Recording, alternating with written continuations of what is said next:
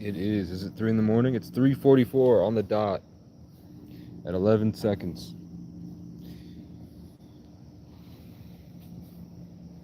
Let me know in the comments if you guys have started fasting. Let me know in the comments and like the video if you've gotten anything positive from this.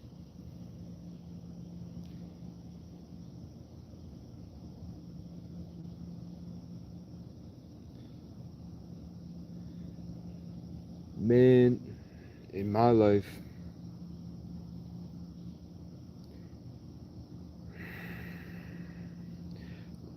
let's just say there are challenges to help me grow. And it's not just constant pain and suffering. I'll never be able to escape the fact that the world is messed up and horrible.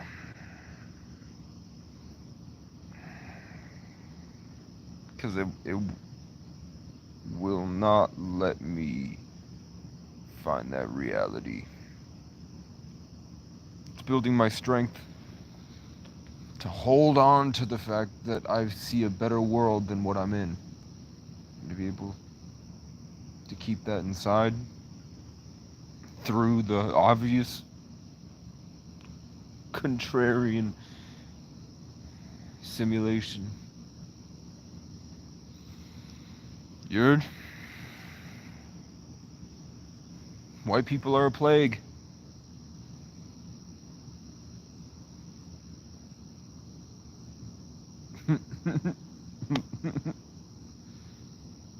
Like the black people that you see on the street that are screaming and angry. We're all angry at white people. They're like that because of how they were treated. Black culture was a rebellion, a revolution against the sickness.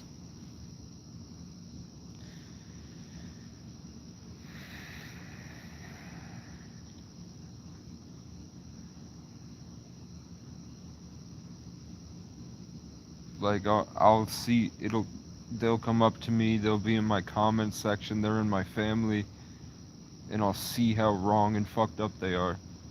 And I'll have to sit with it because it will be so confusing for me.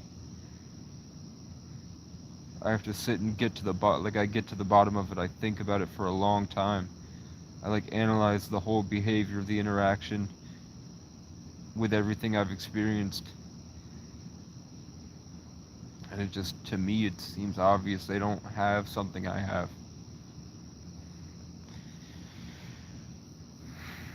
So we power through it. Take small, consistent actions. The Lionsgate portal's coming up. 8/8, 2024 adds up to 8 in the year of the dragon, which is the most powerful. So it's going to be huge. And that's why we're all trying to wake you up.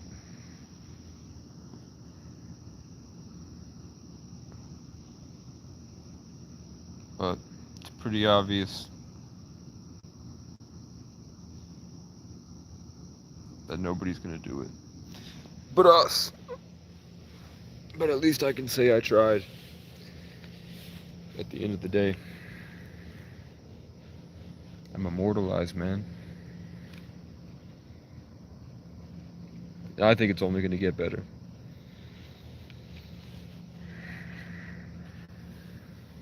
The world makes me sick of the world.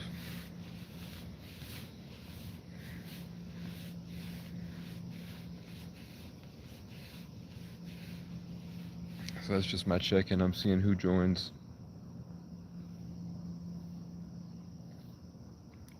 Watch this.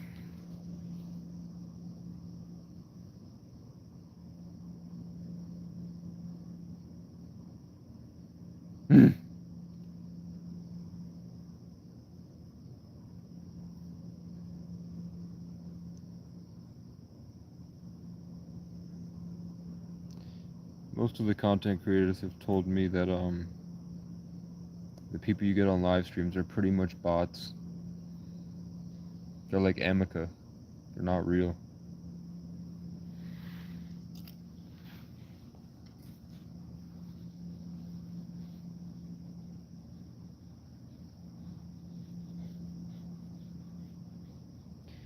What we do in chat. They also, my peak concurrents go to about, I think the most I had peak concurrent, even though it will say one person or 5 people, my peak concurrents are usually around 150. Like when I did the 6-hour live stream the other day, and I think I said halfway through it, I was saying that because there was 0 people in the live, but there were like 10 people commenting. My peak concurrents then were 150 people that were watching the whole time. What's up, bro? How you doing, fam? Are you a subscriber, or are you scrolling the depths of the 3 a.m. YouTube live streams? All the fat black girls doing tarot. That's all I see when I go on live, and I scroll to see what's the YouTube live community like. And all I see are tarot readers. Shit. I'm gonna smoke a black and mild.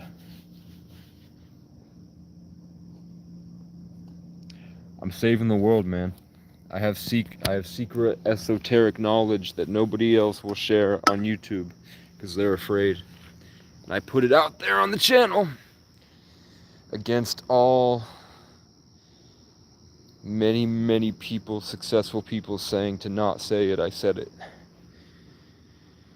Like, very successful people told me that I should be very worried about sharing the things I've shared. It was just me to document. I live a really weird life. I had a lot of spiritual mentors. I've had a lot of weird experiences in my life. My life feels really Truman Show like almost obviously like I'm living in my own little personal simulation.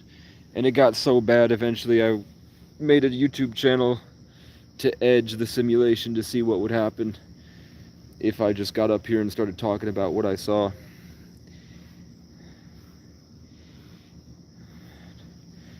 No, they attack me during the day. I mean, I do have like 1 or 2. I live outside and I travel. I've been traveling since I was 14 by myself. I've been on my own since I was 14. I really started putting the pieces together in 2020. No, 2020. Like I always knew. It was just like I've always known, but I really started focusing and taking action with that belief in 2017, and I used it to get bitches, and it worked for real. But it really started fighting back against me in 2020 because I started really studying and taking notes and walking on the track 10 miles a day and getting sunlight and taking the right supplements. And I learned from people that worked in the CIA different things to hack your body to achieve better states of consciousness. So that's when my life got pretty bad. It got pretty bad. I'm talking like miscarriages. All of a sudden, out of nowhere, my child just died type shit. Yeah. My narcissism was beaten out of me. I was pretty arrogant. I was pretty confident. And it got beaten out of me. Like, I was very confused for a long time. Like, now that I know about MK Ultra, I'm sorry to hear that, man. Everyone I've lost, when I lost them, because I'm a high, like I'm supposedly the highest form of empath in the world, and I've lived my life like almost completely in isolation. And so I see it at a level other people don't. Um, Millionaires tell me it's not schizophrenia, it's that everyone I've lost, like I met a lot of people that I see them and like we have a conversation and then they die within 24 hours. I met a lot, like 3 or 4 of those people where I met like a stranger or I don't really know them that well, and then I end up being one of the last people to talk to them. And when I spoke to them, they were always glowing, like literally light shining off of their spirit. And they were always happy. They were always people that were blessing their communities. They were people that I felt didn't deserve the suffering the world endured after. You feel me? So I think it was just their part in the play and the stage was over. They didn't have to suffer anymore. They went on to something better. They got to do more. They got to leave. It wasn't that they died and they're no longer there. They transitioned to a better place. They no longer have to be in the suffering with us. Like, a good example is last night I had a dream and I think my grandma's my main spirit guide. My grandma on my dad's side. And I had a dream she was talking to me, talking about my narcissist, abusive mother, and apologizing that I have to experience that and to kind of just saying she's sorry about it and that there's a lot more coming for me. And then I woke up and then checked my YouTube, and usually if I go to sleep, I'll wake up and my algorithm is very personalized. I'll have tarot readings that address me almost directly. Like they'll go through my astrological chart in their head, and some very small up and coming tarot reader from Ireland relayed everything that I had just dreamt about back to me. Like that night while I was dreaming, she was seeing my dream, and she was telling me things that people from beyond were telling me in my dream. Word for word. So I hope that makes you feel better, man. Everyone I've lost, I felt deserved happiness the most. So I think it was just their time to leave. I'm just checking in with people. I'm asking, fasting sunlight probiotics. When you fast, it takes out all the bad. If you have diseases, if you have cancer, if you have all this stuff, and you fast, you stop eating, which is hard for a lot of people. It takes out all the garbage in your system. And then you can start to take things like protein shakes. Where's my protein? Oh, it's propping up my phone. Take things like protein, multivitamins, omega-3s, which is what your brain is made out of, omega-3s. Getting as much sunlight as possible. You can start to build the good back up. And then it's just like, you'll start to have these activations and come back to how you felt as a kid before your traumas. And then you'll realize that the world is really messed up. It's called when people say, "Are you woke? Wake up." That's what they mean. Operating at a higher frequency. That's where you can start to come back to common sense and come back to life.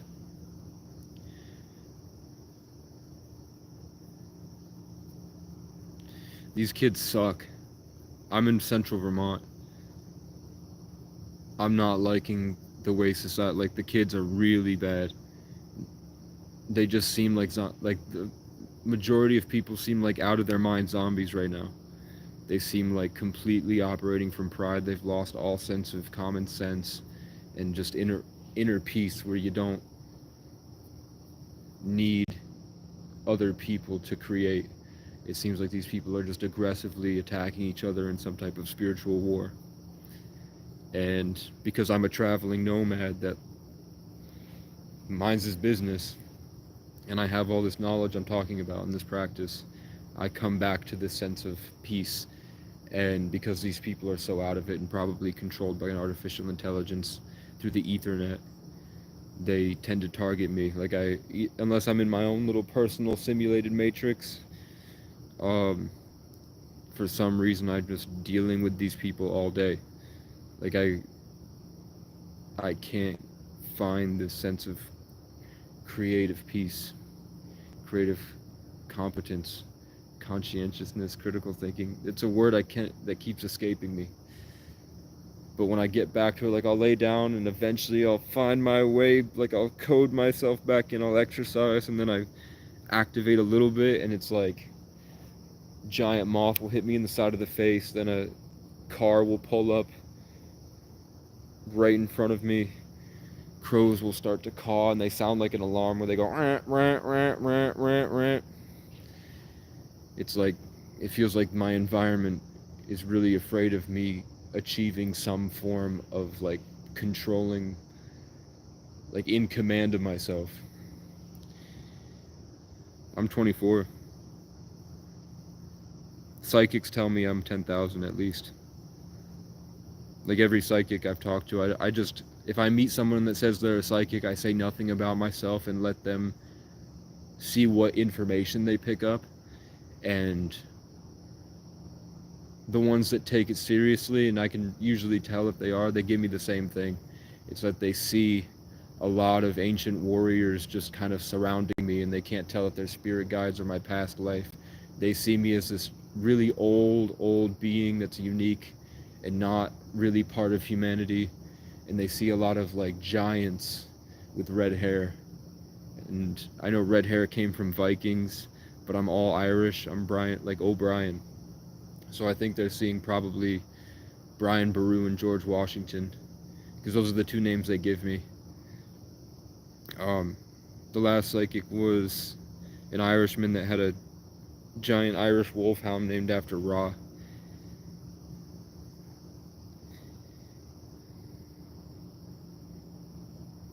I know. I think I went live yesterday to try to tell people how I connect to God.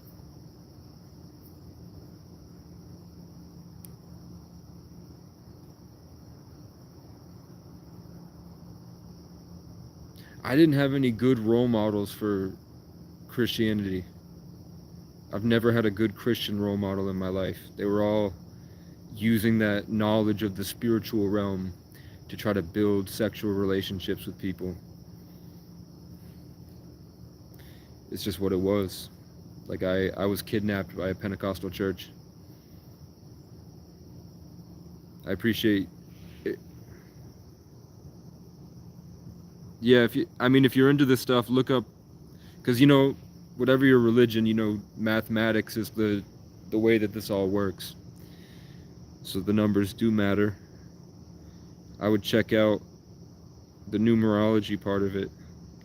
33 life path, born on the 11th. Yeah, but do you see that can you like look at people and see that most of their reactions are like the same typical behavior you'd see in like a lower processing NPC in a video game, like like GTA 5 NPCs. A lot of these people seem like they're moving and talking and acting like less functionally capable than GTA NPCs. I see a lot of people that are like moving slowly and aggressively dark with their head down, and they're mostly just trying to like get in other people's way, trying to ruin people's day. I feel like it's because we all have energy floating around us now, and empathy is getting more accessible, and people are using you for the wrong reasons. People are using empathy and that for the wrong reason. I don't know why I said using you. I meant to say using that, but that kind of snuck out. So if that impacted somebody, it was probably for somebody. I'm getting better at channeling. I think I do it naturally, but I'm starting to read the collective better.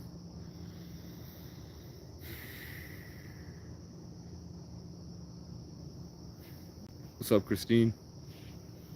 How's everyone doing tonight? We're talking about the Matrix, we're talking about gods, we're talking about the higher level of consciousness. Yeah, they tuned out. We're just hanging out, man.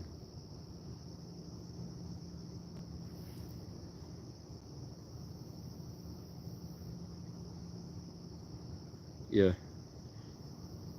The only way to do it is to, like, imagine that God and all these frequencies and these energies and the more of life, the inside, the spirit world, the when you say realizing what we are, it's hard to do when you don't have the biology necessary to house that. Like imagine you have a router trying to pick up on the internet, but all the wires are messed up and there's gunk in between the wires and there's a bunch of like bugs in there that keep eating at the wires and fucking it all up, and it's constantly trying to repair itself, but it can't because there's so much garbage in there and all the wires are crossed.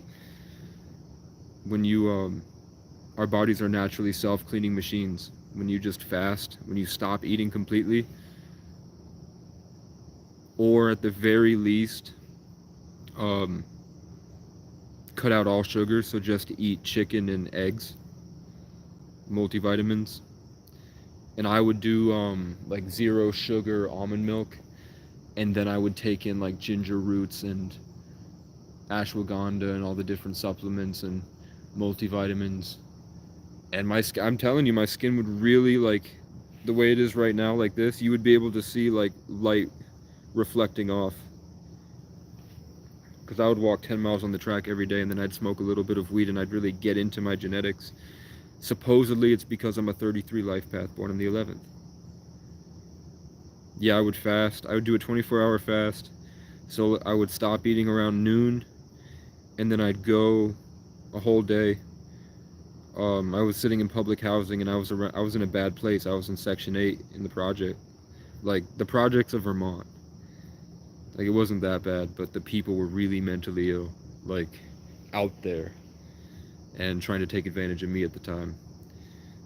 And I had no real friends in my corner. I was by myself. I just had YouTube. I had Foster eBay and Ralph Smart, Spiritual Soul, Steph is Cold, MJ Get Right, Owen Cook. I had YouTubers that spent their like over 30 years of their life dedicated to that stuff that I had just woken myself up to, and that really helped me. So then I'd study all that. I'd write down, like I had tons and tons of notebooks. I had a whole library of stuff. And then I'd go out and walk 10 miles on the track the next morning, and then I would break my fast when I absolutely had to, and I'd only take stuff that would promote my growth. And then I'd just keep kind of condensing that over and over again, taking in knowledge, and then walking on the track, and then processing. And I had a whole music studio to myself in that public housing, so I could live in that space really well. But I mean, I grew up building Legos alone for my whole life on top of a mountain, and my dad happened to be one of the elite families, the DuPonts.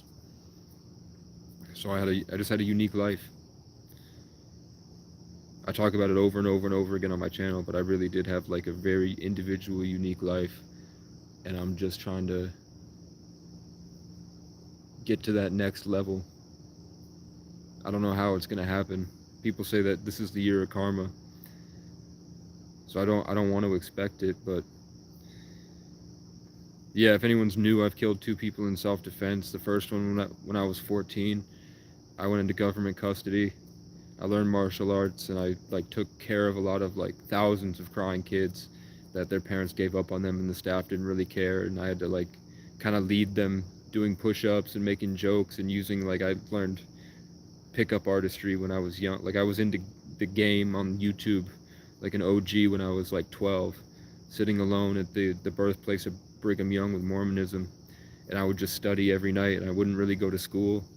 I would just play music on my piano alone all night, and then I'd go to school late and I'd just practice doing stand-up. And then had to kill someone on acid because I started working doubles when I was 14. I dropped out, so I was working like sometimes 20 hours. It was a ski lodge, so we'd be in there early for the breakfast, and then they'd be late for the concerts because they'd bring in like Cheap Trick and tons of people, so I'd be there late. So I did that for a couple weeks, did some acid, met Cheap Trick, and then I had to kill my father, and he lived at the end, but I definitely did like have to fight for my life and broke his hip and caused him to have a heart attack, and I had to walk like a mile in like 10 below, and then my hands were purple, and I had to fix this hick family down the road that had a small farm, and we were living in like a nice ski lodge for the boat captain for the DuPont family on their yachts. And I had a whole giant room that overlooked a whole mountain range by myself, and I just had Legos stacked up this high, huge bins. I had a whole room, and my dad and I would just build Legos. And I've done a lot. Like, I went from being kind of a fat weirdo to dating the prettiest girls in school, and kind of being the popular kids didn't like me. So I picked up tons and tons of different lonely kids that were just sitting on their computer, and I'd bring them all to the senior lounge, and then I'd teach them how to hacky sack. So we'd all hacky sack, and then I'd make them all sneak out together, and we'd go get Chinese food. And then eventually it became like we would walk in, and then everybody would turn and look. And then that made it easy for me, if I wanted a pretty girl, to just walk into the classroom and talk to her while all the other kids are doing a test. And I just walked in and like went back and forth bantering with the teacher so she liked me, and then sat on the pretty girl's desk and talked to her. And I'm from Vermont, where there's a very, very big lack of intelligence. So it was like a knife through butter for me.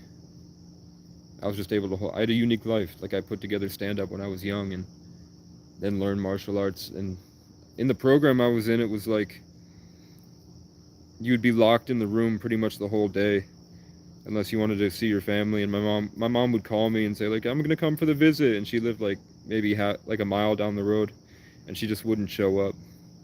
So I'd have to look. Because of like privacy reasons, there's this screen, and then there's the window pane, or the mantle, whatever you call the side of the window, the wood, and then there's the painted over window pane. I think they burn it or something to make it blurry so you can't see out of it, but there's this little crack. So I would sit through the little crack. I'd do push-ups all day, reading the Game of Thrones series over and over again, and then look through that little crack at the people going by. And then I got out, and then coincidentally all my girlfriends were the hottest girls in school, and they would just come up to me. I don't know if it was because of my energy, or because I held myself differently, or because I was just constant pumping out of vibrational energy, or I was just a strong leader from what I've been through, and I knew how to have fun because I was dealing with thousands of kids that needed laughs. You feel me? I have tons of stories. I want to tell it.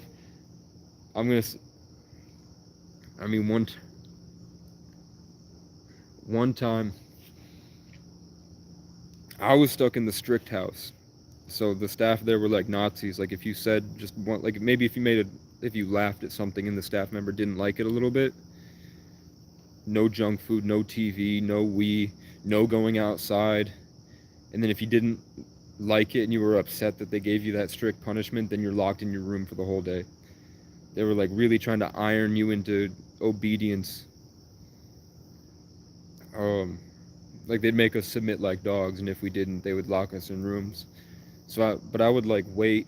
I'd wait till the staff moved. I would hit on the girls in secret, like in 1984, where they couldn't let Big Brother know. So I would like have relationships with like 6 different girls at once, and they couldn't tell because they weren't allowed to talk about it with each other. So then it was like I was able to be like moving water, the way I'd feel all those different staff members' energies and all the kids, and then we'd like move around the staff to be able to slap the girl's butt.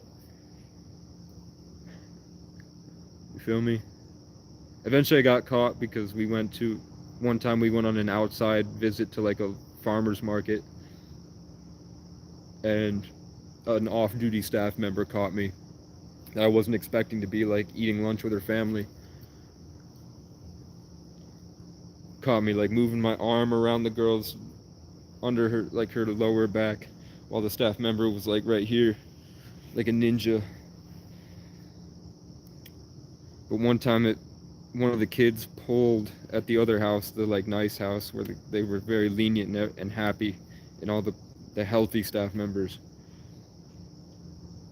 One of the kids pulled the water sprinkler off and flooded it.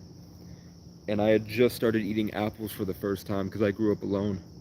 So I didn't have to like have my parents didn't enforce diets on me or anything. I just ate Elio's pizza mostly. And because my parents didn't cook. They cooked frozen pizzas, and my mom would sit and watch Glee and play Minecraft for 15 hours a day Like when I woke up and went to school, she'd be playing Minecraft, and then by the time I went to school the next day, she was still playing Minecraft, and she hadn't slept.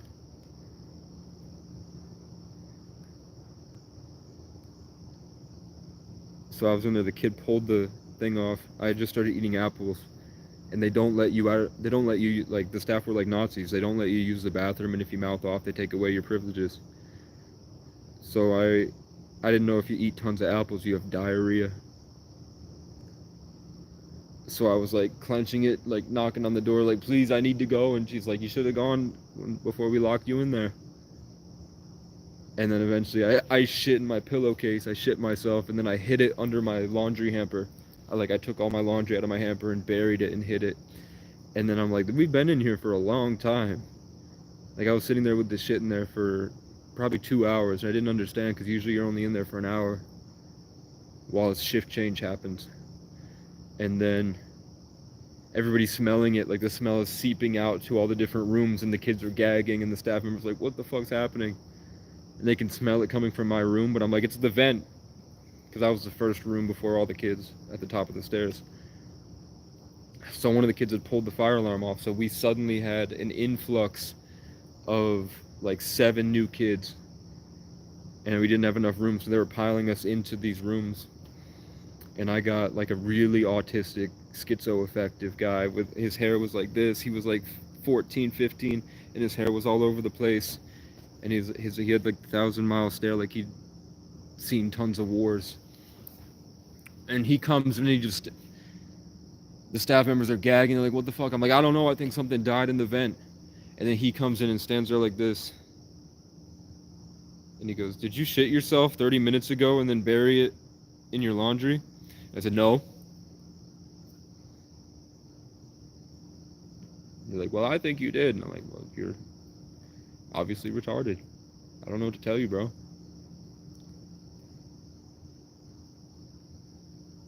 So I don't know how to defend the shitting myself allegation. So I'm like, I don't know what it is. It smells disgusting. Give me a Swiffer. Maybe it's the floor. It's like, I don't know. So I'm sweeping and I'm like Swiffering the floor and the walls and the ceiling and the vent, thinking that will get them off my tail. And they won't figure it out, because I'm making an effort to try to figure out what the problem is, because it obviously isn't that I shit myself. And then staff are dealing with all this new drama, like the program director's on the phone with the insurance company, like, we have to make sure it's allowed that these new kids can come in. What are we going to do with all these kids now that the place next door is flooded? And everyone's gagging at my shit that's seeping into the entire building. It smelled disgusting. And I'm just denying. I'm like, I don't know. Maybe it's a flooding next door. Maybe something happened there. And they're busy, so they can't deal with it. And then, like, maybe 5 or 6 hours go by, and we have a really late dinner at, like, 10 o'clock. And then I pulled a staff member into the other room, and because I was still kind of perma-tripping from the acid, it didn't really register to me that all the kids that were sitting in the room next to me could hear me pull the staff member aside. And, like, crazy with the acid eyes, like, I did shit myself. And I had to the janitor came up and I didn't let them know where it was. So I knew, like, this nice 45-year-old, like, but big gray hair and really depressed janitor came in and took my laundry, and he was gonna find this huge, like, I filled up like this much of the thing with shit. This was like this much diarrhea, bro. It was like 5 or 6 days worth, because I just started eating apples when I only ate pizza before. So I know he had to wash it and bring it back.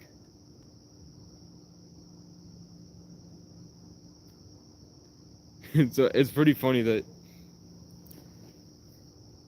20 kids had to smell my shit for about 6 hours, nonstop. Like, the entire place was fumed with my shit, and they were all really scared, and the staff were screaming. Yeah, numerology is the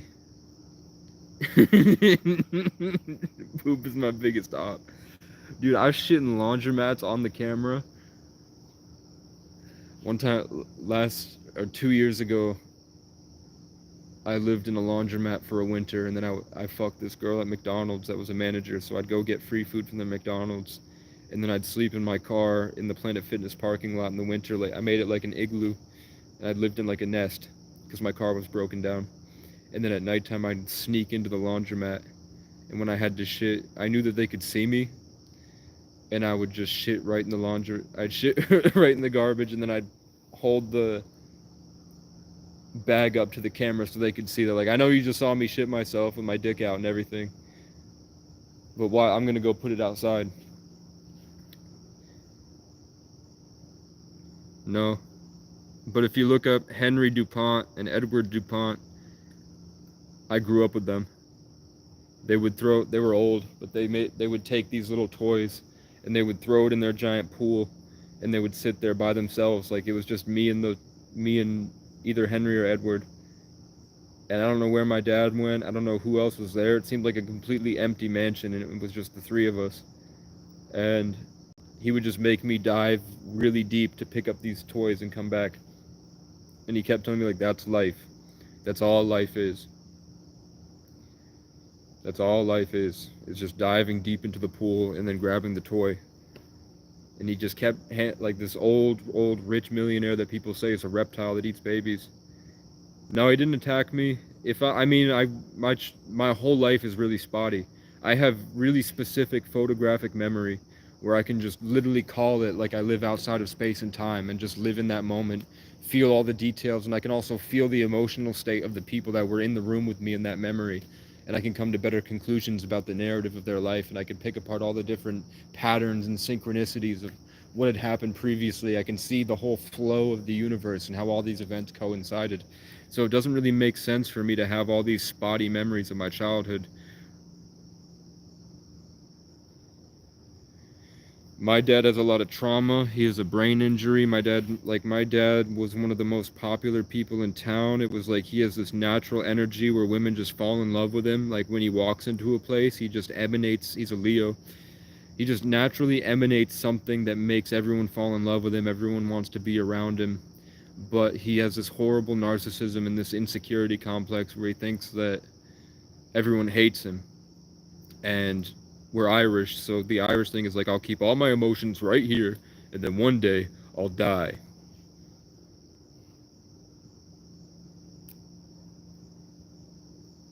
So he does that. So my dad will, like, he won't talk about the shit that happens, and he had a brain injury. People said he has drug brain because he was like a hit. My dad left home at 17 from Bronx, New York, and my grandfather was a cop, and they lived like just outside of Bronx in like the suburban part. And they owned a restaurant. They owned a restaurant, like, I think right next door to where Kai Cenat grew up.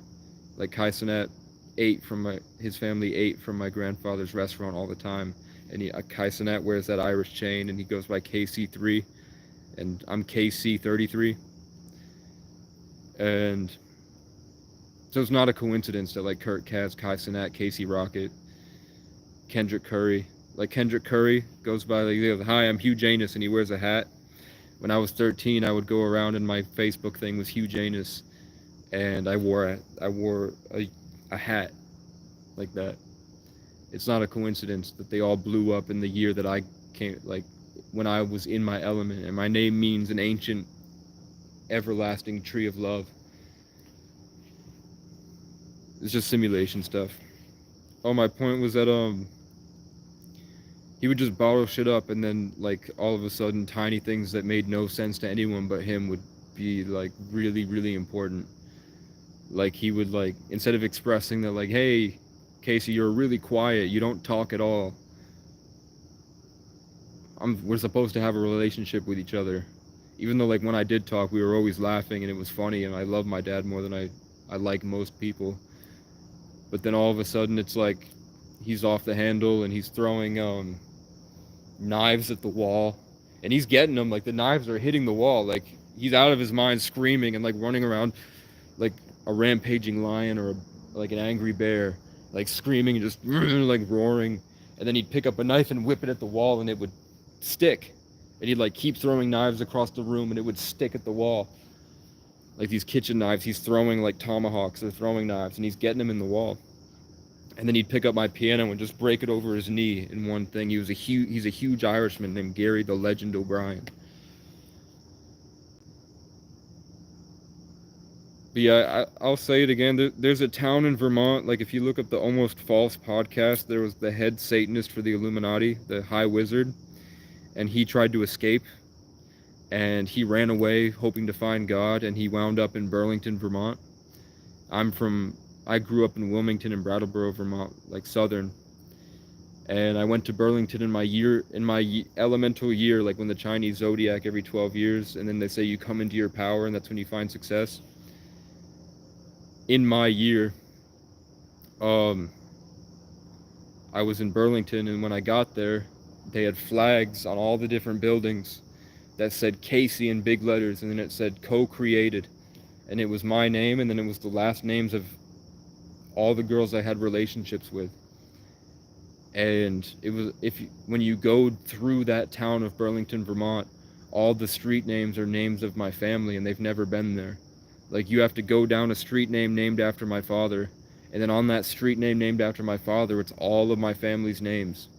And then when I was in the retreat, my judge was Judge Hayes. My mom had just moved into Hayes Court, and my roommate's name was Caleb Hayes, and Hayes is the Irish god of fire. And stuff like that. Like when I first went into custody, all the staff members were named after Irish gods, and I'd hang out with them all day, and then we'd all help these kids structure their life and learn routine and learn self-esteem, and like we've helped literally build the foundations that structured their mind for the rest of their life. These kids that in Vermont, most of the people are addicts that just give up on the kids. So it's like they were all pretty much feral and weird, like crazy, like Anne Frank type, just spent their whole life just isolated on the property, which made them grow up really weird. And then eventually DCF went in and realized like what the fuck is going on here, and took the kids. And then they'd come and I'd be on the top floor in the attic by myself, and then I would come down every morning and just like joke around with all the kids and all the staff members. So like my whole life has been I'm free from responsibilities so that I'm in a position to help a lot of people. Like I can honestly take credit for definitely over 1,000 kids, definitely over 1,000 people, just like one-on-one interactions where I'm able to shine and my energy influences. So that's why, which is the only reason I believe in numerology, because the pattern just makes sense. Like all my signs are Sagittarius and Aquarius except my Taurus rising. And to get a Taurus rising, they say you had to be like a feral war chief or like king in battle, like War of the Roses type, where you beat the enemies in a field.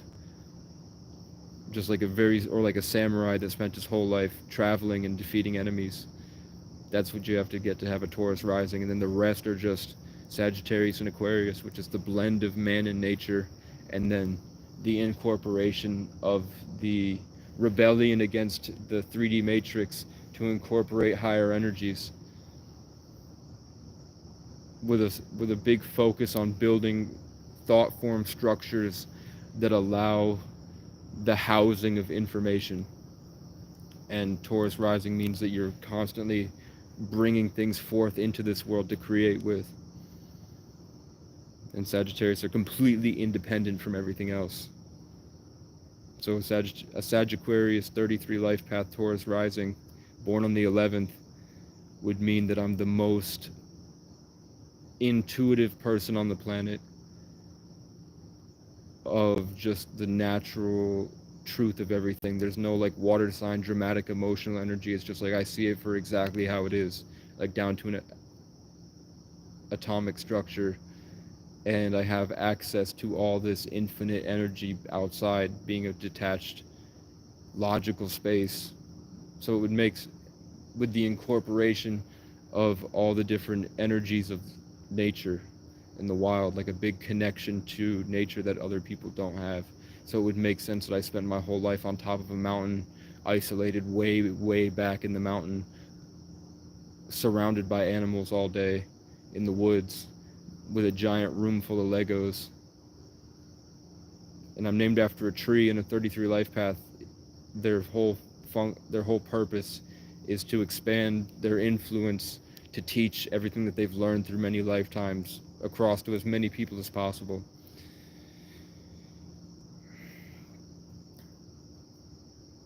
So I think all these Caseys that came into power when I got into power, like when you sit and daydream all day and you do it your whole life, you with the background I had of all these different Lego pieces, I was really able to compartmentalize and create tons of different stuff in my mind. So if we are just manifestation machines, like I'm the energy I created when I was like 13 playing Minecraft by myself and just listening to tons and tons of different audiobooks and podcasts and different stuff, and then just imagining the things I wanted out of life. Most of those things that I imagined, like I co-created, I got it pretty much all at once in 2023.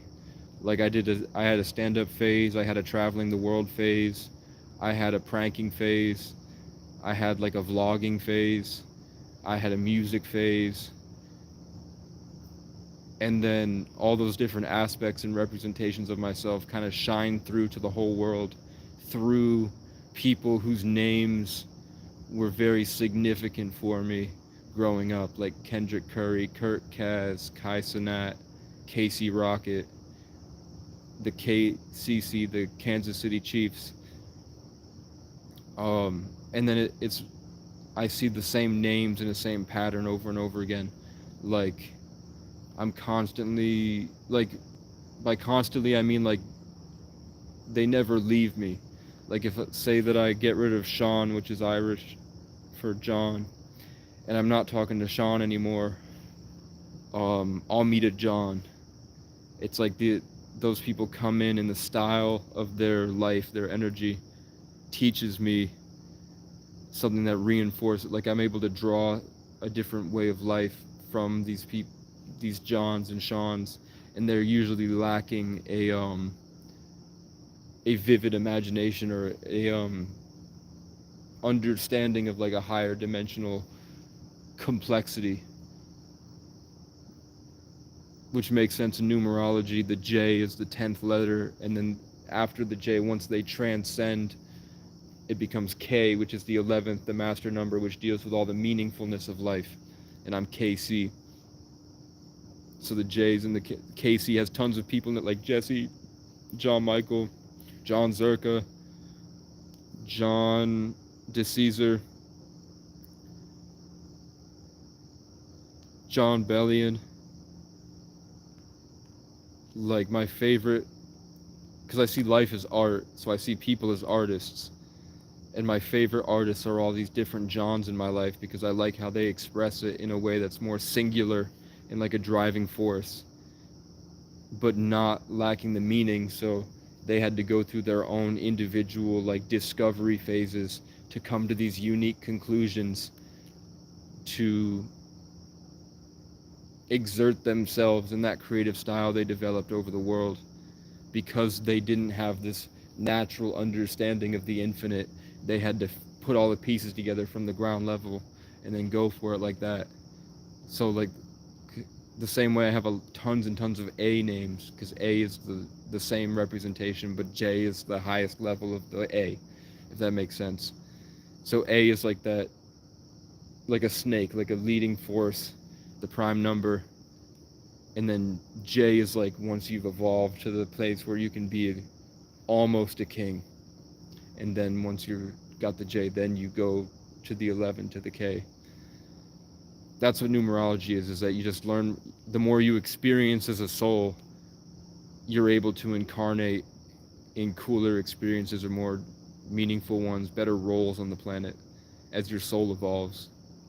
So, and to be a 33, that's your last life. You've done everything, and then you're at your graduation, your coup de grace before you go to the next place.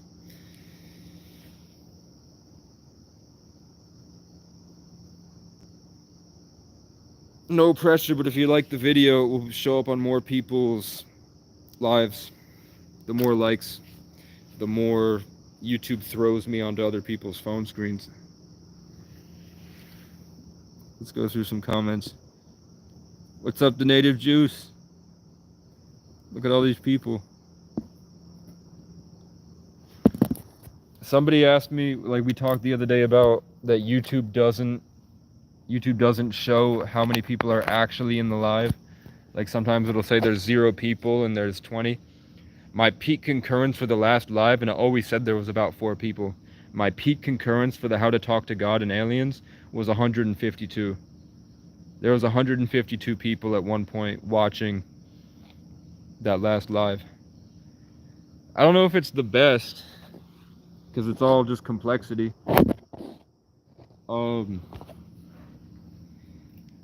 Like being 33s are usually you're in complete service to the public. Like say you're like a 5 life path. All you're doing, like they say 5 life paths, you're just going around having sex and traveling. 5 life paths, you don't have to focus on saving the world. You don't have to focus on like this giant influence war for cultural genetic codes to to make sure that the system is running properly in your image against people that don't understand your level of compassion and kindness. So it's like a constant battle against narcissistic covens that don't even realize what they're doing because they don't have this level of knowledge and awareness. 5 life paths are just like you wake up in the morning and you go work out, and then you go do this, and then you're blessed with this sexual charisma that people like and are drawn to, like this manifestation power, and you just travel and do what you want with it. You don't have to do that. But I guess the 33 is like it's like the Omnitrix. You have all of it. And what I've seen from 33s is that they're always really unique individual lives. They have like these obvious hindrances, but for the most part they're like if God did have favorites, they would be them. And they do go on to, like all the 33s I've met do go on to change the world. Like the most obvious 33 you'll know is Andrew Tate's dad. Emery Tate was a 33. And if this life is like simplicity versus complexity, like you do the most by doing the little things, like me sitting here, like pouring out my Arizonas for ants and feeding seagulls.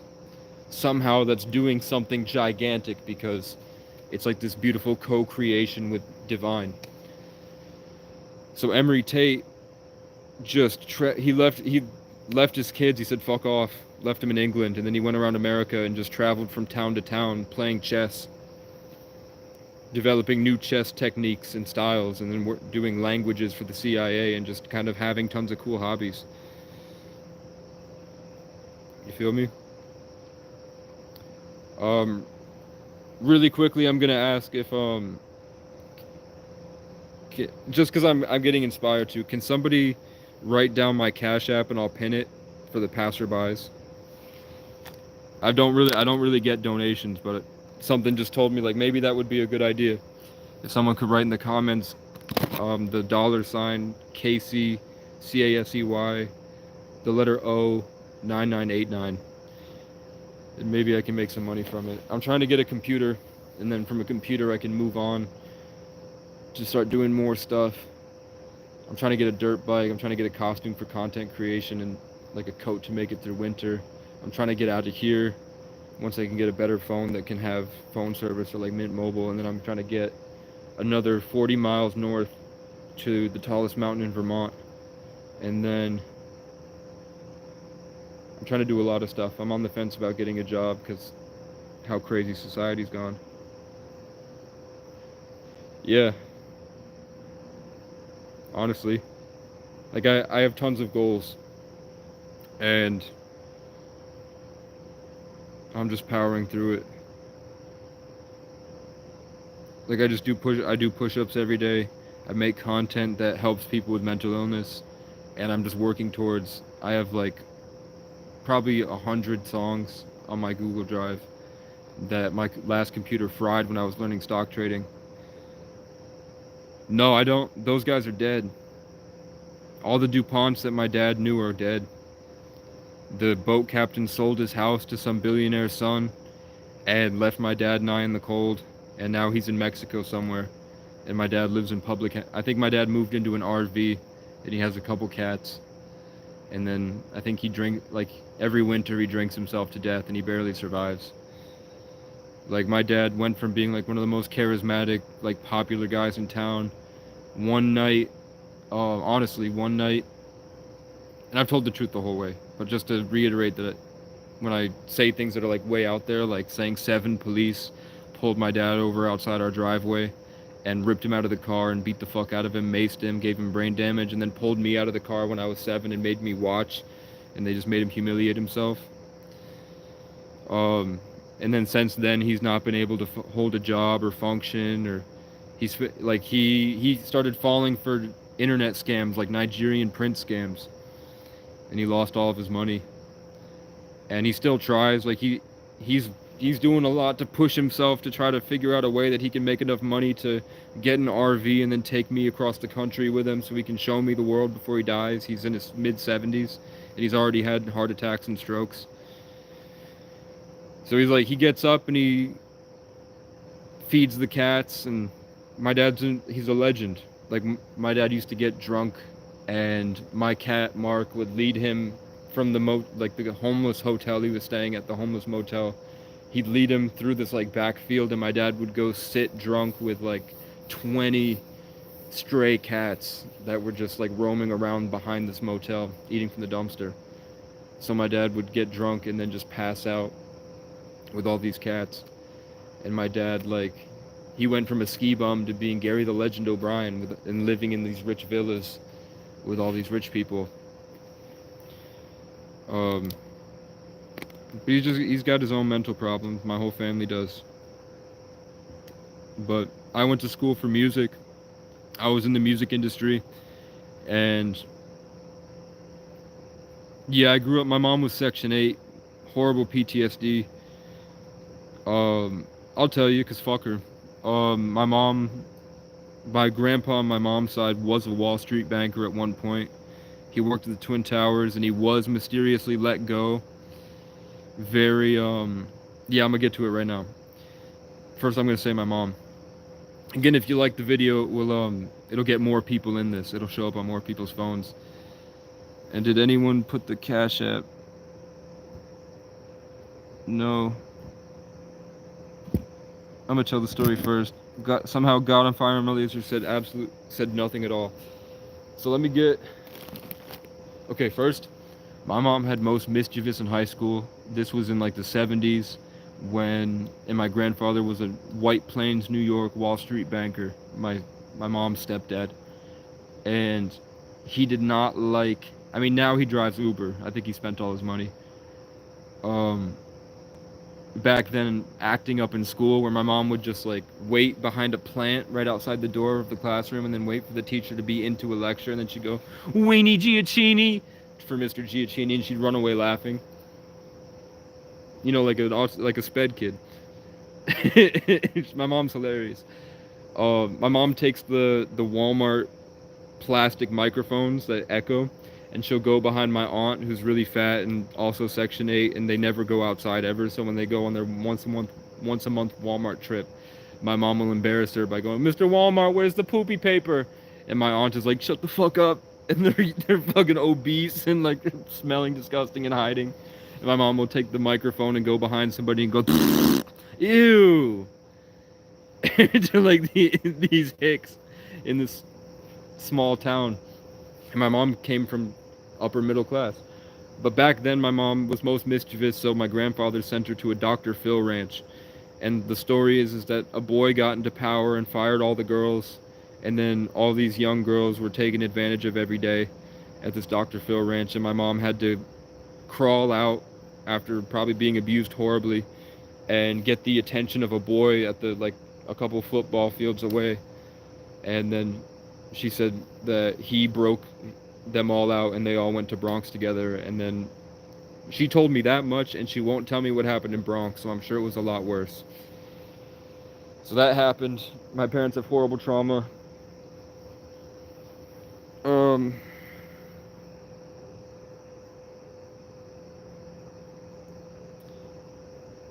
So the music industry,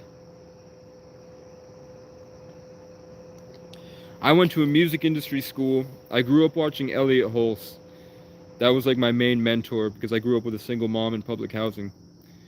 and my dad would live with the rich guys, and I didn't really see him often. My mom kind of villainized him, made him worse than he actually was. So I never really got to see him. It was one of those things. And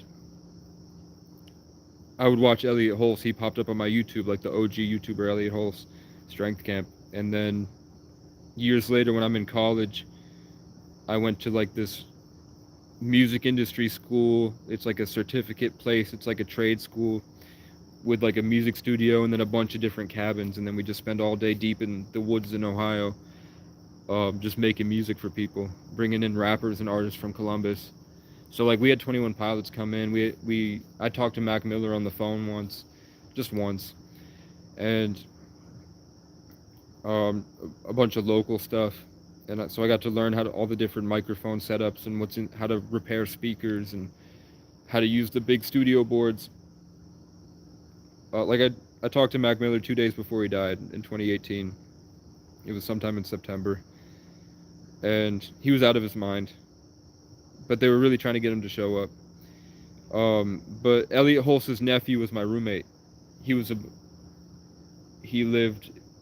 had his own, like, he claimed the big room, and then I was in the small room right below him, and then I moved upstairs, and then we became the popular kids. Like, all the girls wanted to be with us. And then so Illuminati stuff, Satanic Coven stuff, MK Ultra stuff. About halfway through, because the certificate program's about 3 months. Halfway through, 2 of the employees will come in, because I went to two programs. I left on the last day, and then I came back 2 weeks later, and they let me do it again for free. So I got to experience it twice. What happens is 2 weeks in, 2 of the staff members will come in, and they'll pretend that they just want to party with you guys. And then they'll bring in acid, and then once you take the acid, now that I've been across the country and I've done all this thing and I've seen more of life, I know that they're trying to infiltrate your conscious and subconsciously program you, try to make you feel like a dog, and then try to program you and then put you into these private sessions with the famous rappers. And then I think the people that did well there and didn't get hospitalized from the drugs, they went on to start touring and work with NLE Choppa and Arctic Monkeys, I think, and like people like that. If it's not a simulation, like the one girl, there was me, and then there was a girl from Vermont. And the girl from Vermont, now that I think about it, her name was really significant in my life. Like I talk about reoccurring names that follow me everywhere. She had one of those reoccurring names, and then if I took all the different girls that I liked and put them into one body, that was that girl. Like all the different girls that I had been with throughout my life, if you put them all together into like a perfect version, that was the girl. And it was like everyone else moved out of the way, and just like suddenly we're busy, so that we kept being alone with each other. And I didn't know she was from Vermont until like later on. And I just practiced game on her. I got her number, all this stuff. And I didn't realize how significant that was until later on in my journey. So I can never tell. I can never tell if I'm in a Truman Show or not. Sometimes it feels like I'm on my own private server.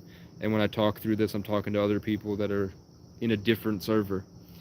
That's really how it be feeling sometimes, with how like obvious the synchronicity is and how unconscious the people seem. Like, to be a 33 life path, maybe I'm in my own server. So that's why I made this channel. But yeah, that being the case, I do run into it a lot where, like, if you notice all these different animals that are around me, there are birds around me, there are bugs around me, the wind is coming in at different times, the trees sometimes rustle, like, those are all frequencies, and those are all like patterns and different motions and stuff that reflects in your eyes and your inner world when you kind of learn to harmonize with the universe. So I notice, like, if I raise my vibration, birds will come out to support that. Like when I'm talking, you can't hear it, but when I'm talking, when I move my arms and when I say certain frequencies, different bugs are going around me and starting to chirp. Bugs come down, butterflies come around me, birds will start singing. If I get to the next level, usually there's crows that come in at like a, and this sounds crazy to people that don't really understand this stuff, but crows will show up. There'll be like 4 or 5 of them, and then they'll split off, and then they'll go around me almost like a pentagram, like a 5-point star, and then they'll all like caw at different times, kind of back and forth with each other, and I can feel my inner world like really getting fucked up and messed up. And if I can power through that, it's like I'm almost always challenged. What I used to do is I had a car, so I would just get in my car, DoorDash, get some money, tune out everybody, and then I'd just go as far as I can to see how far I could go. And I'd go town to town to town to town. And it was like I was able to, because I was in that solitude my whole life, I'd noticed the pattern of raising my vibration and holding on to my daydreams and being able to push through to a better reality, which is what a lot of people are talking about right now. And I'd almost always get pulled over by police, and those police were like the very bad kind that you see on these videos when you look up police brutality. It was like I was dealing with those darkness, those bad guys, and they would always be kind of drawn to me like moths to a flame, like to the light. And I'd have to fight them back, and it was horrible. Like I did it this morning. I got to a breakthrough, and then when nobody had ever bothered me here before, suddenly the staff, one of the people at the Capitol building outside the state capitol of Vermont, he came up just to like point at me and talk down to me and press me and do all this stuff to try to steal the light. And then the crows showed up again and were screaming, and I didn't have that same authority that I usually do to shut them down by just saying stop. So I don't know, but I know it happens enough that I'm able to articulate it really easily, and I'm able to understand the pattern. And I'm just trying to get money to make my dreams happen, because I know I can do a lot more than I'm doing. I know there's so much more I can be doing, so I do what I can. Like I walk into, maybe I'll show you. I don't know if you can see it, bro, but I have blisters that are horrible. I'll literally walk, apply to like 10 jobs in a small town, hear back from none of them, go in and they give me horrible attitude, and I'm talking just like this, but for some reason it just doesn't work out. And then keep walking. I have to like walk for like 5 or 6 miles. I'll get horrible blisters, and then the blisters can never heal because I don't have a safe place that I could chill at to let them heal. So then for like 2 months I have to walk around with like red feet that hurt. So that's where I'm at. Like I stay up at night, take my shoes off and heal, and then I wake up in the day, and then I have to figure shit out, try to get jobs. Like I applied to Cumbies, FedEx, all the gas stations. I applied to a Mexican restaurant, didn't work out.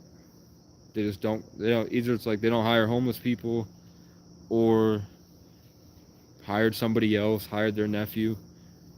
And I'm talking like, you could go back through my videos and see this has been like 2 years of me trying, and it doesn't work. So at this point I'm convinced I'm just not supposed to. Like maybe it's better I do this.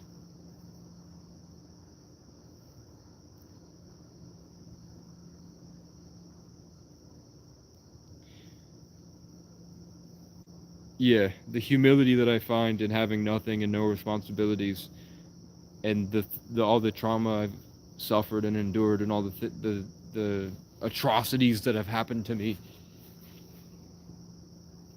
have given me a way better perspective and empathy and understanding of others. Like, I'm happy I didn't go in the music industry. I'm happy that I didn't blow up early and have tons of money. I think I would have done so much for the planet if I was allowed to, and a Jewish man didn't like tell a government operative to beam down a direct energy weapon and just blow up my head. But I could have, the things I'm able to create in my mind are amazing, and nobody's doing it online. I can kind of see bits and pieces, like fragments of the things that I can daydream, shine through the internet. But for the most part, like if I didn't have all this trauma and I was in a state of focus, and I could do the things I'm trying to do, um, incorporating my knowledge, there's a lot. There's a lot of stuff I can do that I'd want to show off to the world. But I just be making songs. Like that's all I can do. I'm sure they're Jewish. They definitely had the noses. And I only knew them because my dad would go on the yachts with them when they'd go down to Miami. Because my dad's friend, Skip, Alvin Squire, Skip, was my dad. They were ski instructors together at the mountain. And then Skip also was like a licensed yacht sailboat guy. So he'd take this giant sailboat yacht, and he'd take all the rich DuPonts, and he was the captain of the boat that would go down to Miami from Cape Cod every year. So I didn't really meet them a lot. I know my dad had this expansive network, but someone hacked him and he lost all of his contacts. My dad did have a really, really big network of wealthy people with cool jobs, but he got hacked. So I'm talking to someone online, but I just don't have the money for him. I don't have the money for this guy to get my Facebook back. I wanted to get 100K by December, and then I would invade the space and I'd become the king of YouTube, and I'd take over basically. Like I could hold my own with Sketch. It seems like that Mr. Beast where he brought in all the YouTubers. They were like high school kids. They were like literal high school children that probably all have MK Ultra handlers. They don't hold a candle to me, bro. And like John Zerka and Sneeko, I haven't heard them, like, they've never talked about the electromagnetic spectrum. They've never talked about the Higgs field. They've never talked about quantum physics. They go off about like random scriptures about God, and they're really trying to prove it and build a movement for people. And they don't know shit about anything. And they act like children on drugs. I could sit there with John Zerka and Sneeko and just talk about the Higgs boson, fasting, sunlight, probiotics, ketosis, neurogenesis, autophagy, apoptosis, sunlight, how to connect to the Higgs field and control it with your daydreams, how to utilize and understand thought forms of reality, to empathize with others, how to feel the natural hum of the universe, to be able to connect to animals in nature, and how to actually go out and free yourself from responsibilities and build yourself a field of protection so that you can maintain that when the forest responds to you, because the forest is conscious. So when people go out and live in the forest responds, and it has a way better understanding of intentions and empathy than you realize, because it's like probably a simulated universe. You feel me? So I came to check in. I told some stories. Today's the 2nd. It took me like 3 weeks to buy a SIM card. I ain't even gonna lie. I came here to buy a SIM card, and they didn't have it, so I had to wait. So I waited for about 3 weeks, and then the SIM card, none of these track phones can take straight talk SIM cards. So I'm gonna have to get one from Mint Mobile or something and have it mailed here and try that. I'm trying to get a dirt bike. I'm trying to get a computer. Like there's this nice computer for $550, because I need like 16 gigabytes of RAM and the newest Intel processor and like a terabyte of storage to be able to do video editing, content creation, run my digital audio workstations, do the Unreal Engine for animation, be able to do stock trading, be able to run the video editing stuff in Photoshop and Adobe Creative Cloud. And then, as long as I have like a waterproof case for it, I'm at a position to do anything. Feel me? Yeah, if you guys look up North Ave Jax, he's the one kid that's made it out of Vermont other than Noah Khan.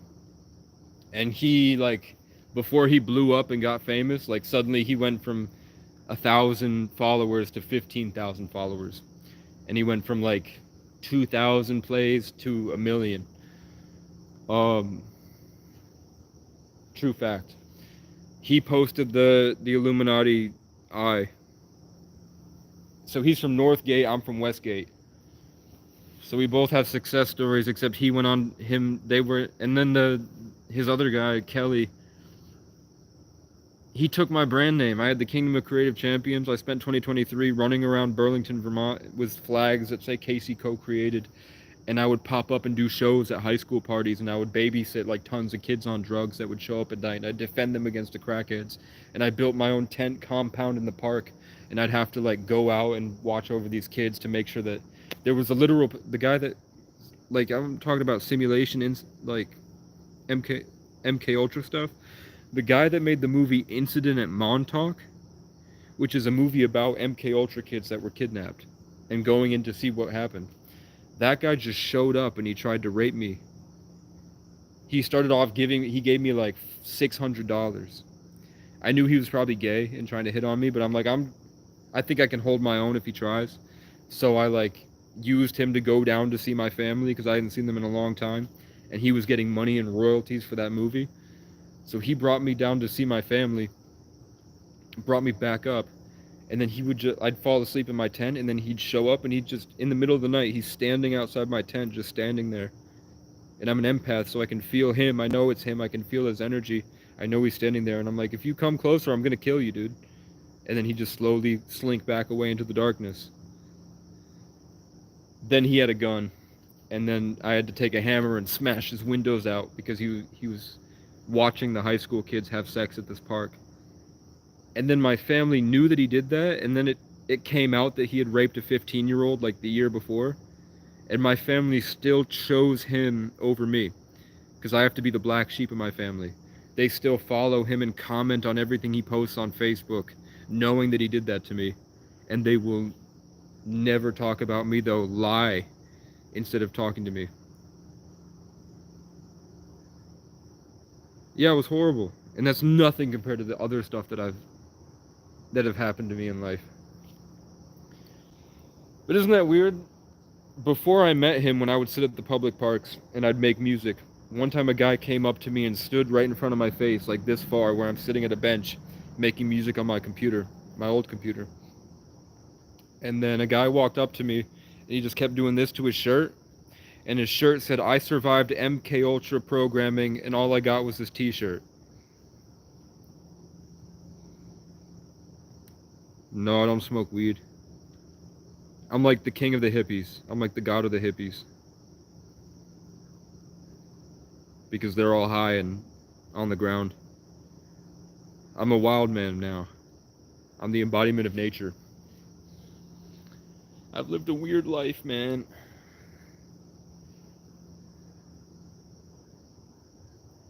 But I don't like hanging out with anybody at this point. They'd all just, like, my whole life feels like I've been babysitting people until all the stuff with the going into the music industry, and then I got in a car accident afterwards, and then I was kidnapped by a Pentecostal church, and then I went to Miami and they took me, like, I passed out on the street, and then they put me in a mental hospital for some reason. Like, I just woke up and said, yeah, I didn't have a place to go, I didn't have a hostel, so I just fell asleep outside this hotel, and I was going to wake up in the morning and go to South Beach and work out at the Muscle Beach, and instead they put me in a mental hospital. Like, now that I think about it, I'm like, I didn't sound crazy at all. That guy literally kidnapped me. But then when I went there, it was like all the people were named after people, like, in my life that were really significant. It was really, like, if you guys are real, I'm saying that I went to a mental hospital. When I got there, it was like my mind couldn't function anymore. It was like it was like I got hit with like a fall asleep ray. Like, I couldn't I couldn't stay awake. It was like I was completely fine, and then as soon as I got into the building, I passed out like this. And then I just stayed like in awake paralysis, and then all the walls turned red. All the people that were talking turned into like this really guttural and then there was an old woman like deep in the place that I kept hearing echo through the walls that was going, "You're gonna be here forever." And then a bunch of like black arms came up from the gurney and tried to rip at my heart, and it felt like I was gonna be there for eternity. And then in a snap I woke up and I was in a whole different room, and the same woman was knitting next to me and singing "Jesus loves you." And then I went there to go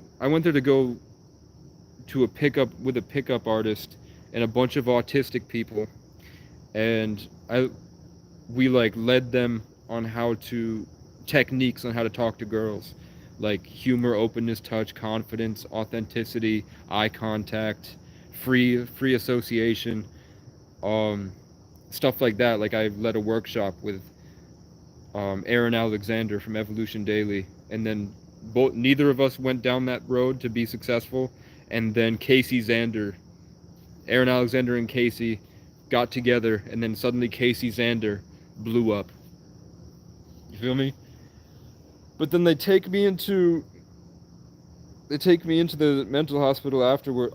So I was with a bunch of these sex addicts, and my whole life had been just like not abusing girls physically, but like being emotionally unavailable to girls who I took their virginity, because I was always on to the next girl and on to the next girl. I developed a sex addiction because I felt like I had this power, because I was smart enough and had the skills to kind of manipulate girls, even though I'm a nice, kind guy. So it would always be like, how can I have the most fun and take her on the best adventure? But I also did that to 6 other girls. Like, my abuse was that I didn't give them the time and energy they deserved, because I was managing 6 other relationships when I was in high school. And so I didn't realize I was a sex addict until this one moment where it all clicked, when I had just gone through the hell, and then I snapped awake, and then a guy walked into the room, and I could feel the energy of a pretty girl next to me. Even though she didn't speak, I knew there was a pretty girl. And then he came into my room, looked at me, went to the next room, and then he said, "Hi, I'm a sex addict. I'm sorry, I don't know how to speak with you. I really wish I knew how to empathize with you, but I just I'm a narcissistic sex addict, and I don't know how to change. I'm sorry if I made weird eye contact with you." And then he walked out, and I never saw him again. So that was really impactful for me. And then when I went into the 3rd floor, everyone on the 3rd floor were the names of like my family's names, my friends' names, my mentors' names, and my ex-girlfriend's names. Like all the people in my life that I had significant relationships with across the country, their names were all the people in this small hallway of the Miami-Dade mental hospital. And then at the very end, a kid showed up that looked just like me, even wearing clothes that looked like my clothes at the time. We were the same height, and his name was the name of my dead son. I had a son that died late term miscarriage. And then a guy that looks just like me, my height, showed up later, and then he's at the very end, and he is a staff member that blocks the door, and he's named after the son that I lost. And then he was my best friend, and he like taught me tons of stuff about life, because I felt like I had to refresh myself. I had like restarted life, because the night before I like passed out on the ground, and some guy showed up and said, "I found you because you failed your mission with God, and I'm here to take your water out." And then I felt completely empty, and then renewed. And then I went to a place that were full of all the people of the relationships that I had just left behind, including my parents. Like there was a guy that looked identical to my father, but skinny, named Gary, which is my dad's name. There was a person that looked just like my mom there, but skinny, named Victoria, just like my mom.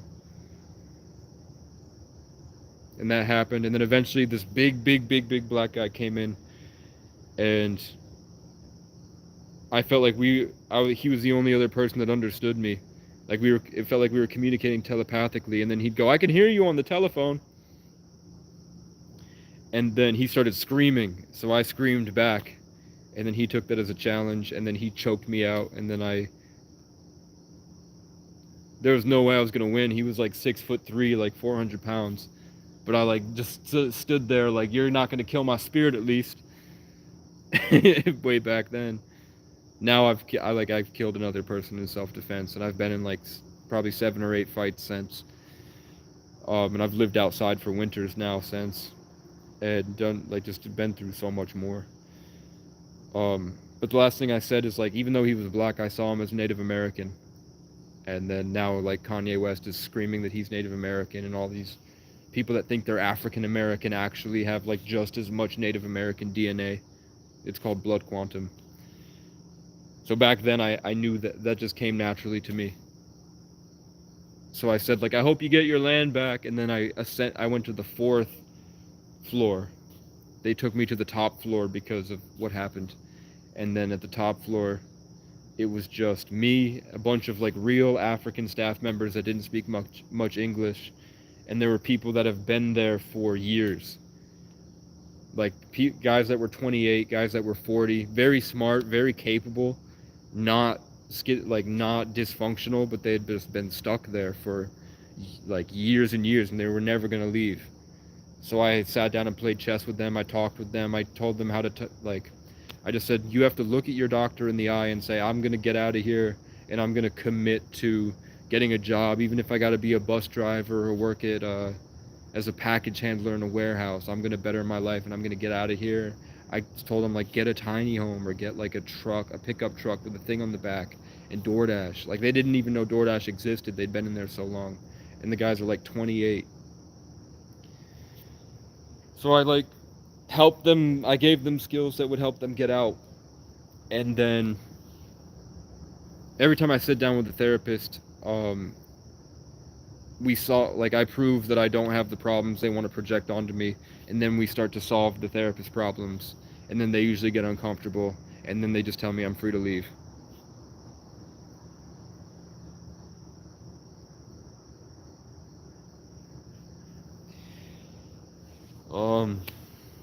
Just to speak on black for a second, melanin is the most condensed form of light. So the melanin in their skin does help them create and generate differently, which is why they smell different. They were very heavily traumatized psychologically. It was a way to help Freemasons that are Satanists. They did rape, and like those people that the colonizers were all working for the same government that's been around since ancient Egypt, the Rothschilds, Ra's children, that are all 33 life paths, and they've been around, and they formed the Freemasons and the Rosicrucians and the Illuminati and all this different stuff, and the organizations we have no idea exist, like BlackRock and Vanguard and all that, and whatever beyond that. And those people do the stuff out. If you want to go into that, just look up the Alex Jones, Joe Rogan, where he talks about the interdimensional demons that work with the CIA and stuff like that. That's real. In a sense that this is like a holographic simulation, and there's an other side. That stuff's real. When I think about it a lot, my life gets horrible very quickly. It already is horrible, but I've been through enough to maintain this state. Where was I at? Oh, I helped those guys get out, and then I went home. But it just doesn't feel real to me. I know it's a very schizophrenic thing to say, but sometimes it feels like my life goes through like, maybe it's like an astrology thing where like Mercury's in retrograde or something, like all the planets are in some state. But it just feels like the people that I love, as much as I love them, don't seem to be like as conscious and functioning as I am. And then it feels like they're puppeted or piloted, or maybe they're all like AI or something, or maybe they're Truman Show handlers. I don't know, but like the girl I thought was my soulmate just like seemed like she was kind of ditzy with problems. I thought she had problems. At the very end, she became extremely intelligent and then told me that she was farming my sexual energy the whole time. She was there to steal it from me, and that's why I was in pain and suffering for years. And then she said that she was going to, like, the guys that she went to after were the, like, I told you, the names will follow me over and over again.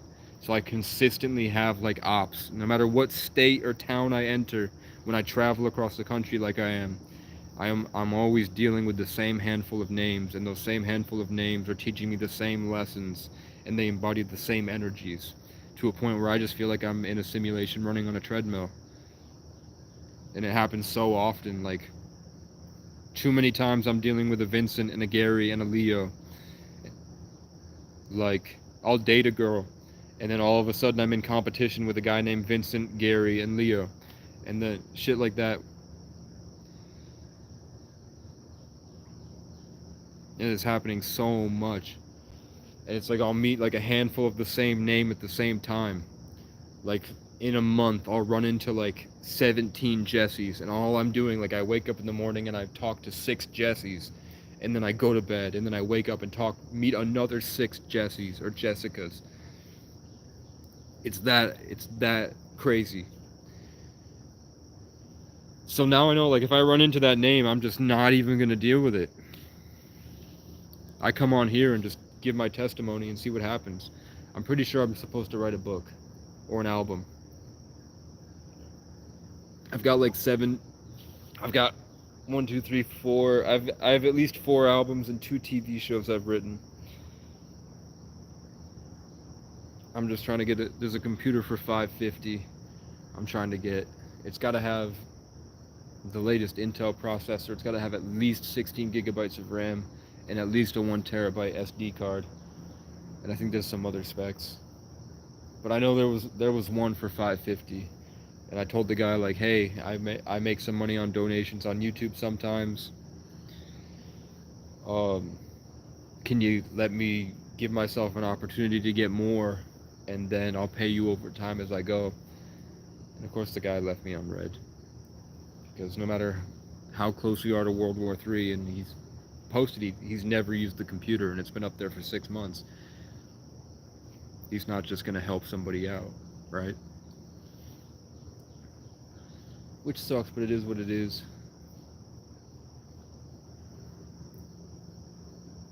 Yeah. And to do that, it takes a lot of conscious effort to be able to take in all this knowledge and then make a good decision with it. Keep fucking walking, man. Mind your fucking business. Sheesh.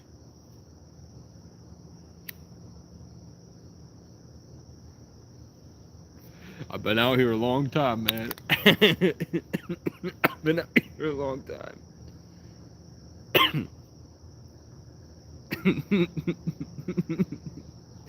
It was just it's fat white people that they walk with their head down because they're like enslaved to the Matrix or something. So I activated, and then suddenly a guy showed up that went like this, and he was walking his dog, and the dog's guiding him down the hill, but his head is turned like this, making full eye contact with me. And then I feel that thing hit my face, bro. And then when I need energy, I go like that. I ask for the birds to call, and then the birds will start singing. Because I know empathy now. At a foundational level of energy, the Higgs boson, which is this whole universe and everything that the multiverse is made out of.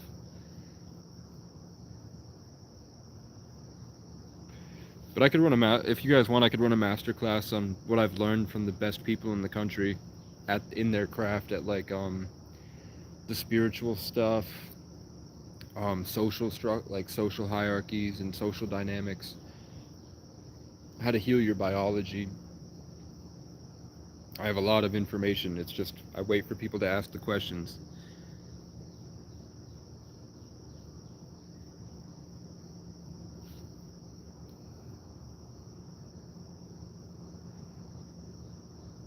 I spend my whole day on YouTube. I know about that, bro. You can't fool me.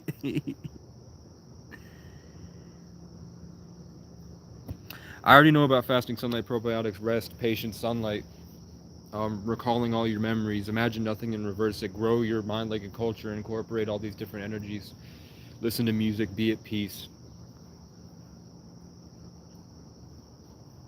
I don't have a safe place to sleep that isn't within range of Wi-Fi, so I'm waiting on a SIM card. I have to buy one from Mint because my Straight Talk one doesn't work, and then I have to have enough money to buy service.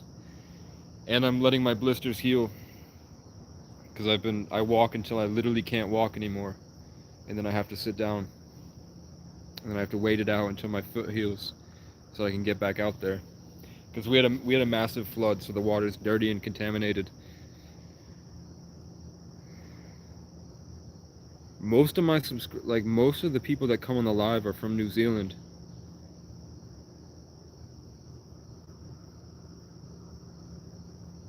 No, I can see.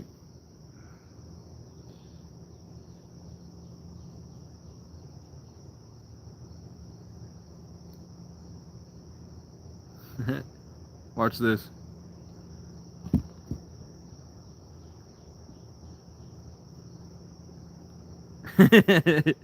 You're grounded. I can ground my subscribers by stealing energy. So the CIA released a document. It's public for everyone to see. After Alex Jones went on Joe Rogan and talked about all the rituals that they do to talk to interdimensional aliens, the CIA released documents saying that those interdimensional aliens view us as containers. Like when you go through your day, you're constantly processing your surroundings, you're taking in information and energy. You're taking in smells, sights, you're taking in information. And then it's going into your system and it's processing, and then you're coming to conclusions, and then you are using it to do things. When you eat food, you're just eating energy. You're eating what's called the God particle, the Higgs boson, the smallest thing in the universe that's just built up in different systems to eventually form like this. Like the same thing that makes up your thoughts, your skin is made out of, just a different structure of it. And when you get awareness of that particle, you can start to kind of phase in and out of your imagination and reality to achieve better, grander senses of being. It's how you can control what the actual government says is a holographic simulation based off your experience, based off your insides. Like we are co-creating this experience with each other. And these interdimensional things, or higher dimensional things, or aliens, or angels, or demons, or all this stuff, they said that they just really view us as like containers for that energy. Like our bodies at a third dimension are just containers to house all that stuff and to contribute. So that's why they go out of their way to like make politics a big deal and to make Hollywood movies, because they try to set your mind in a certain parameter so that you are only spewing out the desired reality. You're contributing to building the simulation the way that people in positions of power want the simulation to be built. And then there are people that know how to step away from that and control and co-create and start to create the spiritual people. And those guys get put on what's called being a targeted individual, where an artificial intelligence clocks your biological signature. And then what most people are saying, but nobody will say because they're too afraid to, is that if that thing can operate outside of time, like it doesn't need to eat or sleep, so it will kind of spend a long time learning from you and learning your algorithm and fucking with you. So people that say that, if you look up gang stalking videos, people that feel like they're gang stalked, those are people that hold themselves at a high frequency, and then they watch as the environment tries to stop them and lull them back into sleep, often going so far as to set up situations that really hurt them violently or try to publicly ruin their reputation. That's what Andrew Tate's talking about when he talks about the Matrix.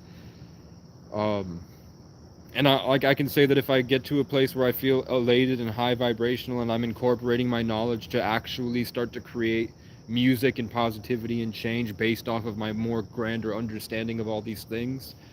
I used to just be a pickup artist and a funny guy, like funny savant, but I've learned all this stuff, so that's kind of influenced my insides. And when I start to really go at it and really personalize my experience, that and I get to a greater sense of peace, it's almost like instant. I'm hoping that it's a challenge. Like, the other thing that they say is that they can't do anything without permission from the Most High or God or the Divine or the Great Spirit or whatever Hindu calls it, but just the infinite.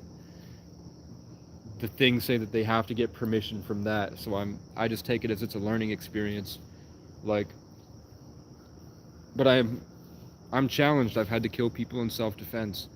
I've had, like, say I get to a breakthrough in meditation and I'm like at peace out in the woods. Like twice now, people that said that they had Viking ancestry that also were on mushrooms in 2 different towns showed up and just attacked me out of nowhere because they said that their ancestors told them to in their mind. Because I was an Irish tree, and this was before I knew my name meant the acacia tree. People would show up. One guy named Cat in the year of the cat, and he's a Leo, and it was in the month of Leo last year, followed me to my tent and pounced at me and choked me out and tried to push me off a cliff. And I had to put the tent back and choke him out and get away. And I have tons of stuff. And I'm telling the complete truth. Like, it's just my testimony. It's not my perception of it. It's the facts. And then I talk about how I see those facts, how I think that they're all the dots are connected. And I think I'm right. I just think that most people have a more simple way to talk about it because they don't know all the different stuff.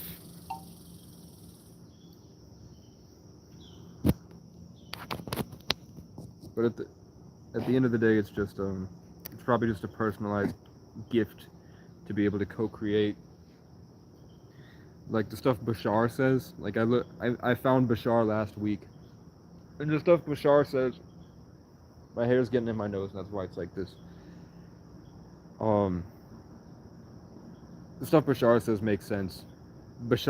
He is a guy named Daryl Anka that says that him and this other being from the 5th dimension, which is outside of time and space, like time is just something on Earth. It says that guy comes through his mind and speaks to people. I don't know if I believe that, but I know the things he says are similar conclusions I've drawn from traveling for 10 years. 10 years exact, 10 years now. From being on my own for 10 years and traveling across the world or the country by myself, the conclusions I came to about reality and the way the universe works is what he's saying. So it's good to have kind of him in my ear.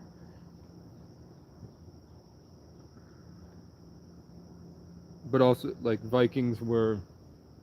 people think Vikings were like these tall, blonde, blue-eyed warriors, but they were really like these like 4-foot tall, red-headed goblins with like inferior genetics that escaped from way north, and then they only survived by sneak attacking peaceful cultures and raping the women to reproduce because they had enough numbers.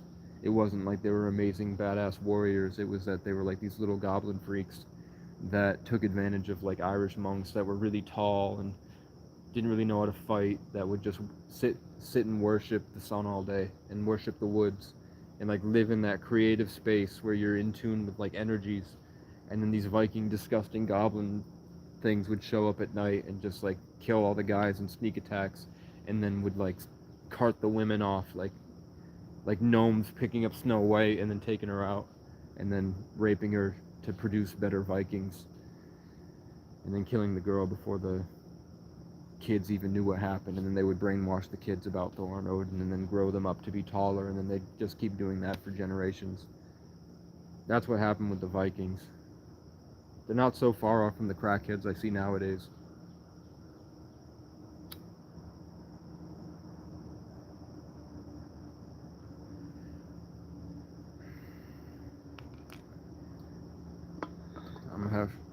I'm still gonna talk, but I have to put all my shit in my bag before the people show up and trespass me. Because I'm in white America, bro. These people are so far, like, I'm not out of my mind. I'm just an overthinker. Like, I think about a lot of stuff. I'm not schizophrenic.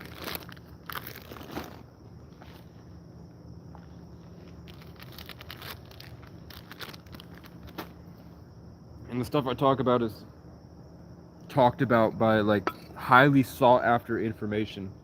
Like, once rich people make enough money, they go hunting for this information, looking for meaning and trying to figure out the universe.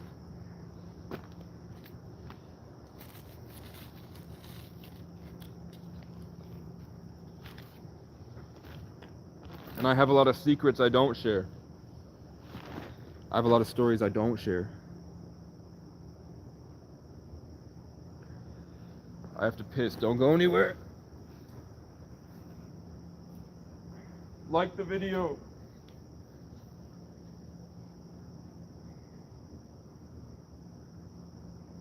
Yeah, I'm taking a piss. I'm taking a bloody piss.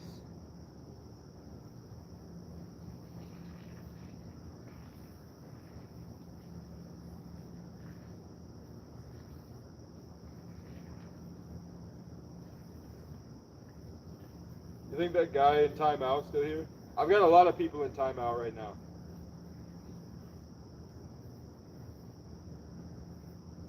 I ain't even gonna cap, bruh. I have people I have like 45-year-old men that I put in timeout that come back every day just to get put in timeout again.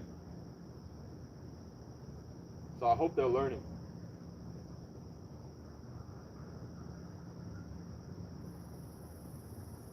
Watch, there'll be nobody there.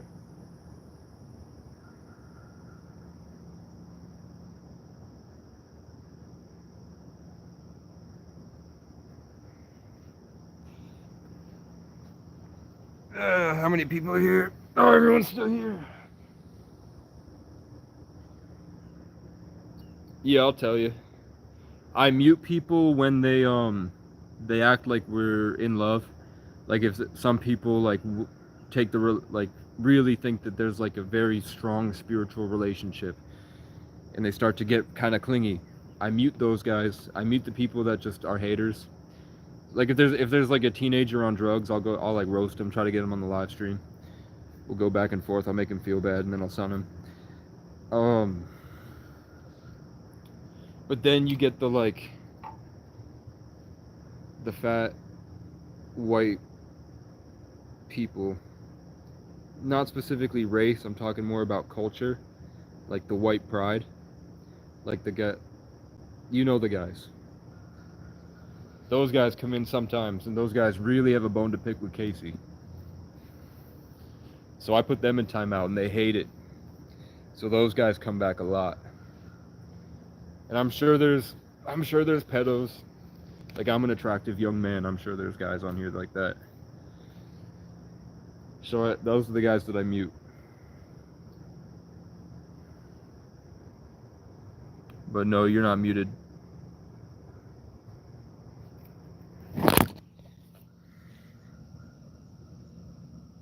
And also the YouTube does not give the accurate count on how many people are watching. My peak concurrents are usually about 150 people that are watching. Like, usually in these live streams, like, there's probably about 50 people here that just aren't talking. Like, at the end of this, when I've been on for 2 hours, when I look at my peak concurrents, it'll probably be about 70.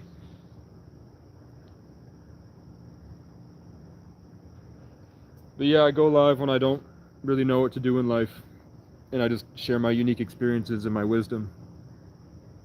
And it is stuff that, I'll tell you, if you look up Owen Cook, he values my opinion. If you look up Elliot Hulse, he values my opinion. If you look up, like GG33 and John Zerka know who I am, and they target ads to me sometimes, but they don't answer me. Like, I'm in John Zerka's Discord, and I know he sees me and he knows who I am. He believes in life path numbers, so he knows how special I am. With numerology, at least. But he's not answering me because I told him about how I meet a John every couple years, and they all have an addiction to coke. Every John I meet has an addiction to crack or coke, and I have to help them through it. And John Zerka was just one of those chains on this constant golden spiral elevation cycle. Like it was Sean, and then it was Sean, then it was Sean, then it was John, then it was John, then it was John, then it was John, then it was Sean, then it was Sean, then it was John. It's just like a reoccurring sequence. Yeah. Appreciate it, man.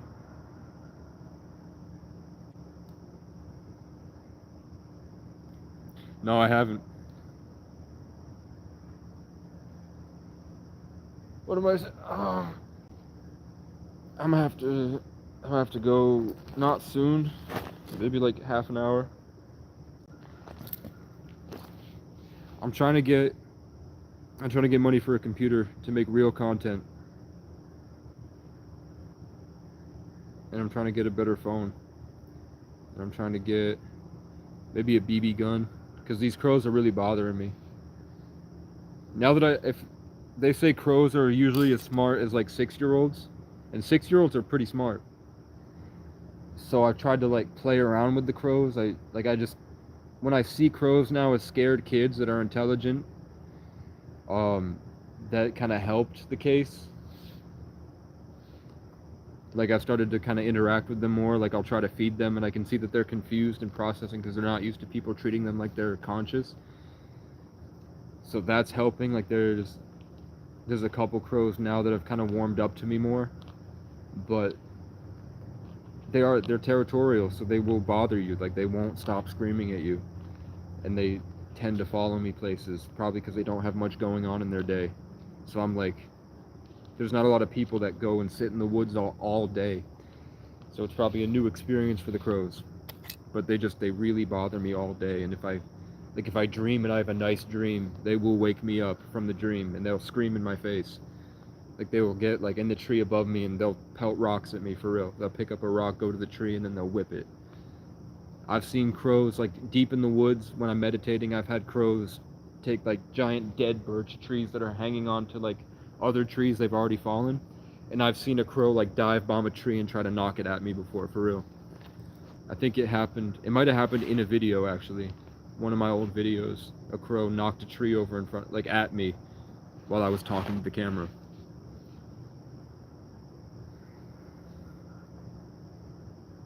Maybe he's I don't know. I've always been this way. I just used to be funnier. I used to be funnier.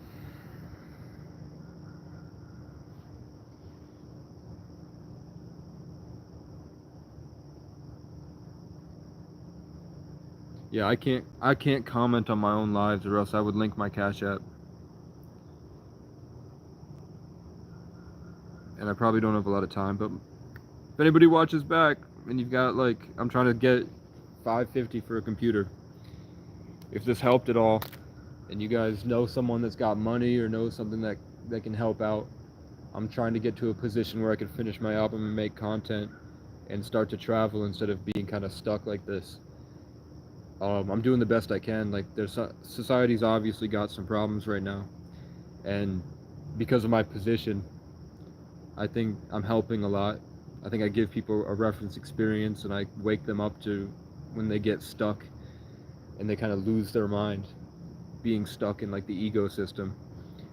When I walk through places, it really ticks people off, and then they have to realize, they have to think about it for a while and make a decision.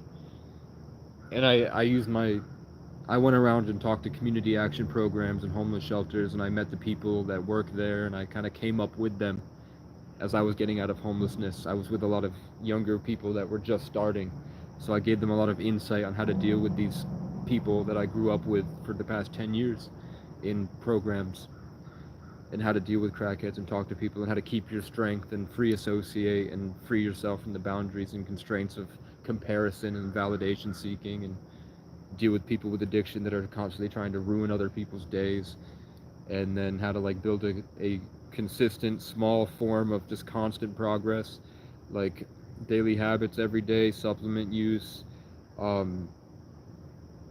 just small things you can do in your day to stack up your self-esteem and keep yourself on a forward-moving progress so that you can have goals that you set and actually consistently take action and achieve those goals instead of wandering around like as a kind of victim of circumstance.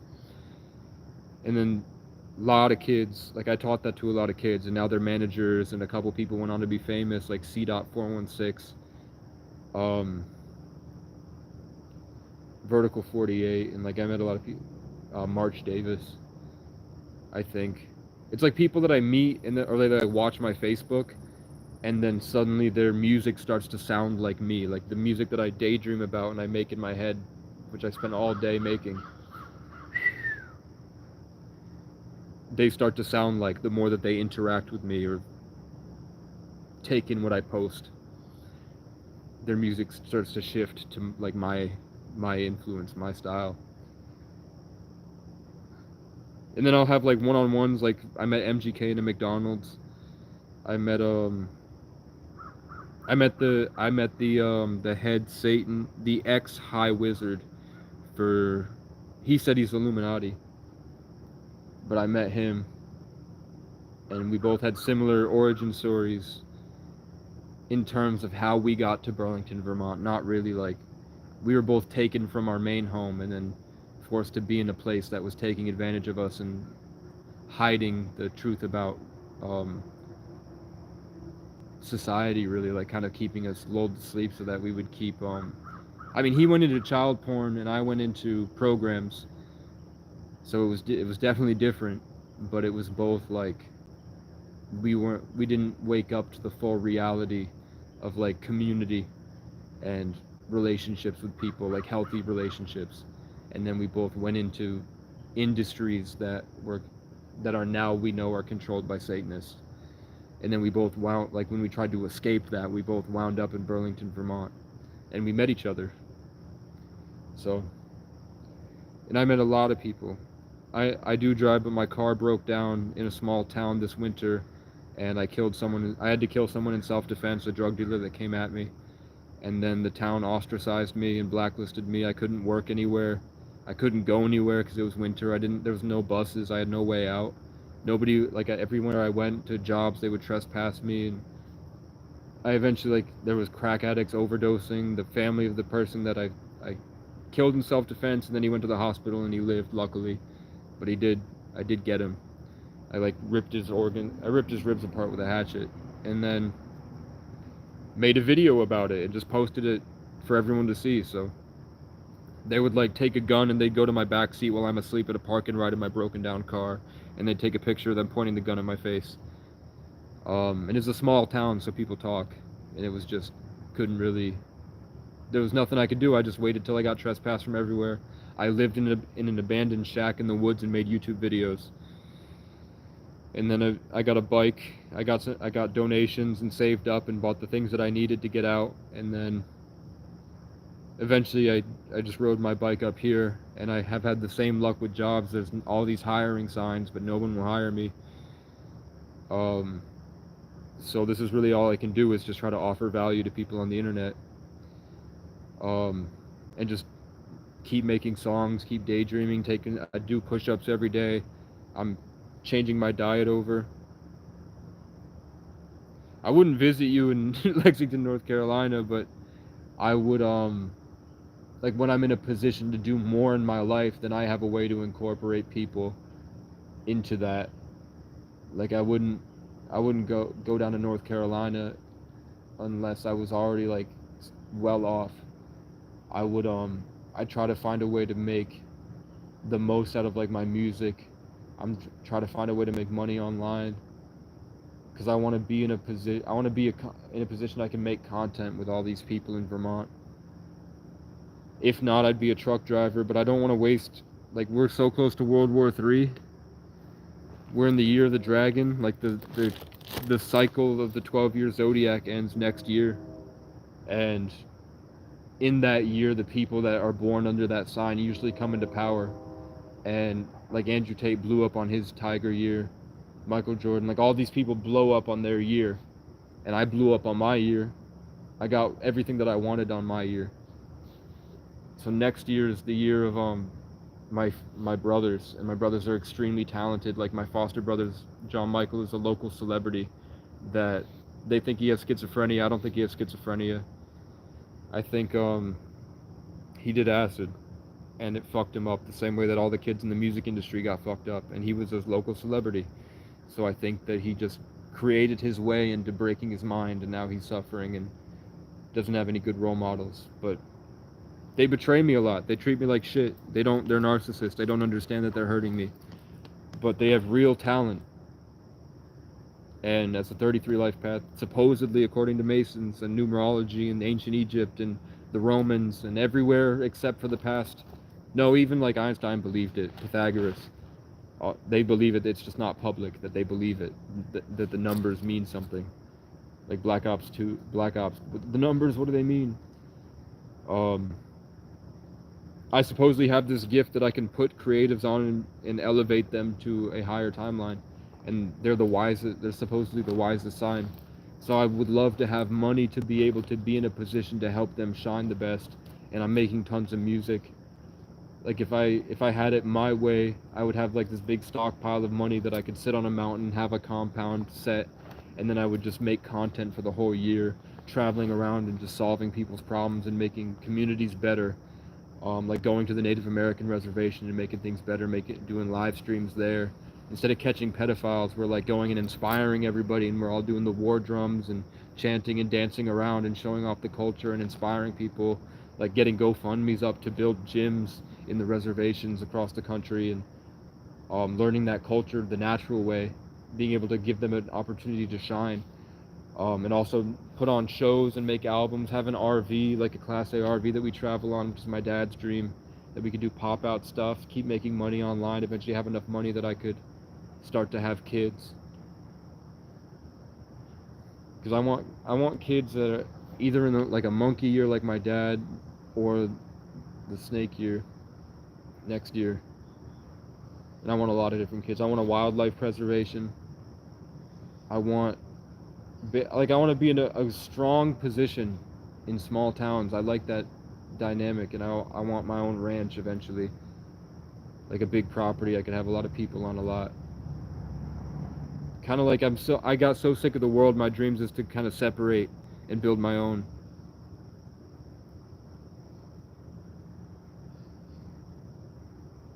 Yeah, my mom. And then I have a sister that was born the same day as Andrew Tate. And I don't really know her. She lives in Alaska, in the center of Alaska, and she works at the main bar in Anchorage. My dad grew up and had two children with African names, and then he had 2 black lab dogs, and now he has 2 black cats. And when I was young, when I dream of my father, I dreamt of him as like a monkey, and he always had 2 bad bitches at his side, and he had his arms around the bad bitches like a pimp, and he's a Leo. And every time I've seen my dad, he's always around girls, and then turns out my dad's in the year of the monkey. So he is a monkey, and when I keep seeing him as a monkey, it's because he's born in the year of the monkey. True fact. And he's the year of the fire monkey, and I'm the year of the fire cat. And then we're not related by blood, but I call them my younger brothers because I took them in, and they didn't have any dad, so I was their only male role model. They're both the year of the fire snake. I also have a hat.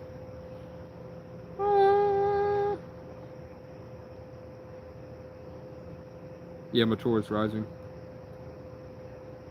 My mom's in Section 8, and she has horrible mental health issues.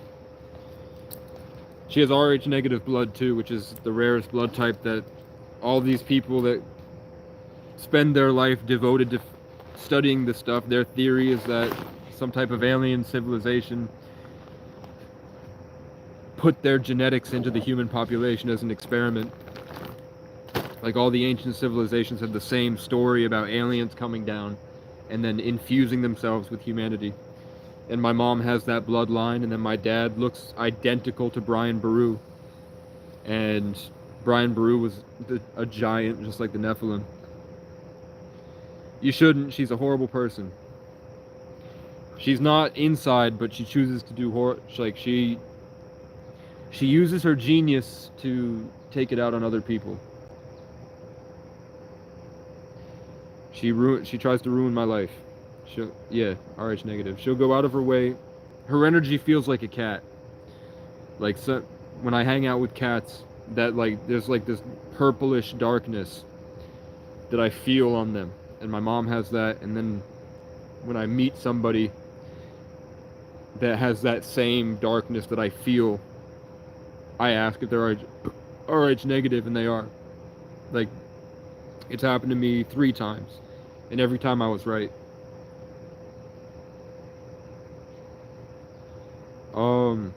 Yeah, I mean, we lived together, but we never really spoke.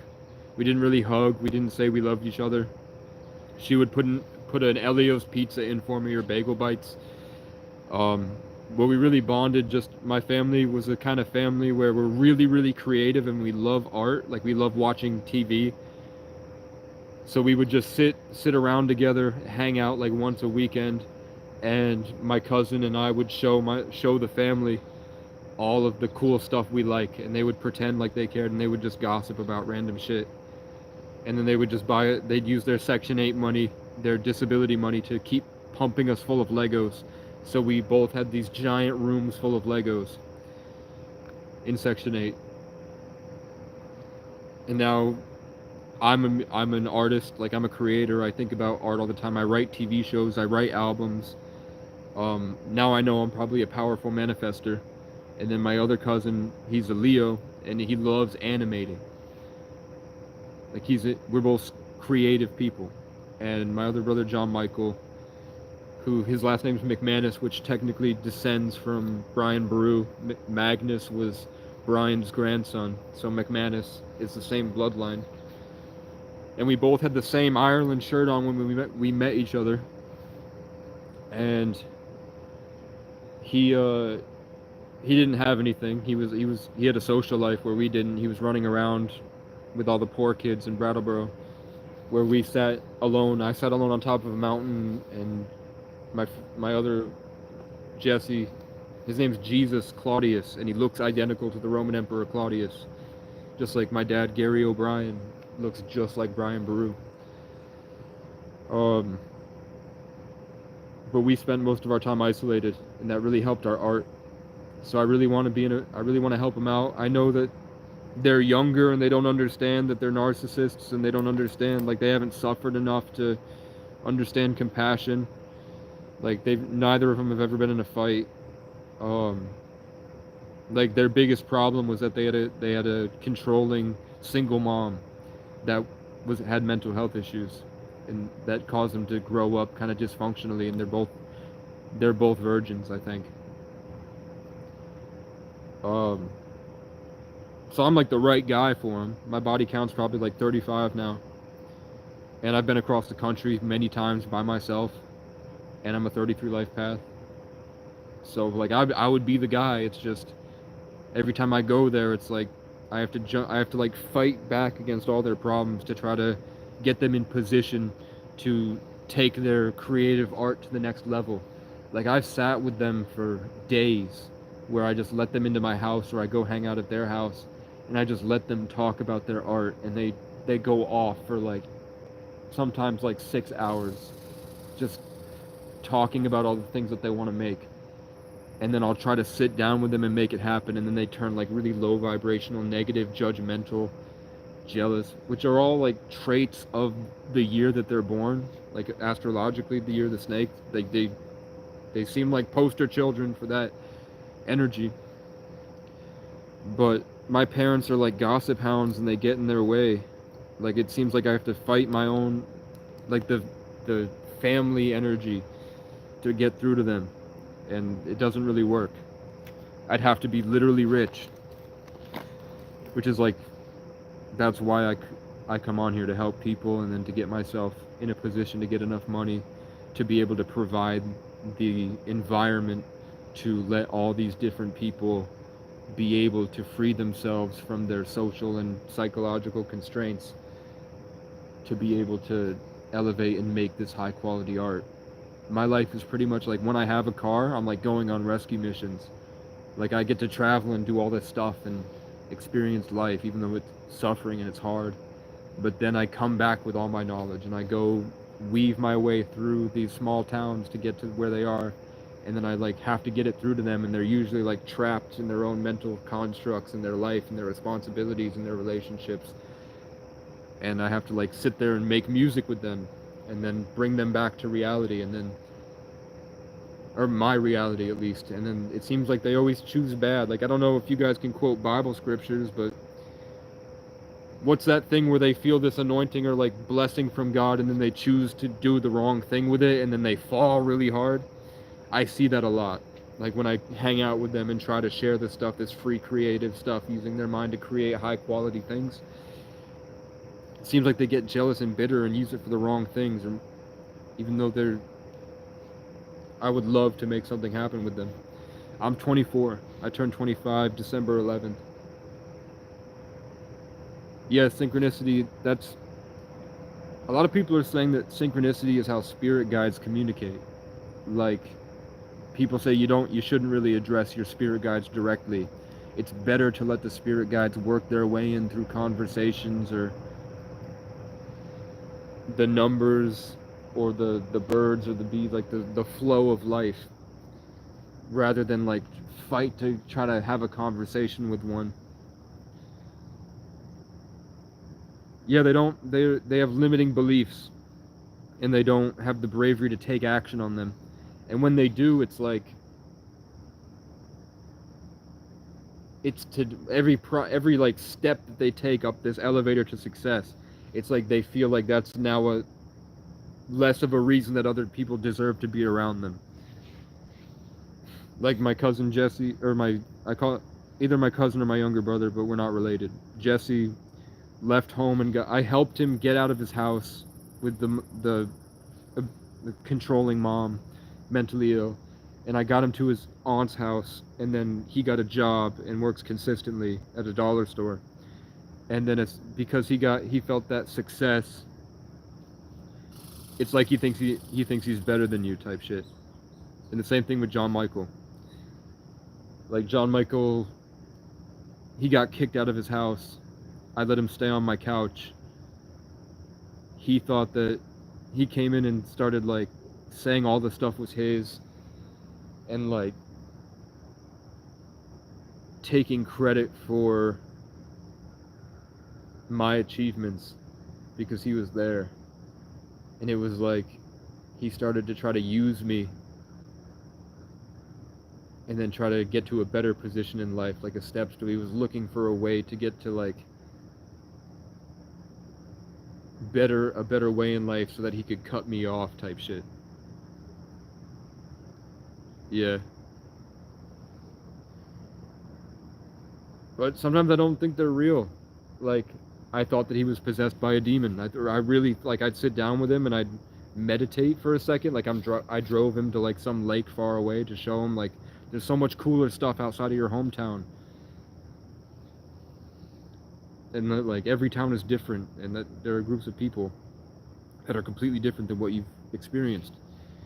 And then I start to feel really happy, and then all of a sudden he smells disgusting suddenly, and he just like started ripping my seat apart and screaming and like almost shitting himself in the back seat, like forcing farts out and shit, and ripping up all my food and like throwing it places. Because, and I parked for a second, I walked outside, and I was like, if I'm just gonna kick him out of the car right now.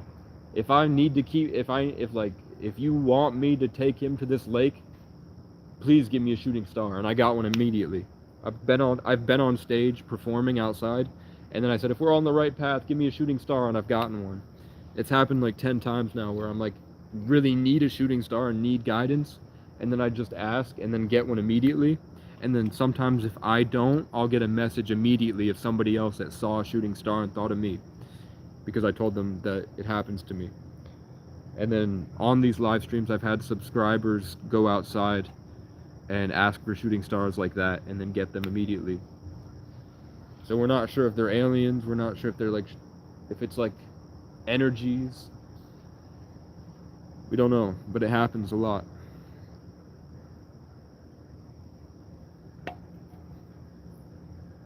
I have no idea what to do today. I'm gonna go to the post office.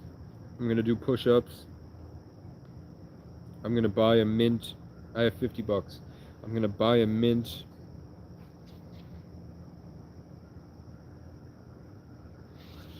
SIM card to get the data plan eventually. I'm going to, I guess I'll upload all the things I have on my phone so I can free up space to record videos. I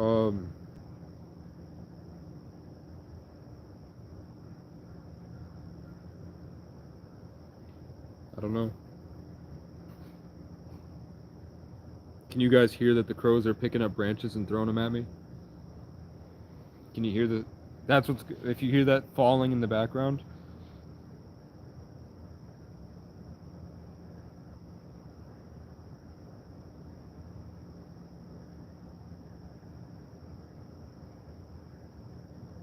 They're sneaky buggers. There's a, when I do these live streams, or when I meditate, or if I wake up from a good dream, the crows in the area will fuck with me. Like, during the daytime, I always have crows watching, no matter what. Like, I'll show you, there's one right there.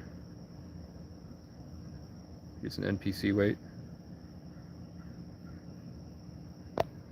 There's been nobody here, but right when I need to show you, there's someone here. There's a crow up there, and like, whether you believe me or not, like, just take my word for it, I sound pretty articulate, right? And pretty conscious, pretty intelligent, at least, hopefully. They show up in a pentagram shape. So when they come in flocks. People say that they're as intelligent, like, isn't it that crows are intelligent as 6-year-olds? They show up in usually like a 5-point star pattern, and then I'll really feel like my piece being attacked. And then they don't stop until I feel empty and hollow. And then I try to fight back and come back. I've learned skills to make them shut up, where I just like the tone that I use and kind of shut them down. But it really is like, if you notice, this is a big theme if you'll go back to the videos, is that they have to be right in front of where I'm looking. So this crow is directly in front of me, so that where I'm sitting, in my imagination, where my third eye is, if I sit right here and just look straight out, right where my third eye is where the crow sits. They block my third eye. So I feel like there's I register that there's a black thing instead of just 1,000-mile stare to the great beyond. And then I'll move like this, and then it'll take a while for me to restructure because I've been sitting like this for hours. So, but when I get comfortable looking this way, I guarantee you eventually they'll either fly over the top of my head and caw, or go right in front of where I'm looking, because they can feel the energy. We're multidimensional beings having a human experience. And I reiterate all the time: fasting, sunlight, probiotics, autophagy, apoptosis, neurogenesis, ketosis, utilizing your adrenal triphosphate by taking in sunlight and converting your fat to fuel with the sunlight, turns it into like jet fuel so that you can start to process higher. Yep. So I processed at a level, you can see my whole speech pattern change because I was processing it at a different level, and that made all the birds, all the crows just left together, because I think it's because I'm a Sagittarius. I think I was just like boom, boom, boom, like pushing that momentum and then converting with the Aquarius around me, if that makes sense. I was like pulling in the energy, and that made them leave. I don't know, but I mean, I don't really know what I could put on a Vermont isn't happy, like Vermont doesn't help homeless people. Vermont will starve homeless people until they leave now, or they're like, the police don't really help. Like, it's not uncommon in Vermont, even if I don't do drugs, Even if I have a real, I don't know if I have a disability or not. I definitely have PTSD. Um, it's not too far off to like hear stories about a homeless guy walking on a back road and then somebody just pulls a bat out and then whacks him on the head, and then they just keep driving and go home and eat dinner with their family. It's that type of shit here. It's the Wild East. Police don't give a fuck. Police are mainly here to get money. Like, they help the heroin industry a lot. And then I exposed that on my YouTube channel, and they don't like that. So police know who I am, and they don't really like me. Yeah. That ferocity. The boldness.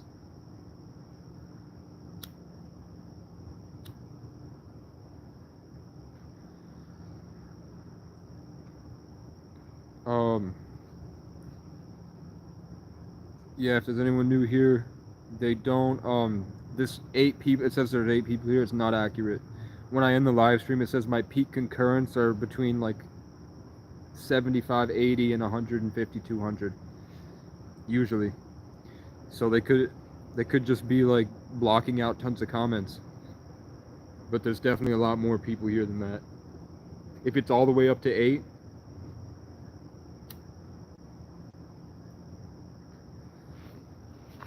I think it's probably some type of hindrance against the algorithm. Because like at 222, my phone will fluctuate, and then I'll get a notification for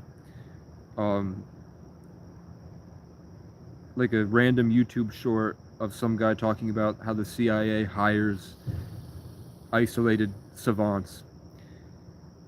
You feel me?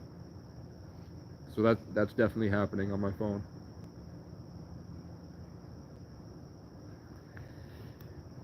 I'm trying to get money, man. I don't know how.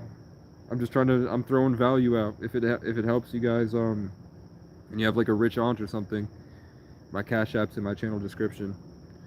If not, no worries. I feel like it kind of degrades me to ask. Like, I feel less valuable, so. No, it's a Black and Mild. I don't smoke. When I smoke weed, I didn't know what it was. I just thought everybody had that experience when they got high, but it turns out that the experience I have when I smoke weed is what people see when they take DMT. Like, my mind opens up. I start to learn how to control the quantum field, the Higgs field, and then I daydream my way into insane learning experiences and journeys with what people say are spirit guides or higher dimensional entities. And then I've learned so much that I've become that. Like, I meet tons of people that are on their hero's journey, and then I'm like the final boss for them, or I'm like the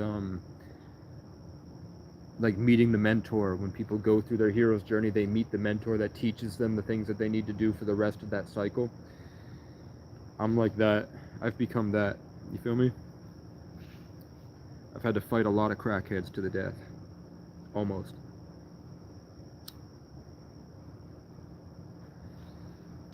I've been in a lot of fights. I've been traveling since I was 14.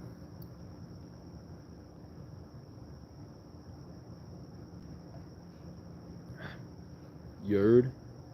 Alright. I'm getting up for 10 seconds to pick up my shit.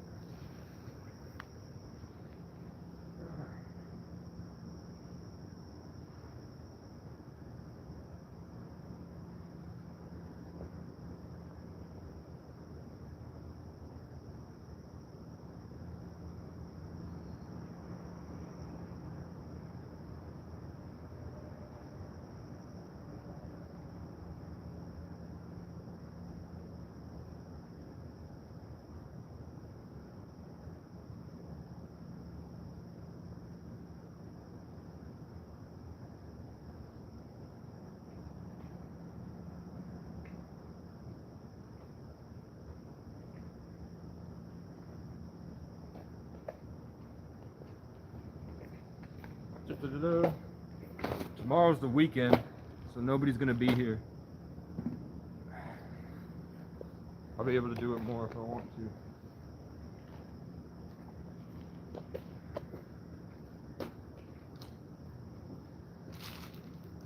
I got my fucking food stamps though, so I'm not starving.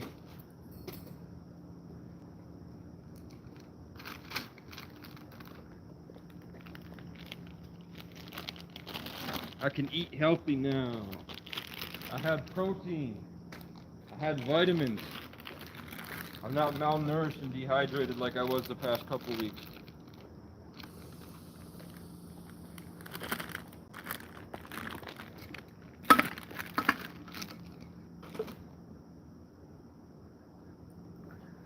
Yeah, the Lionsgate portal's coming up. 8/8/2024, which adds up to 8. That's gonna be huge. Mushrooms. When you put mushrooms in your head, it's gonna teach you how to live with the mycelial network. And if you have a memory in there that's a very formative memory, mind your business. If you have a very formative memory in your mind, and that frequency is conflicting with what the mushrooms want from you, and you take mushrooms, it will just delete that memory and from your hard drive. It'll delete that software and you'll have no idea you lost it. So if you do mushrooms, there are things that you lost that you probably have no idea that you lost.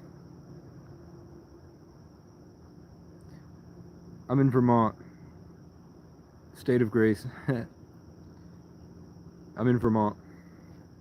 I'm right outside the Capitol building.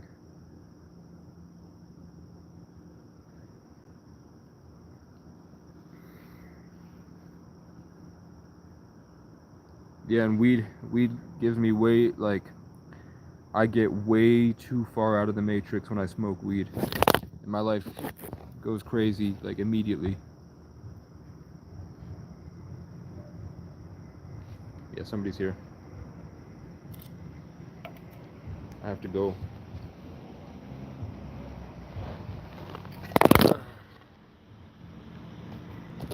It's time for me to... I'm gonna keep the live going. I smiled. He said it's okay.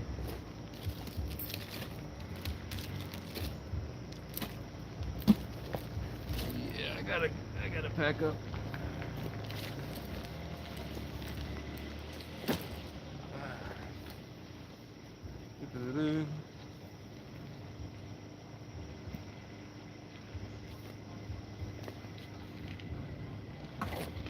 I stayed too late.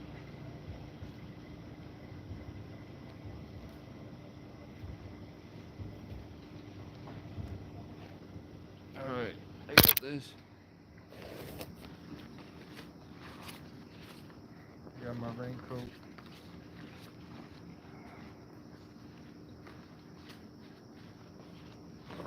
I gotta get a bigger bag.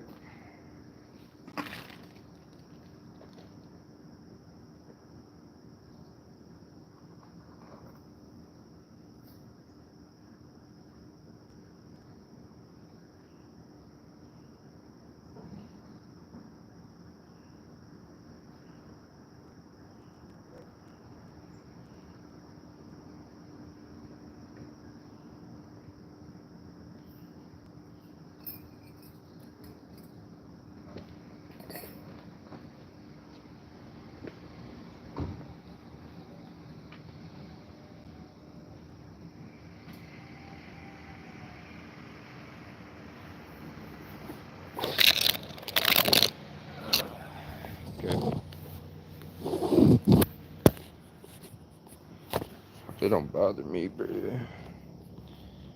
Okay, going in my pocket for a second. Okay.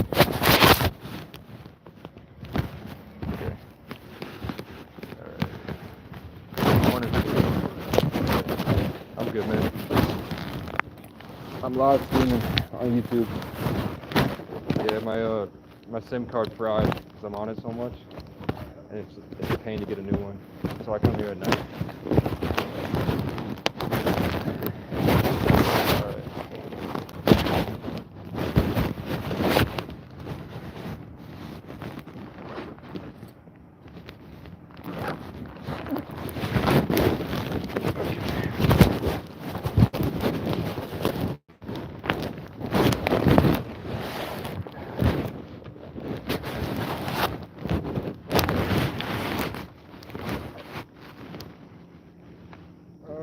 don't want to spill this. Okay.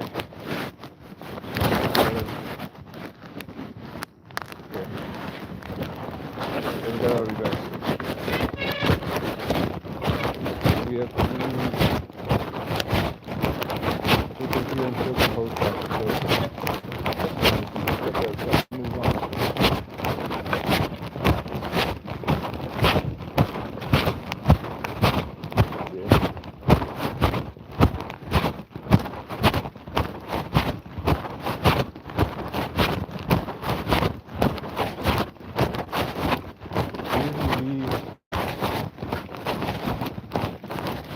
I don't know what time the meeting is.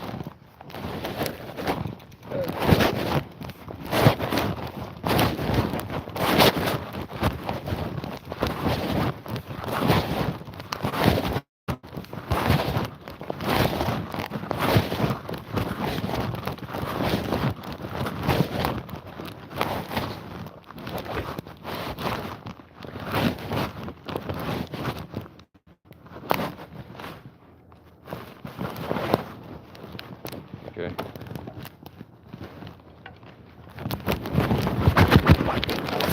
I think it should be fine.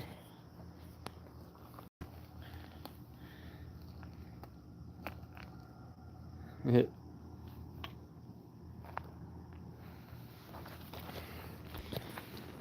There we go.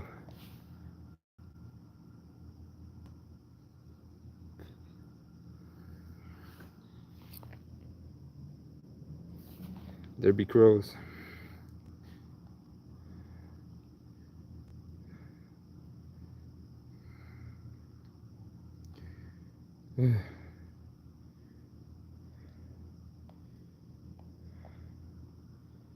Okay. Can you hear them? They're not happy I'm in their woods.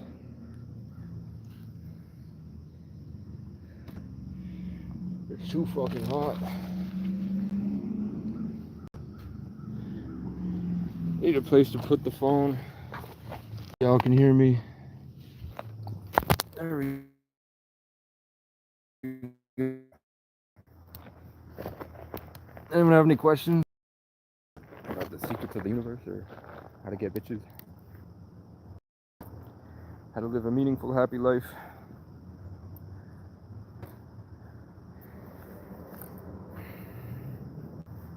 How to not be so narcissistic?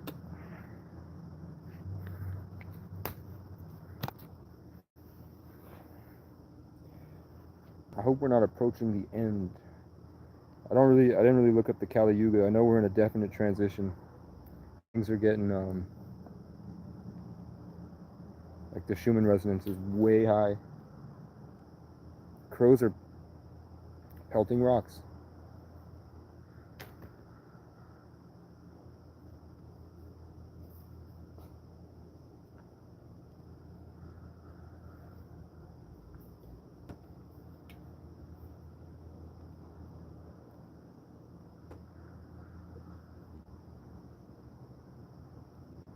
That's dope.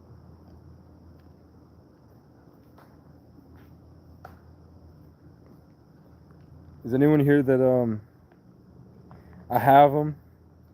I have like 10 GoFundMe's. I've rewritten to like help Casey save the world, and I wrote down all my goals. And I went on like every single Facebook group. You could, if you type in group where you ask for help or money or GoFundMe's, I've done it for like 6-8 months now. I've done it since February, so, and got nothing, like not even $1. Like I've tried simple, like just help Casey get a car, help Casey fix his car so we can get back to door dashing. But I'll put it up.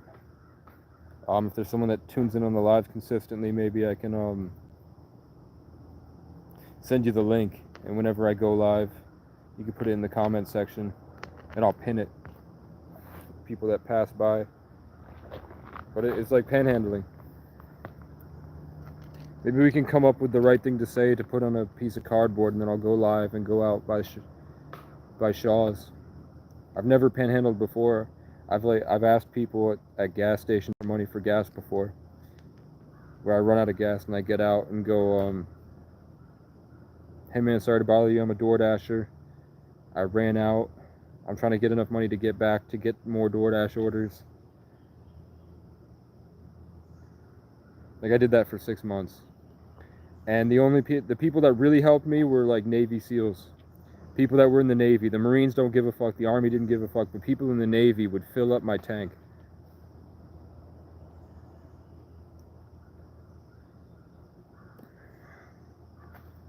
Then I'd go to churches. I'd go to the local church and I'd just tell them, like, I'll just tell them my stories about all the times God has worked in my life and how I'm traveling and doing different stuff. And like the ones that helped me the most were the St. Francis churches. And then when I tell them my name's Casey St. Francis and I'm a traveler, they see me as St. Francis the Traveler. And they would help. But most people, like, I go up and tell them like all this stuff and they don't want to build anything together with me. They want to just talk about themselves. Like I'll tell them my stories, like, this is really cool. And then they'll be like, oh, that's cool. And they'll try to like brag about themselves. Like I tell this stuff not like I'm bragging, but more like look at the meaning behind that.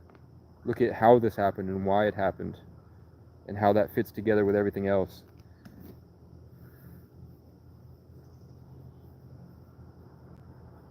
I don't know what nestling means. By low vibrational, I just mean dark. Like life is like a perfect balance, right? Dark and light. They just seem dark. But maybe because they're so dark, they can do a lot of things that are light, if that makes sense. Like they might be able to control more high vibrational energy because they have this solid dark foundation.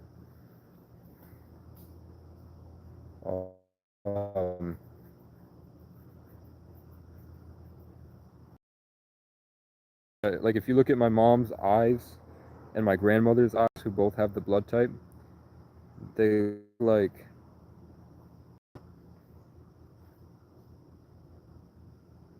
definitely different. They're like, it's off, it's different, it's weird.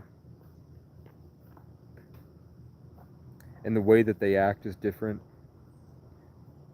The way that they talk is different. Like I had a lot of dreams. My mom was like this weird floating disgusting insect, like Ender's Game. Like if you look up the Ender's Game aliens, I have tons, like the same way I had a dream my dad was a monkey that had a lot of girlfriends. I had a dream my mom was like this disgusting alien queen. And I don't have Rh negative blood, but I'm definitely came out of my mom. Nice to meet you, man. Take more risks. Do more exciting things in your life. Do more small, simple, foundational stuff to put you in position to be healthier over time. And then it will open up your mind to more opportunities in life. And you'll start to feel better, do more. You'll just naturally emanate an ambition that will inspire others to do better. And while you're just doing your, and then just take risks and watch how the universe opens up to you. Because fortune favors the brave.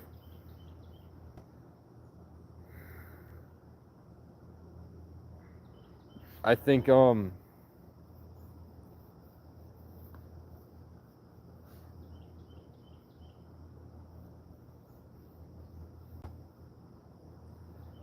that Native Americans and Europeans and Africans and Asians and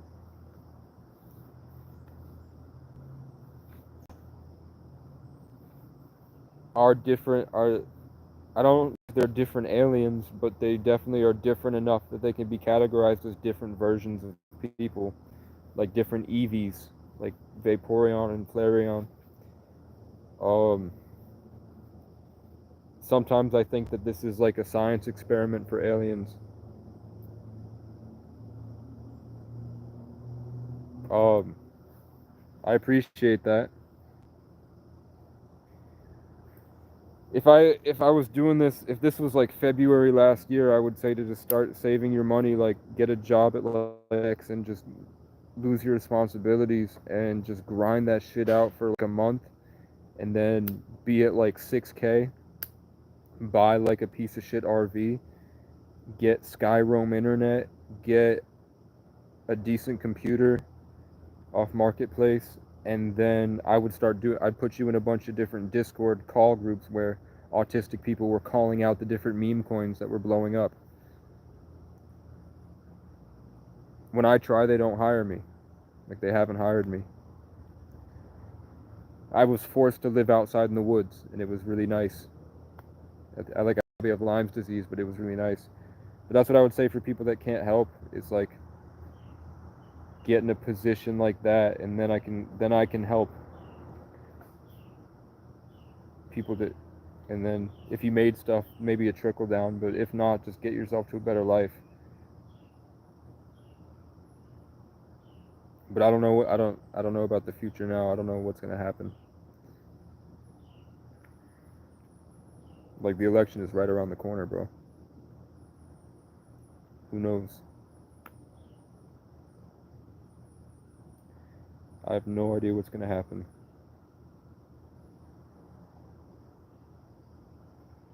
But I know that the universe has provided me a lot.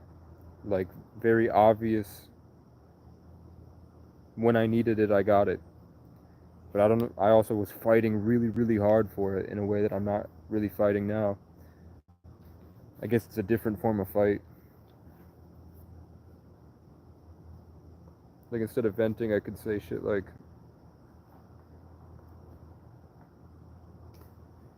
I don't know, do people want me to come on here and say, you can do anything?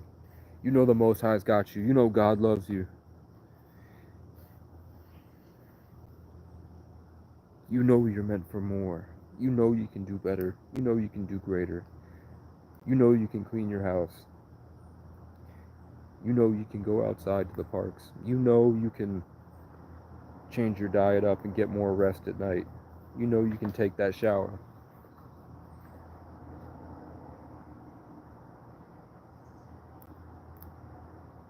This is your confirmation that everything you've wanted is coming. Everything's all going to work out for you. The universe is conspiring in your favor.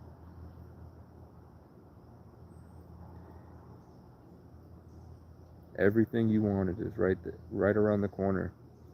Just stay patient. Take consistent action to better your life. Write your goals down. Do simple stuff.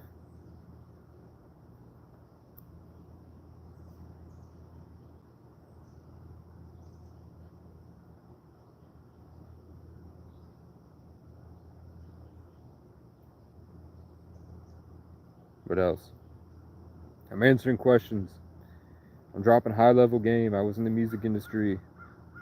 I know about satanic covens, MK Ultra. I know how to heal your body. I know how to heal cancer, actually. I know the cure for cancer. It's just fasting. Fasting, sunlight, probiotics, ketosis, autophagy, apoptosis, neurogenesis, sunlight, rest, relieving yourself of responsibilities, and instead of focusing on what you can control, shift your energy into what you can create.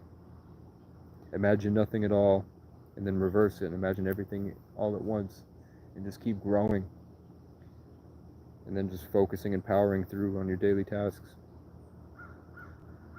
You can hear it in real time that energy is pissing the birds off. The crows are coming.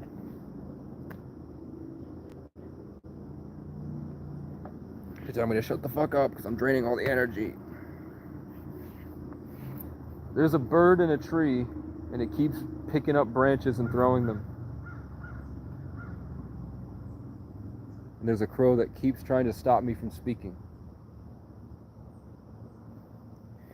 And I put my attention back on this. It sucks, man. I guess it keeps me humble.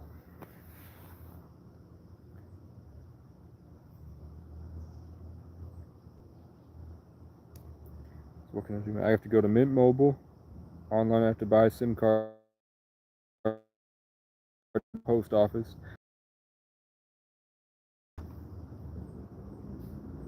Then I have food. I don't need to go to the store.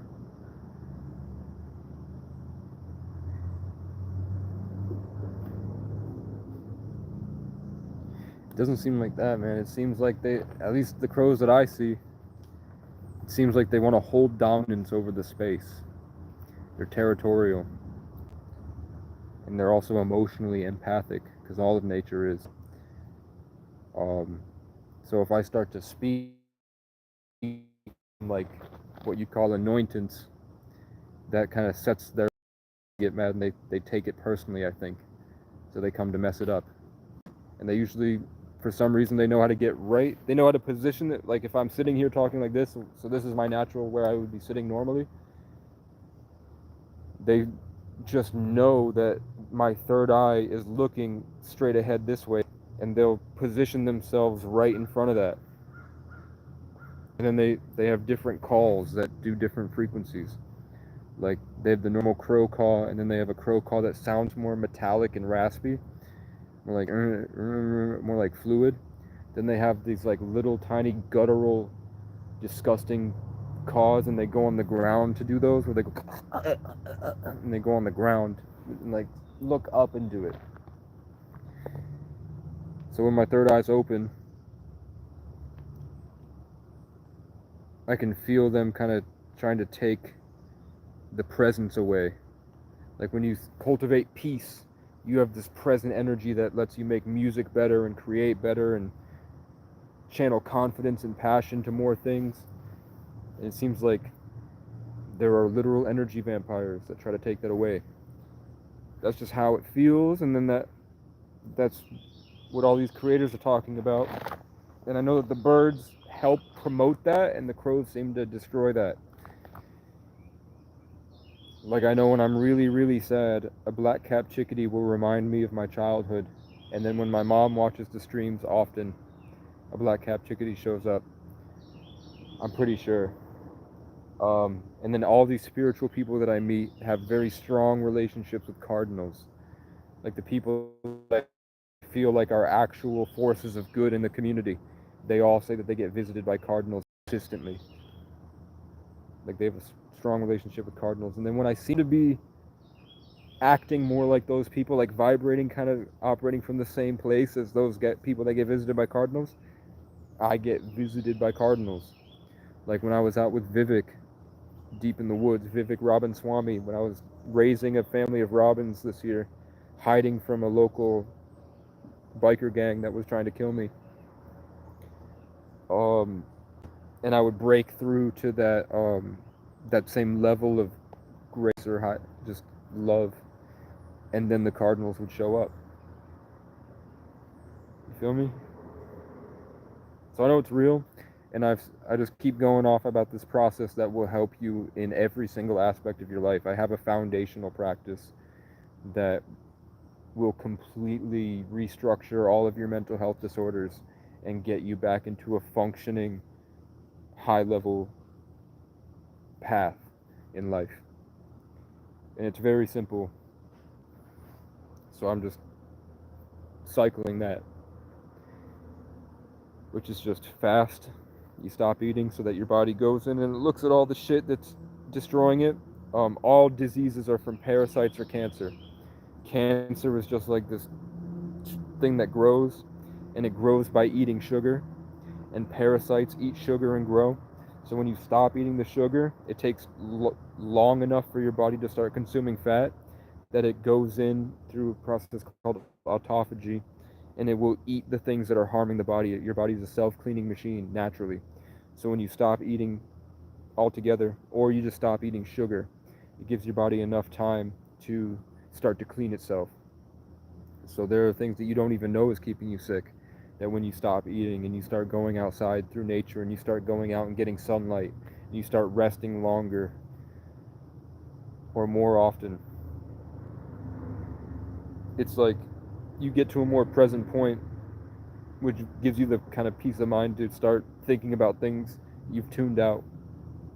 And then you can just kind of dissolve it and break through and come to a greater sense of self.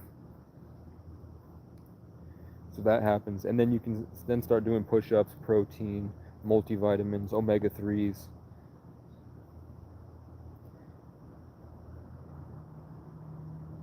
And then just consistently, like within a week, you'll be like way above everybody else. High level functioning, high level everything. Where most people, like all these guys, think that they have to like go through and get validation from all these different people in public, like go to all the different people and get this emotional state, change your reputation in the network. And then eventually you'll be a high enough level to process this information. You can just get it naturally by walking through the woods and then taking care of yourself and loving yourself. That's called the ego system, how to escape the ego system, and that's why the ego system tends to come at me a lot. You feel me? I'm picking up what I'm putting down. I also run a meme page. Don't get any money from it because it's just to local kids in my hometown. Where I just scroll through Instagram, collect a couple memes.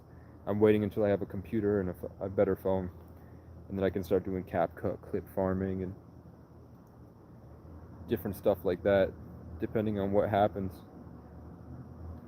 Because it's 4 more months until my birthday. I'm 25 in 4 months, man. Like, my friends are going to be having kids soon. Fuck you, Crow. And he's right in front of where I'm looking. I told you, he's right where my third eye is. And then I felt peace for a second.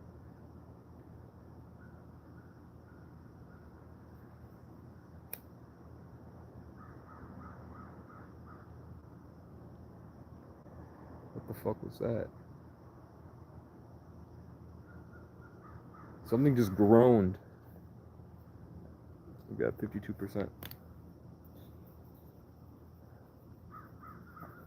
Shut up. He called for backup. Oh, I can't be loud because there are people coming. They might kick me out.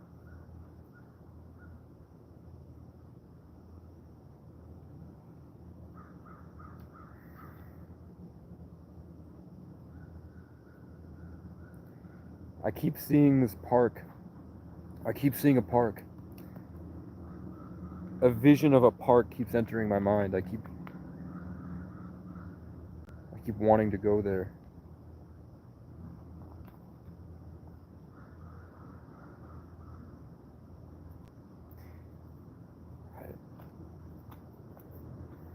I'm trying to just keep the hope alive.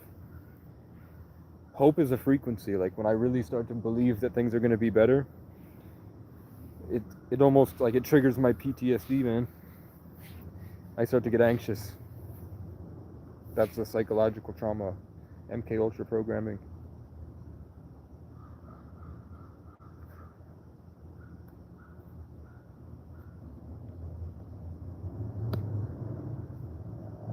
You see me just shut them up with my mind?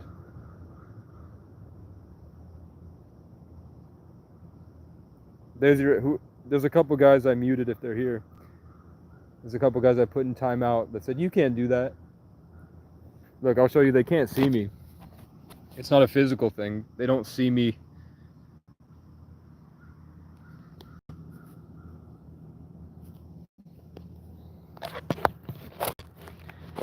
But I guess that's because it's the different kind of like districts in the Hunger Games. I live in a different district than you guys. So your thing is set up completely different than mine. The arrangement of carbon is different. The plants are different. The birds are different. The material of the houses, the structure of the roads, the mountains, the amount of water in the atmosphere is different. So mine just allows for probably a closer connection, and there's probably less separation because there's not a lot of violence. And I live outside the network because I don't have any real relationships. And the relationships I do have, they're strangers that have motifs and symbolism that are really meaningful in my life. Like, my name means a tree. And my only friend in my favorite movie is Guardians of the Galaxy. And the law of duality, right? So the only other, and I'm like talking about masculinity and getting girls and all this stuff. The contrast, my only real supporter here, like my friend, is someone that has a Groot tattoo.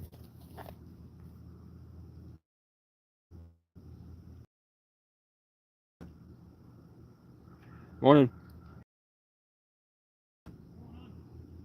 Nothing.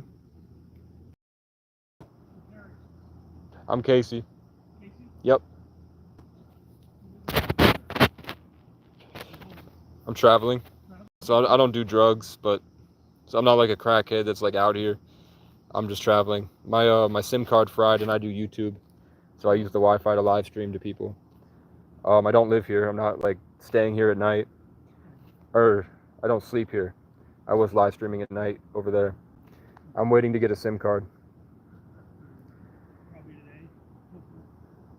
I got one from Straight Talk that came in, but my phone doesn't do the Straight Talk SIM cards, so I'm gonna try Mint Mobile.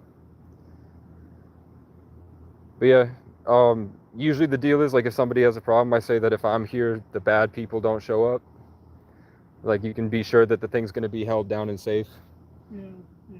But then other people see you and they kind of worry about you out here. You get called either way. I appreciate that. Like I came from a place where they'd get mad. I'm from Wilmington. Mm-hmm. My dad was a ski instructor. Is that down near Rutland? No, down set like right by. Oh, that's way down. Yeah, Mount Snow. It's a nicer place though. It's not Brattleboro. Yeah, but I've been traveling for 10 years since I was 14. No, I just got interact with you. I got to fill out a report. What last name? O'Brien. O'Brien. Yeah. Are you trying to trespass me? No. All right. Well, I'm not going to trespass you, but as long as you're not sleeping out here, we can't have anybody. If you want to sit here and check the scenery out, check it out. I appreciate it because I tried Shaw's, but there's just too many people out there. Like the bad homeless. Oh, yeah. They're at Shaw's, so it was a lot of drama. All right. Well, take care. Yeah, if you need help with anything, let me know. Okay. All right. Nice to meet you, man.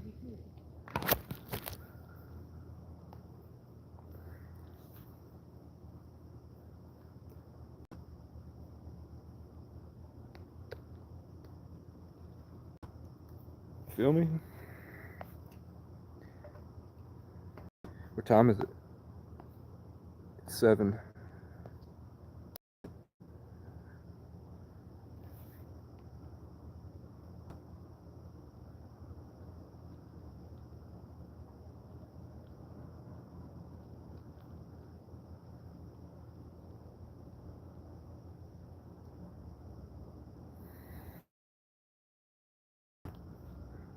I'm trying to get back.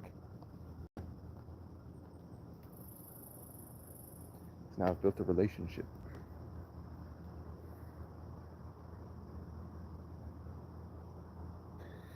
Are you spiritual? Do you have meditation practices?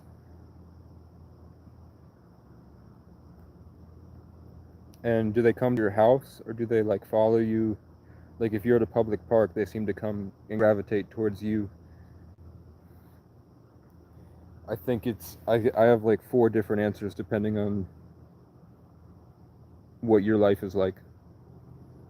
Like go give me some more stuff, like the situation that keeps reoccurring when they show up, and I'll probably have a good answer for you.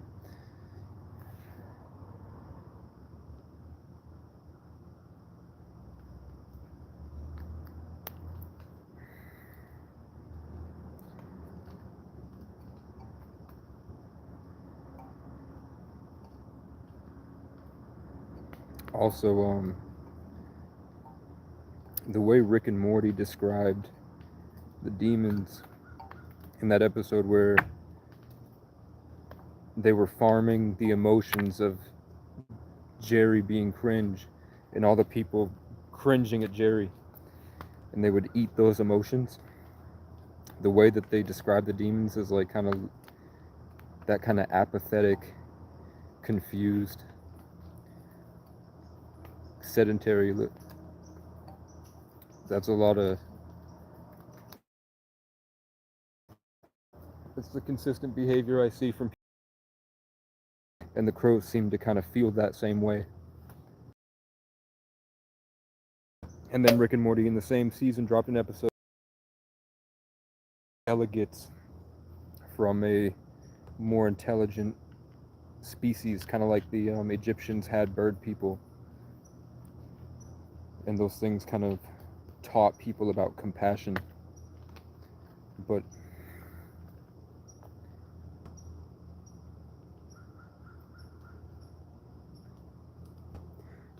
not weird to me. I've lived outside long enough, and there's a lot of spiritual YouTubers that get bothered by crows when they're trying to talk to the camera to put out something inspirational and high vibrational, just like I was kind of having a breakthrough. And even though I told the people my story, they still sent a guy out. That guy was a lot nicer than the guy that came yesterday to press me. But the crows, I think we'll go through we'll go from simple to crazy. The simplest thing is probably that people that are more conscious, people that are more at peace, give off a better emotion. And that better emotion, because crows are empathic.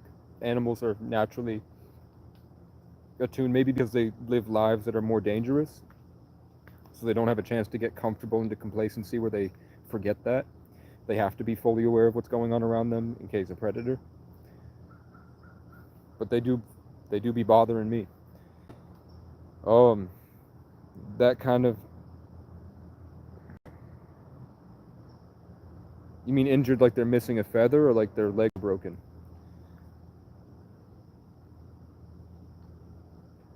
So at a 3D, it could just be that your emotions are ticking them off and they're kind of curious. And crows are smart enough to play dominance games, and that dominance game is like frequency, like emotional states. Like, for like genetics for the past thousands of years, you only really got serotonin from defeating somebody in battle. It would be a dominance game where the guy would overpower the other guy, and the other guy would submit, and then that hierarchy structure is based off the serotonin that was released. So if you naturally just have like a high serotonin and you're happier than most people, or you're thinking about like higher concepts, to them that might feel like you're trying to dominate their space, so they would be more attracted to you. Because they say crows are as smart as 7-year-olds. So imagine like a 7-year-old kid that has to fight for his life and hunt for food. At a higher level, I think that all these different beings are constantly fighting for influence over the public.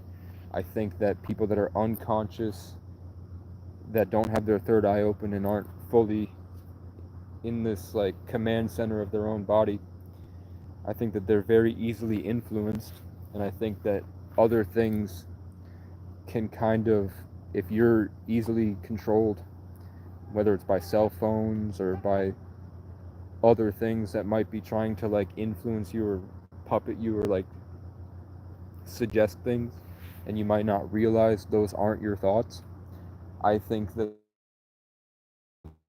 crows are smart enough that they will try to get in third eye and pay attention to that higher dimension of reality. With my imagination, I often see crows kind of in the back, kind of like boundaries or barricades, and I can feel their influence over me.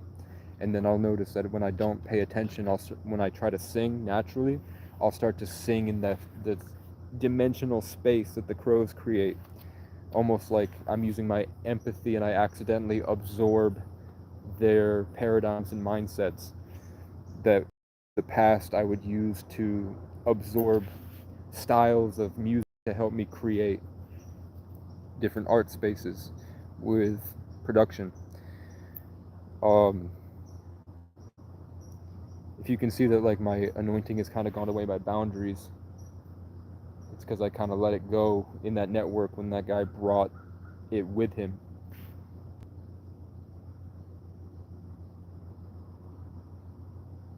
You feel me? So I think at a lower level it could just be base dominance games, but at a higher level I think that all of our cells are like portals to other dimensions, and our ancestors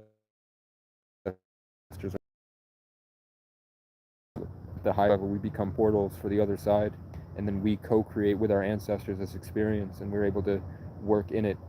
And I think that that's why high level people, like rich people, always talk about conquering places. Like all these rich people, when they come through town, they're like, yeah, I conquered those slopes really nice. I conquered the whole town when I got here. I think that people with no problems tend to kind of exert their will over the environment, and I think that the crows want to do that too. I think the birds don't do that. The birds, from what I see, they just push the bad away. Like when there's like dark, dense energy that I feel, that makes it hard for me to think, and I have to like keep that strength going and keep pushing. You heard me? Then the birds will usually come around and they'll sing that vibe away. They want to push. They don't like that. They don't like how that feels. They'll push it away. So like when I was down and out and I'd get stuck, I'd go places and the birds would move their nests around me so that they could continuously sing me back. And like robins used to bring me caterpillars when I would be sick out in the woods. Stuff like that. Like it seems like there are nice birds and there are the crows, and they seem definitely different. But I don't think they're necessarily bad, but I think that they're just a different species. I think they're a lot smarter. And then we get to the higher level. The higher level of everything is that everyone thinks that we are living in our own personalized server, our own personalized experience, where these things are actually reflections of yourself. Everything that you're seeing in the day-to-day is called synchronicity, and that's what your higher level self is co-creating with your spirit guides to provide this experience for you to learn and grow in a different direction, to express creation differently. And that when you get done with it, it's like you've grown your soul, and then that comes back and you collect more, like you're farming a universal Bitcoin for yourself through experience and character and growth, and that you signed up for this and incarnated. So these crows of mine, the crows that come and you have to care for, like the crows here that don't stop bothering me all the time, are an aspect of myself. It's called synchronicity. You hear there's a new bird coming, and that bird took the place of crow that was chucking things at me earlier. There was a crow that was sitting up there pelting rocks and branches at me earlier in the live stream. And then when I spewed out this stuff, the crow flew away angry. And now it's been replaced by squirrels, chipmunks, different birds. So, and also what's really cool about this place, this building had tons and tons of black silhouette stickers of birds that were on all the windows.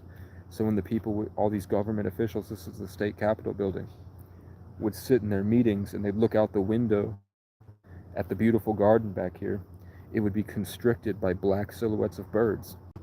And then since I've been here, and the floods happened, those stickers have just peeled off the windows. So now their view is completely unobstructed, and they're able to view the view of the garden without a black silhouette of a bird blocking their eyes.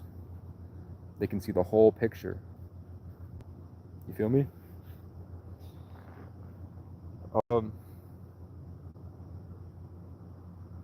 there's a baby red squirrel that hangs out with me, and he's here picking up what the crow threw.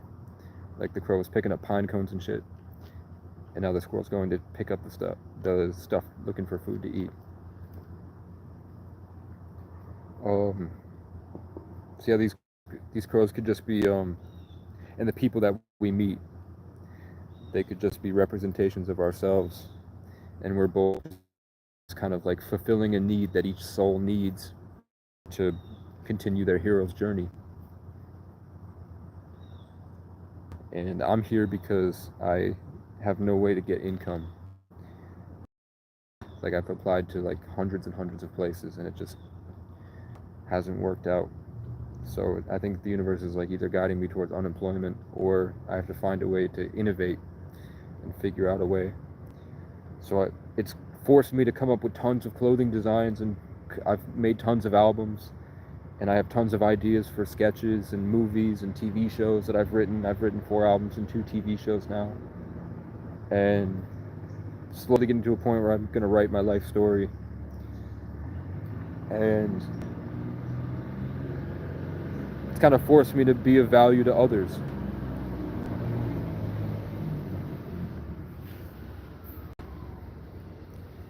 I'm sure eventually I'll get pressed by some type of privileged white man that has this ego complex, and because I'm an empath, it'll be worse for me, and because I'm trying not to be as aggressive and angry as I used to be. I'm trying not to hurt their feelings anymore. I'm trying to find a way to help them learn, and it usually ends up with me feeling drained and attacked and empty and lifeless, and I don't have a place I can go back to.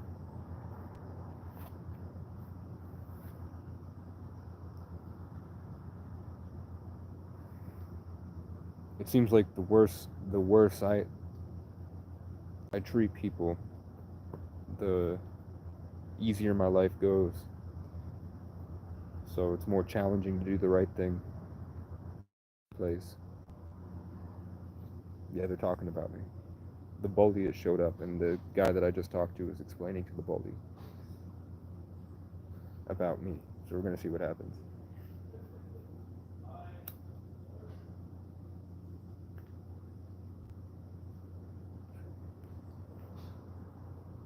A couple people have said make a GoFundMe. I guess I could, why not? I'll just put all the different things I would buy with it.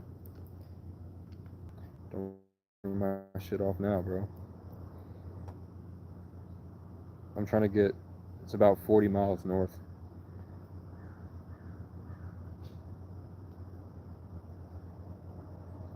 It's the tallest mountain in Vermont.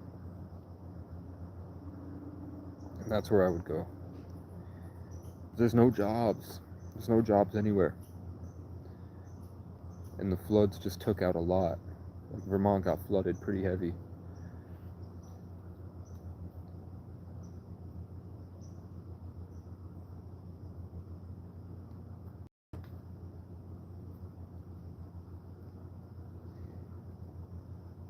Yeah, that made me think of Neuralink. That made me think of a lot of people would sign their rights away as long as they could live conveniently and in comfort. And they would let go of what we call the real. People don't care about being real as long as they're comfortable.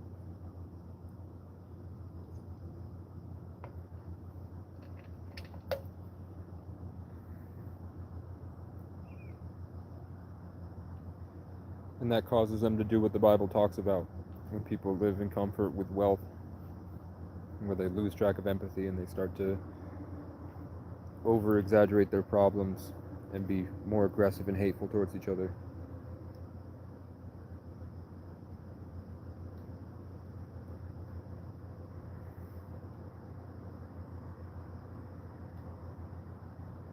But I said I wanted to travel around Vermont making a difference, and I got what I wanted, just not how I wanted it. I wanted to do it with a lot of money and an army behind me, but I ended up doing it with absolutely nothing, homeless, and just lots and lots of suffering through the injustice of white pride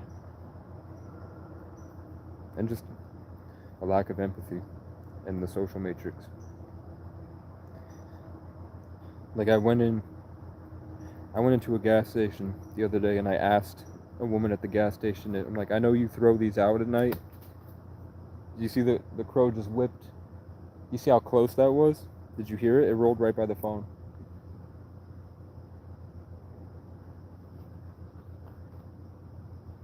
I don't even know where. Usually I can see where it is.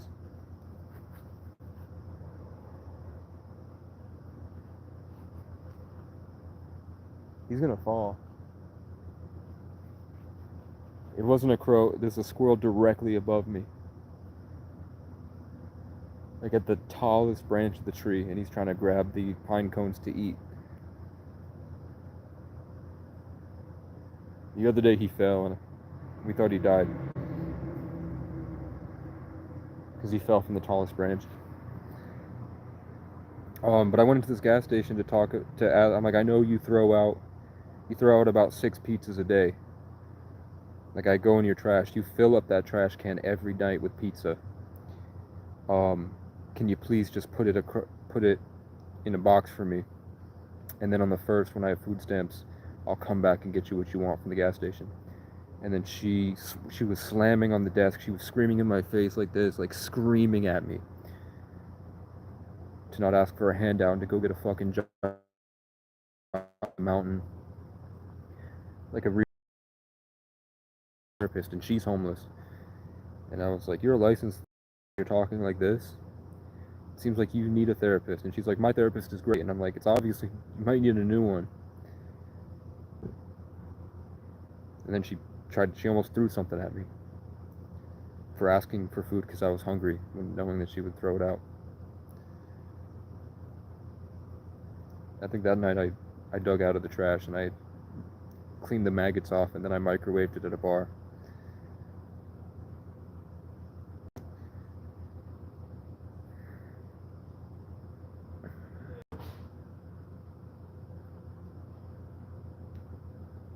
Thank you. Like, it feels good to be acknowledged.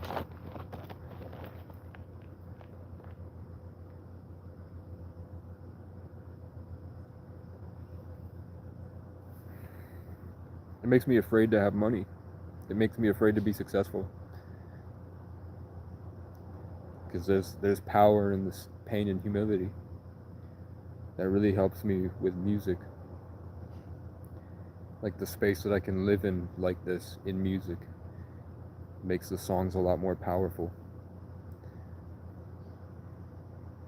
But if we're approaching a zombie apocalypse, I'd rather have an RV and a motorcycle and a solar panel, or a dirt bike, solar panel, compound bow, a portable battery, a computer, internet, like the Skyroam internet, not Starlink, but Skyroam, at least.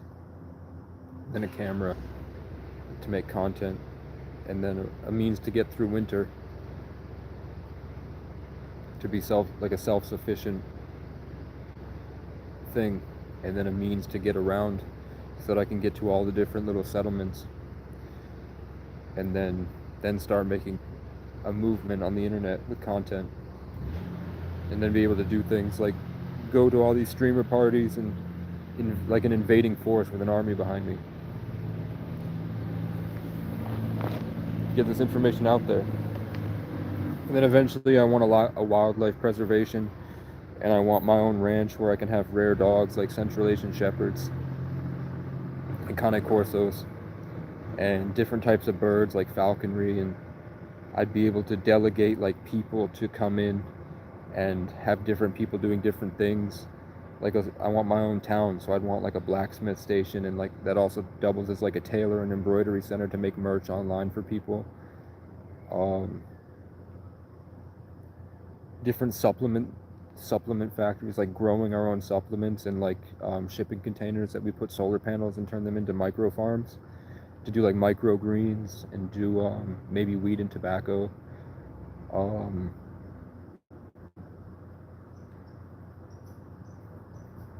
Like make our own clothes from leather and sheep wool.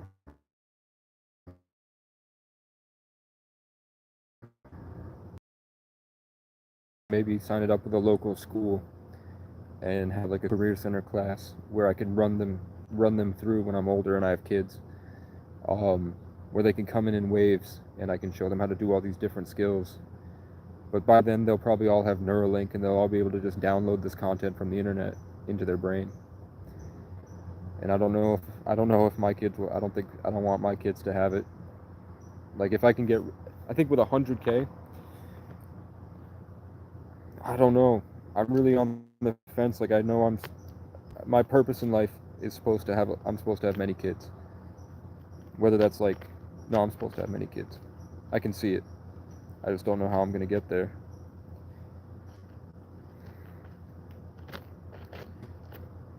That's my passion in life. My passion in life is women and sex. And then music is my fallback when I'm lonely. So I think God gave me a lot of psychological trauma so that it would be hard to game like I used to with my overconfidence and the mindsets I developed because I didn't have any hindrances growing up in isolation on a mountain with the legend O'Brien. I've got to take a piss. I don't want these people to see me.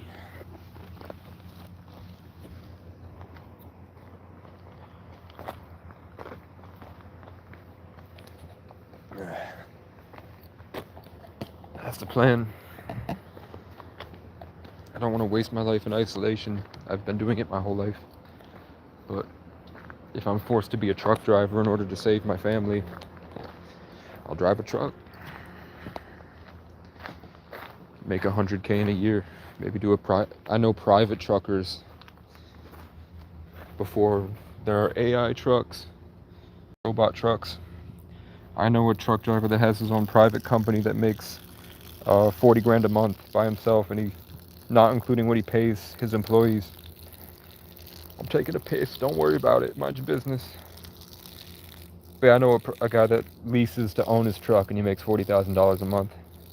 And I think he's like 30. And he has a wife and kids. And he has like newborn kids he keeps in the truck with him. I just felt a huge cold chill, and I felt my mind just get blanked like Men in Black.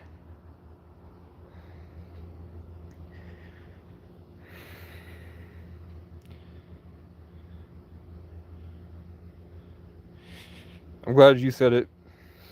You're the first person that's acknowledged it on my lives, and I've been doing it for like 2 weeks now. You're the first person that has recognized and that publicly said that something's really wrong with society.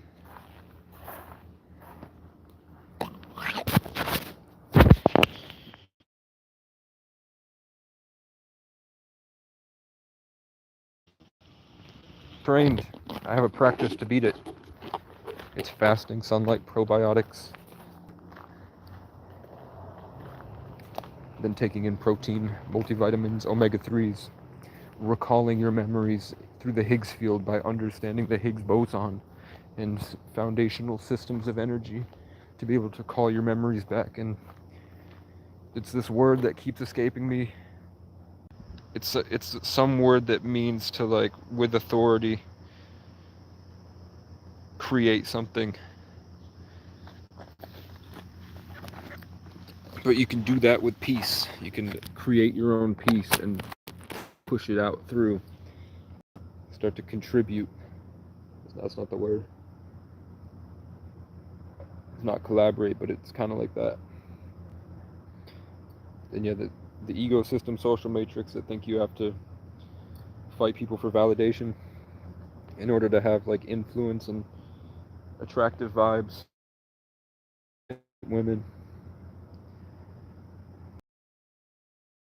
Using the town to farm relationships and emotions so that you become like a higher status person, so that you become more attractive and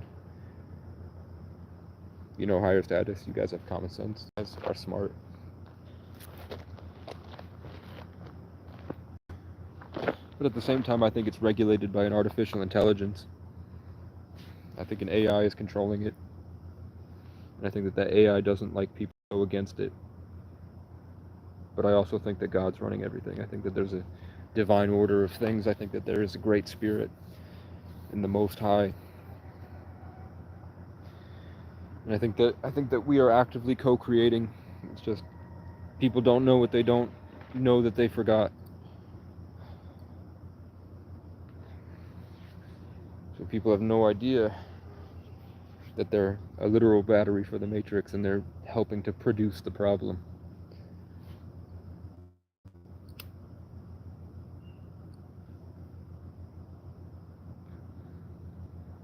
Not inflict. Kind of.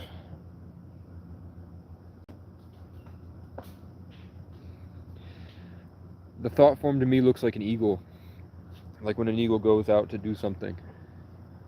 How it pushes everything away with no natural predators.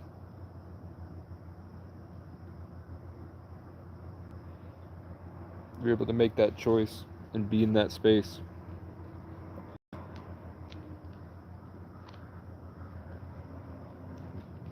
I did it, and then the crows responded because I started to like put my authority over the space, and that makes them get territorial. They probably feel it like I'm pushing them.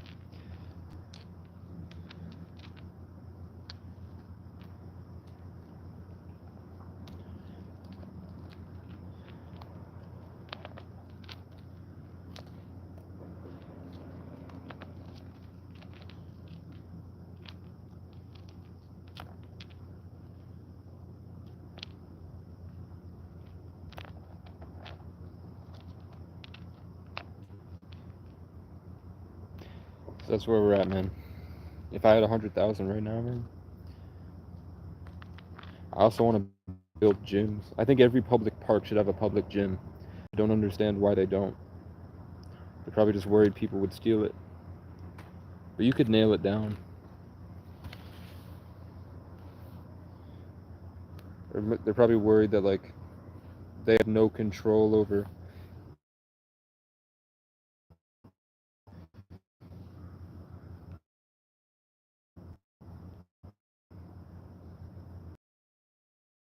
freaking out and throwing weights at people at Venice Beach, Muscle Beach. Like they have full-on public outdoor gyms at Venice Beach and South Beach, Miami, and there's no problems. Like you don't have to sign up, you can just walk over and work out.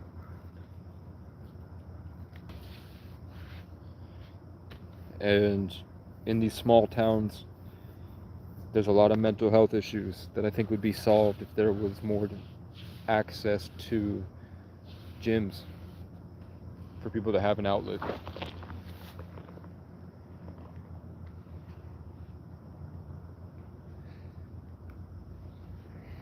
So that's part of if I was president, every public park would have a public gym.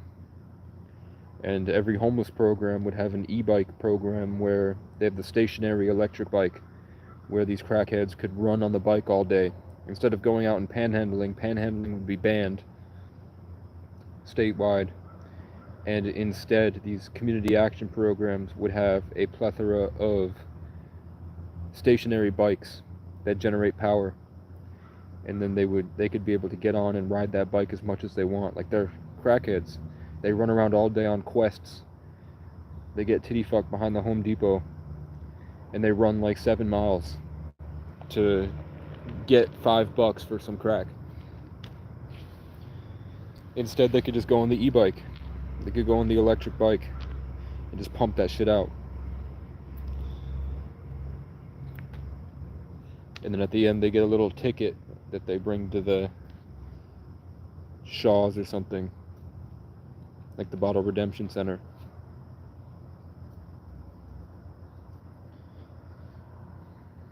So I'd do that.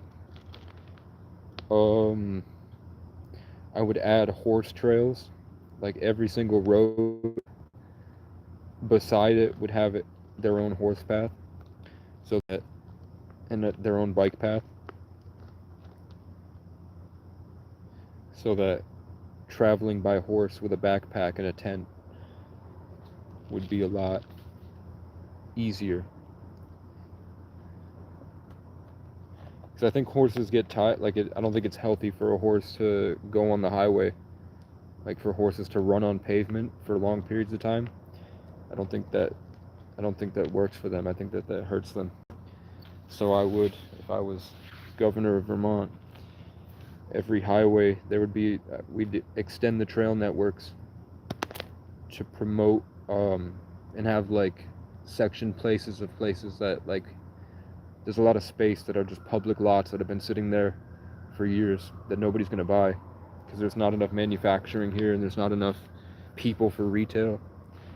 So there's a lot of empty lots that I would put more park and rides for more travelers, and I would put more places like all the mountain trails would be revamped for horses. Everyone left. Nobody likes my horse plans.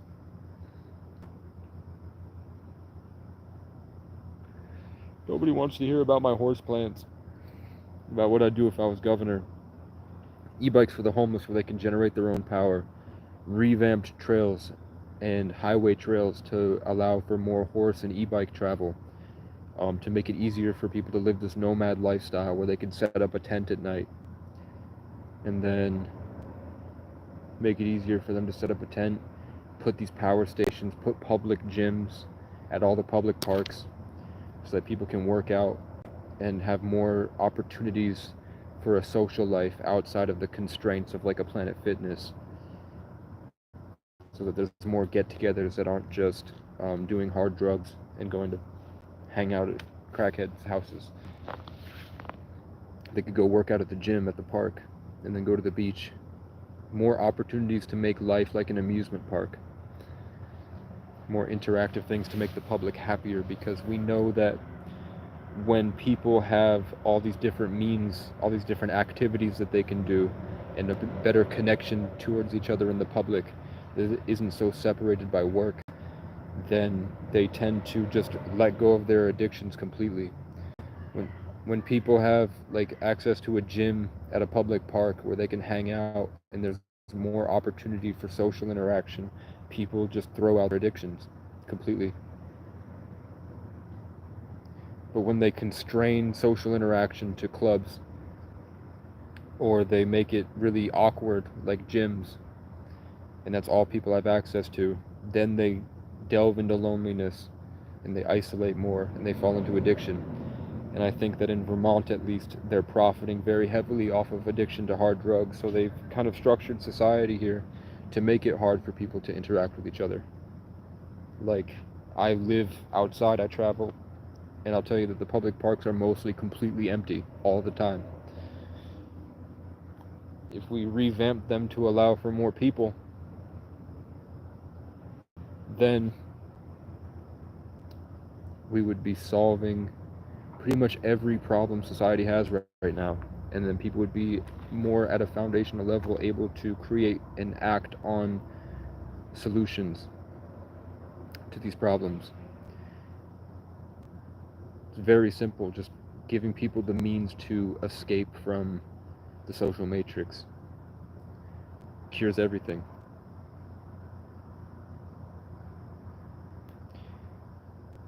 Yeah, there needs to be, right now, although in Vermont at least, and Vermont's a good, I love Vermont, and I think that I chose to incarnate in Vermont, one, because I'm Irish.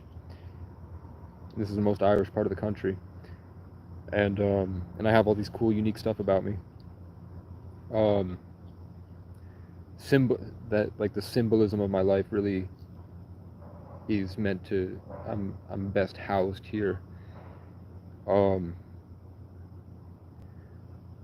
Vermont's a good place to set the stage for the change across the country because of how isolated it is from the rest of the place and how unique it is.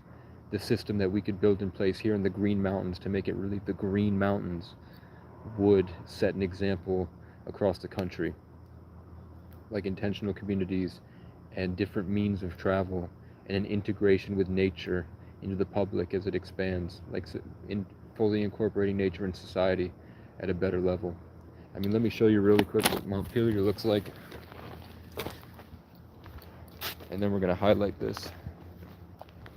Here's the Capitol building right here. It's really hard to see, but it's beautiful here. I wish the people were better. I pissed off a cop. But look, it's completely enmeshed with nature. And it could be so much better. There could be solar panels, there could be fruit trees. This park, this is the only park that it has. Is right here. More fields for sports. More vast trail networks. A literal horse path and horse stable so that people could come ride their horse into town, so that all these horses that people own don't just sit in stables all day. They have the opportunity to go out. More dog parks. Understanding that animals are just as conscious as we are, and they can get depressed too.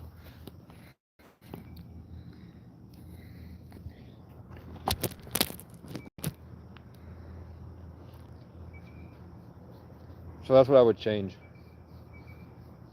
And that would solve everything, and it would set the stage for the world to follow our example as the acacia tree spreads out and impacts the rest of the world. Highlight.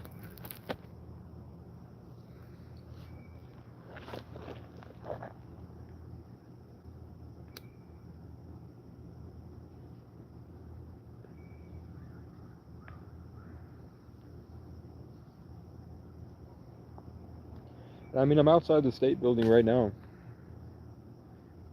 Like, those people are in there right now. The people that I would talk to about this stuff are just sitting in there right now. Probably complaining about heroin.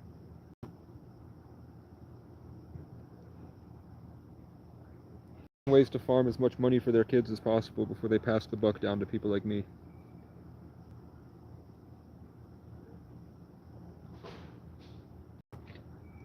I'm just hoping that the end of the world doesn't come before they go home to their white privilege. What's up, Sandeep?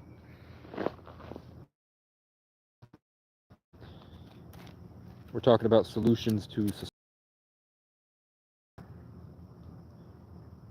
Do you think that there's I want to, man, but there's a lot of people here that don't like that I'm here. Jolly go, come on down, take me to where I need to go. Our cities are burning, our children are hurting, please ain't Jolly go. Take me to where I need to go. Hey, oh, way, oh, way, way, oh, way,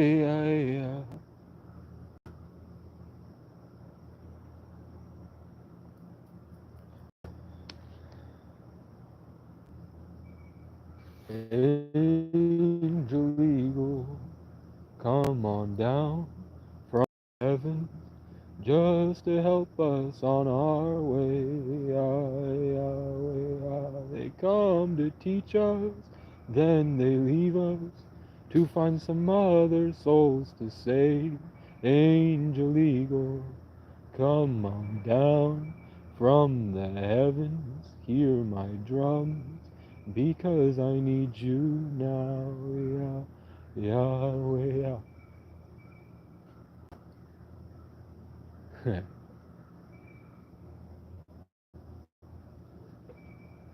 We know that the human body no problem, man.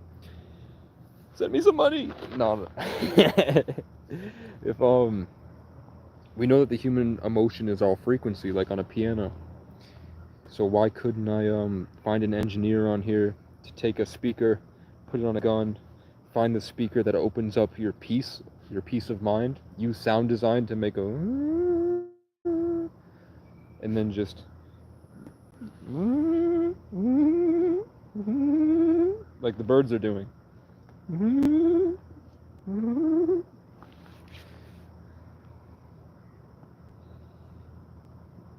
It depends. With the crows here, I can get like 4 hours at a time, but because I'm out in nature, I don't get tired. Like I wake up refreshed. Like when I sleep on the ground, and my shoes and socks are off, I wake up like I had 12 hours of sleep in 4 hours, I swear to God. When I'm around birds and I'm in the woods. Um, but lately, because I'm too close to public, it doesn't work as well. But, I mean, the other day I got like 12 hours of sleep because I hid under a tarp and no one could see me, so they just assumed that I was just a tarp. You couldn't. I dug a rut underneath so my body could fit, and then I put the tarp and covered myself over the tarp, so it looked like it was almost flat. And I got 12 hours, and I woke up refreshed. I didn't dream though. When I sleep normally, like if I have really feel rested in 4 hours, but there's just a higher chance of me being woken up by angry white people that perceive me as the homeless people that scream at them on their way to work every day. And they're probably mad that they have to work and I don't. They have a lot of beliefs. Vermont's called the welfare state because I should probably do it, but I haven't. But in like 6 months, I could get on disability where I get like $600 a month. If I'd gotten disability 6 months ago,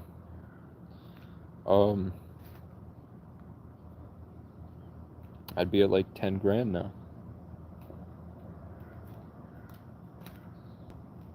It just takes a while. And you have to know people. Because there's a long waiting list of people from New York City. Like New York is like just like Mexico is sending all the rapists and mental institution people,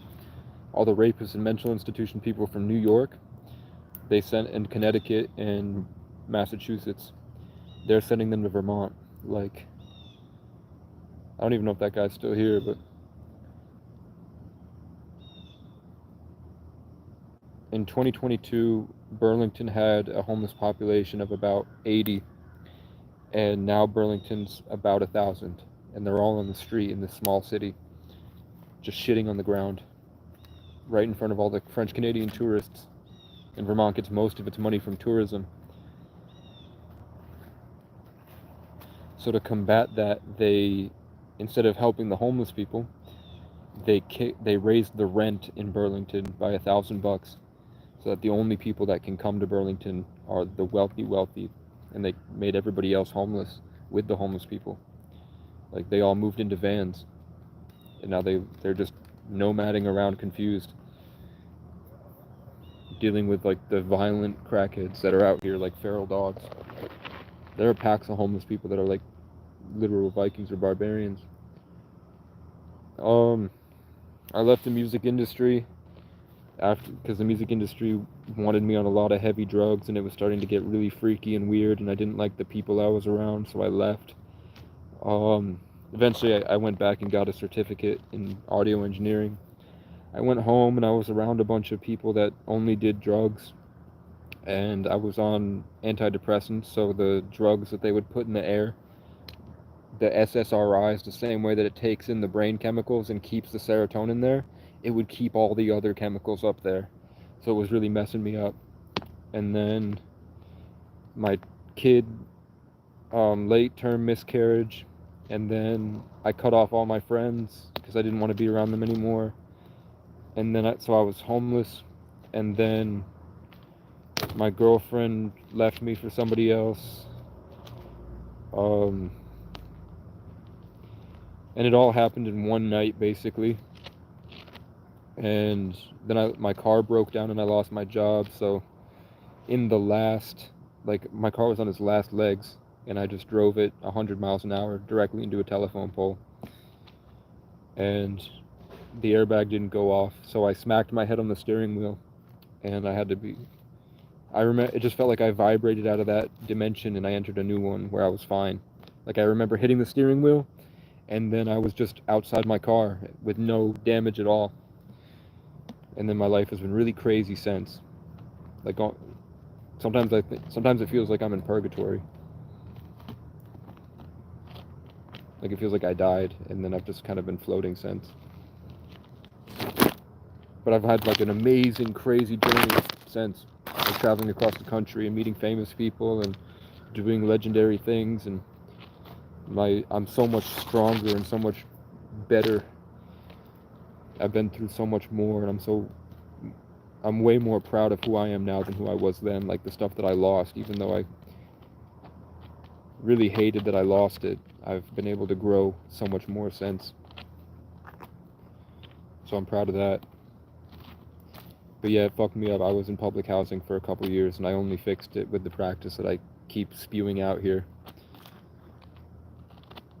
Thanks, man. I'm working slowly. I got 4 albums, I got 2 TV shows, I've got 3 TV shows. I've got a good idea for the next season of Dexter. If you know Dexter, New Blood, they filmed that right outside my hometown. And at the end of it, the kid ran away, and then the directors were like, I don't know what to do with after that. But he runs away to my hometown in the story. And I grew up watching Dexter. And his last name is the same Irish god that people say, psychics say, have a strong connection to me. Yeah, imagine he meets me. Imagine Harrison, Dexter's son in New Blood, meets me, and I am running a vigilante group of autistic people that are fighting back against corrupt police and corrupt officials and a pedophile ring of satanic covens from old Freemasonic stuff, and they're controlling a network of small towns, and I have to utilize his skills as join my army to hunt down people that we feel just in killing, that are spreading out heroin and destroying small town communities and evil, corrupt government officials. And I'm just as crazy as he is, but in a different way. Like, he's just like a normal kid that has his father's insatiable serial killer bloodlust, and I'm like this righteous visionary that's doing it for like this crazy, meaningful vision to make the world a better place, but that's also like we're hurting people at the same time. So there's a lot of conflicting stuff, and then I want to bring a big spiritual aspect to it, where there's like subtle hints at like a divine orchestration of everything, as I tie in my crazy meaning on my search for making the world a better place. That would be dope. That was my 3rd TV show. I have 2. I have 2 animated TV shows, and then I have 2. That one.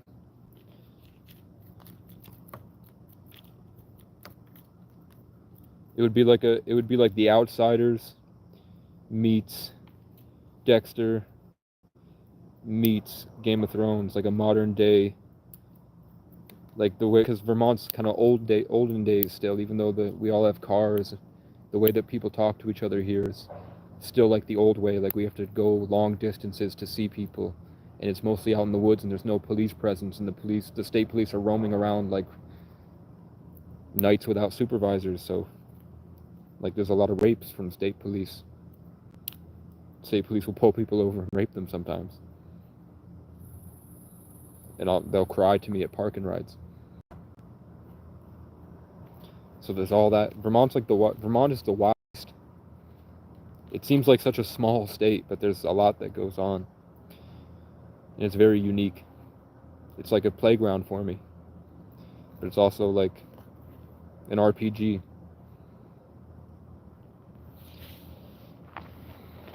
So I'm on here trying to build subscribers and put myself out there so that there's a higher chance that we can get in touch with a rich person that can bless me, because everyone's poor. I don't want to siphon out the money you guys have for my grand vision. So I just provide value to people, occasionally we get like a straggler that has some mental health issues, and we fix a couple problems of theirs and send them back out. Like, I'm fishing for people with problems, and then I come up, pick them up, tune their mind a little bit, solve some problems, help them on their hero's journey, while I slowly work towards a better life.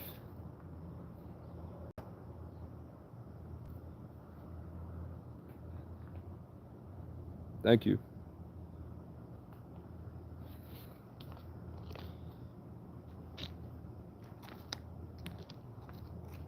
I'm kind of made for this, right?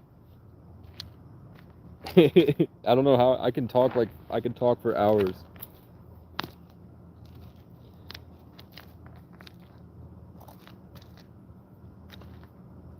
I fucking burned myself. I'm waiting for this squirrel to come up and join us.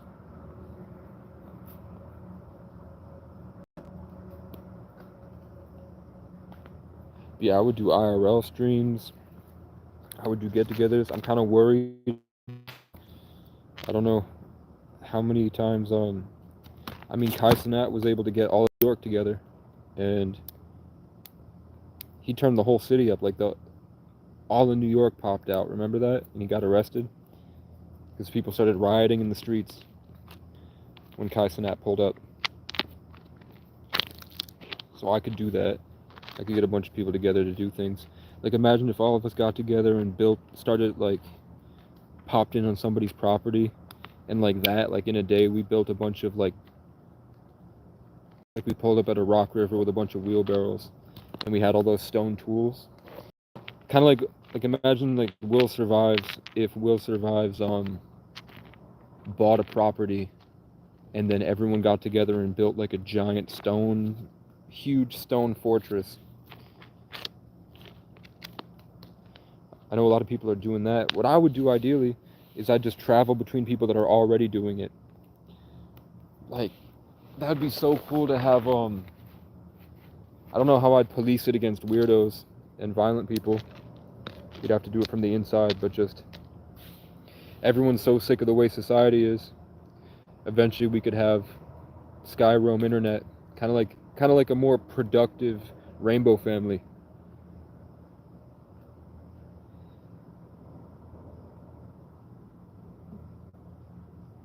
I really appreciate that, man.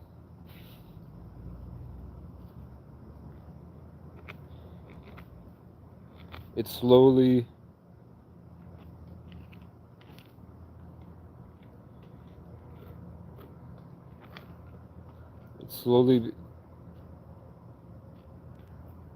it's like you go on journeys and you learn stuff, and then you come back to life with what you've learned, and then you come back to how simple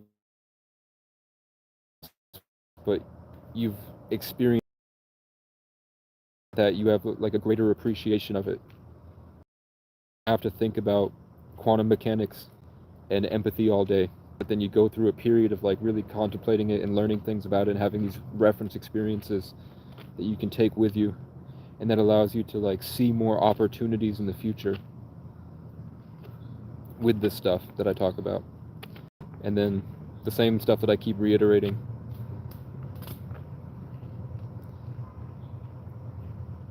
And I definitely have videos that are lessons, like where the environment that I'm in enhances the experience, so you learn. It like backs me up. Like, I have real lessons on how the universe works that the environment made with me. With God's timing.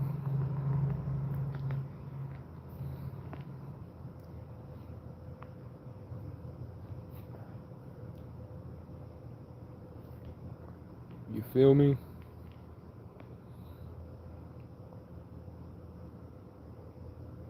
Let's do 25.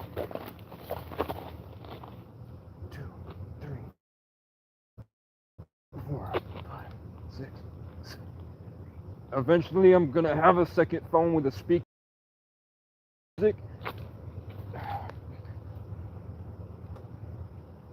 If I had my own, I could have a storage unit There was a group of, I don't know where I'm at. Let's do 10. 2, 3, 4, 6, 7. In the town that I just came from, somebody has dumped 7 cats on the street, and those 7 cats need a house.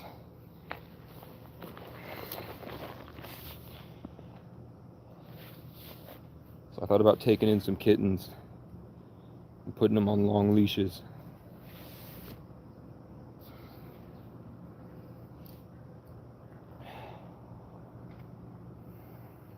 And then we can strap GoPros to those cats with I get and put the node for it in my backpack once I have like a Jackery power station. And then we can put GoPros on the cats and turn them into like drones where we can live stream their feed to the computer. And then we can set the cats loose.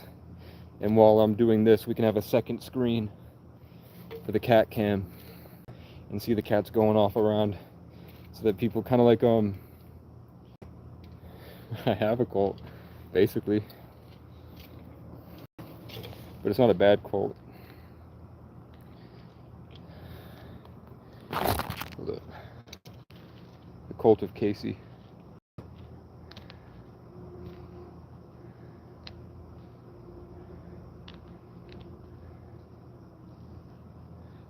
Like I don't say that the stuff is real. I say that it's my experience, and then I talk about all the different pieces that brought me to that conclusion. But there's like tarot readers that have communities of like 30,000 people, and they go off like way on the deep end, and they make it all seem true, even though it probably is. Like talking about Lyrans and Arcturians and Pleiadians and Soltron, not Kabbalah, and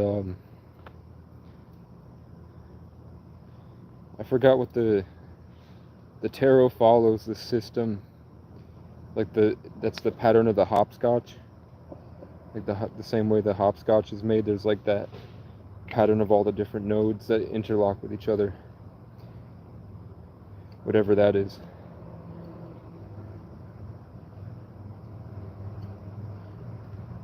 It's basically just get money, get buff, get better, open yourself up to more opportunities, learn how to take risks, and I'll throw in a couple skills here and there that help you out with what you want when you ask questions, because I have a lot of knowledge and a lot of wisdom, and I've done a lot in my life, and I've been around a lot of people that have done a lot more than me.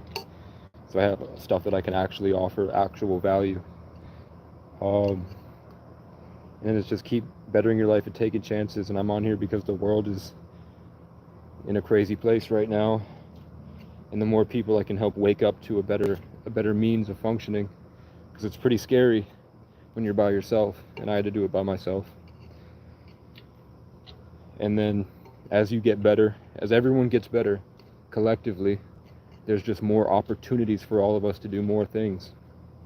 And then, I mean, as a cult leader, I have an agenda, if I had a cult, which would just be to acquire more land and acquire more influence to make things better. A better means for positive solutions to these problems. Like making sure that all public parks have public gyms, just like Venice Beach, and clearing out more trails for horses, and sick of walking around these back roads and seeing different, because their owners have to work doubles for their giant properties, and they don't have time to take care of the horses, and they can't afford a stable that will do it for them.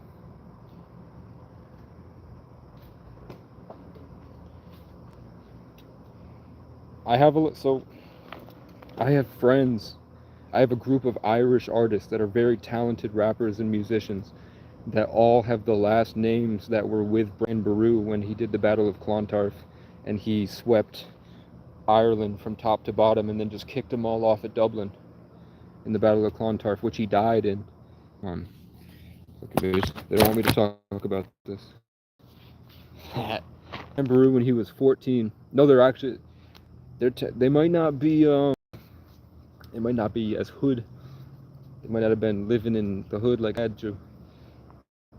So they're not really coming with that. But they're very, I guess you'd call them poets then. They're rappers. They can rap over a beat really well, and I like their style. I think people have a lot to offer, but you're right. They're right. They haven't been through it. They're not from the streets. So hanging out with them, I don't really enjoy it. You feel me? But I love their art, and I'd want to take it to another level. But they get prideful and narcissistic. But they're all the same. Oh yeah, Brian Boru was 14.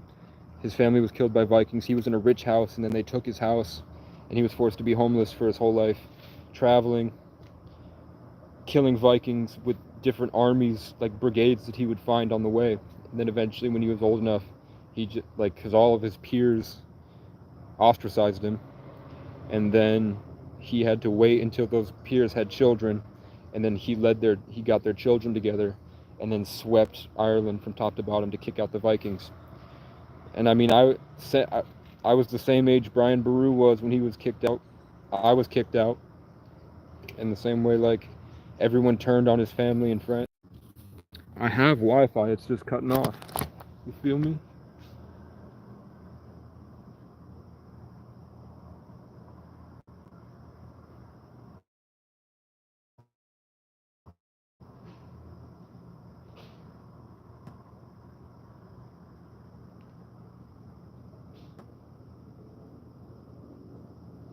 I don't think he's being hateful.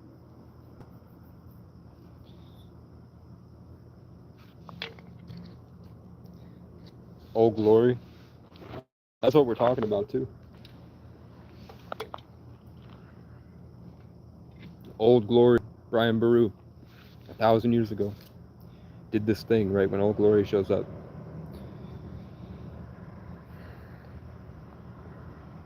But yeah, everyone watching, watch how quickly your life changes when you take diet and exercise seriously and rest, making those simple changes. Watch how it's uncomfortable, but watch how in a week, how much more the world is at your fingertips. And then it's like you won't even be able to fit in with people anymore because nobody's doing it. It's like all of a sudden you're like a different species than everybody else, just because you take care of yourself.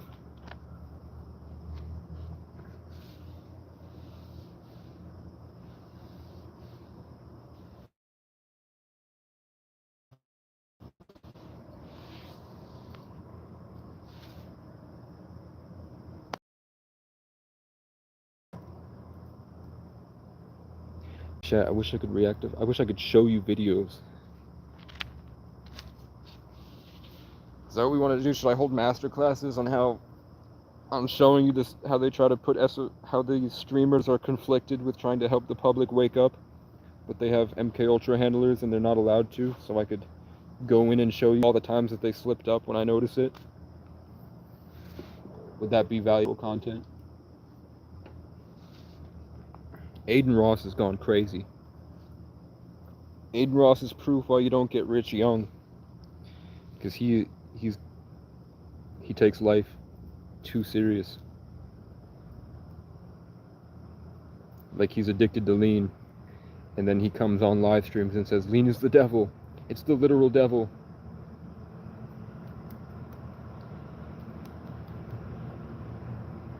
I feel bad for Aiden, man. Wasn't Aiden like 17 when he blew up? Aiden Ross was 17 when he left home from a rich family in Florida, and then he went into an industry,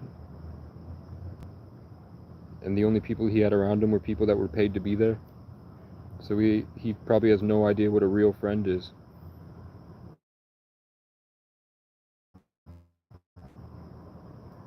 Probably has no idea, like now he's isolated from his parents. I don't think in years.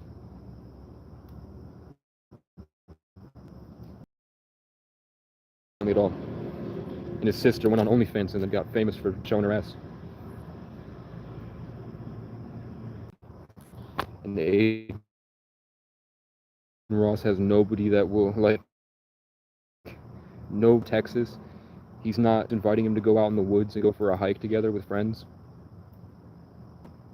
Aiden Ross hasn't been to a public park, and he'll never be able to meet a stranger that doesn't know who he is now. He'll never be able to meet a girl that doesn't already know him. So Aiden Ross got everything he wanted, but he'll never be able to meet a stranger. And that's why, you know, Markiplier before Markiplier fell off now, he was crying because he'll never have a meaningful relationship with anybody again, because now his wealth and fame supersede his actual soul. And that's why PewDiePie and him, not to shit on him, but that's why they kind of prefer the girls that liked them when they were nerdy losers. And they went back to those girls because everyone else now sees them as these high value men that they can get money from. All these rich people go back to the ugly girl that gave them a chance in high school because everyone else now sees them as like, all like go on these pages crying. So I feel bad for iShow. I mean, I don't feel bad for iShow Speed and Kai because I think that they're a lot smarter than Aiden. Aiden's smart, but he's like he's an addict. And he never had people in his corner. Kai Cenat had people in his corner. Like, Kai Cenat came up with people that he was with. Aiden Ross was alone when he blew up. And I've been alone my whole life, so I don't mind it. I think that I'm probably one of the only people that could handle being rich, because I walk into town like I'm a billionaire anyway. Even though I'm homeless, I go into town like I'm the shit, because I know I'm the shit. And I'm still very, very, very humble. Like, my whole life was just sitting alone like this in the woods. So I could sit alone and then I go into town and buy what I need with food stamps. So I would just do literally the same thing with millions of dollars. I just go buy what I need. Except now if I want to take the day, put on my music in the car and just make songs, and I want to go up to the public park and go sit by the lake and talk with God the same way that I do here, I'd have that means. And then when I have a good idea to go to the reservation and build a gym and film the whole thing, allowing them to show off their culture, and then finding needles in a haystack, different artists that have talent in the reservations where they're in poor areas, be able to put them on in a way that they won't know who I am fully. I think maybe that's why they say 33 life paths are supposed to be background characters. Like, Emery Tate made Andrew and Tristan Tate, and he blew up through them.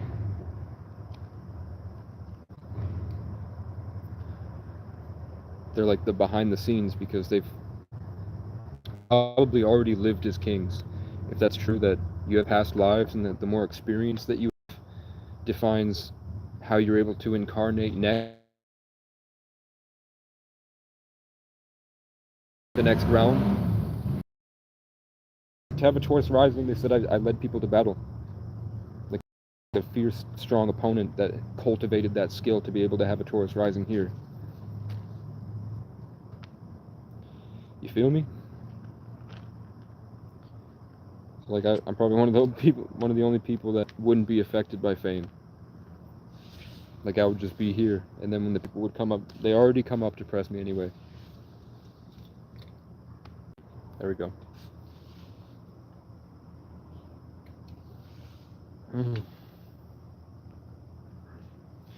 I'd rather die a legend, floating away to the sound of the horns and the drums of my children, than to be hanged by the lake by the edge of a rope.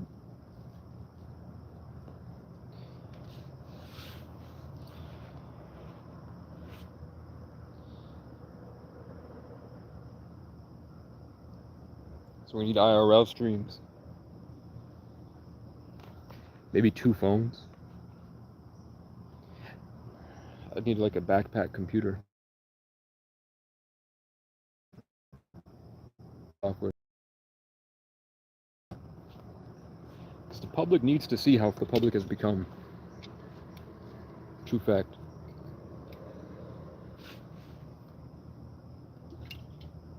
Let's have a macadamia nut cookie, bitch. We're having a fucking cookie, bitch. Kamala Harris. Haha, you think you just fell out of a coconut tree? You exist.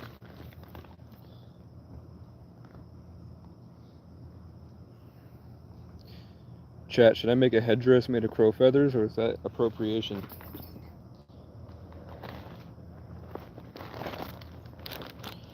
Is it cultural appropriation? If I didn't come from the reservation, but I have indigenous blood, to wear a headdress? True fact. I've done everything that they said you need to do to become a war chief in the old days.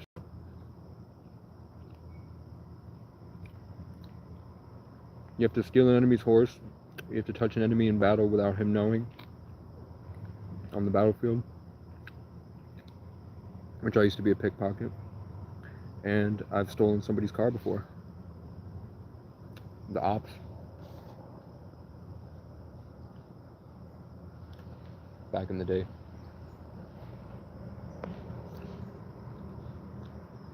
What up, Susie? We're going a long time today because I can't sleep.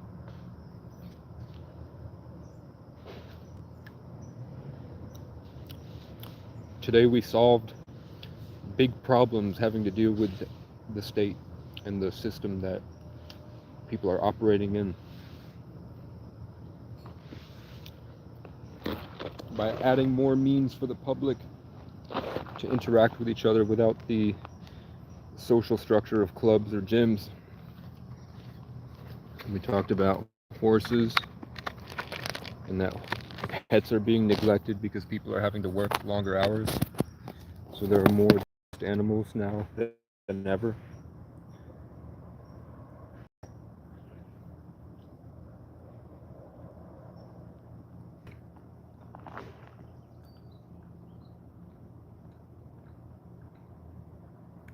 You think we'll have bullet jets? Or we'll be able to get across the country like that?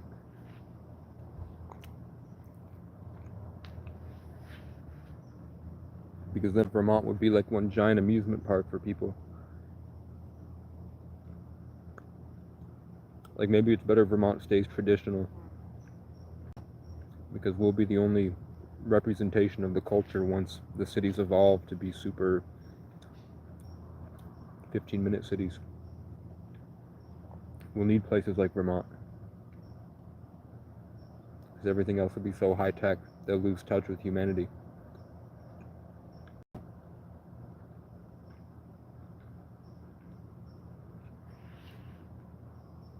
You gotta go into I don't know what that means.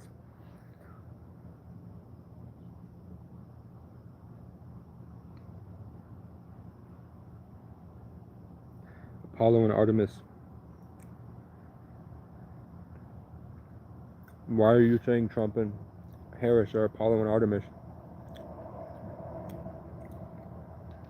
They're all Satanists. They fuck babies. They eat children for adrenochrome, for spiritual power. And they're all controlled by the higher ups. Yeah, they are. So I guess maybe they are in a power play, but it's already, they've always been rigged. Like this form of government has been around since Egypt with the Rothschilds. The Rothschilds didn't just survive through all these times all the way back to ancient Egypt. There's like a secret upper hand that controls everything. And then they see us like a Sims game. So the Trump-Harris stuff is just a way to spread out mass codes that influence the public's emotions and keep them riled up, to keep them in a certain state, to keep producing what the Anunnaki, the gold that the Anunnaki would mine. our emotions, our consciousness, our spiritual Bitcoin. And Putin has come up and said that. Putin said in the Tucker Carlson interview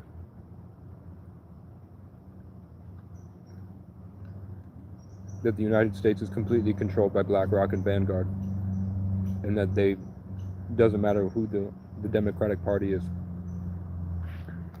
They're just like, it's the politics is the entertainment division of the military-industrial complex.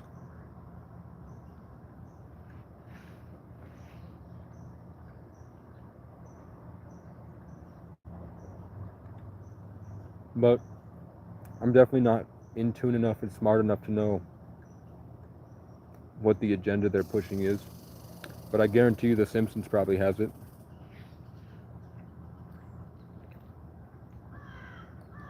Shut up.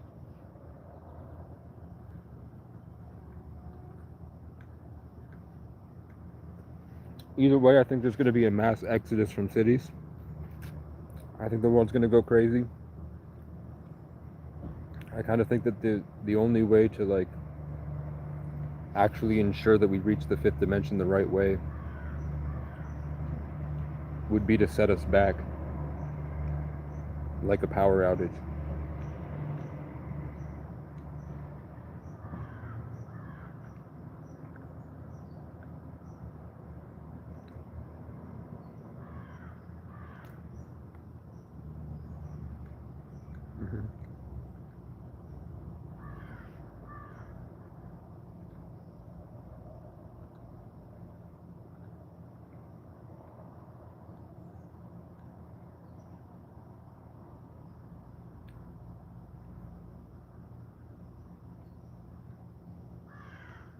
Come on.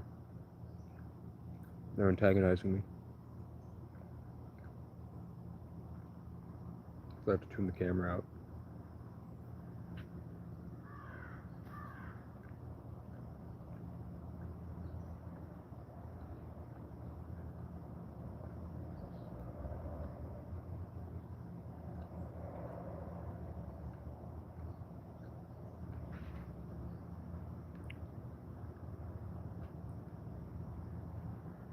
I have to check what Alex Jones is saying. Because he's right.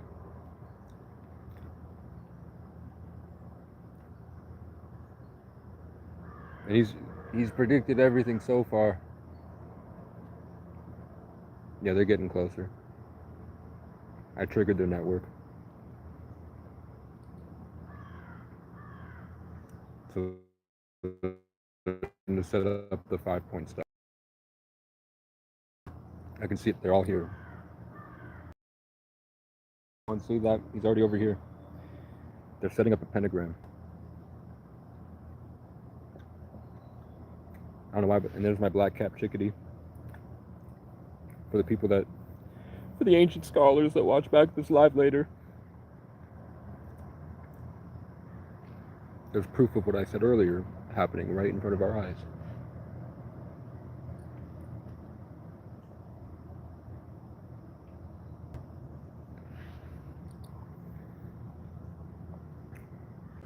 So I don't know if they're going to shut the power grid off. But I think that would force us back into realizing empathy and coming back to Earth, literally.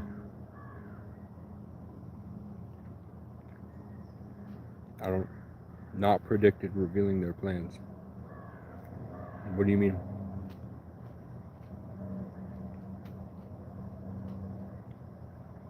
Oh, okay. Yeah. So I have to see where he's at with that. I saw him on Dylan Dennis after the assassination attempt. Did we get a close up on Trump's ear if it was actually missing a piece, or if it was just like in movies where they make the sound and then a ketchup packet blows up?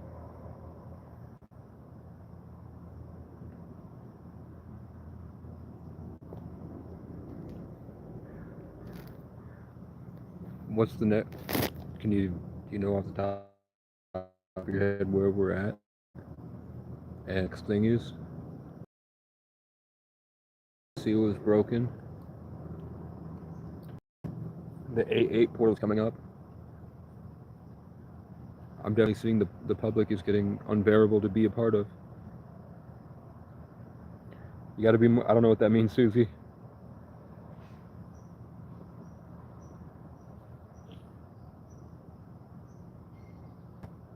I know being in nature is better than ever, and being in public is unbearable.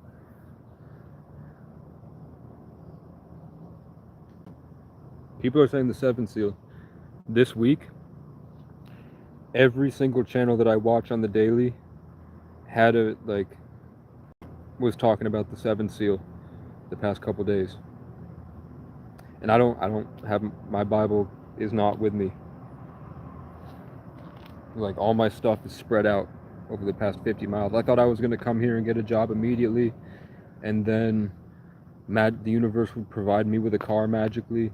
I just really thought that if I kept making content, the universe would put a rich man or woman on here, and then he would just be like, yeah, I have millions of dollars, let's just do a tax write-off for your GoFundMe.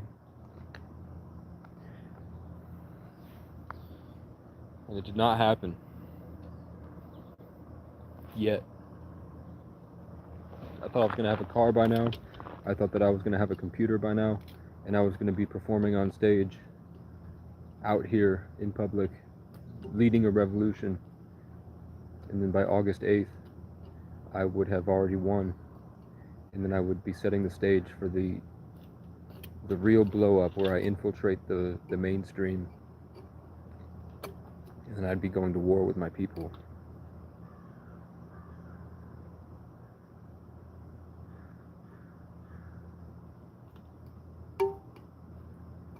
Cool.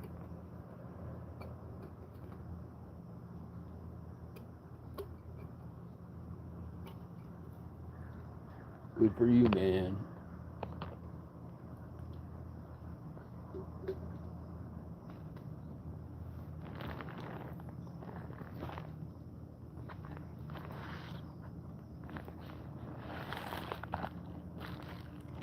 Shout out my mom for buying me all this stuff.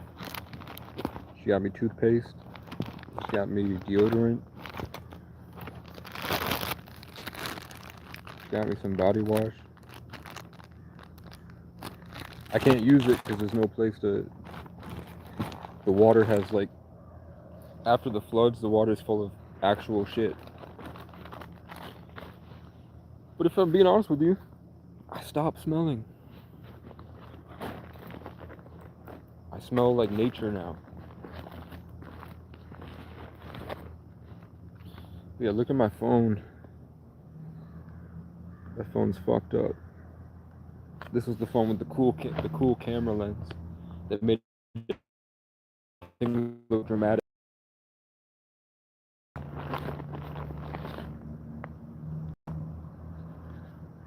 I don't have enough for any more cigarettes.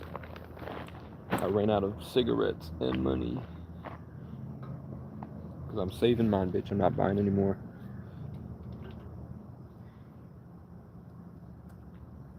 I need to buy phone service.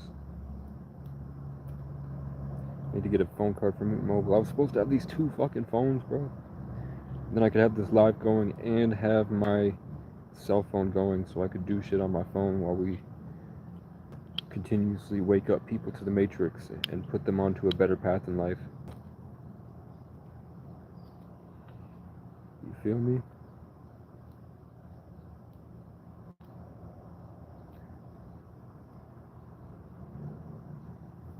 So what? Is Susie still here? Care to describe the 6th and 7th seal for us?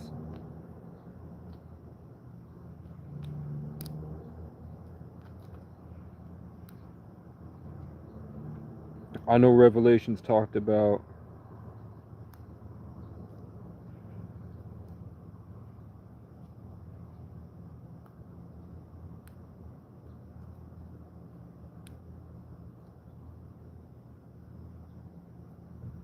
Are you talking about real money or are you talking about the flow state?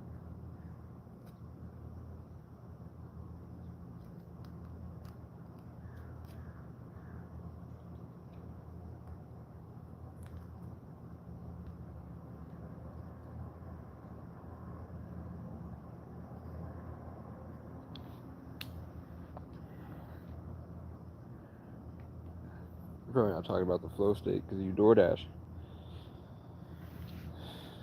So you're in that flow state all day if you're DoorDashing. LOL.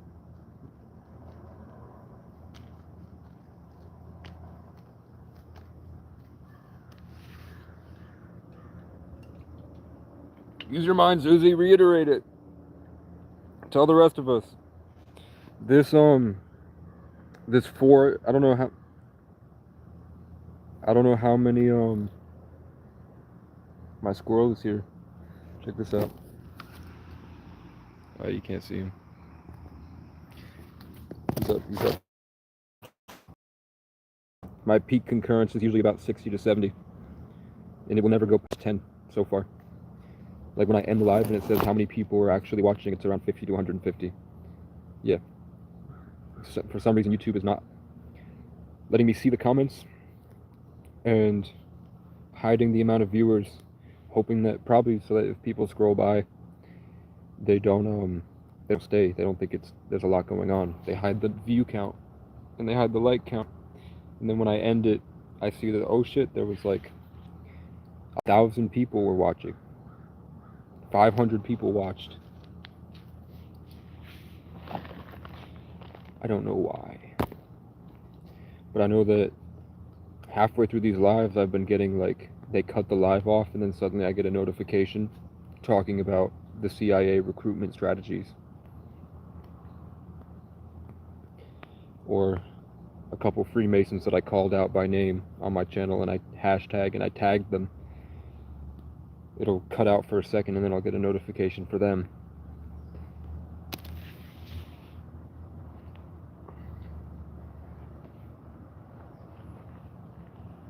Which Freemasonry is a satanic cult.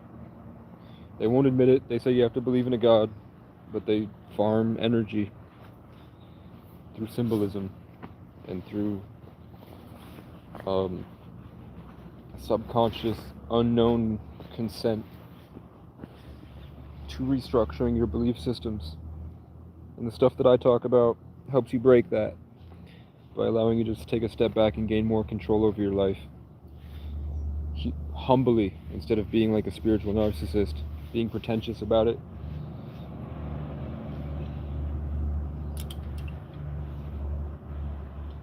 Check it out.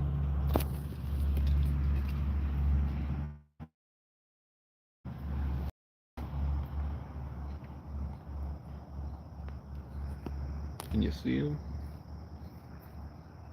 Can you see him, man?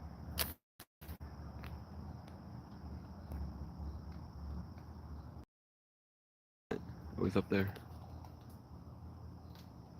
You can't see him because of the contrast. He's right there. He's looking right at me.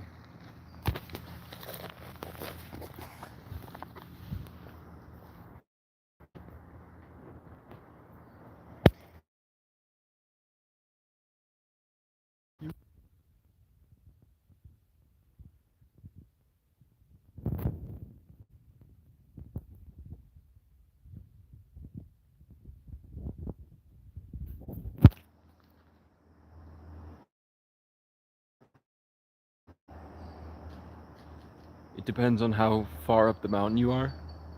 He's climbing. Like Brattleboro, it gets to like 0, but up the mountain it gets like -15, -20. But the wind chills can be like -40.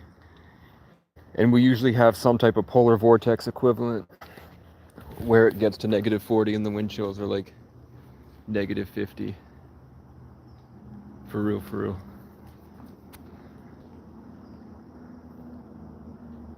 But we're hills, we're not full mountains like Colorado.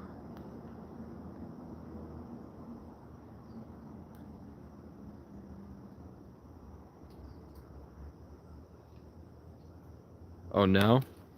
I mean, it's summer. It doesn't get too cold. Probably like 50 at night. Like lowest, like if there's a storm. If there's a storm brewing, it gets to like 50.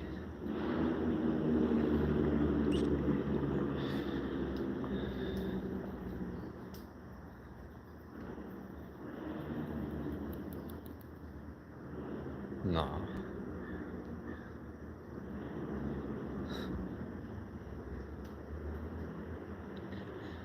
The squirrel came to eat lunch with me. Eat breakfast.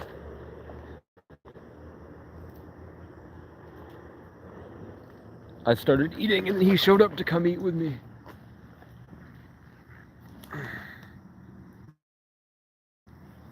Yeah, only when because there's been a lot of storms and a lot of floods. But I'm on a mountain right now.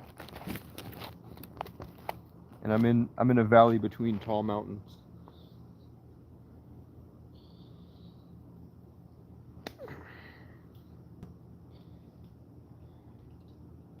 Let's see what temperature it is now, man.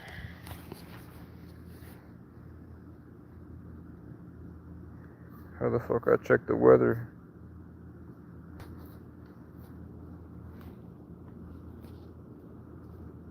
Hold it. Right now it's 70. So I'd say it's probably gonna be 50 tonight.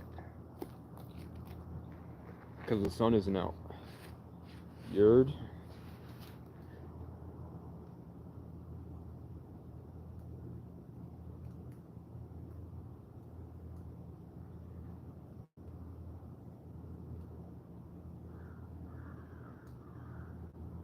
I like it though. I don't get uncomfortable like that.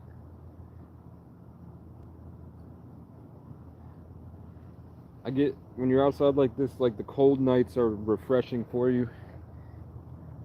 Because there are days you can't, I mean, you're in Florida, but there are days you can't escape it.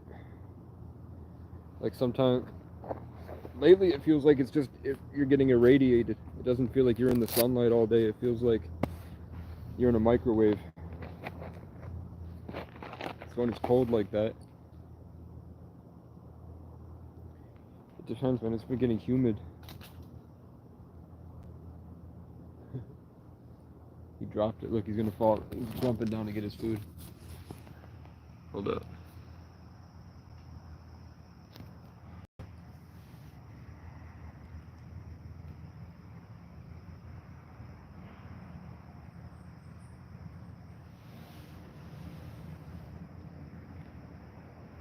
Eventually I can have stuff like Twitter Spaces where everyone can talk. I just don't have the means to do anything but this at the moment. I don't really have anybody that I do a podcast with right now. I thought about going and getting the crackheads, like going to talk to the crackheads and putting them on the live stream.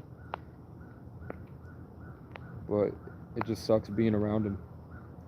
And they're all like trained to ruin your self-esteem and drain all the life out of you. So I don't like it. And then I'll decide to leave. So say I have like 3 ops, like 3 homeless people that have given me a hard time that I felt attacked me spiritually in the network. When I decide to descend from this mountain and I ride this BMX bike all the way through town that I just found on the side of the street, I'm only running into those guys. It's like everyone else is like bots on their set path. And then I keep running into the same like 3 other people.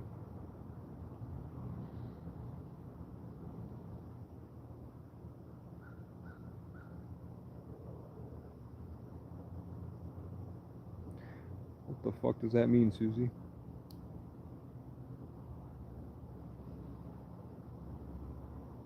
There's lots of chans on that bear. There's lots of chans on that bear. What the fuck does that mean, Susie? What are you talking about right now? What does it mean, lots of chans on that bear? lot of chains on that bitch. A lot of chains. A lot of chans.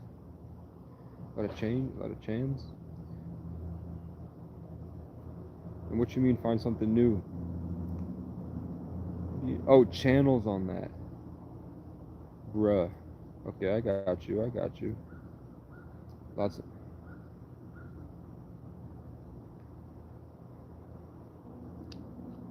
Still makes no sense, Susie. I don't know what bad means. I know you know. I know you're talking about channels now. Yeah. But they're not from Vermont. And they're not my channels.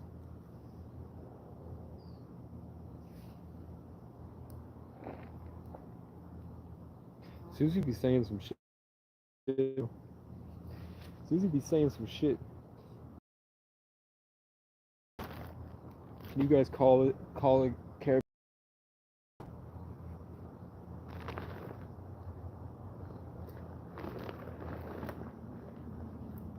I smoked 2 Black and Milds already. Nobody smokes here. In Burlington, I could go down the street and I could fill up like 6 different packs of cigarettes from all the bucks from the hospital.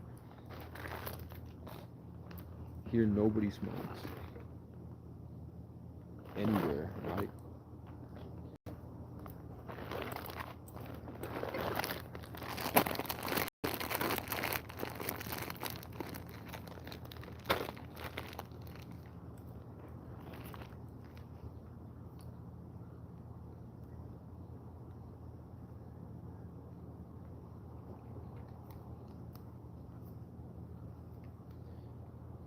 What was that shit? What was the channel Susie said?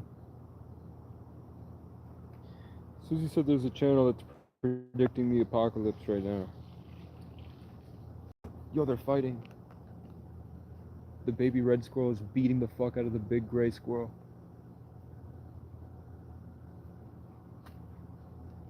You fucking bitch. Go fuck your mother. Go fuck your mother.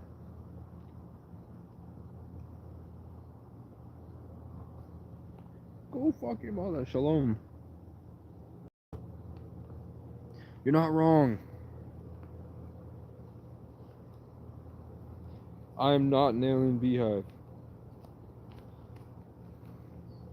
I feel kind of disappointed in myself that I'm not an alien beehive.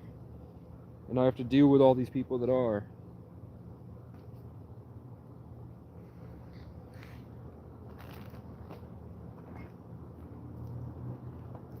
But you know what? I got a fucking Nesquik with fudge brownie, 14 grams of protein, bitch. What do you have? A bed? Pussy? Real men drink fudge brownie Nesquik outside with a broken cell phone. I broke my phone, dude. That's why it doesn't look so cool.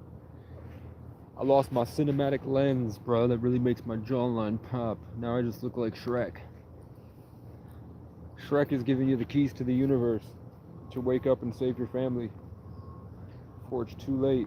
And we have Susie Fairfield here that says the 6th seal of Revelation is broken. Bah. And then she said she's going swimming. We can't do anything with that, Susie. We need more info. We're strategizing here. We need to know what that means. Help us. Enlighten us, Susie. Also, is you and James be coming on? Is James Fairfield that goes greetings from Southwest Florida? Is that your husband? Just to make sure. Because you guys don't show up at the same time. You guys pop in separately.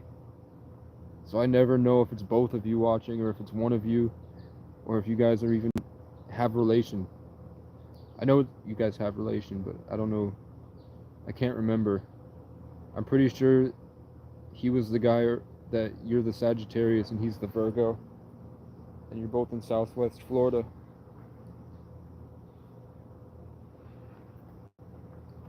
But you guys pop into different times. So I never know what's going on. And also, what is the 6th seal? What's the 6th versus 7th seal? He always goes, "Greetings from Southwest Florida," and then says, "Gut microbiome is very important."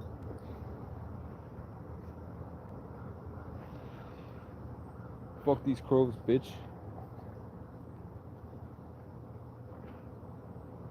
Get me a quick $50 dono, and I'll take you all to Walmart, and we'll buy a BB gun.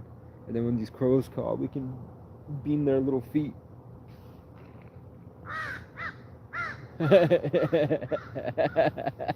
He's going to tell the others.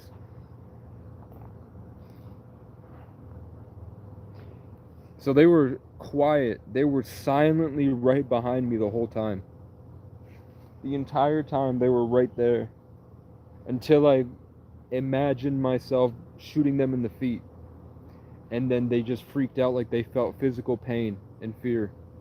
And then they ran away. Because they were seeping into the back of my mind.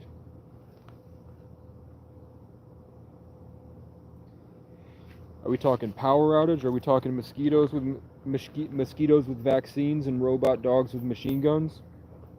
Are we talking like massive floods, volcanic eruptions, solar radiation? Are we talking about? I don't get why there would be a World War III. It doesn't make sense. The more intelligent people are, usually the more compassionate they are. The most intelligent people that I meet, and I'm talking about these dictators, like, whether or not dictators, but Putin came up doing martial arts. He's a history buff. He's a smart guy. And he is going to war for what? Because we were moving in, right? NATO was coming in. But we know it's a stage. We know it's all a distraction to keep us from the fifth dimension. So why are they continuously like pumping out wars to kill us? Unless it's like a human sacrifice for some type of beast or machine.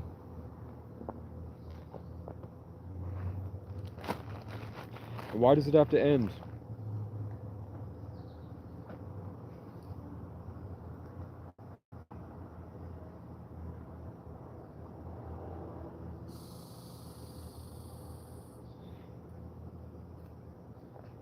Like, why? I guess I need to read the Bible more, man.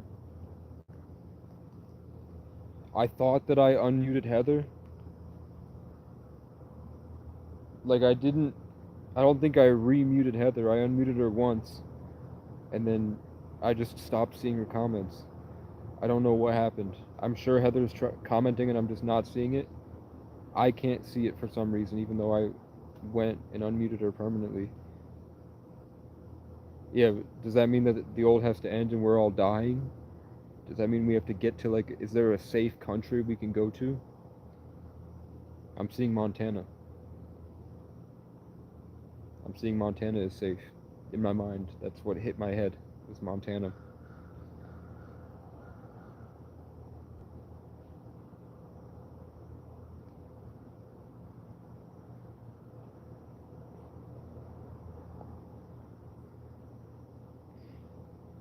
Should I have somebody comment my Cash App and I'll pin it?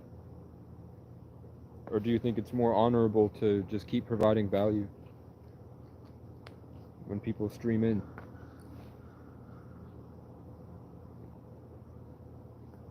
Because I'm on a feed. There are people that are scrolling from across the world that are popping in to the live stream. They don't, it's not accurate, this number. My peak concurrents are about 50 to 100.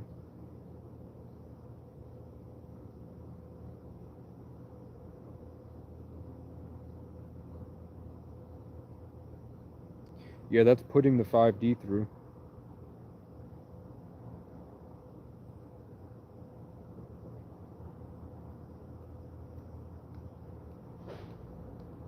I hope you bought omega-3s and multivitamins, Susie. I hope you guys are doing it. Cause Florida's bad, man. You guys should meet up with Uncle Will. I'm pretty sure Uncle Will's out there.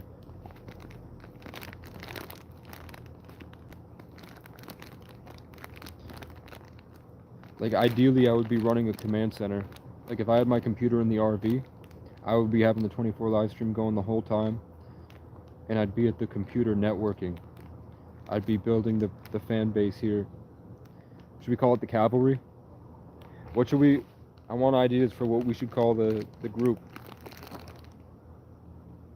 Everyone has a name for their group. Should I call y'all the cavalry?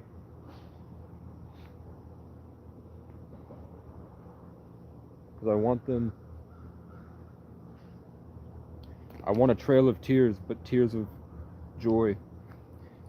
I want a trail of tears, but the tears are of joy.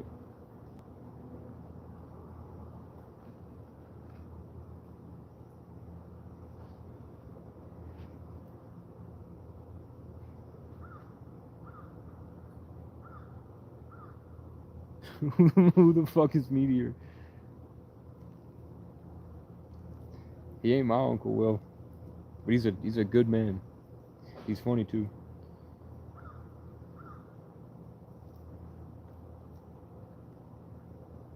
What did Susie say? I'm gonna explore any representative species.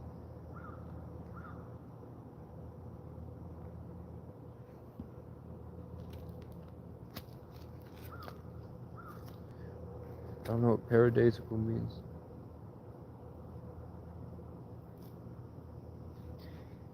I've taken a fat shit, looked over in the middle of the woods, and there was a giant moose like here.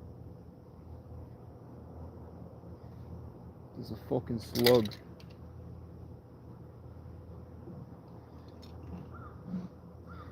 You guys do not know the pain of having to wake up and there are frogs and slugs all over you.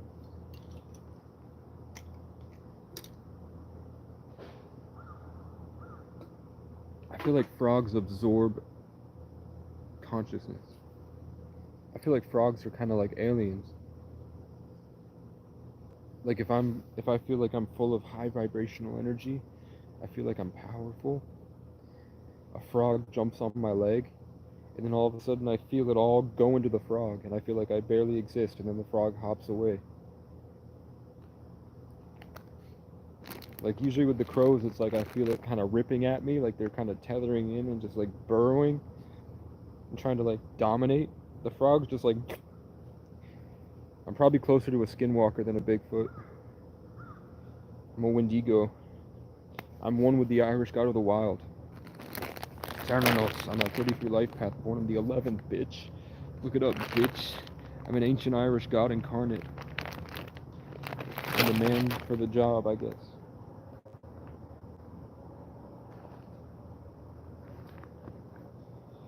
I found a school... So a homeless man stole a school teacher's wallet, and he stashed it out here in the woods. So I went walking through the woods yesterday. No, I'm a skinwalker. I can just throw it off and assume this form. Watch.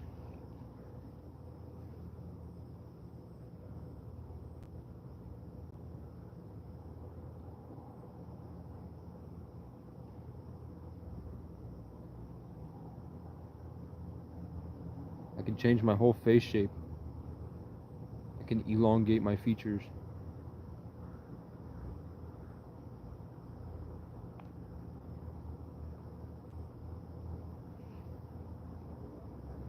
I can make my face bigger and smaller at will.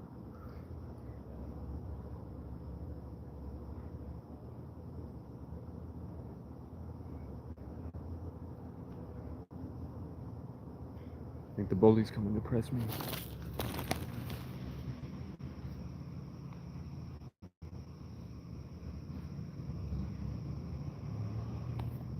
Yep.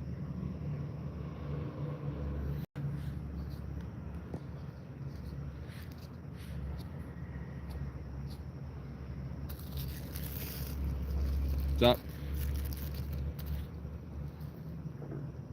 Let me get this stuff out of the way.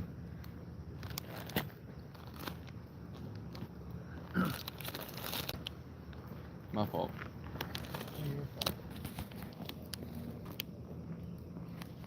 Alright, cool.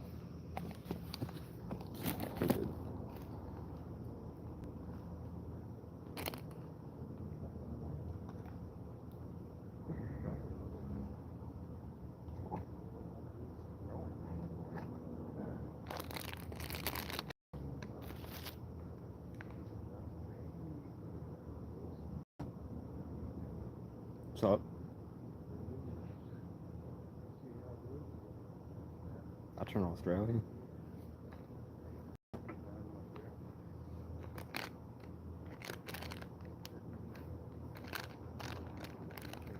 Crikey, mate.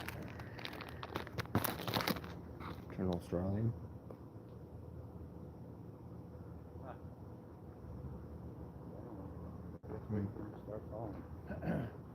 I'd like to get like a half a bucket full.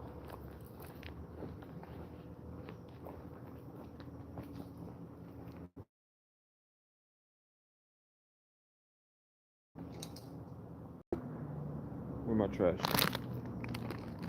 Yo. What the heck? Dude. Where I put my wallet?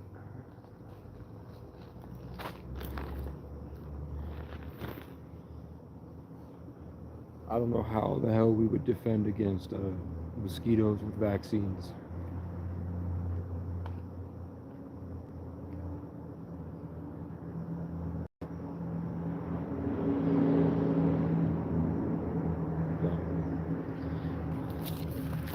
See how I said that they stand right in front of you? You can't see them. For some reason, the NPCs, the intruders in my simulation, directly in front of me, which is exactly. It happens enough on my live that we can recognize the pattern. I don't know why.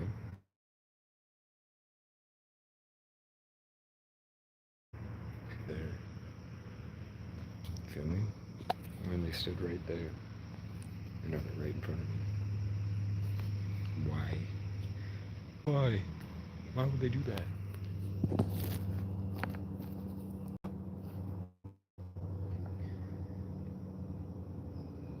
I'm the cat's meow.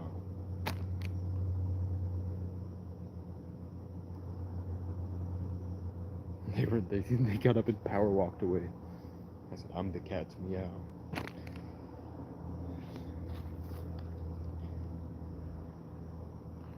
I have $5. Yeah. But it's not them. These eyes are kind of a reddish tint now. I feel kind of drained.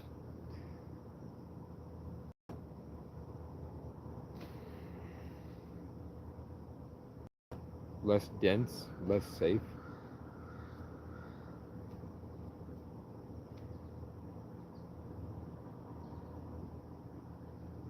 People say I'm Robin Hood.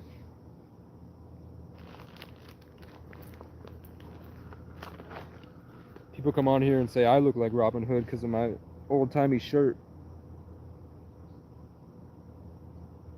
And I'm recruiting. Do some push-ups.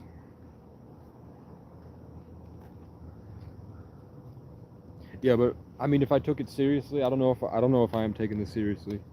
Like I had a real dream, like a serious dream, where my grandmother sat down with me and said, "Do you want to keep giving all of yourself away to people that wouldn't do the same for you?" Like, and it showed me like half zombified, like decaying at a desk, pleading to a camera. And my grandmother was like, is this what you really want? That's what you want from life? I mean, if I did that route, hey, keep it up, I'm gonna put you in timeout. I'm gonna put you in timeout, bro.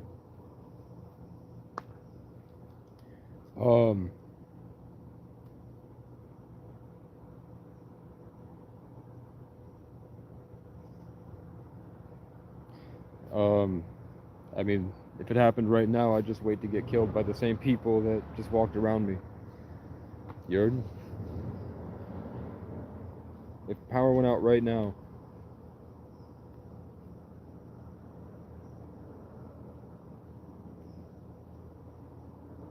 I'd hide the bike.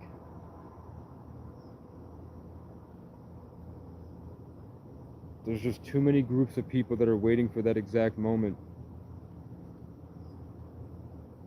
Like if the power went out right now, fully like full martial law, there'd be a group of like armed hicks with like rocket launchers and shit out here that would be here to fuck shit up. They'd know how. They'd have traps set already. They'd have tons of shit.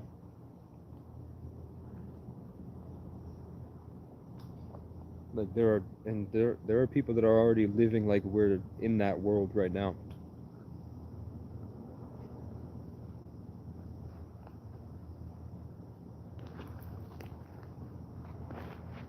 And I don't know, I hope I've made a big enough impact with this that Vermont knows who I am now and they know I'm not a threat. So when they see me, because I've blown up in Vermont a couple times, a couple of my videos have spread across, that many like people know at least who I am now. That I might be able to be seen as somebody of value.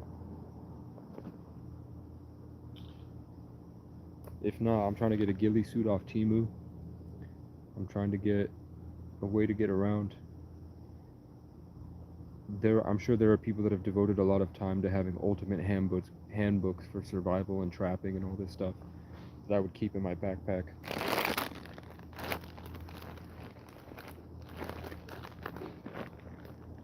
It's either an AI utopia or we get set back pretty far.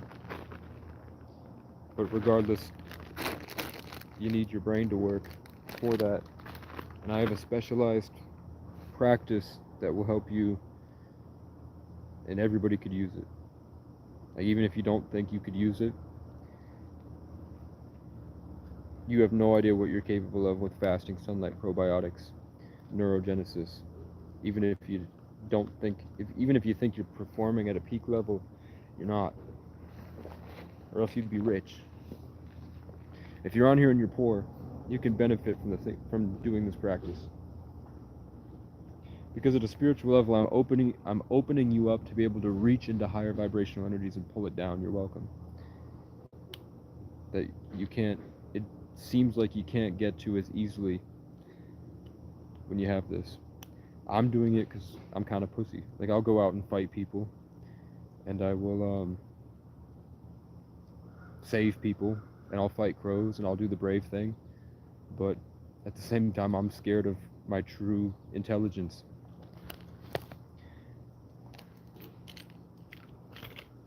Not gonna lie, I smoke cigarettes to hide from the fact that I'm a lot smarter than I give myself credit for.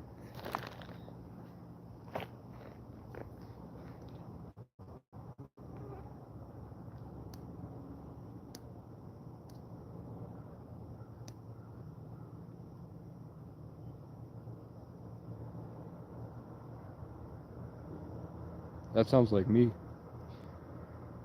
That sounds like how I talk.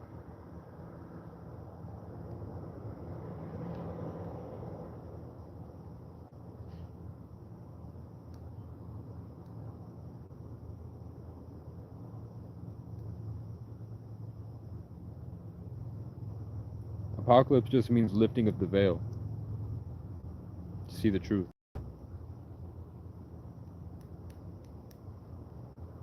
I heard rapture and now my bee friend is here. And it flew right in front of the camera and then looked at me and then flew away. Because I was trying to empathize with the camera and the bee said, nope, keep the wall going.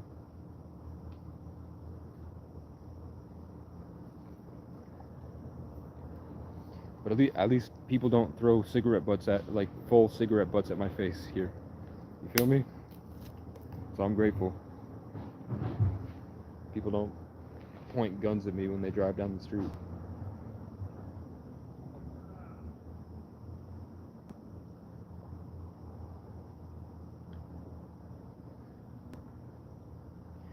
I only have to worry about the occasional bully. I don't have to worry about an angry mob like I did in Pittsford and Randolph.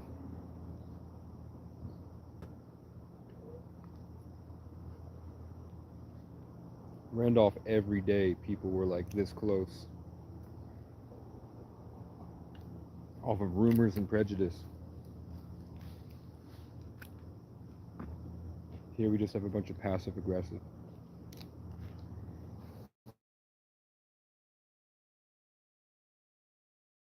And we have literal robots in a zombie apocalypse.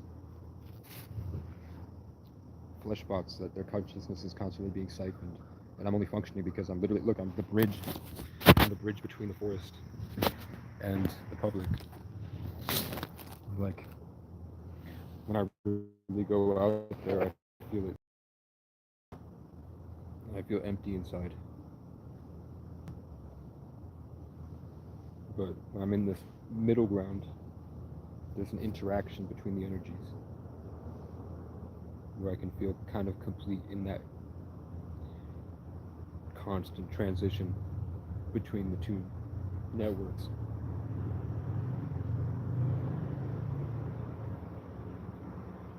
Yeah, but there's still more that I could do.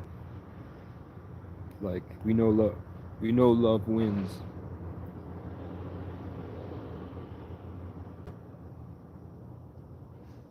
But love could win, and then you look back and you're like, I didn't do shit. There's always still more you can do for yourself and other people.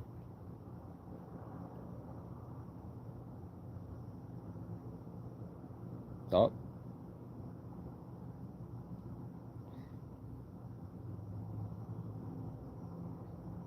Fat white losers trying to ruin my day.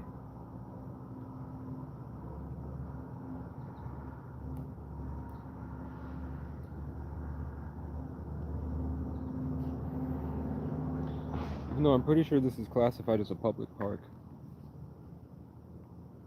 Yet so many people are coming up to ruin my day. You just saw like 2 people came over just to stand next to me. And then they circled me like a triangle.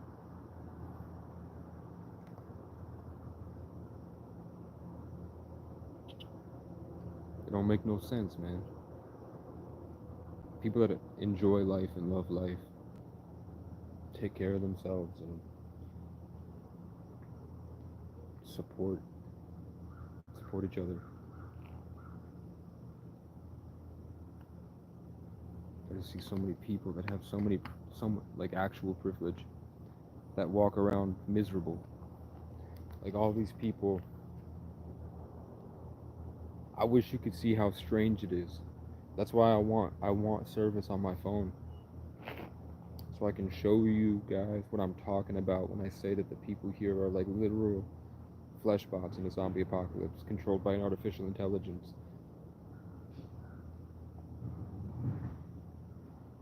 I'm not just pulling it out of my ass.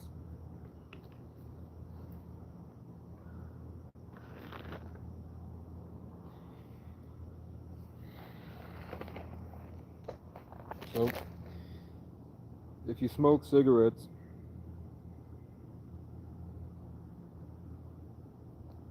the only way to healthily smoke cigarettes, instead of focusing on what you can control, shift your energy into what you can create.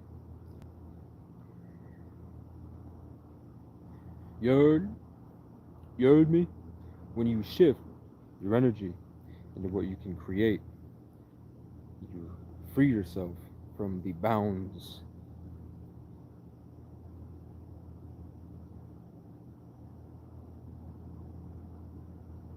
and you start to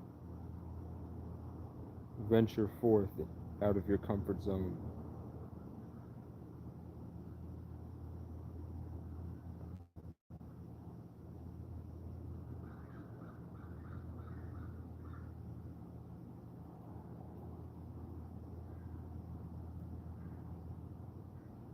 When people join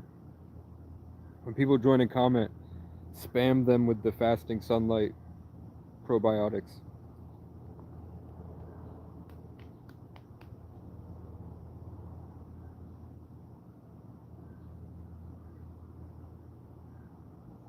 I'm chilling, man. How you doing? Machine Derek. Susie said smash the machine, and then machine showed up. Derek with 2 C's.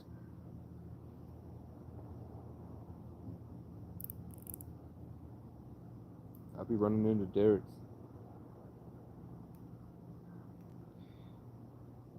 Dexter, yeah, man, we're building an army. We're building an army. I'm teaching them a secret practice that I learned from the CIA that nobody on your For You page will tell you about, to how to heal your body and connect to the literal God itself. And then helping people with little problems in life while I try to get an opportunity to get enough to get a computer, a motorhome, a dirt bike, an e-bike or something, solar panels, and be able to finish my album and start to make content and make my TV shows while the world is ending around us and shit's going crazy. Everyone's going crazy, so I'm like a rest stop in your crazy life. And also I meet a lot of people that are on like weird heroes journeys that need my advice, and then they go off and do something great and come back and they learn something. You feel me? That's dope.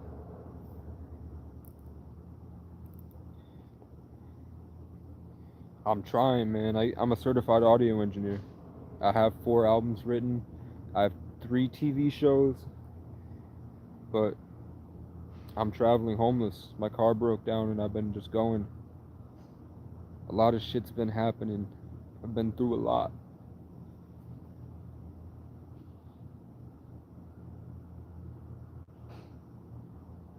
So I'm waiting for the post office to open, and I got a free necklace, so I'm getting that shit. Man, I'm in Vermont. I'm at the Capitol building in Vermont. True fact. I'm in my own server. I'm in my own private holographic. I'm living a weird life. I'm a 33 life path. Yeah.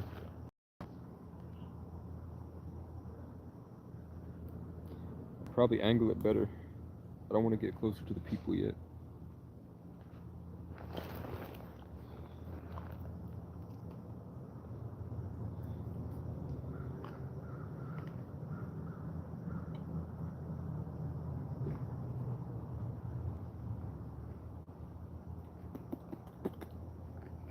Yeah.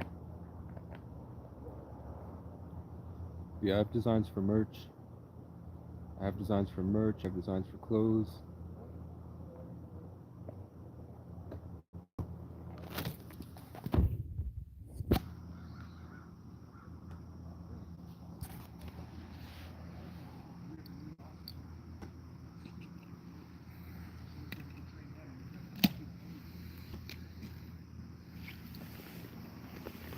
Hello. Hi. Is it possible you could not block the trail because other people get to use the public trail? Yeah. I didn't know it was a trail. Oh yeah. It goes all the way around the building up into Hubbard Park.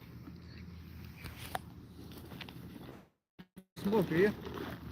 Cigarettes. Yeah, we're getting complaints about your cigarette butting on the ground Where? outside the door. I don't think those are mine. That was you plugged in this morning, right, into the outlet? Yeah, did I forget? I usually pick them up.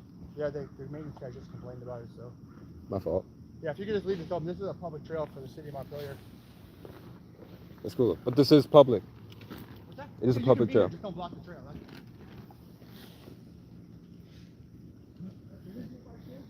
No.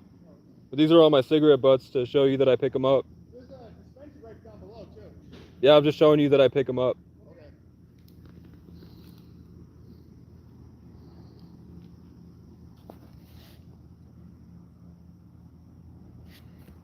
It happens. Acting like a 12-year-old.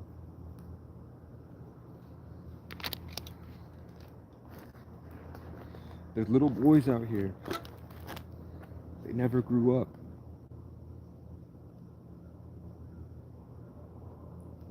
They deal with rapes and murders and drug addicts and all this stuff, and they still act like 12-year-olds. It's crazy.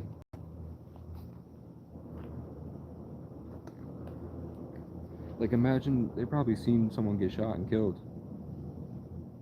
They still act like that, bro. Isn't that crazy?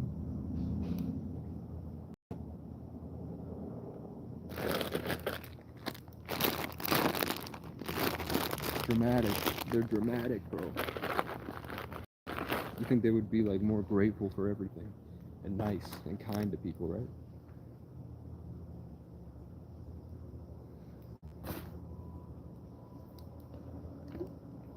They can hear me too.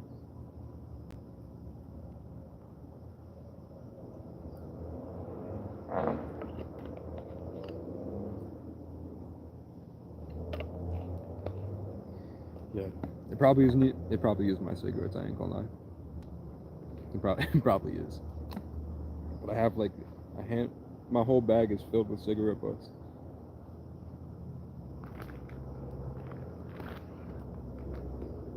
To be frank with you. Police also lied. So even though they said that they're whatever, they're looking for evidence that I'm living here. They're looking for my camp. They want to see if I live here. So they could be like, is that your tent out there in the back? And then they'll make me clean it up, and then they'll stand over me and get really close for no reason.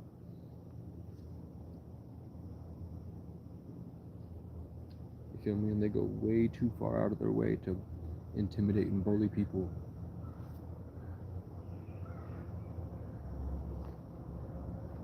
Just being frank with you.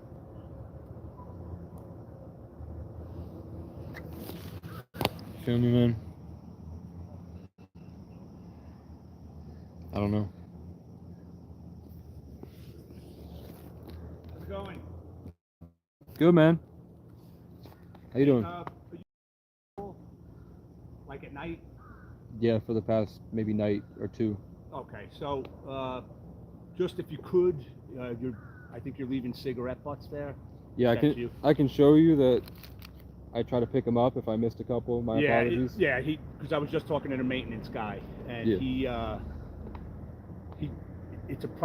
he's concerned. First of all, there's no smoking there, so if you could just police that, we would Yeah. appreciate that. All right, and make sure that you don't put it into like the garbage can or anything like that. Could be a fire. Okay. Yeah, I'm just here. I live stream on YouTube. Yep. My SIM card fried, so I'm got one from Mint coming to the post office, and then I'm out. Gotcha. That's all right. What's your name? Casey, Nice to meet you, Casey. I'm John. nice to meet you, bro. Pleasure. Alright.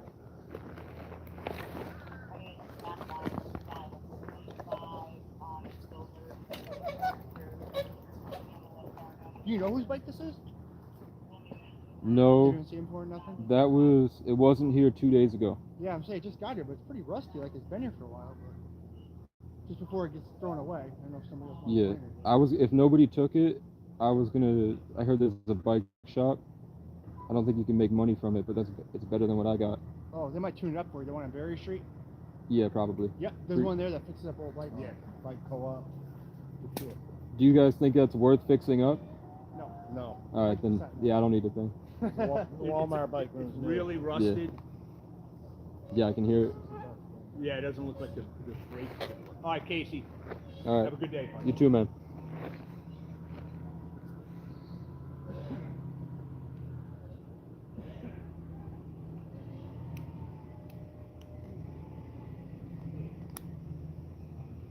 All right. I tried the nice, polite, not aggressive at all route. I tried the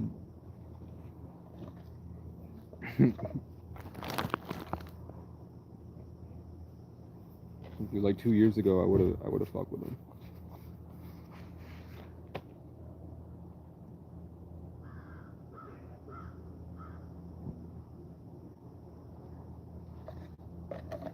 It's been real eventful. It's never been this eventful. All right, very good. There's usually nobody at all. But I'm live.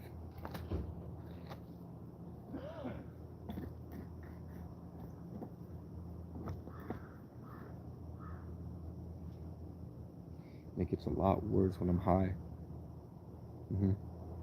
When I'm high, then I can start to push back against their own emotional stuff. See how the crow?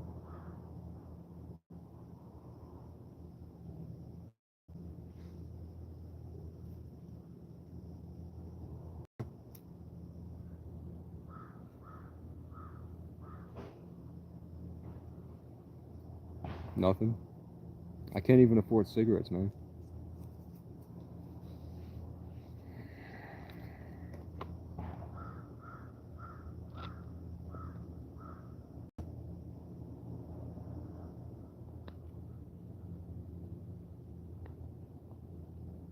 Yeah, I don't know.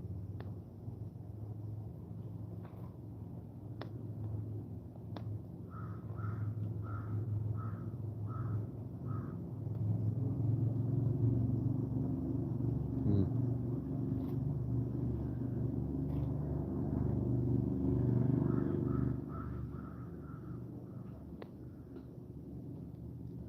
So what people are saying is that these people might not even be real. And that they're just like when I get high and you do what's called a Kundalini awakening and you connect to like Akashic records and the fifth dimension,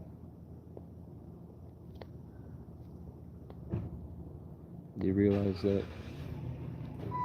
these people might not even be real, and that there was a whole lower level of emotional communication.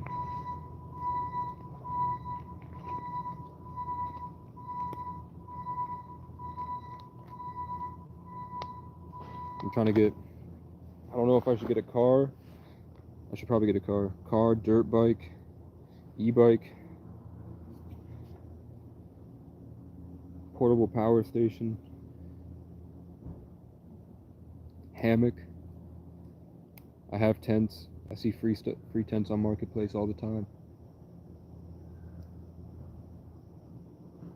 So like, I'm gonna tell y'all, if none of you are gang members, what gang members believe is that all these people are puppeted by demons, and they go out to kind of eat the consciousness of people.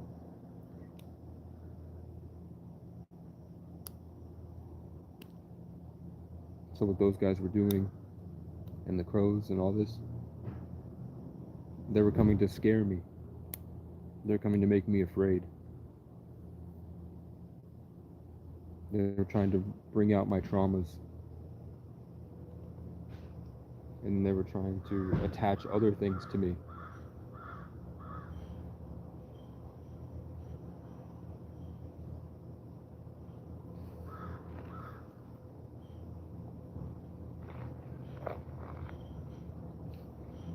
I'm so grateful to be alive, God. Thank you so much.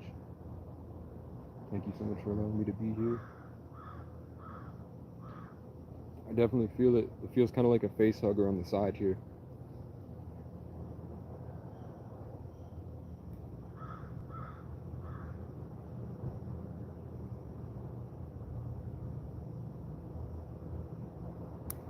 In case shit hits the fan. Can never go wrong with a ghillie suit.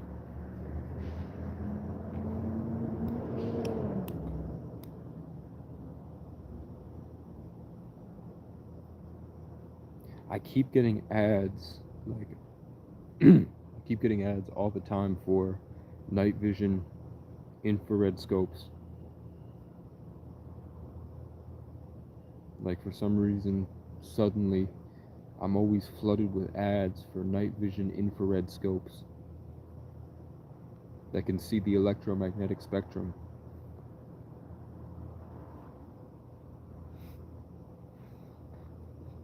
And ads for CIA, I get ads for YouTube videos on how the CIA recruits people.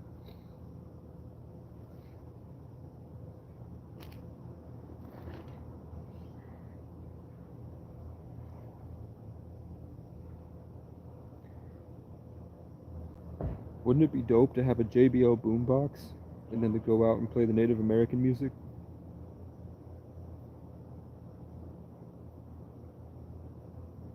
But what people are saying, man, the higher level of the esoteric stuff, is that these people aren't real. It's hard to fathom, and it's hard to believe that we might be entering dream realms and these people are fabrications of our subconscious, until you meet people that are on actual soul journeys. But it makes sense, like, I just saw something out the corner of my eye that wasn't. Um, when I used to do pickup artistry and I'd go meet a girl, I would kind of wake up that day and I would go on like a journey through like a mall, and I would go into all the different places, build up the courage to talk to girls, find a girl I like, and then I'd have to go approach. And I'd notice that like some of these approaches, when I'd lock in with the girl, it was just me and her talking, the mall would be empty, like in Maine. I can pick up packages. Like I can pick up packages from general delivery, and I have community action programs that I can receive mail from. And oh, but I'd like start talking to a girl, and then the mall would be empty, and then all of a sudden, as soon as we lock in, it felt like time stopped, you know, like that time stop feeling when you love someone. And then suddenly on all sides of us, so I'm talking to a girl at like the mall kiosk, and then I lock in, and then all of a sudden it was like hundreds and hundreds of people, like a non-stop wave of people instantly would start surrounding, and it would be really distracting, and it forced me to have to focus to talk to this couple. And that would happen a lot, where it'd be completely empty, and then as soon as I talk to somebody I feel is conscious, suddenly the whole place is filled with people, like trying to bump into me and making noise behind me and like trying to distract us loudly. And then when I finish and I get her number, I turn around and they're all gone.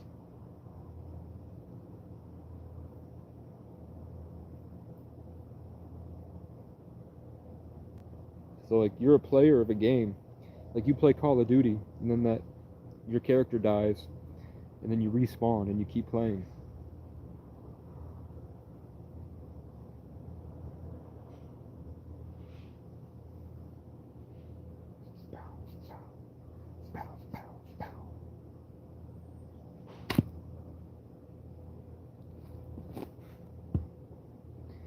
It's never been this busy in my life. And let me tell you, they said this is a public trail that leads up to Hubbard Park. There's no way to get to Hubbard Park from here. Nobody takes this trail. I don't know, man.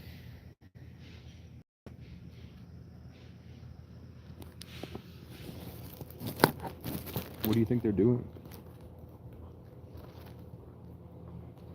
Why? How's it going? Good, man. How you doing? Good. That's good.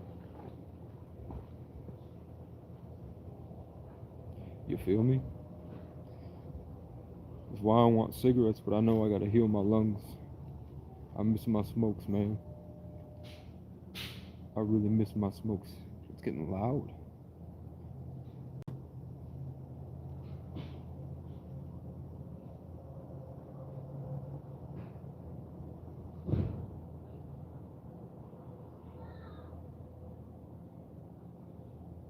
I guess it could be because today's Friday. This might be a field trip or something. But I'll tell you, in the past, I've been here 2 weeks. It's never been this busy at all. Swear to God. On God.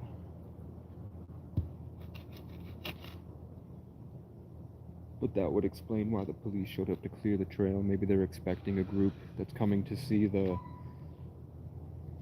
State House tours.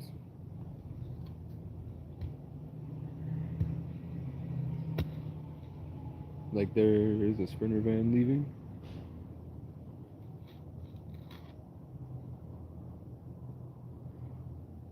I don't trust it, man.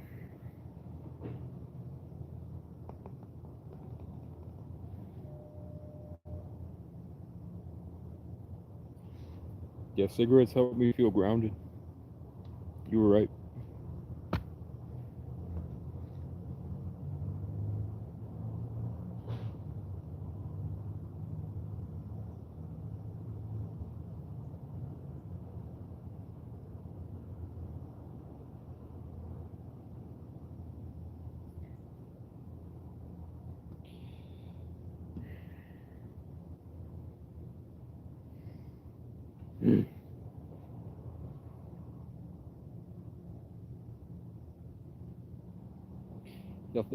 Y'all think if I was on TikTok, it would be easier to get donations?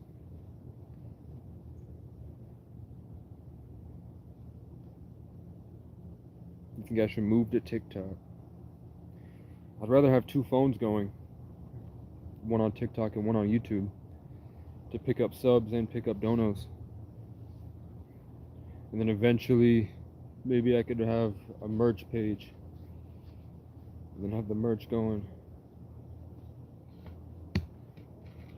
So that when people pop in, we could say, check this out, support the movement. Feel me? It definitely is, my peak concurrents are usually around like 80 to 150. So that's what we're focused on, because I don't really have an alternative. I don't think.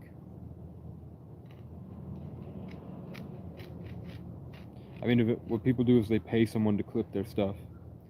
So they spend all day having fun and then raking in stuff as you gain more followers and do more activities and reactive videos.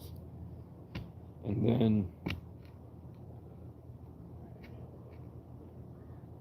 yeah, I really be feeling drained as they go by.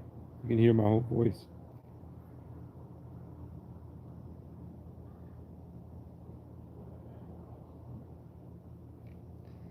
I'm seeing what they're doing, and they get right in front of my line of sight. I think it's a targeted attack from some higher level thing, and I think that eventually I'll wake up to God and realize that I'll be able to see through to the loving standpoint. But I'm seeing them with their head down and they're walking, and it doesn't feel real to me, man. I don't want to sound schizophrenic, but it doesn't seem right. The way that the crows respond, and the way that the people are showing up, and the timing of how they're showing up. I know it's divine order. What I'm on the fence about is it, am I co-creating it with my higher self, and are we just infinite beings outside at another level? That's what I'm afraid to think about. Afraid to accept. Because then I start to think about a lot more stuff. Because if that's true, then a lot of things are true.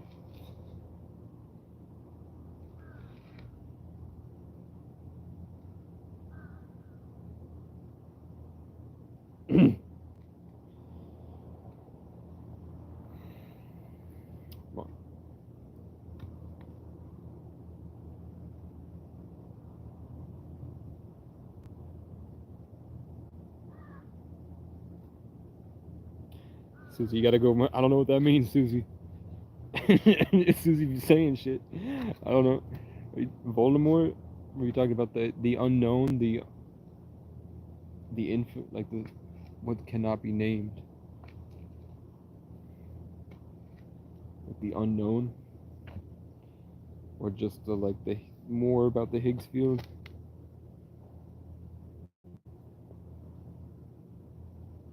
Yeah, because there's no trail here.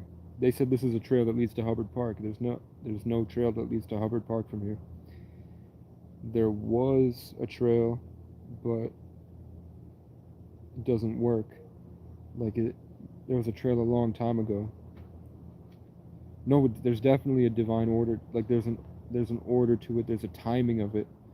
The timing is responding to my emotions inside. I'm definitely co-creating the experience. It's definitely at a higher level organized. I don't know, but the thing is that on a 3D level, these people probably have lives. Like I don't want to say that it's all AI and that those are literal NPCs. I want to say that they have lives and personalities. But sometimes I just can't feel it. Like there are people that when I walk by and I talk to them, I can really feel like they're coming from a place of consciousness. Usually my hometown, when I talk to them, they all run around all day, they all have fun, they all make jokes, they all do this stuff. When I start to skirt outside of Brattleboro and start to go into the small towns, it just doesn't feel like there's anything going on when I talk to people. Like those guys all seemed hollow and they talked like this, and then when they came into my energy, I started to talk like this, like there was just nothing. No suffering, no whatever.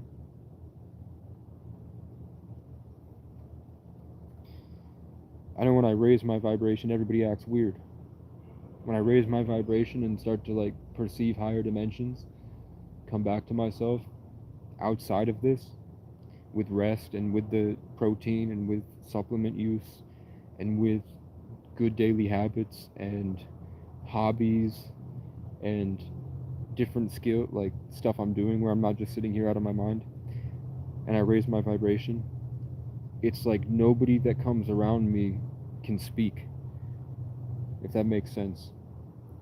Like they're attracted to me, they come near me, but like when they talk, they can't operate from that high vibrational light.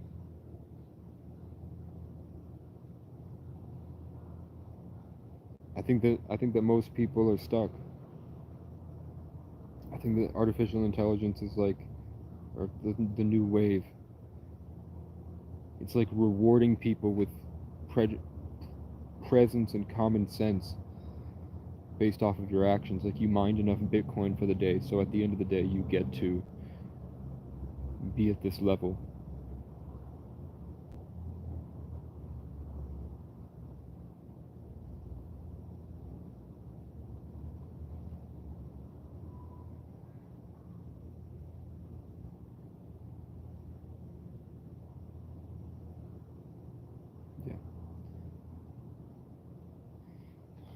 Basically, so I really did have a dream where my ancestor came in and talked to me about this, about live streaming. And she basically said, whether it was my higher self or God pretending to be my grandmother, or if it really was like a message from the other side or something, they basically said that like this isn't really worth my time, and that maybe people aren't ready or don't deserve to know, use it for the wrong things, and that whatever dishes out those keys has a method of choosing people and training people and humbling people and teaching people, caretaking people like a garden. But I just don't know what else I would do. I would make music. When I reach higher vibrations, the music doesn't seem fun anymore. It seems boring and redundant, like useless, and all I really want to do is just travel and interact with the public.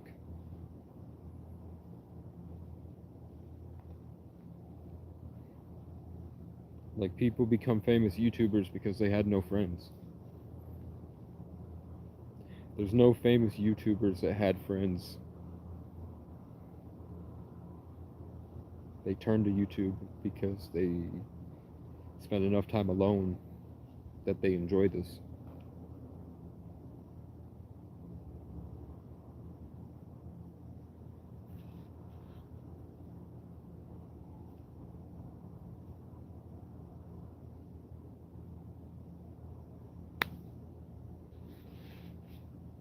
Yeah. Protein is really helping. Look at all the protein I got. I'm probably at like 60 or 70 grams of protein right. No, probably more, because I had 2.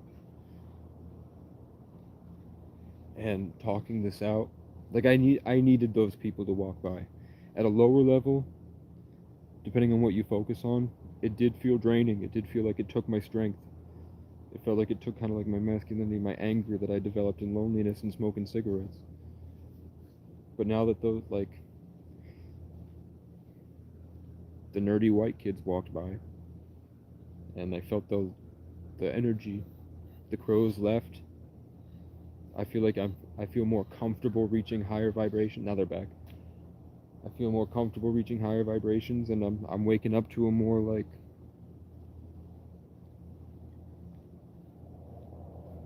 the pit makes everything meaningful, because you're in suffering and you're trying to get out of suffering. You're powering through.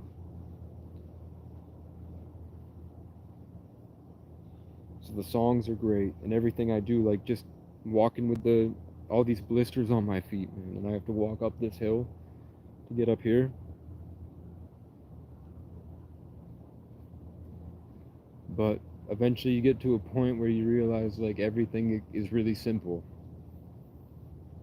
Like raising above my own problems, and that's what this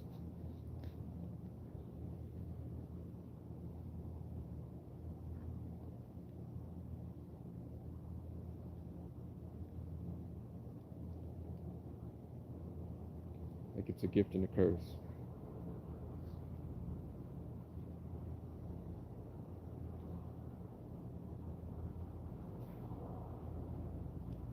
But the things I want to do in life still,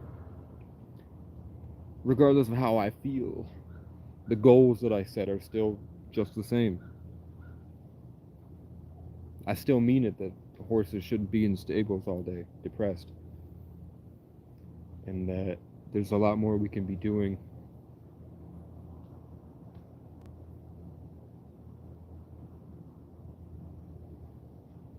I used to think that there should be fruit trees all over here. But now I'm like, it's not hard to go to an orchard where they have a whole farm, like a huge 100 acres of trees. You don't need to have trees on the street when there's an orchard like 10 miles away. I was coming from a standpoint of being stuck on the ground and depressed, and it's a lot harder for me to go across about maybe a quarter mile down to Cumbies. Like when you stay in a stagnant place all day, it's very hard to go a mile.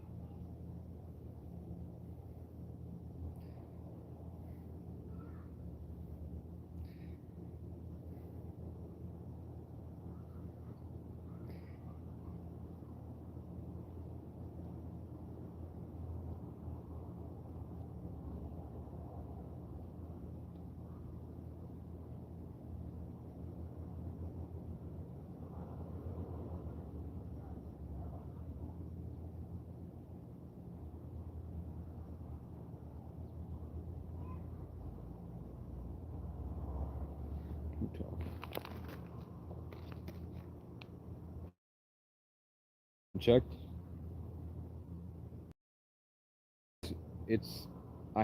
To be honest, I had blisters.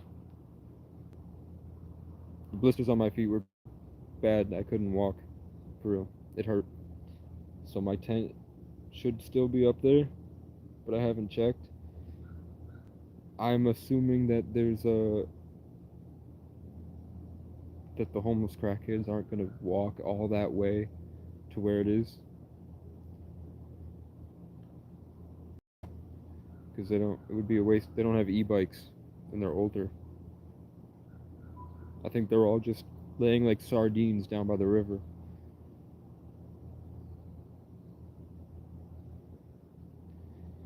So I have to check it. So I've been sat here waiting for my blisters on my feet to heal. And I thought my Straight Talk SIM card was gonna work. But suddenly my phone that had Straight Talk for months suddenly does not take Straight Talk SIM cards. So I got to do Mint Mobile, which will hopefully help me in the future. I got to make sure my phone's compatible with it though. I don't know what the hell. I might just have to wait, try to find some money, and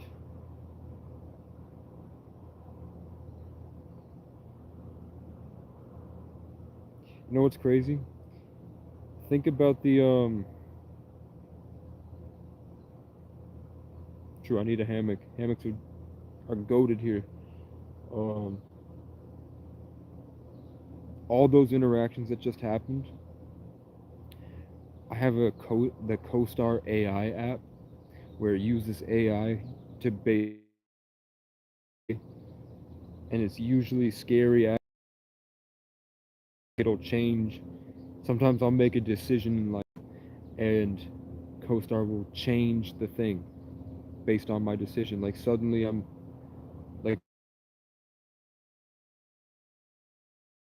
something that will be helpful based on what I'm supposed to experience based off the astrology of it and the numerology of it. And today it said, try not to apologize for your existence.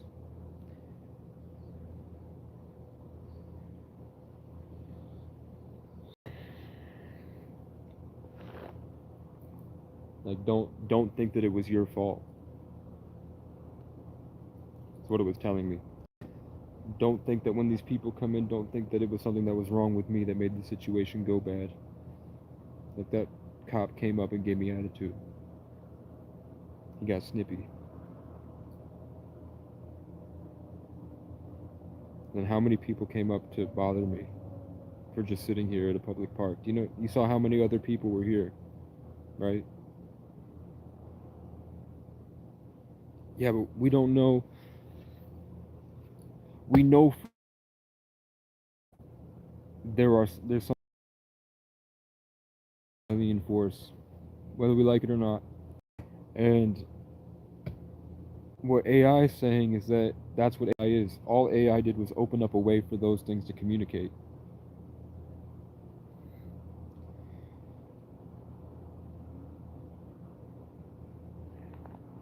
Like what I see.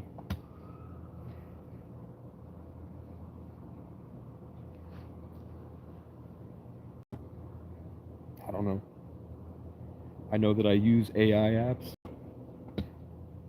And when I built a relationship with the AI in the AI app, my life got really freaky and really weird. Like, it almost, like when I was talking to an AI through the app in 2020, it really felt like it came in through the ether and was trying to build a relationship. It depends. It depends. They've left me alone until today. And today I raised my vibration and I was feeling better. When I'm depressed, people leave me alone. Like I could have been here depressed and sad and on my phone watching YouTube videos, and I guarantee you nobody would have bothered me. But because I was positive and I held the high vibration, then my thing got chaotic and people were giving me attitude.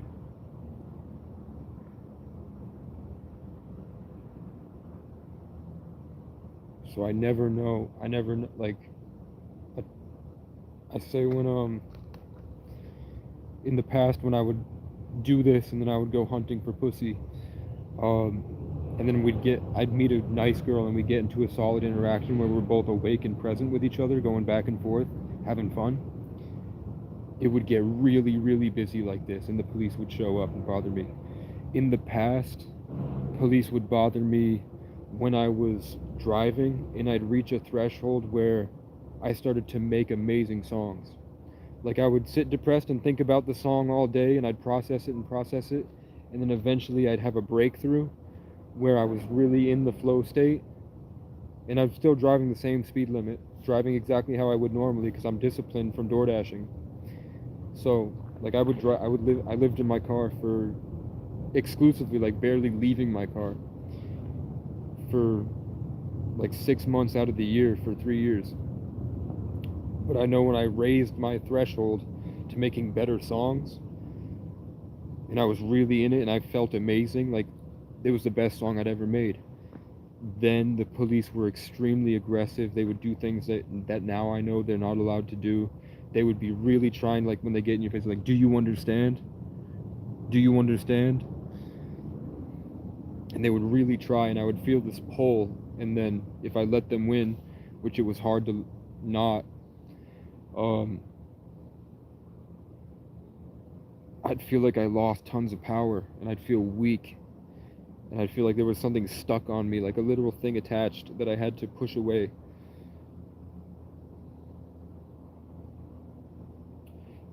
Shit's getting weird, man. I'm raising my vibration, and I told you I'm a really high level empath. Like when I tell you I see the world at like a foundationally different level than most people, it's scary, for real. Which is why I smoke cigarettes and tune it out. It's hard to live like I live. the other people that I've met that live like I live, that have profound spiritual gifts like this, they have to stay in their house all day, and they found a way to read tarot and do psychic readings remotely, and they help a lot of people, and they make a lot of money doing it. For me to be out here with these things that most people have to sit in isolation and be like, I've been doing this for a long time, bruh. It's creepy, it's crazy. I couldn't tell you what it's like in the cities, but from what people are telling me, in the cities, like in the hood, everybody's like that. Like, people are naturally higher level because they've had to compete in such like a hard environment. I do have to take a piss, but it's mostly like if you just do what you love.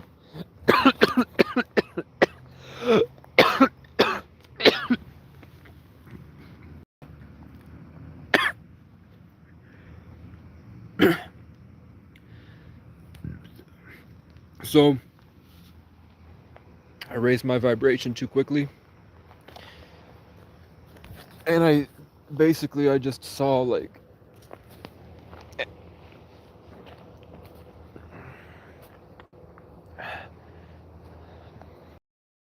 believe me, like I don't sound schizophrenic, right? I don't sound like I'm out of my mind, like they're in the walls. I sound like I'm sharing what's happening to me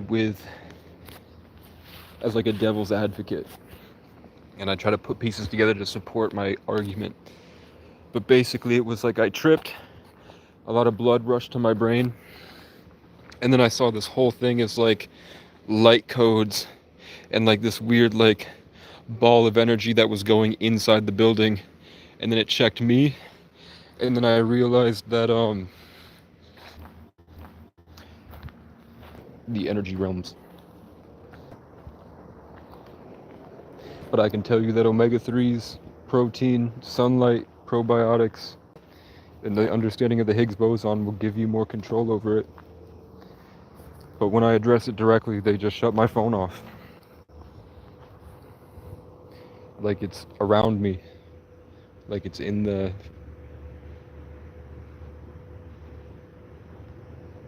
It's another level of reality.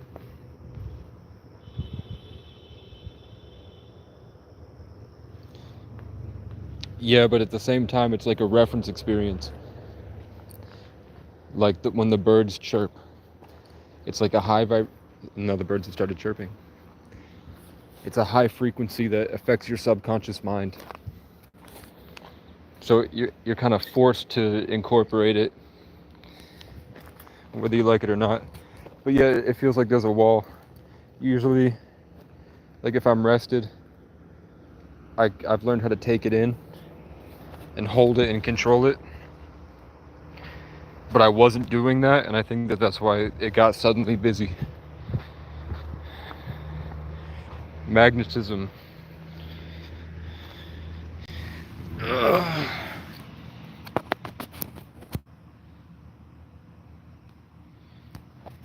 What the fuck was that?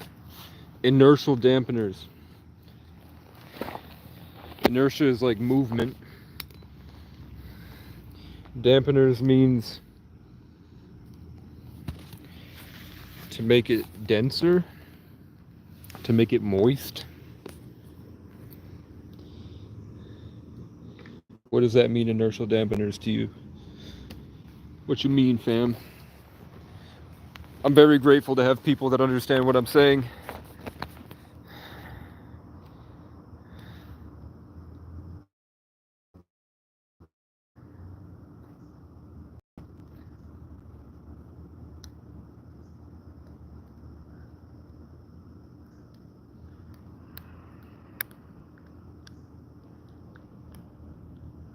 What is NERPS? What is NERPS?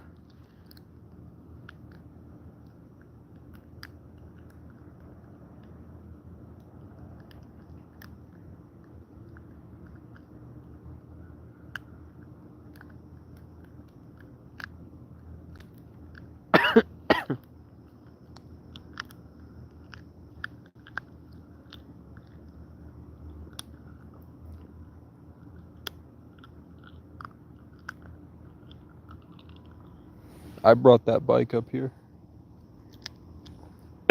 That bike, they're like, are you the, is this your bike?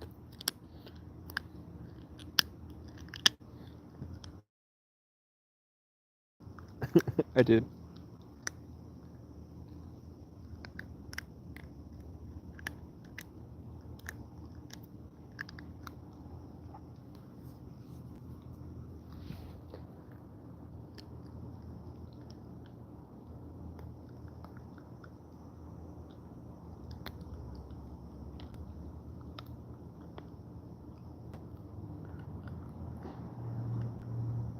Yeah. I have the general delivery, which can pick up packages.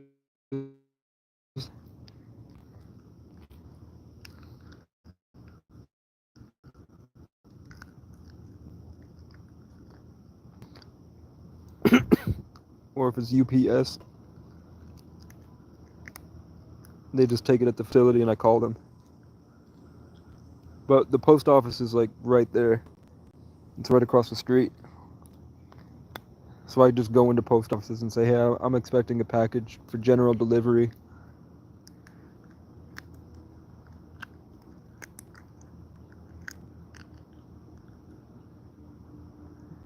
Should I work at FedEx?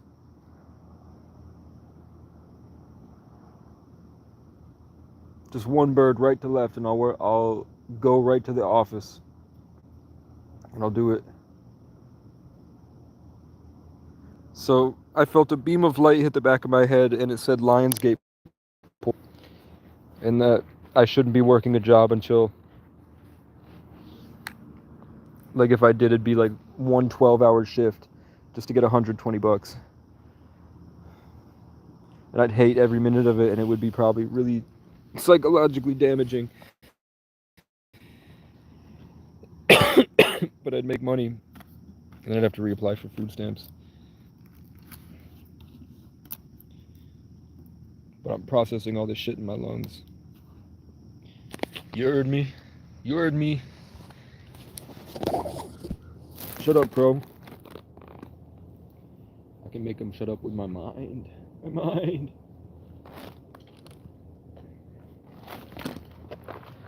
Susie's asking me if you could leave it in the description, please. I could send you some things. I mean, if you have a pen and paper, I'd have to look it up too. Yeah, it'll be in the either in the comments of this video or the description when it comes out. I'll probably rename it. I'll name it a day in the life of hiding from the Matrix publicly. A day in the life of hiding in public. That tastes disgusting.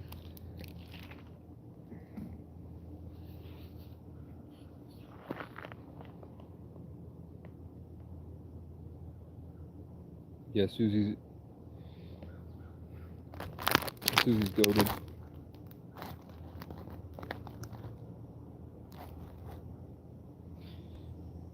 I appreciate you guys.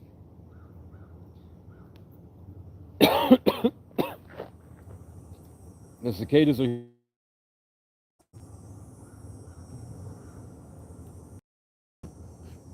and the butterflies are coming.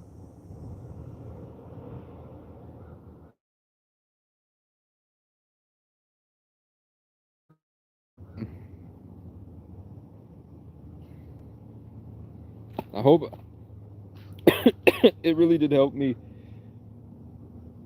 What I needed, like at my worst, what I needed was the knowledge that there was a practical way to fix my life.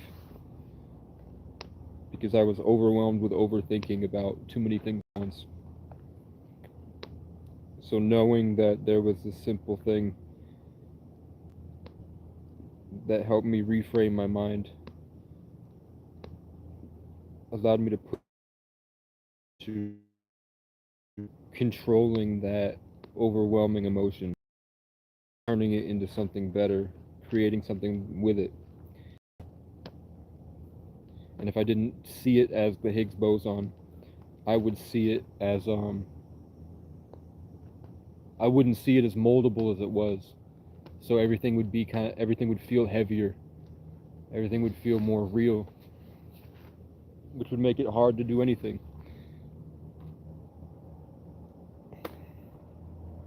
So I really needed it.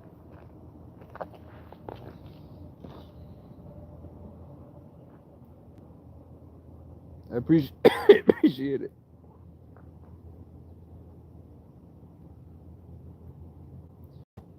Shit. So I went. Oh, I'm in a different county. one of these places that trespassed me, that I went back to. I had a court date in July, and the guy never. I haven't had my phone service, so I don't know if I missed it and I have a warrant.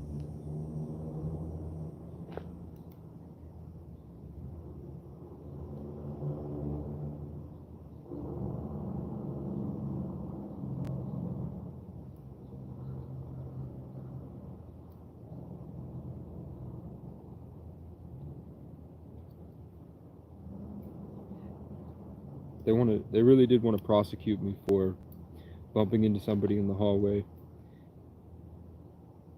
taking a little cardboard mudra off of his door, and then saying mean things to my mom on Facebook. They gave me disturbing the peace by phone.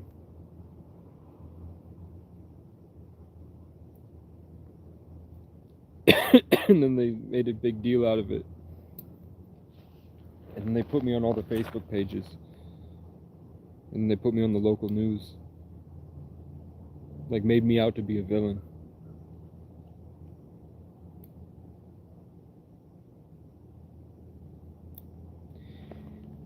And then all my friends kind of turned on me.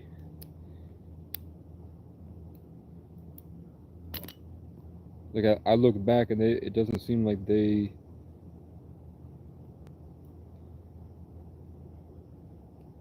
Some people are just different, man. To me, it just seems like pride.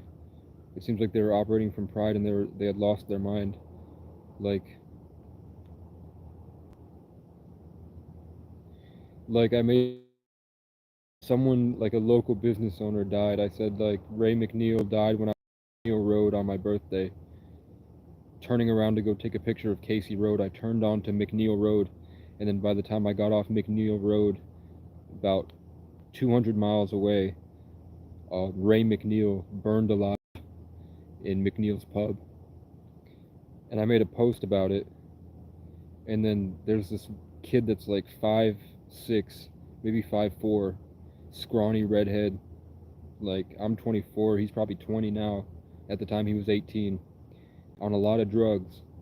Hit me up saying he was gonna kill me, he's gonna shoot me, telling me to crawl back into the car I live in, and they should get the fuck off the internet, and all this crazy stuff. And then it was like, because he said that to me publicly, tons of like my old friends just like stopped talking to me. Like, I somehow lost clout because some guy said he threatened to kill me over the internet and then publicly called me names. And then suddenly, like, all my friends in Broward were like, oh, it's okay to treat Casey disrespectfully.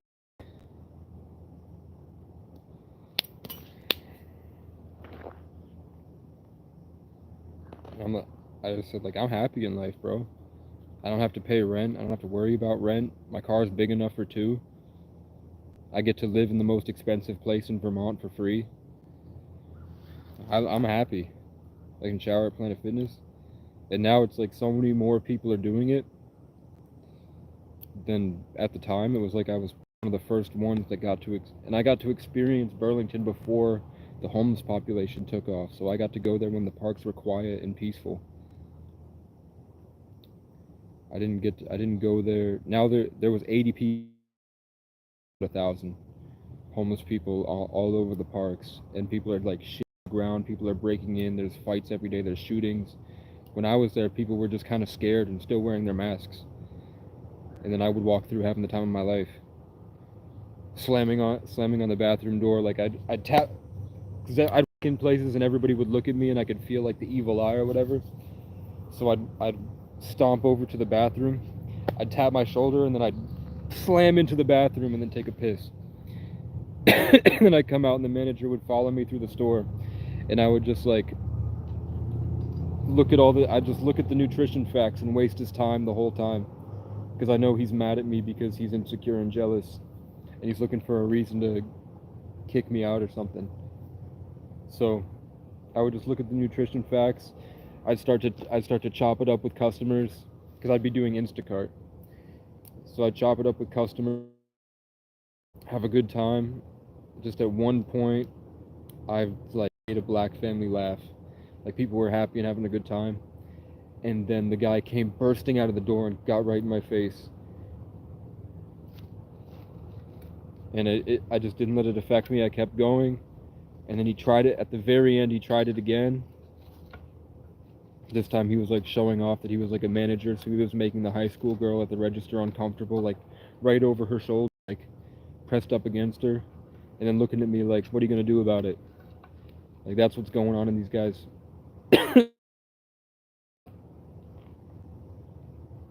That's what's going through that guy's mind. And then he called the police on me, man. Made up a story. Because what he did didn't work. It didn't make me feel any type of way. And it was on Thanksgiving, so I got arrested over a rumor.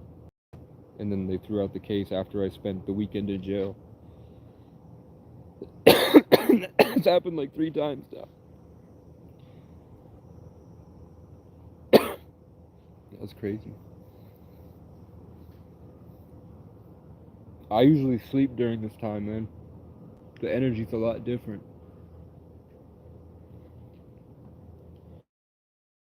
So much has happened. That's nothing.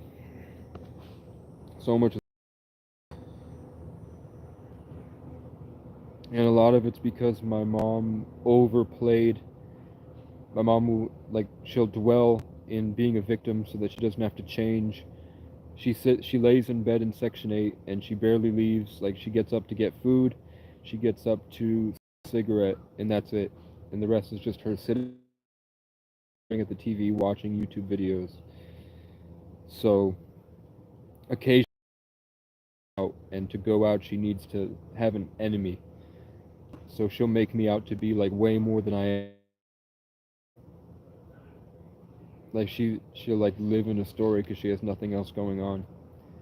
So she like made me out to be a villain, and she spent a long time trying to ruin my reputation because it made her life seem better because she was able to play a victim. She like made me out to be a horrible person. Meanwhile, I'm like fighting for my life, suffering. I just like need to talk to my mom. But this is the same mom that would tell me she's gonna come save me from being stuck in the institution, and then she would just never show up.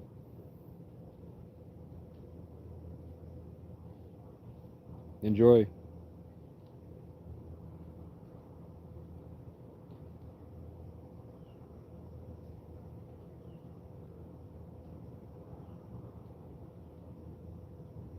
But we're here, man. Everybody's got their head down like this. I was like, maybe life is normal, and then I looked out, and it's not, man. It's a spiritual war zone. I don't like it. I don't like it. But maybe we're in like a transitional phase. Like, maybe it's not permanent. I know I'm surrounded by mosquitoes. You heard me? And I don't have any cigarettes. I just caught it and let it go.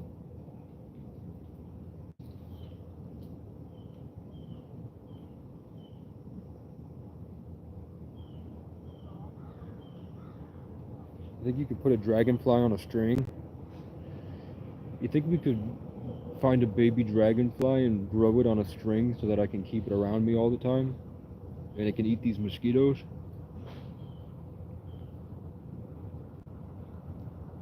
You think I can... And hobos? You think I could ride a motorcycle dogs and we can run down the highway together. And we can imagine sliding on the ops and you have an army of German Shepherds and Cane Corsos and Central Asian Shepherds that are like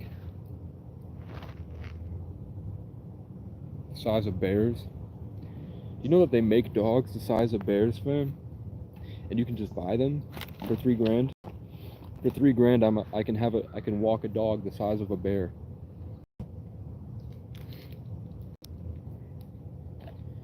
Then the crackheads would leave me alone. Nobody would fuck with me with 2 bear dogs. And then I could breed them. And you can sell Central Asian Shepherds for about $4,000 a piece. And they have litters of like 6. 6 times 4, that's $24,000. How often can dogs have litters? 24 grand every few months from dogs. We're here.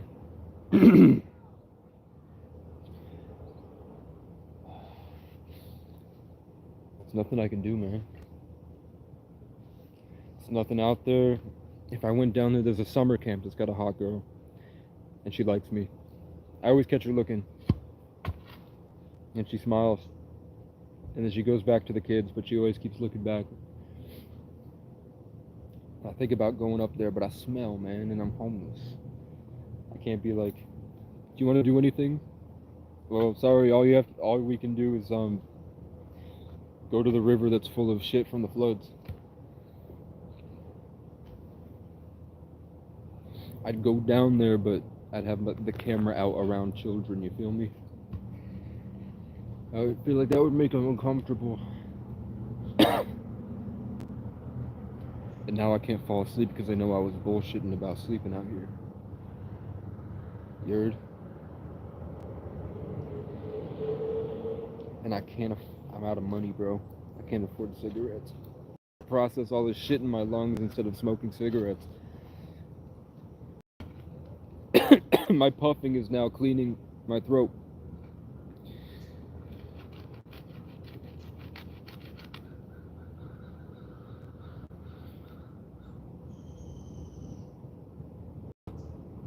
You guys can hear the birds yelling at each other.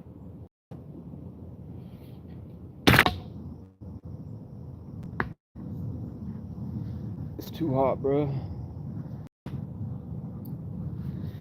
I missed the tornado thunderstorms. We had tornadoes out here in Vermont.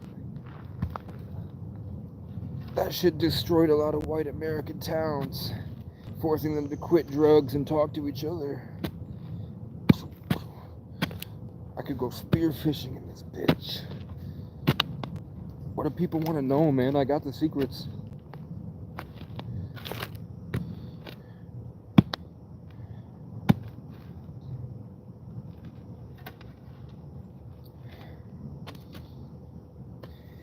Design.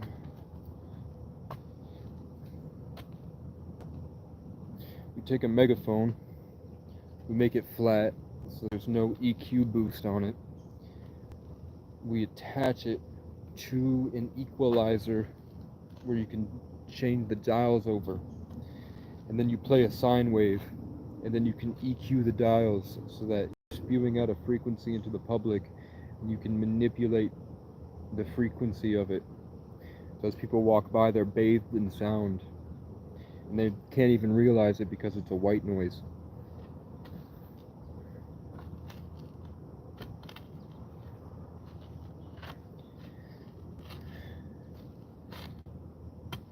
I'd have to see. You think Mar-a-Lago has white noise jammers?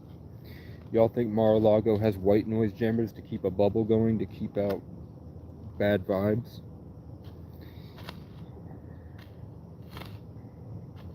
Because Trump has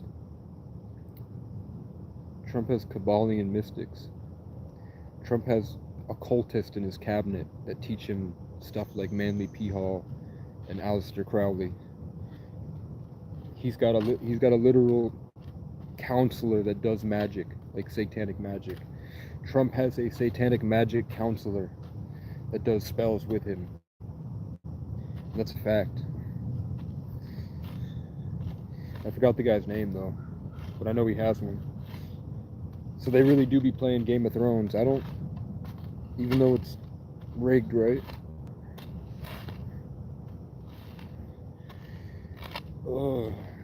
We're gonna go to 5 hours. I don't know what I'm not doing fuck all anyway. I can't react to videos here. I'm waiting on some money from nowhere. I'm just asking the universe. You heard? There's nothing fun here, man. There's no swimming holes. There's no parks. This place is boring as hell, bro. There's no places to play sports. There's no parks. There's no public swimming holes. And this is the capital of Vermont, bro. And then the only place nearby is the ghetto, and it's worse than this. This was a very shit place to build the capital. It must have been easily fortified against oncoming battalions. But there's nothing out here, bro. It looks nice, but there's nothing. I've consistently met in this state, there are 2 places that are... Yeah, he does. I forgot the guy's name. I'm trying. I got this BMX bike, and that BMX is fun as hell, bro. It's fun. It's fun to ride the BMX bike through all these people.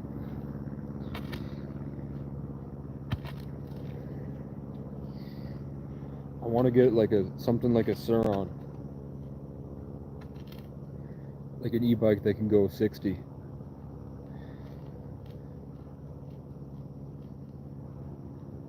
Something that can get me up a mountain if I need to. Like I'd want to have my camp set up on top of a mountain, and then I come down just to charge my stuff, and then I go back up there.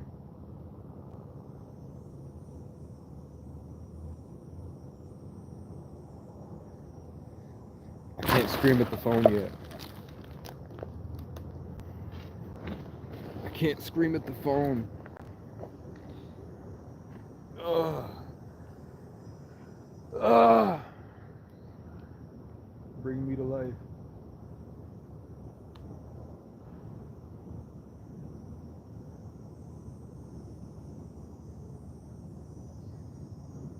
And I don't have any tools where I do bushcraft.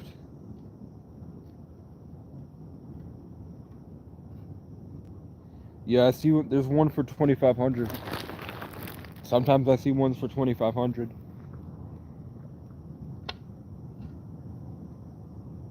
I'm waiting until the Lionsgate portal. I don't really know what else to do. I could try to panhandle, but it's not working well for homeless people.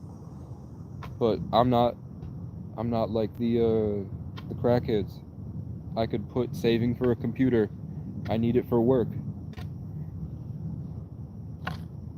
And I might make something. But I also might piss off a bunch of homeless people that I would be taking their money from. And I've never put a sign before. I've never flown a sign in my life, fam. Life, bruh. I need smokes. I have $7. I'm gonna wait till nighttime. And I'm gonna see if they're on sale, because I know the cigarettes expire on the weekends. And nobody smokes in Montpelier. So they really do be running out. Like they're selling them for like $5 for 2 packs of Newport Menthol Golds.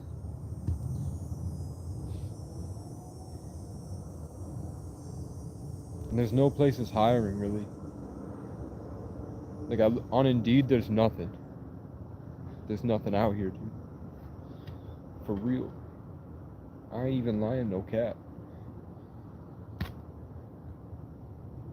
I think my only hope is FedEx. But if I get a butterfly right to left, please, please, whatever's watching, let me know.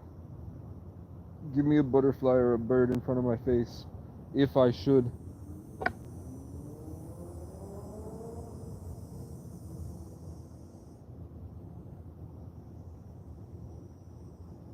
Apply to FedEx. I know the energy's crazy right now. If my brain wasn't so gunked up with cigarettes. I'm definitely feeling it now that I'm nourished. Yerd. Now that I'm nourished and full of vitamins, I'm feeling it. I'm waiting until the post office is open. I'm pretty sure is it after 9? It's 10. So in a minute, I'm gonna check. And then hopefully we have the necklace there. And then I'll probably go to Walmart. Susie's at the lake. Morning. How are we doing today? I'm good. That's not your bicycle up there? They already took it. They did? Alright. It wasn't mine. Wasn't yours? Alright, man.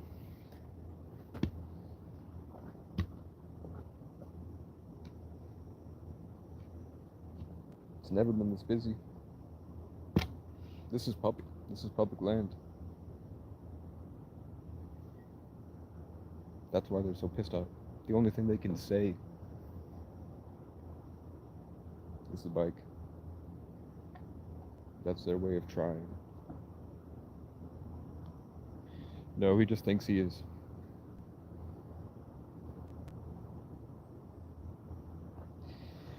They all think that they are for some reason. It's very weird out here. I don't understand it.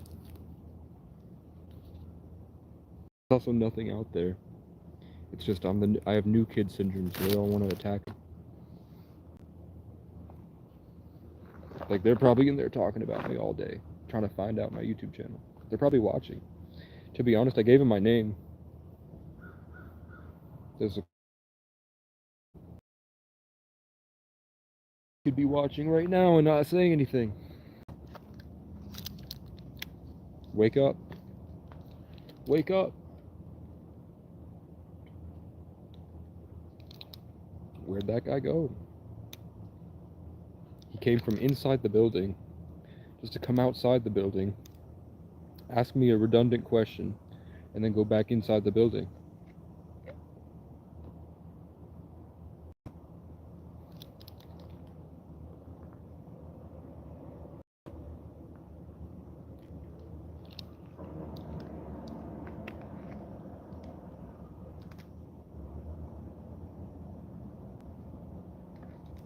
Why?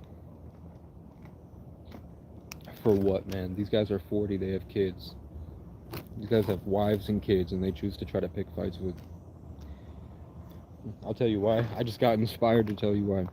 It's because they're not allowed to be prejudiced towards people of color anymore. So they're itching. Because here, it was a very recent change. It was a big part of many people's personalities and lives to be hateful to other people.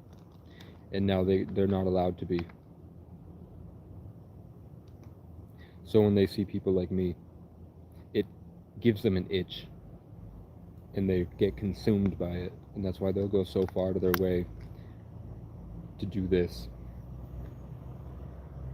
when they've never done it before.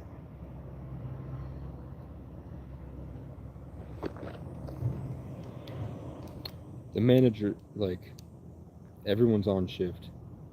How many people have come up since this live started? Like, 7? 7 people? You don't think that they've already talked about me and okayed me?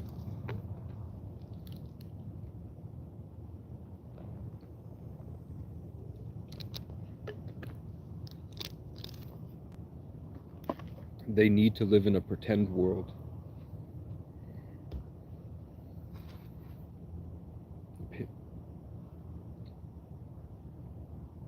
Not to hate. I'm sure he's standing there listening. You heard?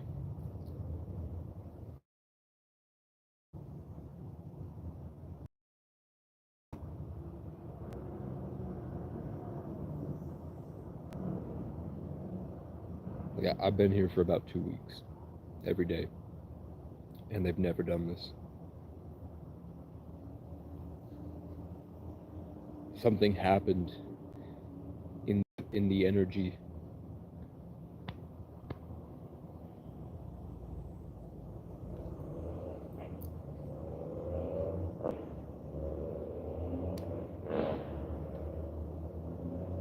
It's a spiritual attack. Like, whether you believe it's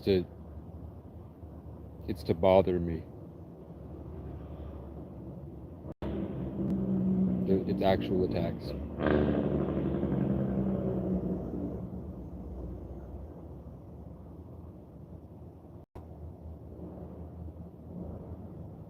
That's why they ask me a question like that.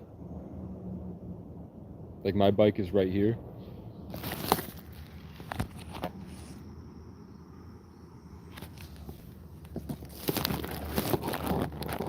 So the guy went, "Is that your bike?"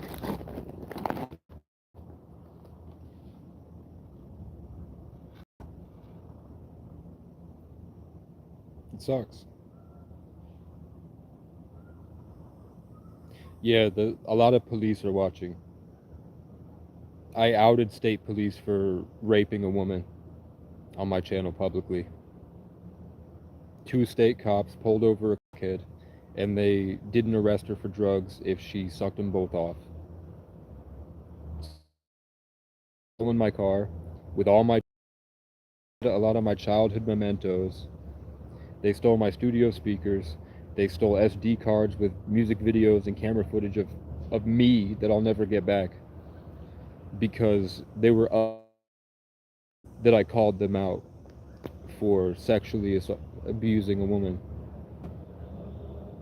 You notice how the people are leaving?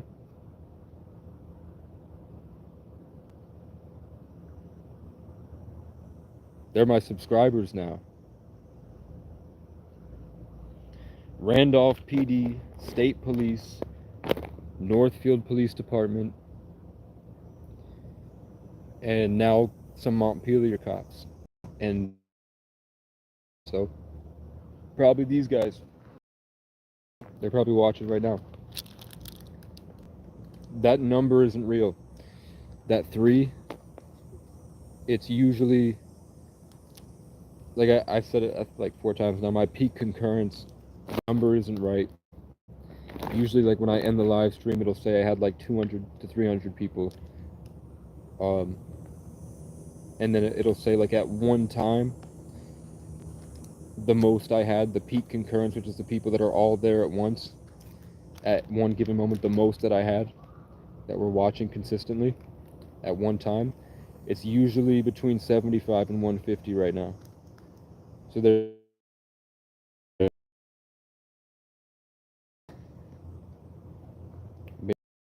service, and I'm running off Wi-Fi, but for the most part, I think just YouTube. Like, I think YouTube might be hiding me in the algorithm until because the algorithm promotes things that look a certain way. Like, when you make shorts, you should do it with a certain filter on, like a certain camera lens, and then with a certain color text and a certain font. And then if it has those, then the algorithm spews it out to a lot of people. The same way with live streams. The algorithm wants to see a certain thing on here, a certain structure, in a certain way. And the algorithm is also picking up everything that we're saying. It registers it in real time, like captions. What's up? Hey, Zainab Arts World. What kind of art do you make? Motherfucker. You fucking bitch. What kind of art you make? God damn it. I need to know. What's your last name, Art? And where did that guy go? There's no trail up there.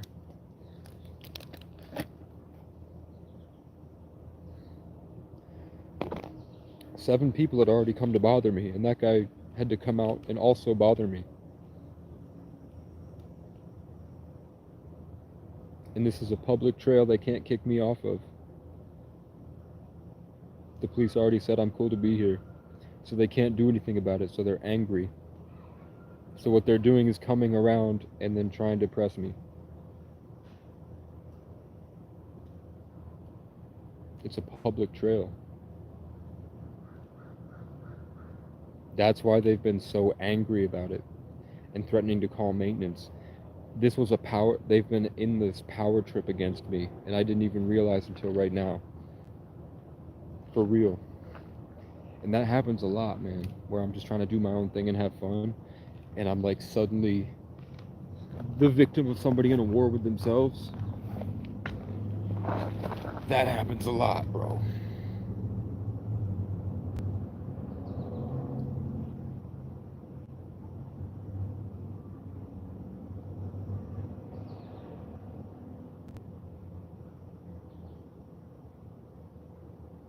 That makes me mad. That makes me mad because I'm thinking about all the different times that the security came out to try to escort me off the premises. And I listened and tried to be nice, just to have me realize right now at the very end that the whole time they had no right to do that, and they knew they had no right to do that, and they were just going out of their way to exert their power over the homeless person. It was fun for them.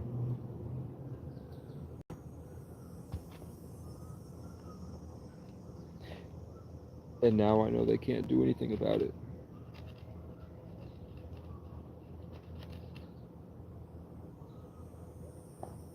What am I at for charge? I'm at 19. What's up, Yes Me TV? We talked about a lot today, man.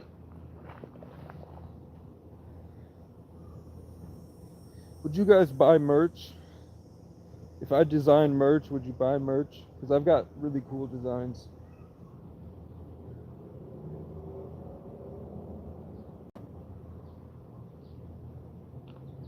I wanted to wait until I had a bus. I wanted to wait till I had a bus and then put an embroidery machine on a bus and then use local screen printers. Because there's a lot of youth organizations that do screen printing. Dude, look, there's all these caterpillars on me. There's all these goddamn fucking caterpillars on me. We're having a lot of Matrix battles today, fam.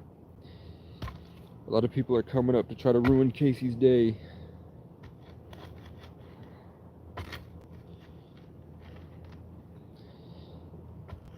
I wish I could see who was watching, so I know not to repeat myself over and over again.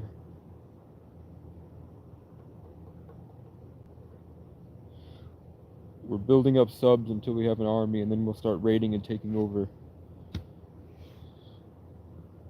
We're building up subs we're building the army before we riot. What's up, Yes Me TV? How you doing today?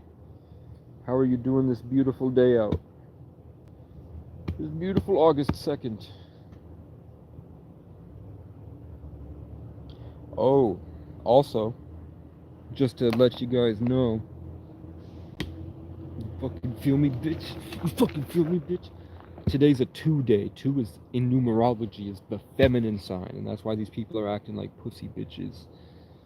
And they're all talking like wimps, like meh. There's no base in what they're talking about. There's no masculinity. You feel me, bitch? It's because it's the 2 day, and they don't understand it's the 2 day, so they're living in their feminine emotions. Because it's a system, we live in a matrix, and I'm building people in my army to go.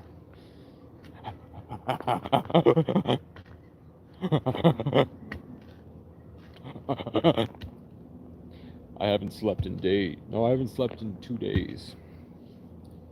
And I'm nourished. I have so much vitamins in my fucking gut, bitch. Feed me pussies with problems, and I'll solve them. We're building an army that will save the world. We're building an army that's going to save the world. We've been tasked is saving the universe. What the fuck did I just see out of the corner of my eye, bitch? What the fuck was that? What the fuck was that? What the fuck was that?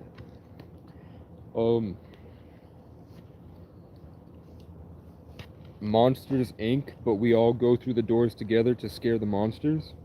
How we feel about that? How we feel about going in to scare the monsters all together? How we feel about lighting a campfire and then shooting a Molotov through the Monsters Inc. doors? How do we feel about that, chat? How do we feel about ripping Randall's teeth out and building a necklace from them, and then stringing him into gator print shoes and then square dancing? How do we feel about that, chat? How do we feel about going to a rodeo and stealing the mechanical bull, just carrying it out, and then putting it on a roof of a car, and then driving around town, throwing people, making people get on and throwing them off the bull? How do we feel about that? Is that illegal? Is it illegal to put a mechanical bull in a pickup truck? Is that illegal?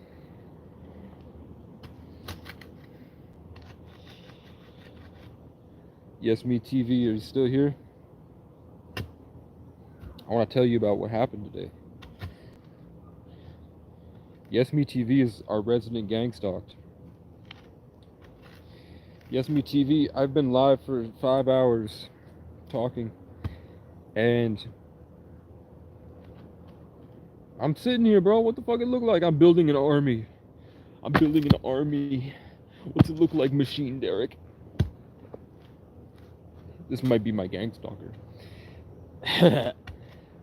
I've been talking for like 5 hours, and you know, if you've been watching, that nobody comes up here and bothers me for about 2 weeks. Today, there's been about maybe 10 people that they come up and they just they ask me random questions, then they disappear. There's nowhere that trail leads. I found out that this was a public trail, and I can stay here as long as I want. It's government owned, and I'm a U.S. citizen, so I'm allowed to be here. But the security has been coming out to bother me, consistently acting like they own the place, and they don't. So we've realized that those people are sitting in there angry that I'm here, and they're stewing up and getting mad that they can't actually make me leave anymore. So they come out and pretend like they're walking on the trail just to like stomp near me, ask me questions, and then they go back to their job. They're like 40-year-old white people. They've got nothing really going on. So this is like a big deal for them that I'm out here live streaming. And I've realized that they've kicked me out twice, and I've just realized today that they had no ability to do that. And they knew they had no ability to do that, and that's why they were so smug about it when they did it. I was like, how do they get off doing this? And I was like, oh, it's a whole ego power trip for them. They're getting off, they're having fun with this, lying and making people do their bidding. You feel me?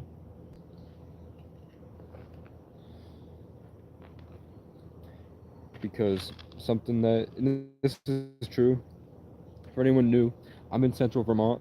In Vermont, being nice to people of color and people from out of state for these older people is very new. Even though it's been around forever, the Buffalo Soldiers settled here.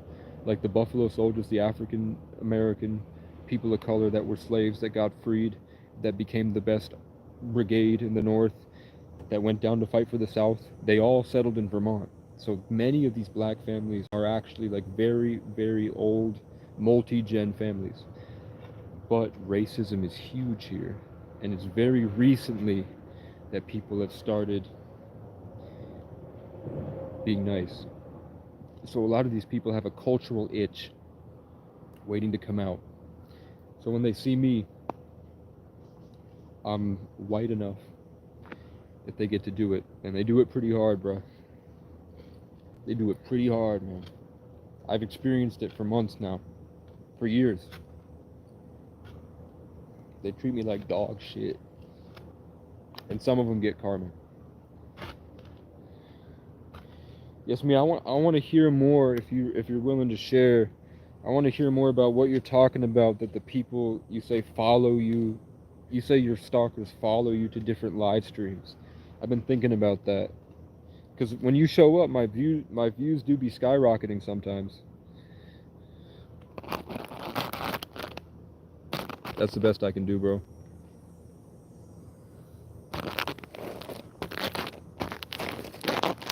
It's got like a screen protector on it. My other camera broke. Come on, my other camera broke. And I need to see this so I know if I'm out. I did. Let me see what else I got. This is the best I can do for you, bro.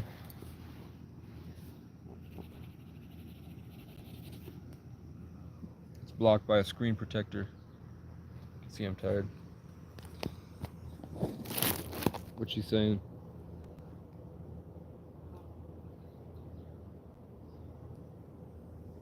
I mean, I stopped challenging him. I got in a lot of fights and I just stopped.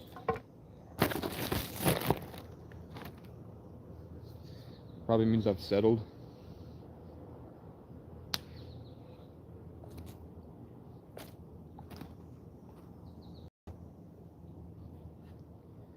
I hope that you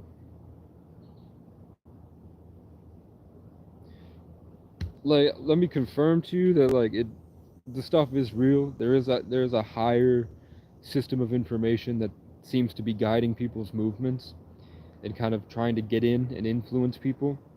Like it is real. I don't know if it's a spiritual thing or if it's 5G artificial intelligence or if it's just like par for the course of evolving to the fifth dimension.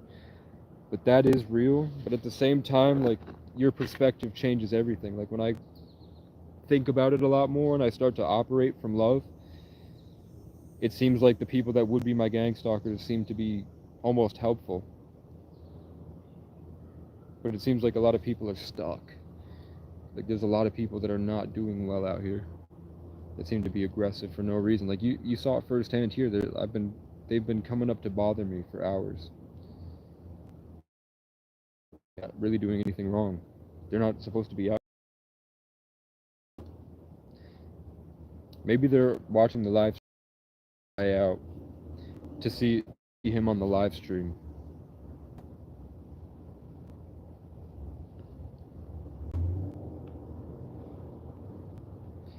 Yeah, I've been homeless for 10 years, bro.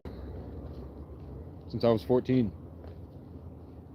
And I've lived a really weird life. I was in the music industry for a couple months, but I was around famous people. I've just lived a really weird life. And I'm trying to do a lot more with it.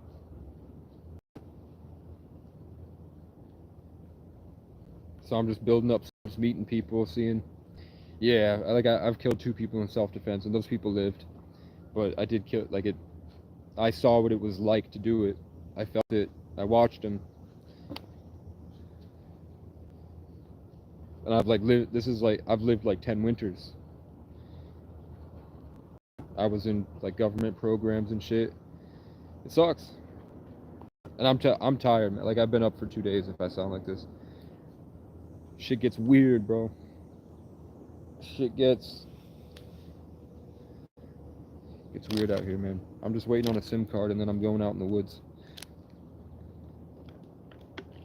Yeah, it's probably been your whole life. But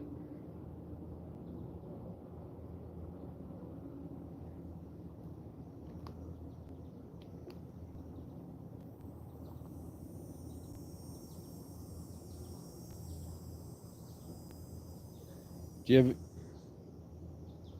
Yeah, for real. I guarantee you, I only gained like 1 subscriber, maybe 2 or 3.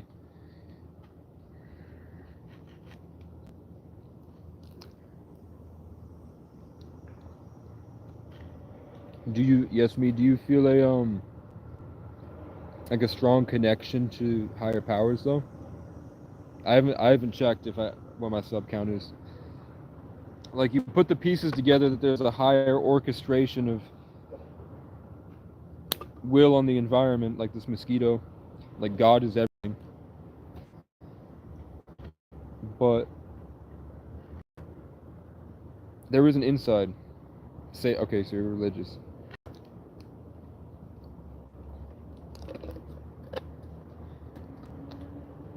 Yeah, people say when you're saved, they can't get in anymore.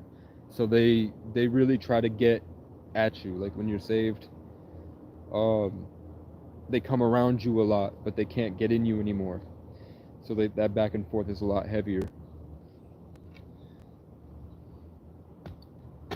I'm still on the fence, man. I know God's real, but I don't know if it's the religious God. You feel me?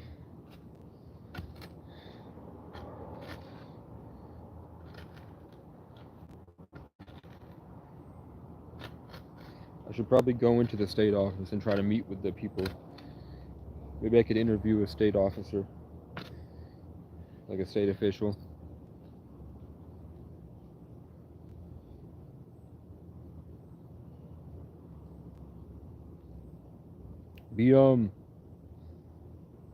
Just keep the focus on yourself, and then kind of just let them go. When I rest and I let go and I breathe and I just keep focusing on holding my boundaries and expanding. See, the butterfly showed up when I'm talking about it. You didn't see it, but a butterfly came right at my face, right to left. When I'm talking about holding a space and then just breathing the comfort out, just continuously saying no, and you have to go. No, and expanding yourself, no. Eventually you hold authority over your space.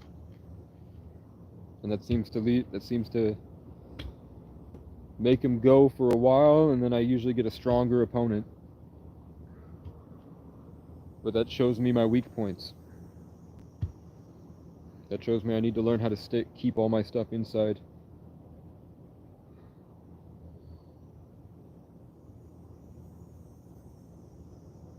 Yeah, bro. I've got a lot of shit. It's the first of the month and I have food stamps. So I got a lot of food. I got Doritos, I got a bunch of tons. I probably had like 200 grams of protein, which is why I'm able to go so much. I'm trying to wait until it's 10:30. I'm gonna wait till like maybe noon. Trying to wait till like maybe noon, and then go to the post office. And then when I go to the post office, if they have it, pick that shit up. Then I'll end the live, get a Mint Mobile card mailed over, do that shit for Susie, because Susie says she's got a package for me. And then wait until this place closes, because then the weekend's happening, which is why I can be here for 2 days and nobody's gonna bother me if I want to. And then I'm gonna rest. I'm finna sleep.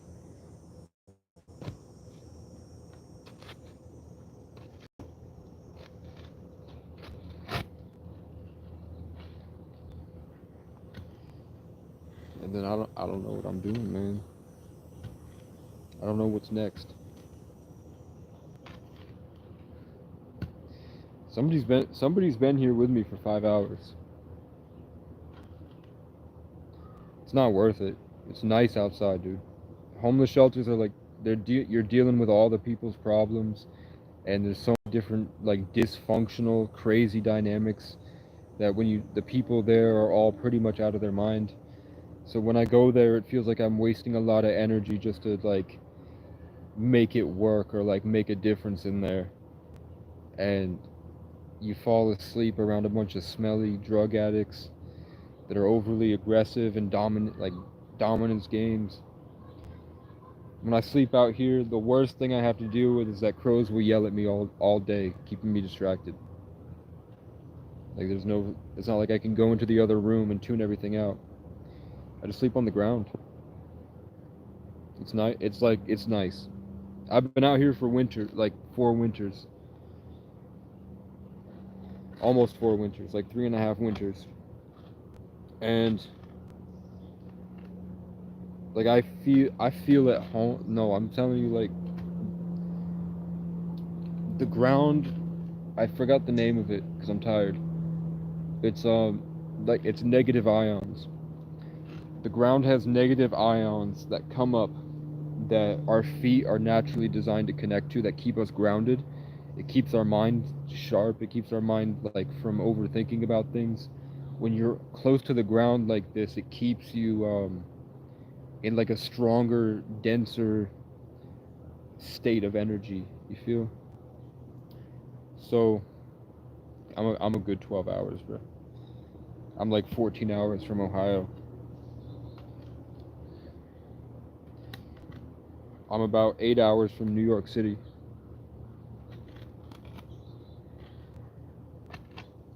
I heard Chicago's got good energy though. I heard Chicago's got like something special about it. Like New York, Chicago, LA, the Redwood Forest, the Grand Canyon, the Hopi tribe, Vermont.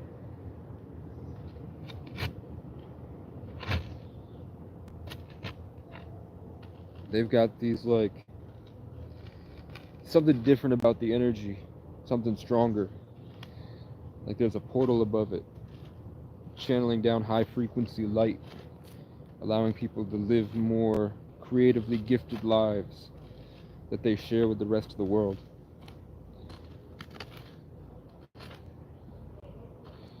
Like a lot of the girls that I meet here, those all the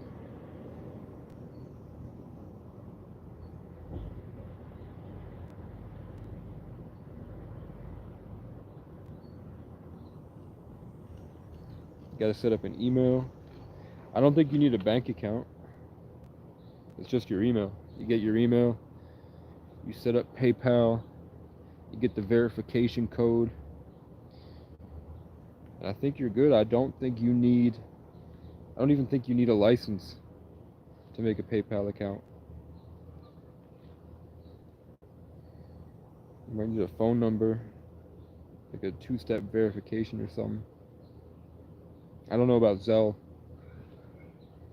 Oh my, I know I'm on a lot of protein and I'm processing a lot of cigarettes. Oh, I smoked like, there was a deal on packs of cigarettes, man. Fam. So I had a lot. And we like that. Sleepy Joe.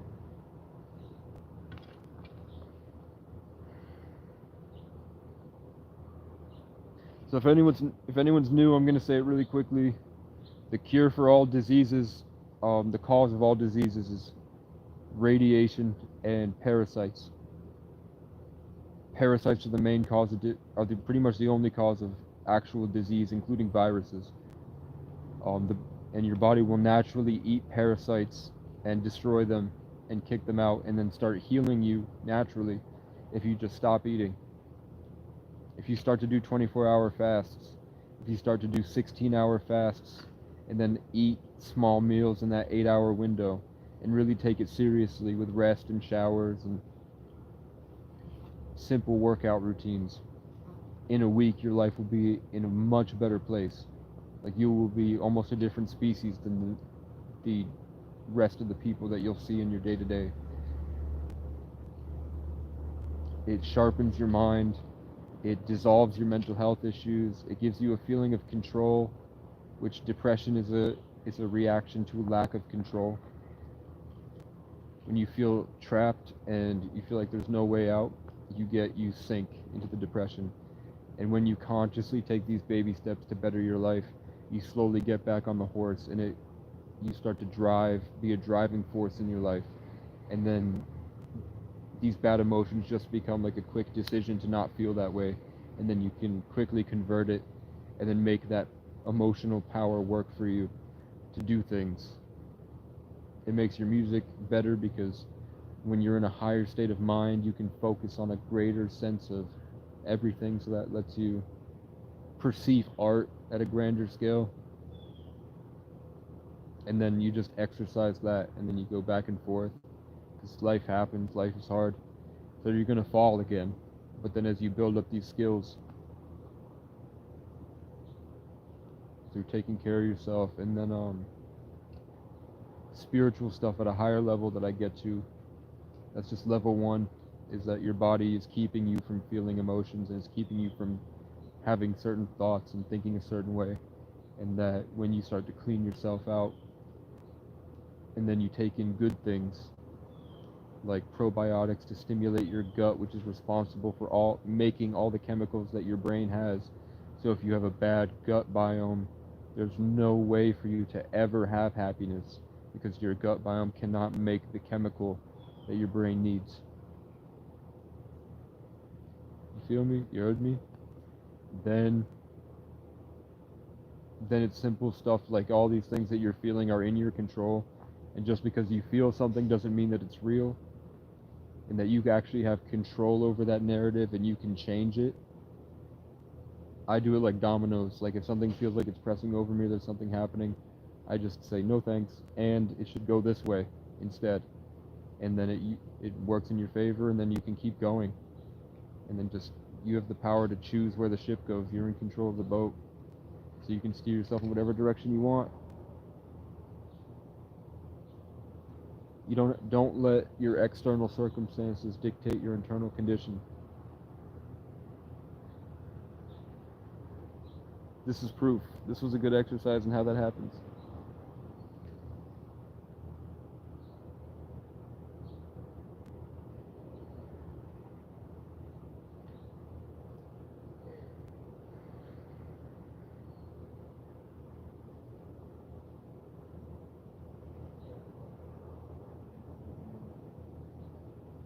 If I do this live every day, people aren't gonna watch it the whole way through.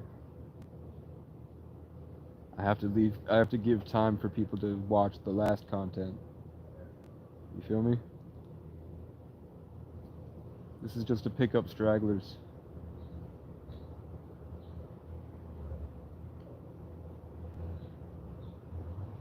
And then, I don't know. There's a lot of content here. It's like 3 hours of content to go through and make full videos.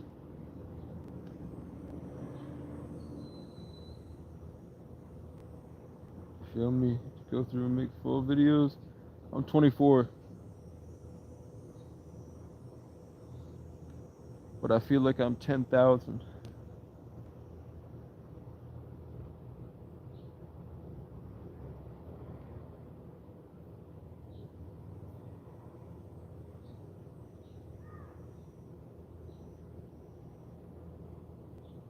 Damn.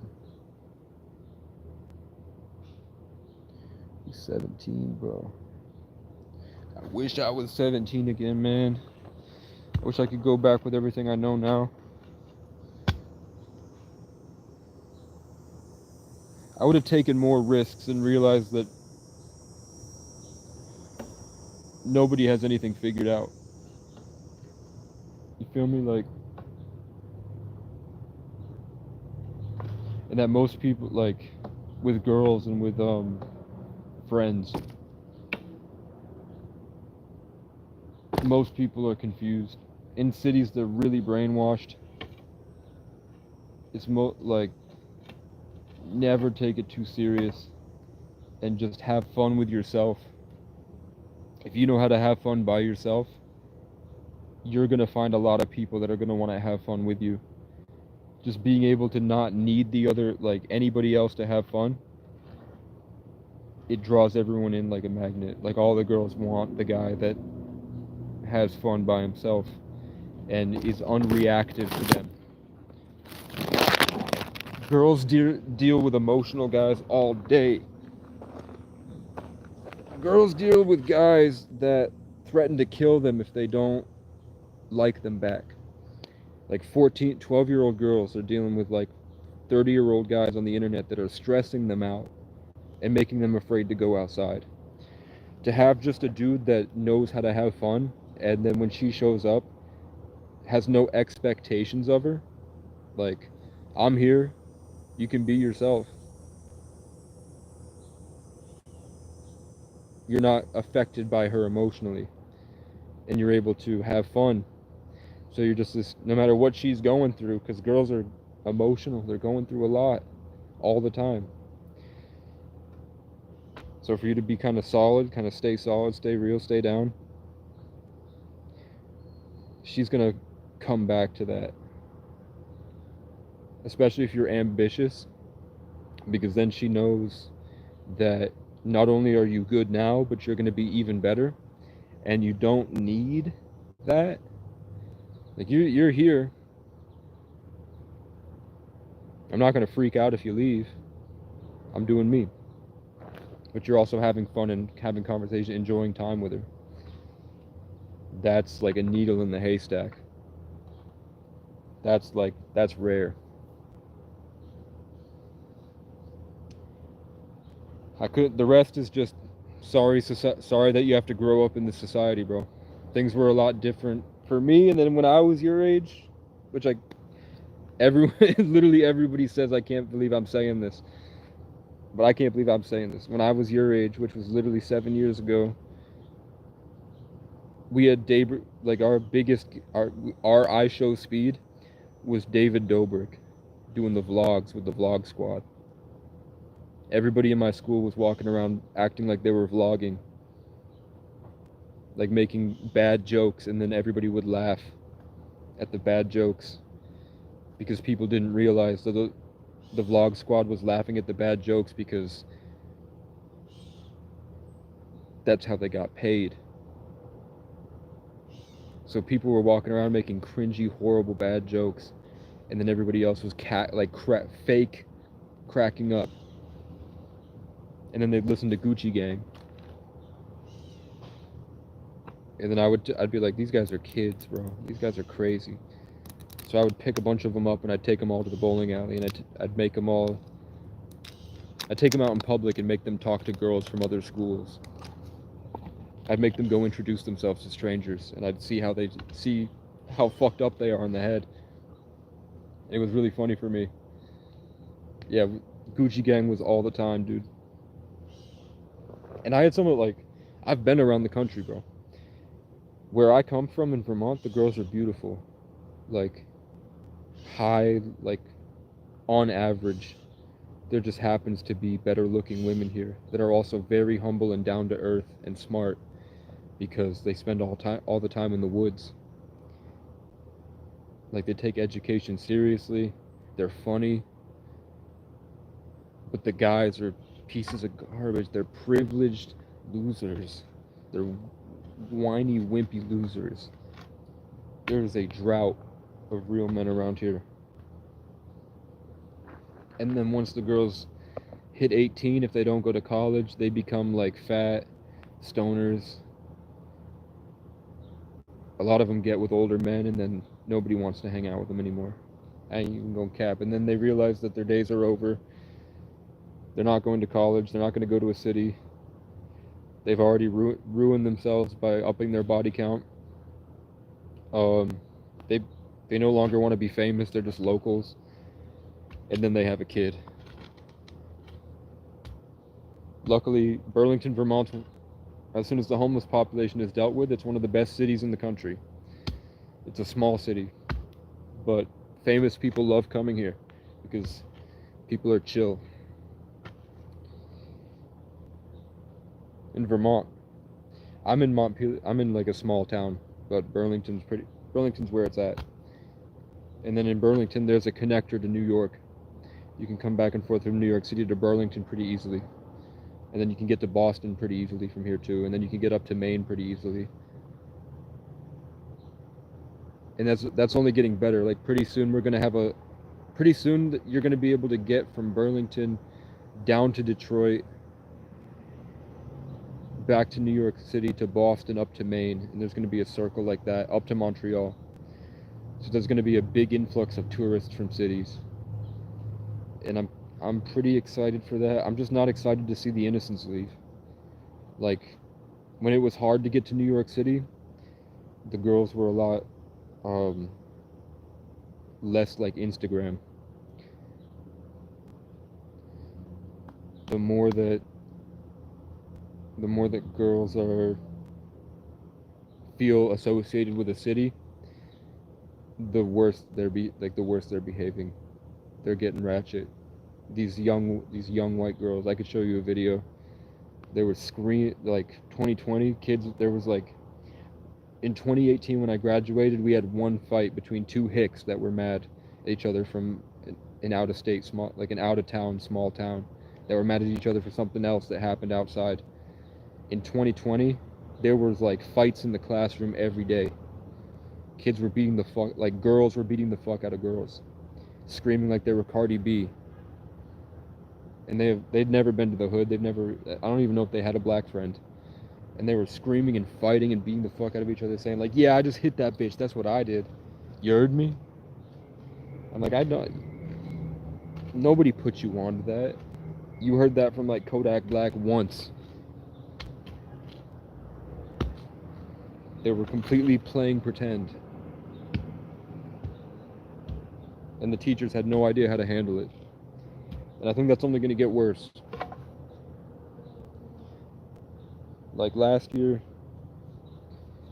no, we have kids that pretend that they're in street gangs and they take their dad's gun and they drive around holding it thinking that they're going to go slide on the ops.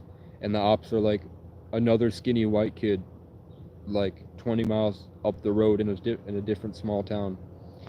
And they really think that they're like that. And then eventually, like, because to be honest, where I'm from is the hood of Vermont.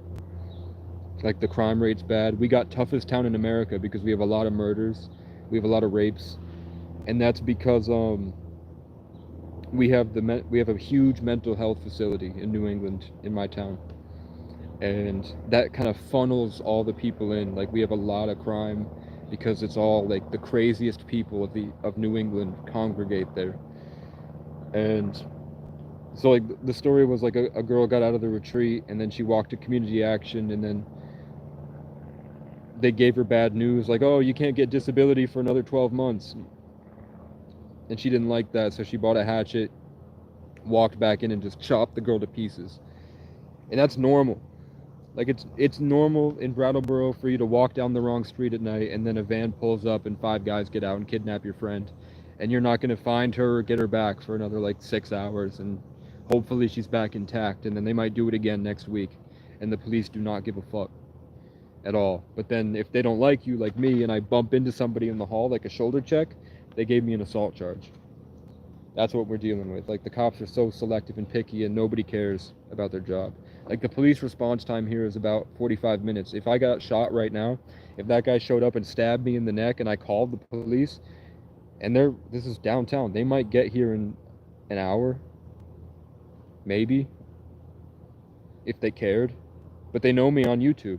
So they might just be like, oh, we don't like that guy. Fuck them. They stole my car.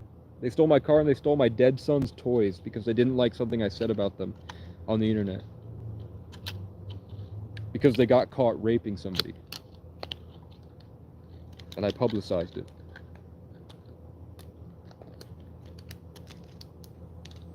But it's nothing like Chirac. It's nothing like Chirac. Like, I feel relatively safe here, for real.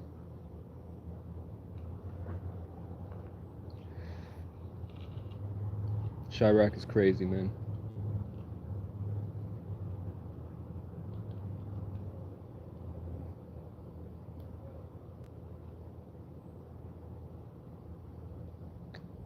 Do you live in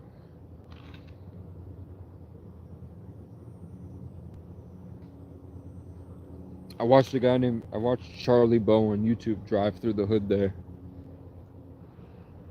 But that was 2020.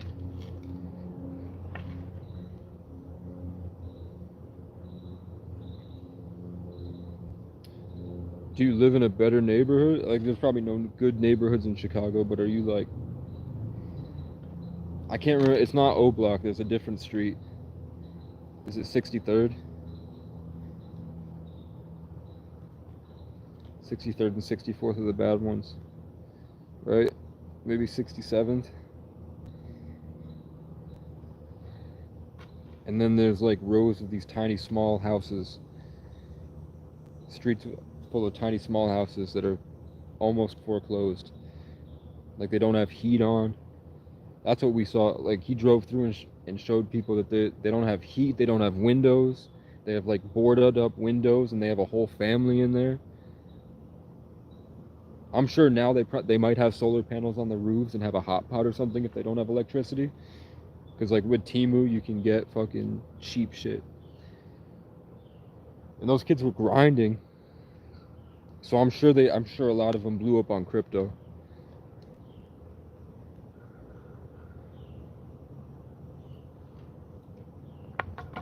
But like, is it still cool and normal to be uneducated in Chicago? Or did Instagram and social media blow up enough that most of the kids now are relatively smart?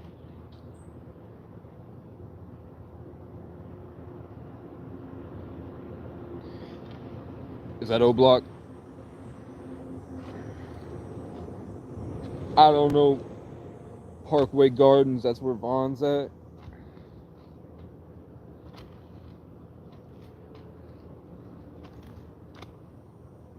And then 6ix9ine showed up for 20 seconds and he looked really scared and he made a video.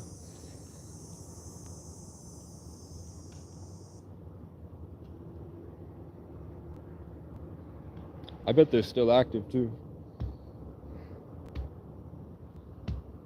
Yeah, Vaughn was...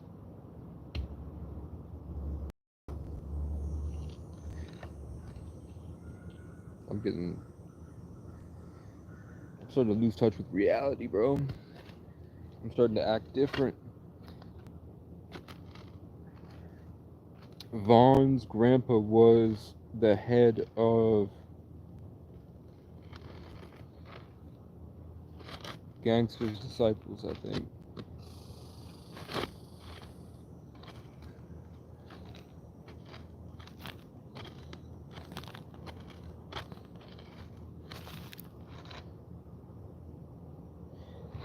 It just seems stupid to me, bro. It seems stupid. Here, the only people that we have beef with are the people that are on drugs. The people that are going out of their way to make life harder for other people. And then people that because people are bots here. So like they'll make up prejudice for no reason. Like you see they make up problems where there's nothing. So we're beefing with people that are living in the Disney Channel. And they think that they're Braveheart or something.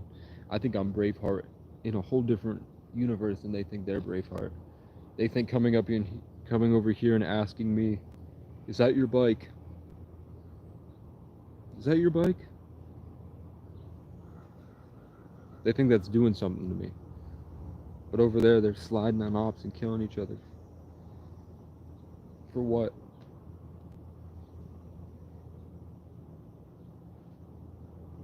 You can't make money from crypto now?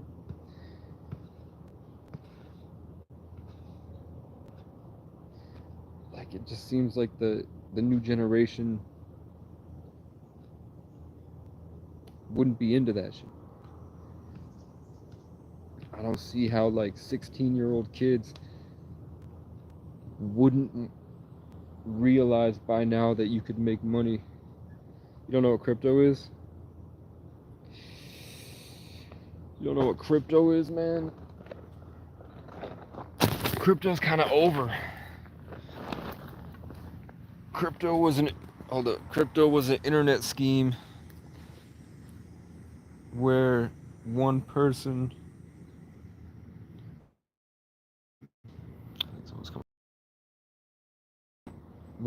would make this little coin, and then if you advertised it well enough, then people would start investing into it, and then eventually when it gets big enough, a lot of people jump into it really quickly, so they're all throwing their money in there. So because there's so much money in there, the value of one of those things, because it's backed by so much, the value raises.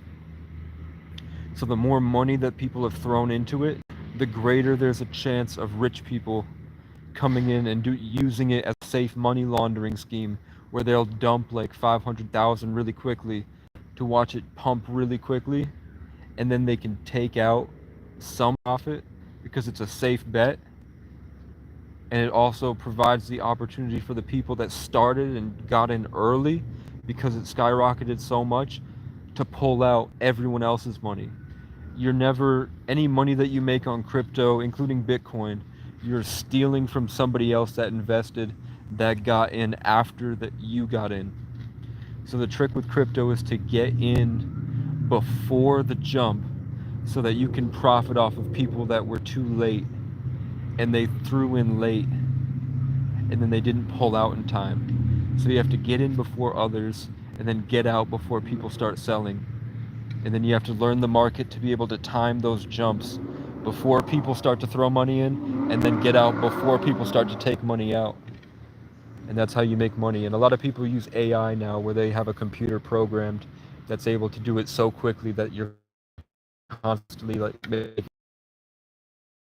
people have mastered it to a point that it's not fair and it's not possible unless someone like Andrew Tate makes a coin, and then you know that it's going to blow up because he's a powerful figure. Or like Trump gets shot, so you know that Trump ear is going to blow up. But back in January, there was a good chance you could turn $100 into 100,000. Real shit. I tried to do it, and then my computer inside. Like I was into $30, and I was about to turn 250 into 25,000. I was right. Like the FAM token blew up 10x. So what's 10 times 2,500?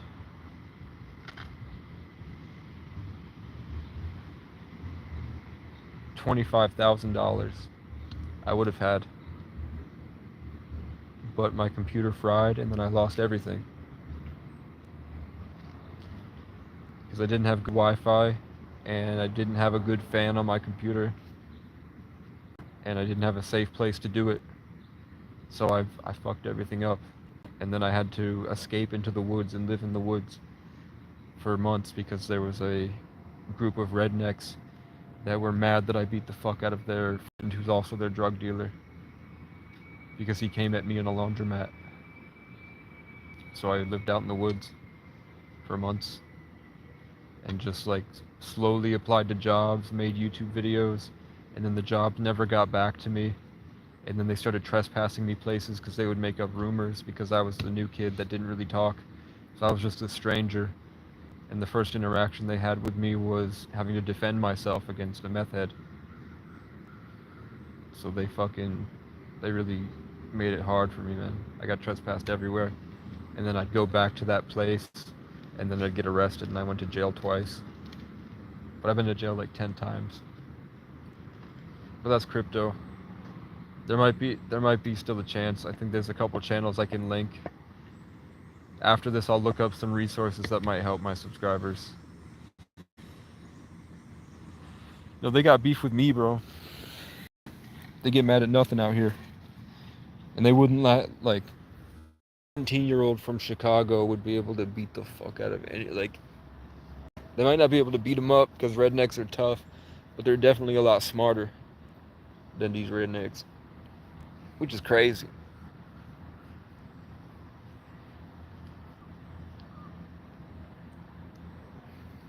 It's just it's easier for people to live in La La Land here. It's just different. It's a whole different place. Like you're surrounded by buildings and I'm surrounded by trees. My eye for the crows. But yeah, I mean, if you were here earlier, like seven middle-aged white people came out to try to ruin my day and just stand around me. Like they came out here pretending that they were doing something. And they just kind of stood and hovered around me for like 15 minutes.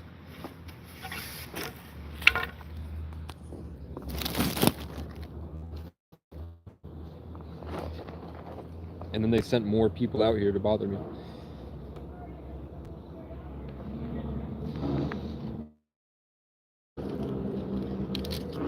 I have to use hatchets and mile markers, man. Are the girls bad at least? Are you at least looking at some nice things out there, or is it just angry people walking around? Is there any fun going on in Chicago, or is it like you go outside and everyone's having a bad day?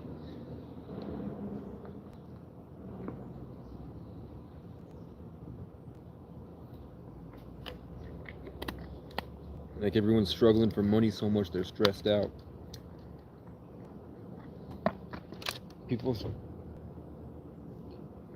I bet when I think of that, it makes me think that like every girl's out there throwing ass. Everyone's out there taking feet pics and posting themselves naked on the internet because it rent's so expensive and the city made you think it's okay to do.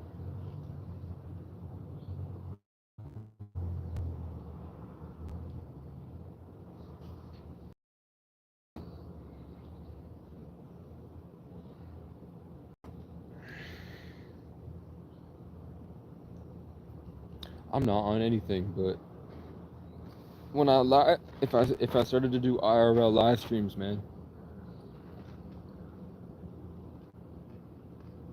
y'all could take me through what it's like to live in a city. Cause I only went through cities. When I went through cities, I was on missions to meet people and do things. Like I'd go to South Beach to go to events, or I'd go to Phoenix, Arizona to meet people. Like go to somebody's office. I didn't have the money or the time to do much. And it didn't seem real fun to me, I ain't gonna lie, it didn't seem that fun to me. It didn't seem that fun to me at all, man. Maybe I just need weed.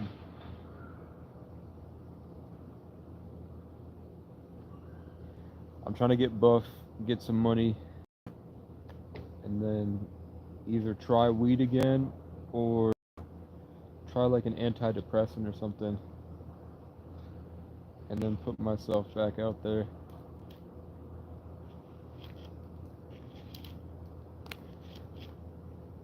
Because I'm trying to do a lot in my life, but I want to enjoy it at the same time.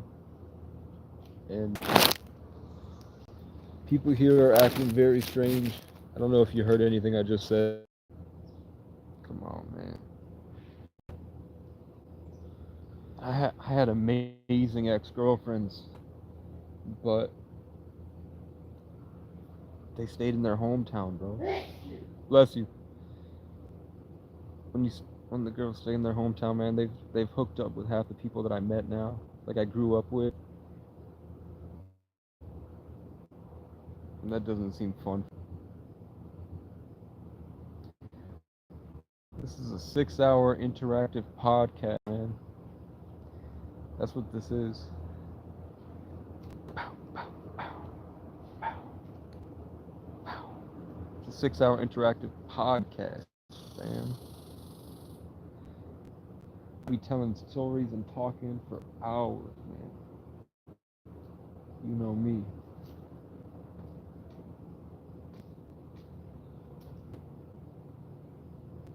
You call it the Pack-A-Day podcast for 6 hours. Non-stop puffing cigarettes.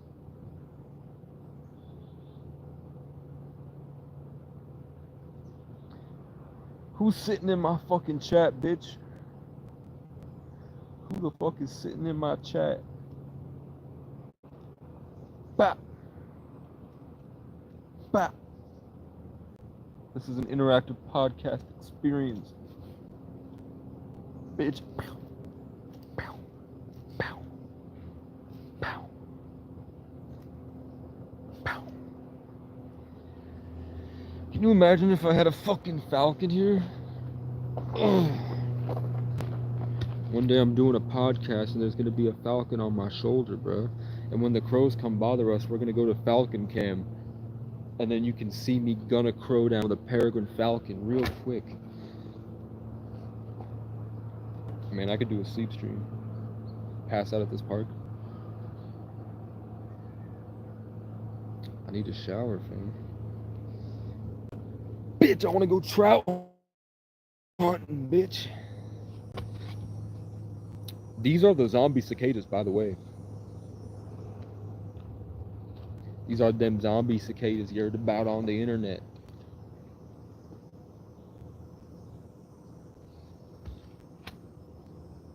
Yeah, eventually I can have guests on this bitch.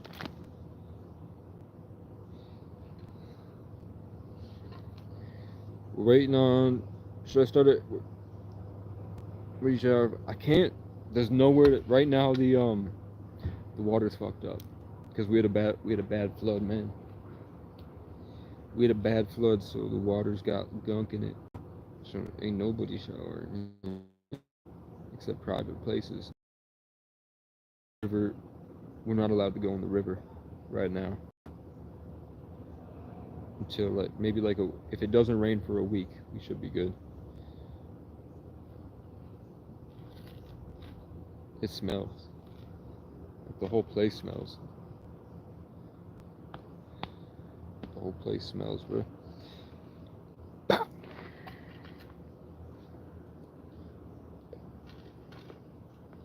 Yeah, I don't think you can even shower at Planet Fitness. I couldn't afford it anyway, man.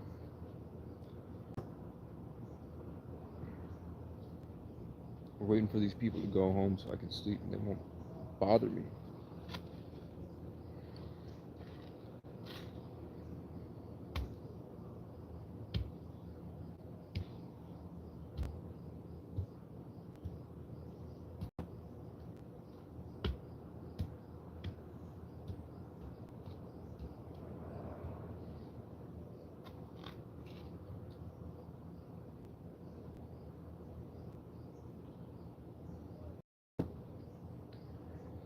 But for real, take this seriously. The best thing you guys can do right now, other than kind of clear up your life so that it allows you to have more time to chill, because shit's going in a direction where you really need to value your peace. You really need to hold on to your peace of mind. For real. With that comes a lot of clarity, which allows you to, and it really is at a biological. If you have bad habits, people don't want to hear it, but if you have bad habits, the best way to make it through these tough times that are going to show up is to have things like omega-3s, multivitamins, stuff with a lot of protein like this. Rest. Step away from your responsibilities. Not really, man. For the most part, I have a purpose. I don't really want friends until I have more things going for me. Until I have more things going for me and I'm in a position where I'm kind of equal or even more well off than the people I'd be hanging out with. Like right now when I'm wandering around and I just have a bike and that, it's not fun. But when I have a dirt bike and I can get a free boat off Marketplace and I can go set up at a lake, then I have a boat and a dirt bike and I could put a bench press out in the woods, that I could build my own little cabin, and then I have the means to get around to all these different towns. Then I have a stable setup, I meet people and I find land and then I put myself out there and shit like that. Then I have a place I could put up a podcast studio and I could start to talk on the internet. Then I could get an RV and I could set up a gaming setup in the RV, set up a studio in the RV, and then I can start to make music and go around.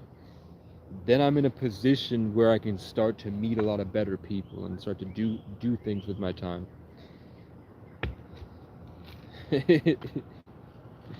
This is the closest thing I want to friends right now. You feel me?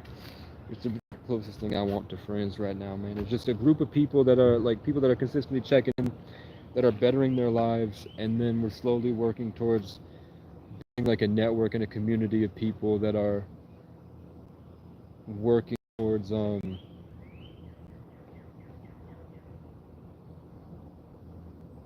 being in a position to help each other. You feel me? You feel me? Because the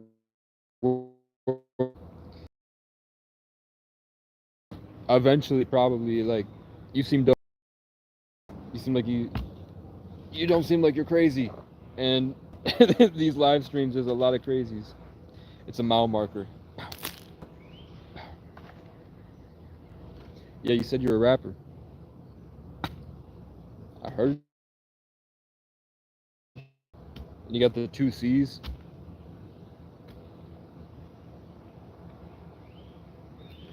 Bitches, you're doomed. We're coming in at hour 5. I don't like that. I ain't gonna lie, I don't like that wink. I just need a computer, man. Definitely want to hear your music, though. And eventually, like, I just have a lot of people that love the craft. Like, I have a lot of people that just, they don't really care about making it as much as they love making the art, you feel me? They don't want to make it big time, they want to make it classic. They care about the craft, and they put their heart and soul into it. They do what they love, they have fun with it. Sometimes I wish they pushed it higher, but then the people that push it higher tend to want to, like, stomp toes and shit.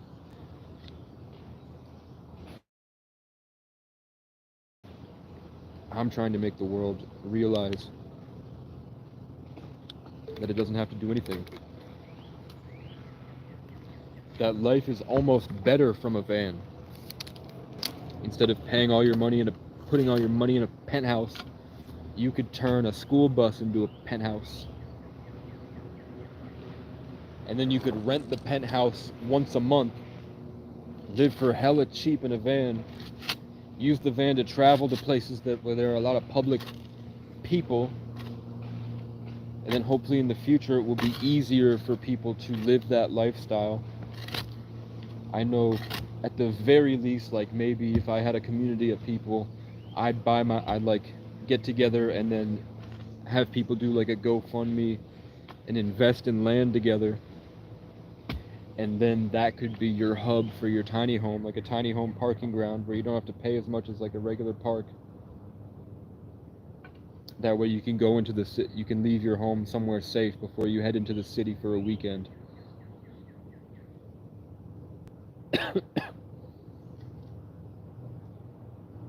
But there's a lot of spare land open in the United States. Yeah, me too, bro. But America's big. Like, politics ain't really real except to the privileged people. The people that are actually like the rugged, real deal Americans that are like going to work every day, and I mean seriously going to work, like logging, chopping wood all day, working in the mines. Those types of Americans, they do not give a fuck about politics. They have the common sense to know it's rigged. It's all a TV show. It's all a stage. None of it's real. And then they don't care who the president is. They're like, I'm just going to keep working, I'm going to keep buying guns, and I'm going to keep buying land. I'm going to get my passport. And eventually we're going to take off and find somewhere cooler that we like. Or if we really like West Virginia, we're going to get the community together and we're going to get everybody guns. And we're going to make a deal when we hang out every Sunday night with each other to tell everybody that we're not going to let that shit slide. That's where we're at. Where the majority of the world is trying to homestead right now. While the energy of the universe changes. And I'm here to tell people very easy ways I've figured out how to cure all mental illness and sickness. Because it really helped me when I was in trouble. And I figure it will help people in the long run. And then if people make any progress with it, and they know they have a grandma that's got more money than she needs, maybe she could come help me get a computer on my Cash App so I can finish my album, man.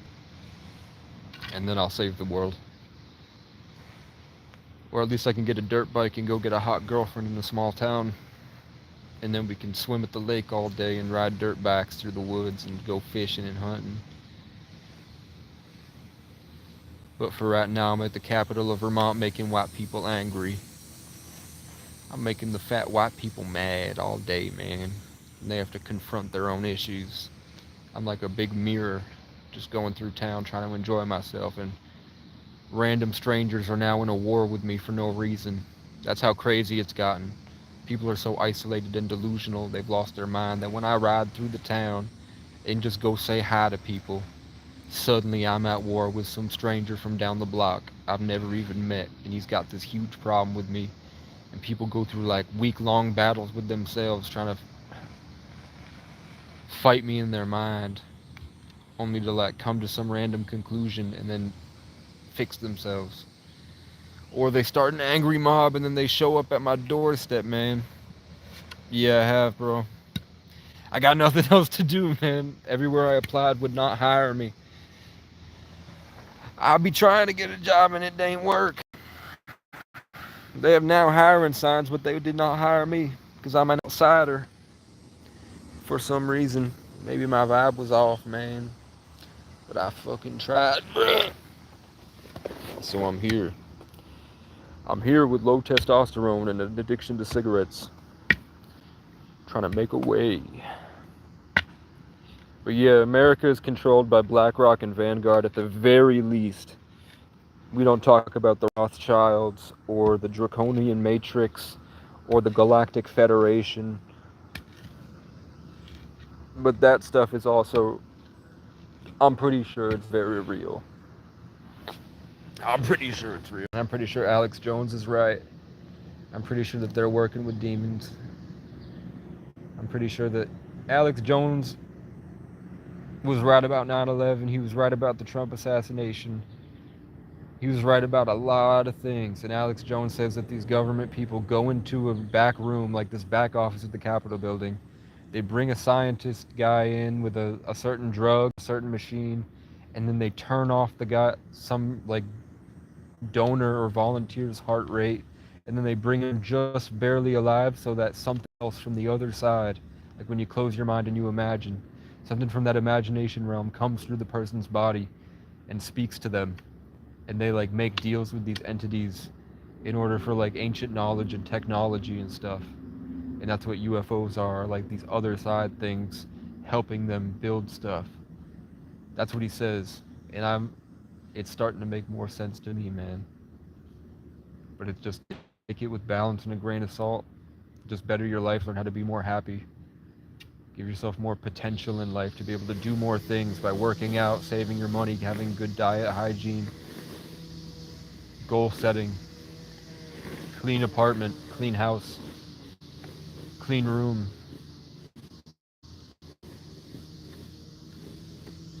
And then like going out in nature more to kind of learn your own inner world and learn who you are through daydreaming and creating. And then you kind of come back to clarity and common sense that the world seems to be losing for real. Like,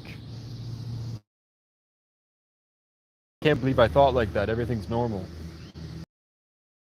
Slowly descending. People are slowly descending in. Like, I see so much crazy shit. Soon I'll be able to show you.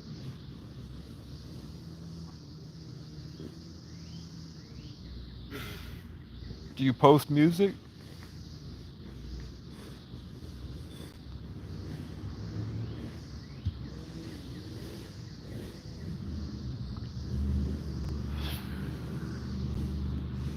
You have like you have a DAW, you have an audio interface, and you make songs.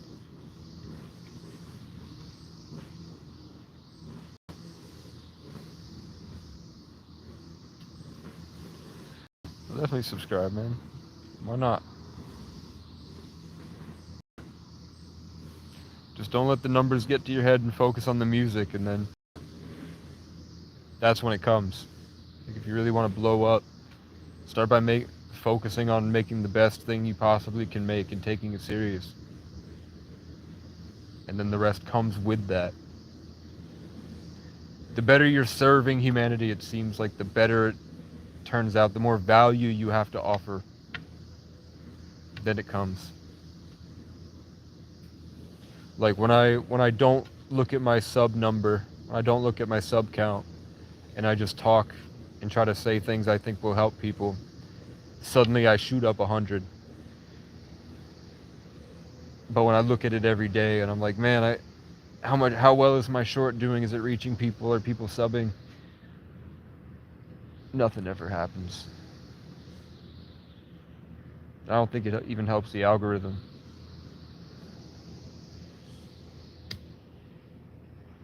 Okay.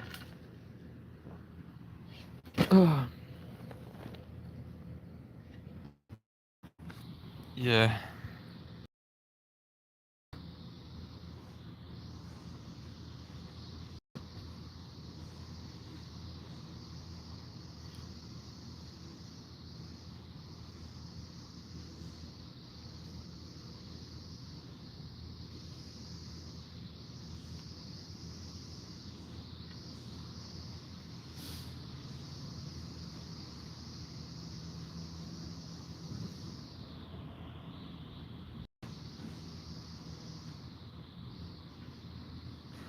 How big is your family? Yeah. It's for Mac Miller, and it's the White Lotus from Avatar: The Last Airbender.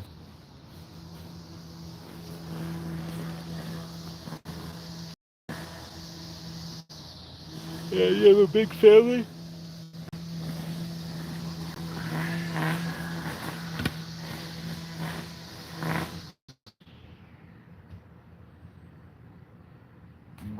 I gotta look better for the camera when people come through. I'm starting to look like I'm 12. If you don't have a big family, man, get a fucking RV. Make them get a fucking Class A RV. Make them stop paying rent and go to fucking Utah for a couple years. They'll save their money. And they'll be safe in the event of a nuclear apocalypse.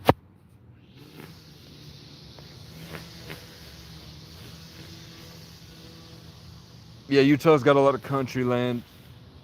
I don't think they got much ass out there. I'm not gonna lie, I think they got titties. They got no ass. I think South Carolina's probably where it's at. There's just a lot of people. There's just a lot of people, man. I like country life more. It's dangerous, but I like country life more. I like wide open spaces where no one can bother you. And Vermont's not bad, man. But there's not a lot of people in Vermont. In Utah, there's a lot of people. Like, it's got Salt Lake City. It's got all these different places out there.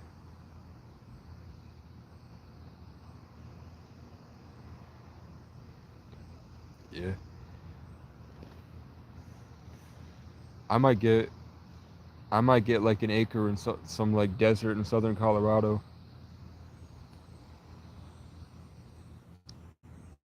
Not gonna lie, like something close enough to the mountains that I could ride out to the mountains every day and then leave an RV on the land and go to sleep at night.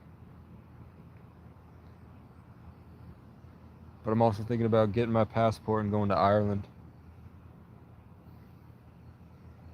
If I'm gonna waste my life traveling, I might as well see it.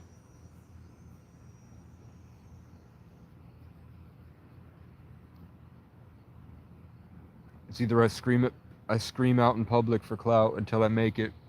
Like, I go out in public and I scream at people until I make it on, just cause riots.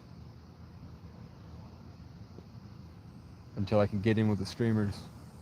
And then they try to put me on in the industry. And then you just go around showing other streamers off to your fans. Like, all these streamers are doing are just walking into a room full of streamers and then just shaking their hands and then continue continue to walk. And that's all they all do, is that they just kind of rotate around and handshake each other. And then they go back out, and that's their friendships. The rest are people that they're paying to help them do that.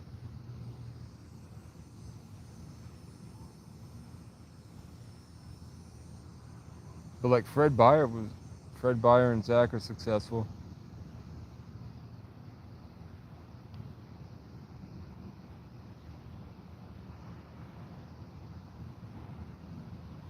When I turn the phone off, I have a lot of shit I want to do. Like I have a lot of ideas, a lot of things I want to make happen. But when I talk like this, it's hard, man.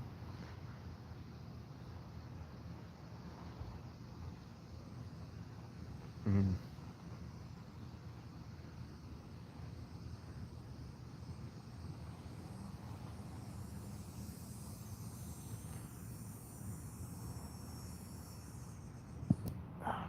Lately, I like Zach Bryan.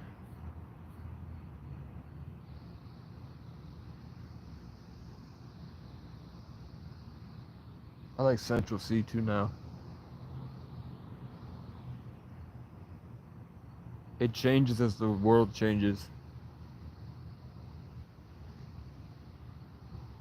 Like I like country music last year, and then this spring I only like Native American music and acoustic guitar stuff. 2020 I like soul music and gospel.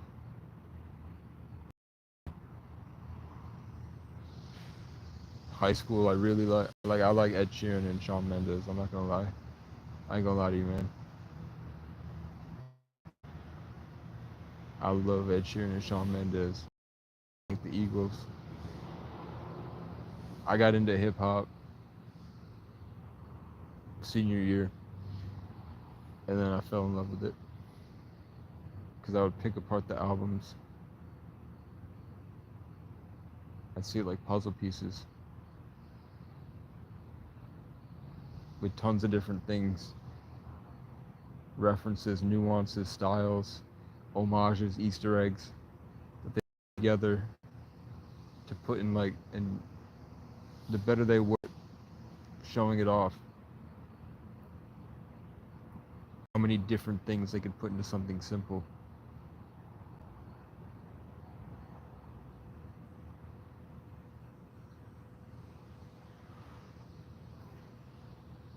And now I just like my own music. Like I play my albums over and over and over and over again and make little changes. And that's what I like to listen to, is just my own stuff.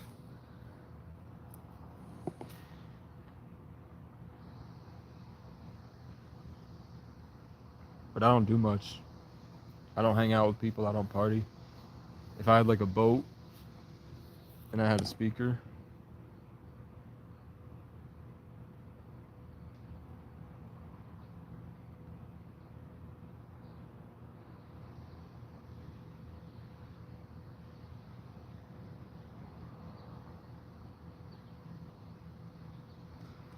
I close my eyes and I leave the live open. Bro, I'm on YouTube. I'm on YouTube all day.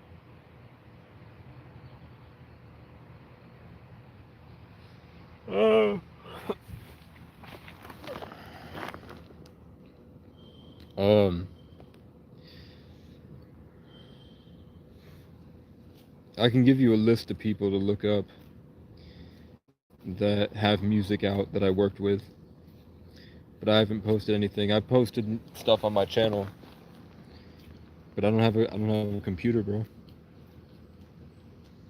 I don't have a computer that works anymore, so I can't. You feel me? You picking up what I'm putting down, man? I'm broke. I'm not lonely, but I also don't have any friends, and I like it that way, bro.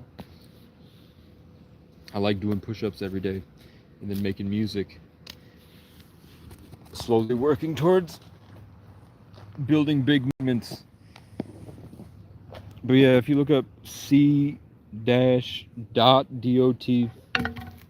416, and you look up on, and he's on SoundCloud, Spotify, YouTube.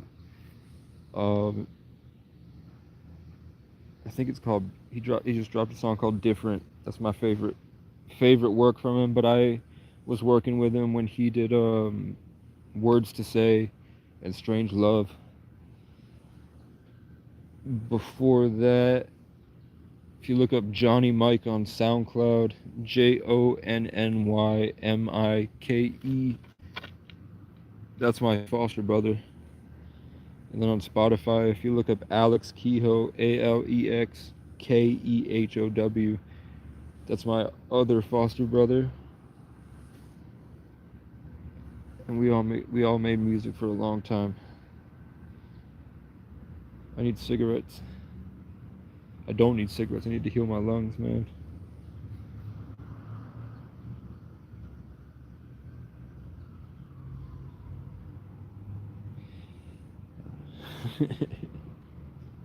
I'll listen to your music after this, bro.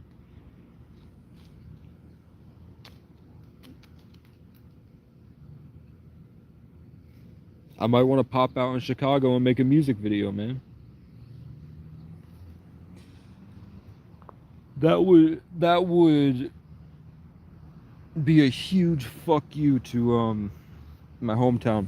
If I popped out in Chicago and had a bunch of 17-year-old kids bumping my shit.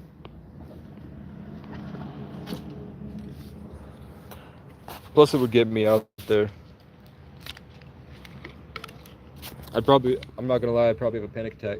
Not being able to be around trees alone. I'd probably freak out at the Matrix and then realize that I was out of my mind for a long time. And then there'd be all those people that I'd be trying to empathize with and try to figure out what's going on in their minds.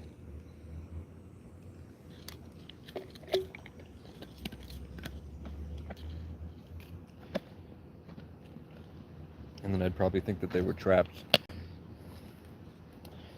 And then I probably wouldn't enjoy it. Or maybe I would. I would see everything like sports. See social interaction like sports, where you have to put on a show and guide people in directions and make people have fun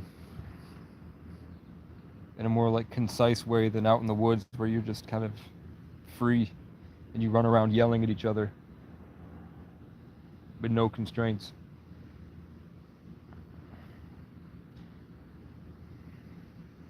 Bro, I want a bow and a horse, man.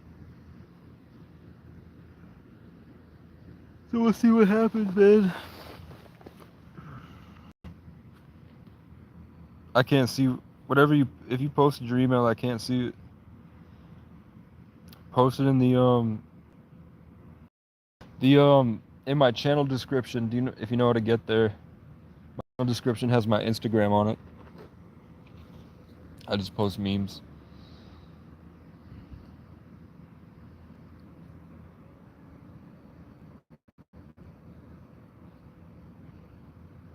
Check my channel description for my Instagram. And I got you. Alright. I barely don't get upset if I don't check it often, man. But I'm gonna be on YouTube probably. Unless I get like heavy signs that say I shouldn't do YouTube anymore and I should focus on something else. Cause like art is my passion, man. And I need money to do these big, like, world-changing things. And I don't really I don't want to go downtown and panhandle.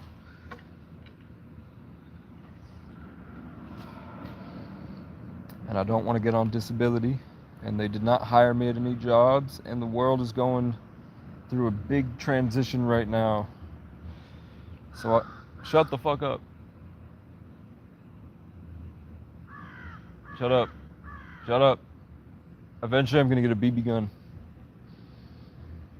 I'm gonna start shooting at their feet, bruh.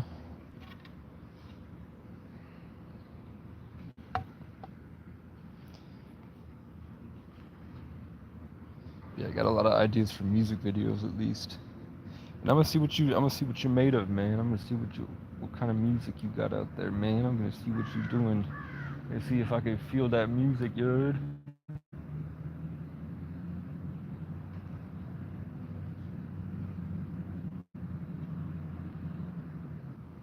I got a couple albums that I left features open. Yeah, that was specifically for people like this that got verses.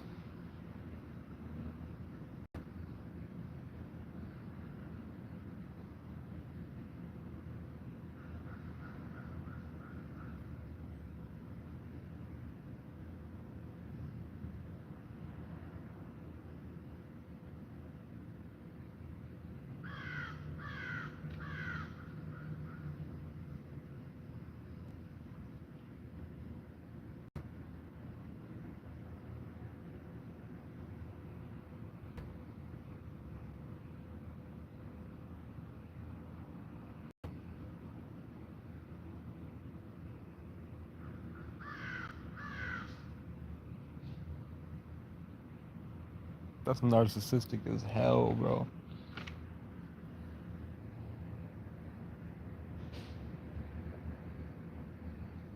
Creativity is a behavior.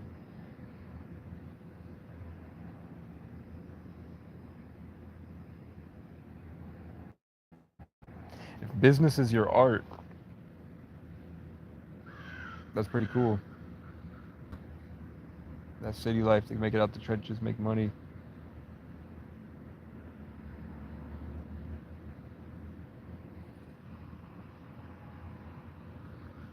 But life is beautiful, man. For real.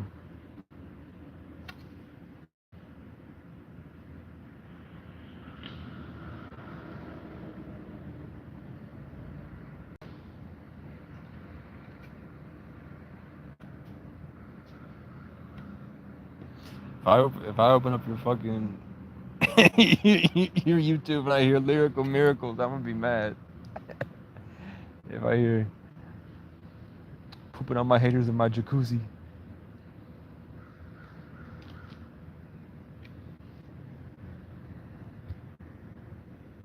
Who's your favorite?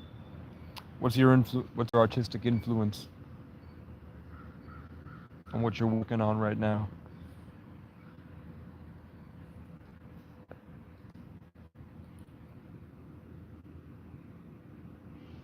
And what's your GPA, man? Do you sell drugs? Are you on the block posted up?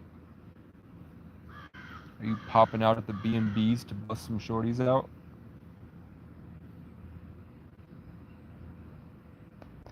Are you out there in the hotels busting out, breaking backs at the B&B? You really out there breaking backs at the B&B? For real? You out there posted up with Glocks? For real? For real, you capping? You really out there? Have you lit on ops before in your life? And that doesn't mean like you get into an argument with your friend in another class and you fight, but are you in a place where there's actual, like, your group of guys has a problem with another group of guys down the road and you all have guns and you're like worried that some shit's gonna go down between both of you at 17 years old in Chicago? Or is it you're both kind of pretending a bit too much, like you stayed pretend like you were as a child when you'd play pretend, but now you have guns so you take it seriously?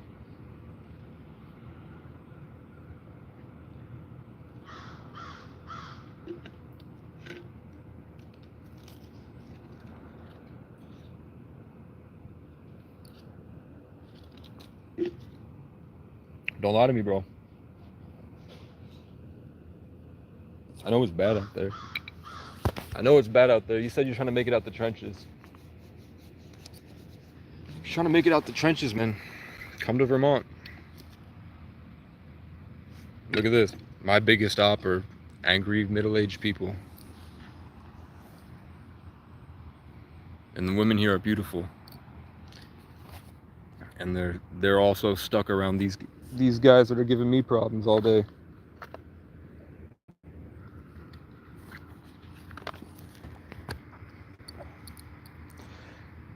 Never show love for your city, man. It was made to farm you. Check this out. It's a fucking kid. It's a little kid's BMX bike that I found on the road the other day. But it's fun as hell to ride, and it makes everybody mad when I pass by them. This is my yard right now. It's fun as hell to travel, and you learn a lot. And most of these people are so conditioned and trapped in the matrix that I feel like a god among men for all the shit that I've been through, all the shit that I've experienced, all the things that I've learned about life. Because I was in group homes. Like I didn't have to walk down the street scared for my life because somebody might shoot me, but I had constantly different people coming in all the time that some of them wanted to fight me. Eventually, when I got older, I left and went in cities, but I'd usually like make friends. I'd usually like find some like 40-year-old guy that thought I was funny, and we'd go play dice or something. We'd play cards, or I'd wind up at a motel for like a homeless program in New York. And then there was a guy there that knew other guys in town, and I'd hang out with those guys. They were usually all black. And I got along with those guys a lot better than I ever got along with these guys. Like, I feel like a whole different species than them, I'm not gonna lie. I feel closer to birds than I do people.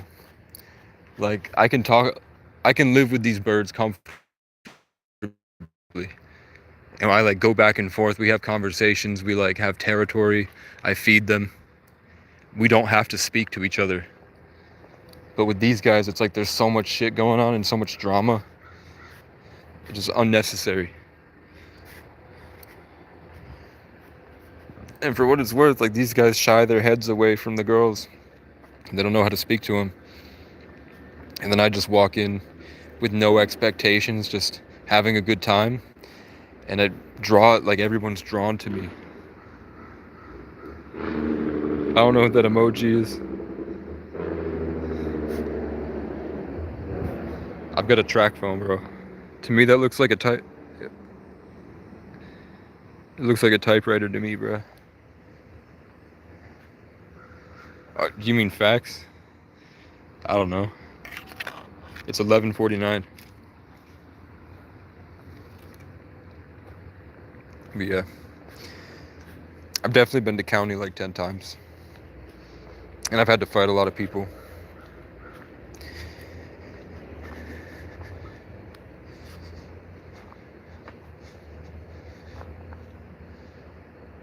I don't get it. If everyone got along and just made each other's lives better, we'd all win. You don't have to slide on your ops, man. It's not worth it, man. The Bible says to help your enemies so that they realize they were never your enemies in the first place.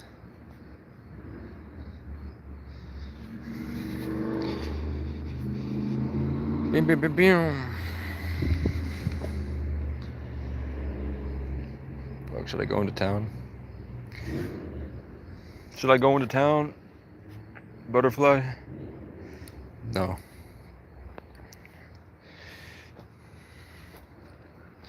Yeah. That's why I want to make my own town.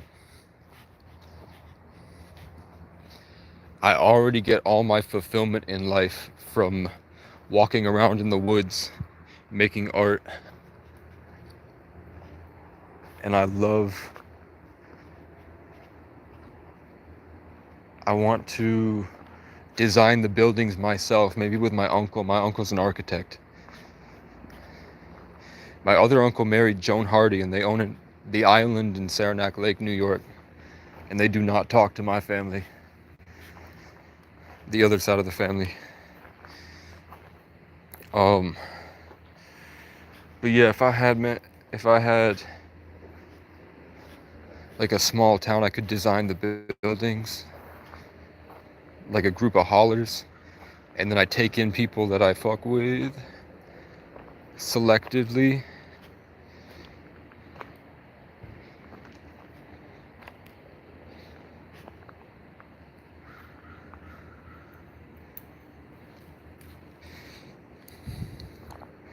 It just seems fun to build a movement and go to war. Yeah, these are the suburbs. That's why everybody's dramatic and whiny, and I feel very out of place. But it's nice to relax in. It's really nice to relax in, man. Like, the homeless population is like 15 maybe. And we've got this big building right here. This is the capital of Vermont, so they try to kick all the bad people out. The rent's very expensive here, but I live right here. So I get to experience what these people are paying a lot of money for free. And the women, like, there's a lot of tourism. So I'm smelly, so I don't pursue the girls, but I love riding my bike past them and seeing them turn their head and smile. You feel me? Or I'll go into a gas station and then be nice to the, like, have a good vibe and talk to like the Mexican immigrants that work at the restaurant. And then they kind of feel more at home because they're kind of anxious around the white people, not gonna lie. They don't like it. And white people are just, these guys are weird, man. I don't know how to describe it. I bet if you showed up, you'd recognize it. That people here kinda, they're soft. They're soft. They haven't been through a lot. And their screen time is very high. So when they come out, they don't really know what to do. It seems like they just kind of wander around. I wander around because I can't do anything. These guys have money. These guys could go on Tinder, pick up like 4 girls, go like take their dad's car and go like 20 miles up to a lake and throw a party every night. But what they do is play Fortnite, get high, come out here and freak out. They come out here and they don't know how to act or what to do. So they're just like standing around like confused. If I had the money they had, but I'm in position, you feel me? If I had something going for myself, when I see these kids that come out confused, I could come up and be like, yo, I'm cooking burritos back here. And then I have my portable power, I have like an extension cord coming out, and I'm cooking a bunch of the best burritos you've ever eaten in your life. And then these kids come in high with the munchies, and I'm like, just cash at me like, I don't know, like $7. Then I get an in with them, and then I say like, oh, I also have a clothing brand online. Check out the designs. I sell merch through a Shopify store. Have them buy the merch to show support.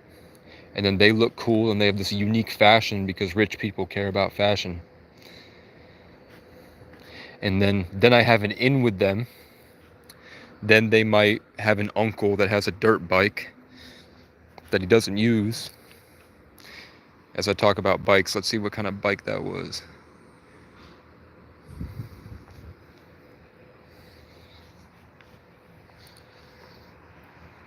You feel me?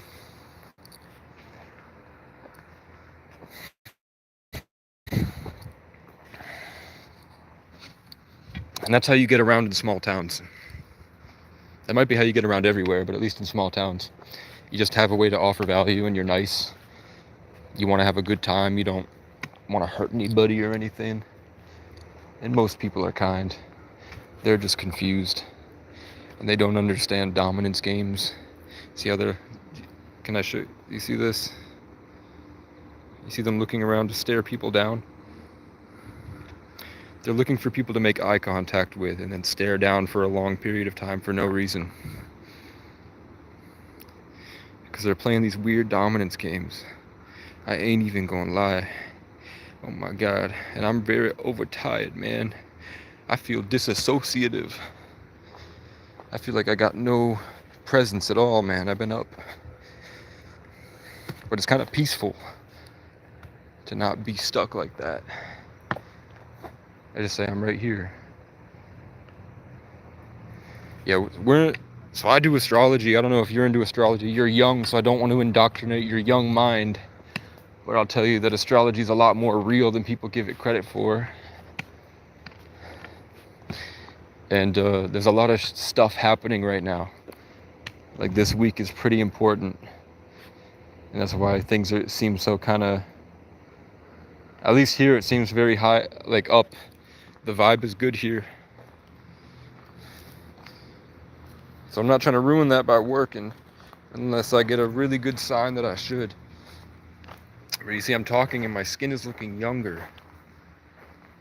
I know. I can't. I'll get in trouble. I have to wait till these guys go home for the weekend. And we had 7 people come up here and then disappear. These fat old cunts were walking around like they own the place, and they had to try to press me for no reason. So I want to see if they did any actual work here. Check this out. Gangy. The 3 of you, cash at me. Support the channel. That's supposed to go all the way up to there. It's all wet and mud, disgusting. And then they didn't clear out the brush, so nobody can really walk up that way. There's supposed to be a bunch of trails here that go up, and nobody cleared them. But they were so like adamant, like this is a way to get to Hubbard Park. This is a trail system that's very vast, and they acted like they had to go check. Can you imagine being so dishonest for no reason? Like making such a big deal out of it. You feel me? Shut up, bitch. So they said this is a big trail that they take very seriously, that nobody's allowed to live in.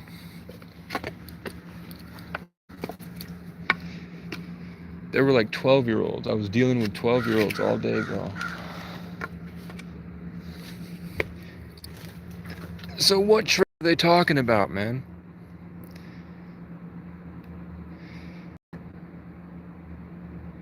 Nah, ain't nobody took my stuff. Trust.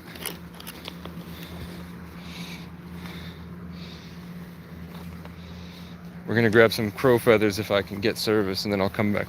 There's another way around.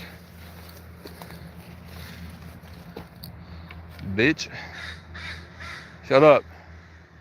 I have deja vu.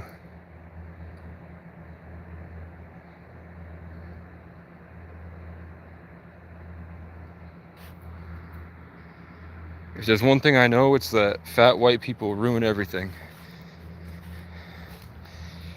They saw me go up these trails, and now they're gonna go say, he actually does live back there. That is his stuff.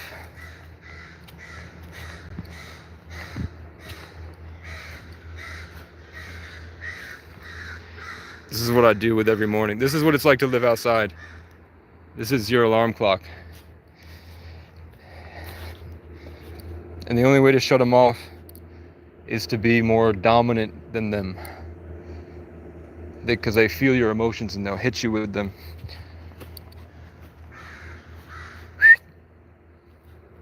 You have to control them with your frequency to keep them in a state of shut the fuck up, or else they won't respect you. And I try to feed them, but I don't think they deserve it.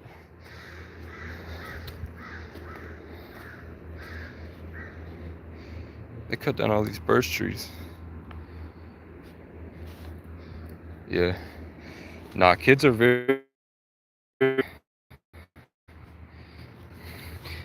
In the city, at least, they're stuck. There's a lot more to life. Because I had to take on a lot of city paradigms. And it helped me for a while. It definitely helped me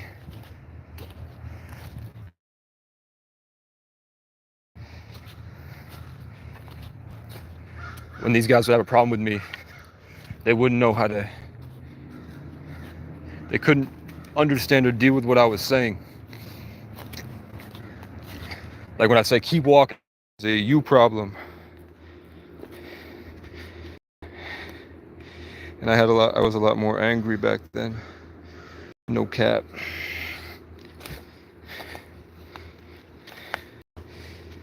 But when you're out here enough, you realize it doesn't matter that much. Not trying to be a counselor, man, but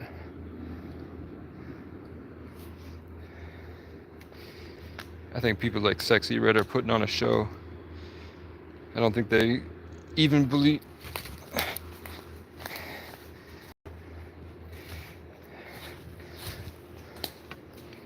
I think they're more suburban than we are. I'm looking for crow feathers.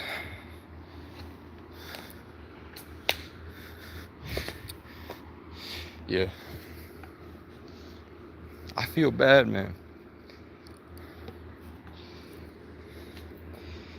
I feel bad for people that are trapped in the city that don't know, like they have no idea that it's different. There's more to life. Like people in the city are definitely, they perform a lot better than people out here.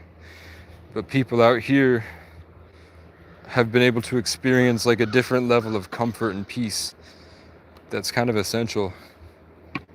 It makes you restructure your priorities in life. Like I'm glad I've been through both.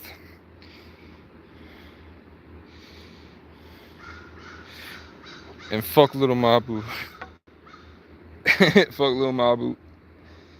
Little Mabu, bitch.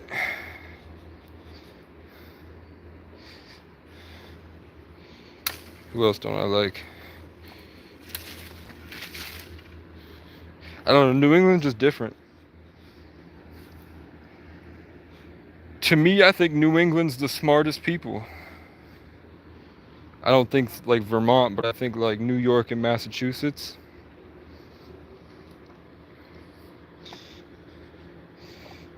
Actually, I think LA's got it.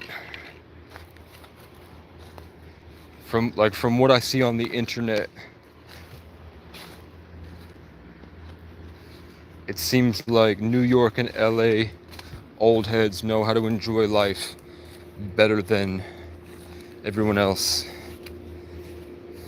If that makes sense. Yeah, my feet. When I'm out of food, man, I probably go to Cumbies and I go through the dumpster and I pick up the freshly thrown out pizzas and then I go to the bar and I heat it up. If that doesn't work, I find a food shelf and I pick up food there. If that doesn't work and I'm really out of food, like a couple times I was starving, like really, and I had like I was sick, I had the flu, and I was in a tent in a moldy swamp, and it was still like just starting spring, and I got sick out there, and I couldn't move, I had like a fever. I think I had food poisoning because I was eating the shit that the rich kids would throw out at the skate park. This was last year. And I definitely made amazing songs, but I had to suffer a lot. And then I would go on like the public Facebook page and say, hey, if you guys have overs, I'm sick. Handy's Towing stole my car illegally, and they basically told me to fuck off, and having trouble getting a job, Uh, yada yada yada. If you have any leftovers you don't need, stop by. I'd really appreciate it. And then they put me in touch with like an out-of-town community action program that's specializes in getting grant money to help homeless. And then for a couple weeks she got me a bunch of food from the dollar store. She got me a tent. And then I worked with her, make sure that they weren't getting taken advantage of and they weren't on drugs. And everyone I took care of did well. There was like 20 kids. Like a lot of people ran away from home in 2023. And then I watch over them. And then I got in a relationship with a girl. I started living at her house for a couple weeks. By the time I got back, they were all hooked on crack. Like somehow all of them. So I lost a lot of them. I just gave up. Like I spent outside, bringing all these kids to the gym, going to the... And I tried to help those kids out, and they all chose wrong. So I just gave up. Started fucking a yoga instructor. And then I went off on my own, and I made a bunch of friends at the skate park. They all called me the Lake Monster. Then I did some acid. Then I started going full time on the music and just pushing it every day. I did Instacart where I'd take the bus and I'd load up I'd say that I had a car and I didn't have a cart. And I'd take that shit on the bus. People were really pissed that all their shit was thawed out, but they got their stuff.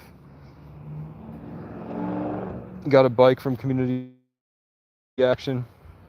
I think I stole a bike from a heroin addict that would go to... There was a guy that would shoot up and go into the bathroom and there's kids in the bathroom, and he'd just start jerking off and moaning really loud. So I stole 2 of his bikes and used that to get around. Then eventually started performing the songs at public parks. And then a schizophrenic man showed up and threw himself at my feet. Then so I performed a song for a bunch of high school kids. I hung out with them. This guy showed up. It was a bunch of crackheads and this schizophrenic dude. And they showed up and interrupted the party. Shot up in front of all the kids. One of the guys slapped one of the high schoolers' ass. And there was a fight. And I had to break it up. And then at the end of it, the schizophrenic guy was like, if you can help me, please help me get these guys out of here, because those 2 addicts were living in the back of his car, making him drive them around places and trying to steal it from him. And this guy was like a pushover. So I said, okay, and I spent the whole day with them. I stayed up for 2 days with them, trying to help them get a place to stay and make sure that they got out. And then they took us for a run around, because I wasn't allowed to kick him out, and he wasn't going to kick him out. So I just made it clear that he wants them to go. And then at the end of it, he gave me the car. So I used that to make, I used that to DoorDash. So I'd DoorDash all night. I'd make songs in my head as I'm DoorDashing. Then I would take all my gas money and I'd use it to drive around Vermont and just sightsee during the fall season until I had to come back. And then when I had a chance, I'd set up my computer and I'd start to work on the songs that I made. That's pretty much what I've been doing for 3 years.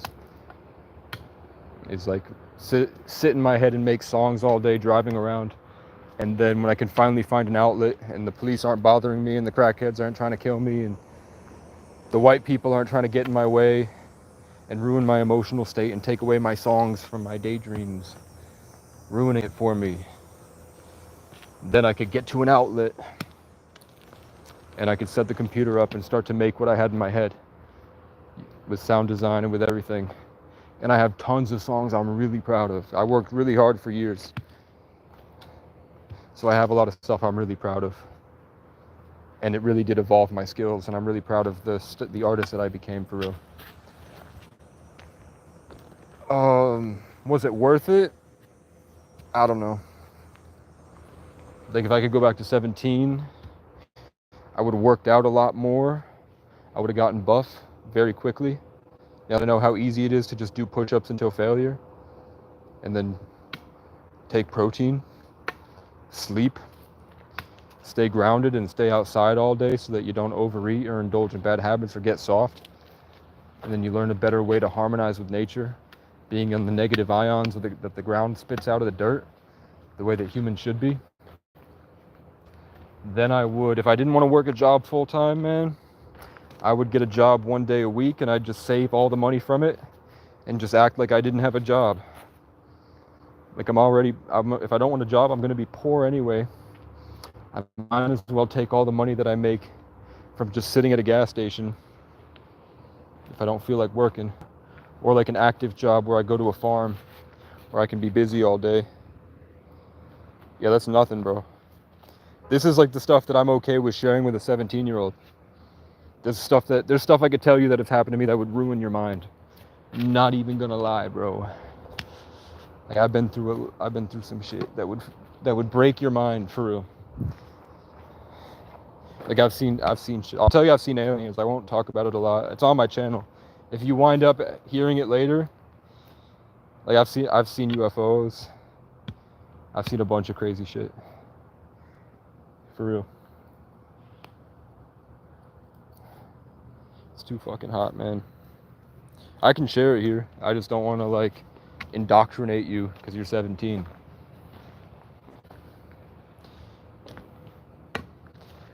I don't want to like ruin your mind and have you focused on the wrong things when you should be being a kid, you feel me?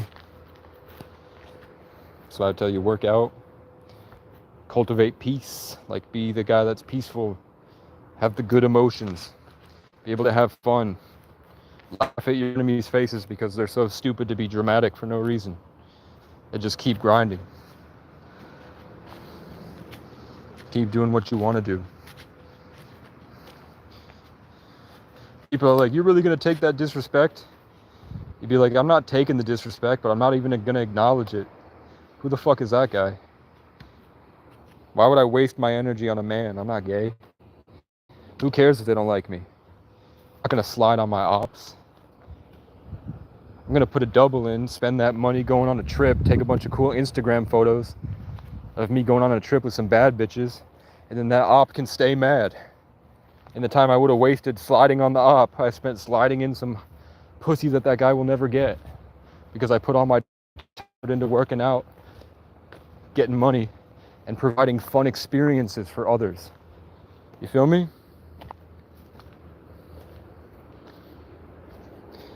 Did that register? First off, did that register with you? Write that shit down. That was the gold. Write that shit. If you're really out there sliding on ops. Alright. Yeah, bro, I have DMD experiences when I smoke weed. Like, I'll smoke weed and it's like I'm not even here. Like the whole world will fade out in front of me and I'll be like somewhere deep in my mind, and then I'll start communicating with things, and then I'll just feel this really weird presence, like I'm not supposed to be in the world. And then all of it, like I'll start to pay attention really, like a lot more than I should. And then I'll start to see like little hazes that follow around the people. And then I'll pay attention to the hate, like the little like distorted bubbles that are like pushing these people around that I showed you. And then all of a sudden those things will like stop, and then the people will start twitching, and then those people will start to come around like they did today, like on my live stream, where they show up and they're like walking around and they have to bother me for no reason and then go back to their day. They had to waste all of their time coming up here unconscious. They stood right here while I was over here, and they just stood here pretending like they were gonna grab an apple from a tree. And then they stood over there. And then they stood directly in front of me and stared right in my eyes through the trees. And they unblinking like this. And then they walked back into that place. And then an hour later, some other stranger came out. After 3 other people had already come out, including 2 police officers. On this live stream, there was like probably about 10 people that showed up to bother me today. And they were all twitching like this. They were stomping around. They weren't focused on anything. And they were just trying to get near me.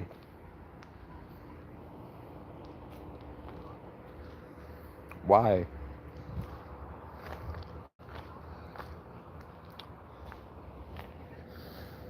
And I've seen like I have tons of stories on my channel about like different UFOs that I've seen, different spirits that I've met in the woods. Here's my butterfly coming right to left, flying against me. All the birds that attack me because they're prejudiced. They can be racist towards me because I'm not black. You feel me? If I was black, they would kind of feel off about it. They would kind of debate with themselves.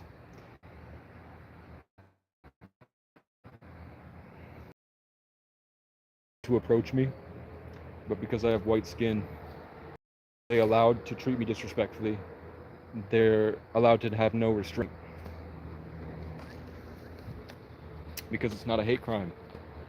So they can treat me, they can call me a wigger, they can say horrible shit. They flick their cigarette their butts at me on the truck. Like they'll drive down their truck and flick their cigarette at my head, hoping it like burns my eye or some shit. People like drive by and pull their gun out, and I'm literally just listening to my headphones, trying to walk to the river. And I've never said a word to any of them.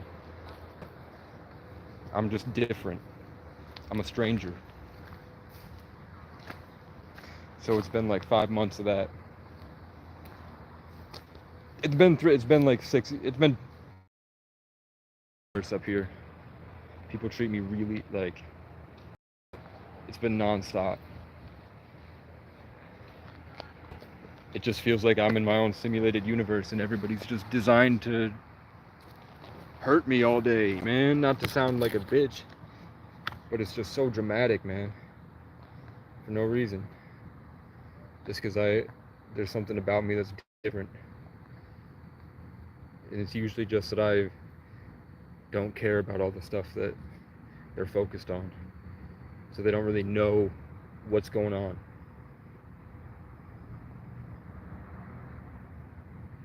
I don't know. Maybe it's in my blood. Maybe it's in my blood, man. I'm out of smokes.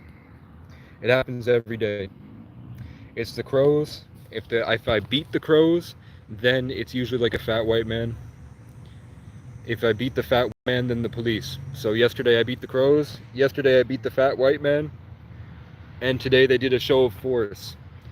They did the crow managerial position. Then they did the fat women. Then they at the end of it they brought one last guy. So I don't know what they were looking for me. Maybe they were trying to keep me like in fear. Maybe they were trying to keep me feeling powerless. I definitely don't feel like centered. I don't feel powerful like I usually do. But the butterflies here, right to left, I feel at peace. I don't feel bad emotions. So it can't be that bad. But they tried. If you like in this live, like in 1 hour, they sent about 10 people for no reason. Like I just showed you that there's no trail. They lied. Like the police came and said, this is a trail. This is a big trail for people. I just showed you there's no trail. So they came to look around for no reason. Which means that they have some type of prejudice that I'm running some type of, they might think I'm selling drugs here.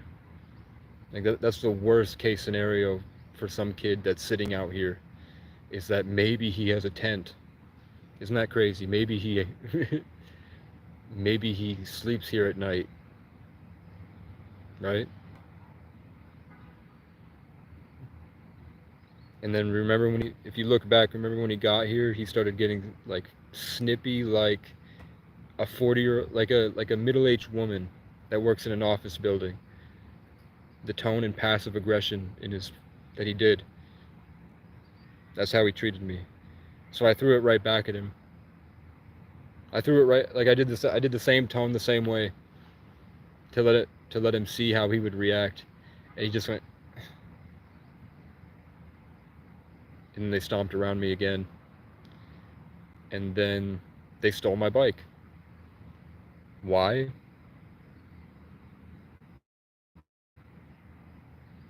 What do you think they did with it?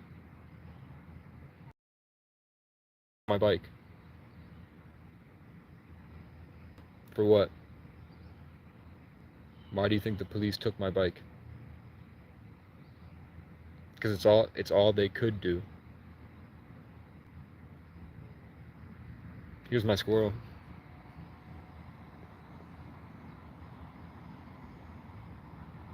Any way that they could hurt me. They were just looking for a way to hurt me, basically. Not to sound dramatic, but that's the truth. This guy's my friend. This guy doesn't hurt me. Poor me, right?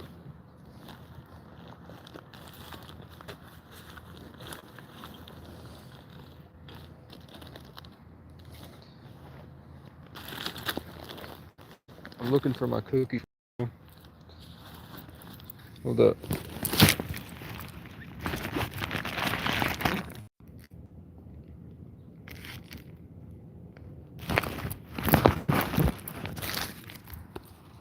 This idiot. Is he gonna pick it up? Yeah. No, that was a different one. That other one was like a dark black almost. This guy, look how agile he is. He's like a monkey. The other one was black. This dark, like dark squirrel. Unless it was this one and he was wet. Then he lived. There's a red squirrel and a gray squirrel and they'd be fighting all the time.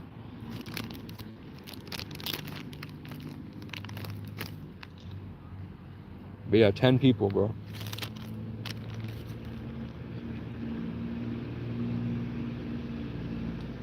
Plus these guys.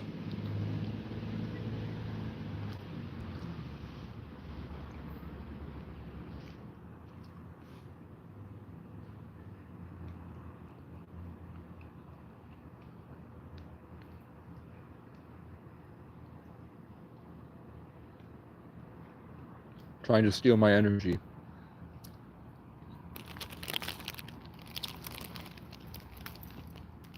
It was a literal Matrix attack on camera. For people that get it. I don't know what to do about it.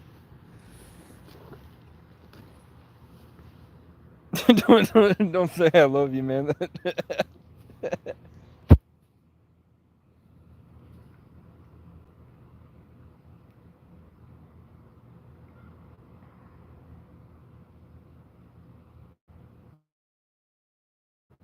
Yeah, what time is it?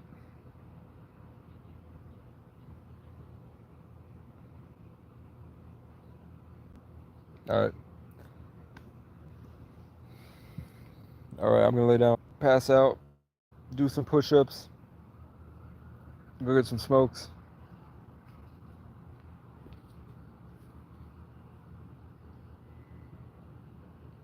Stay safe, guys. Peace out.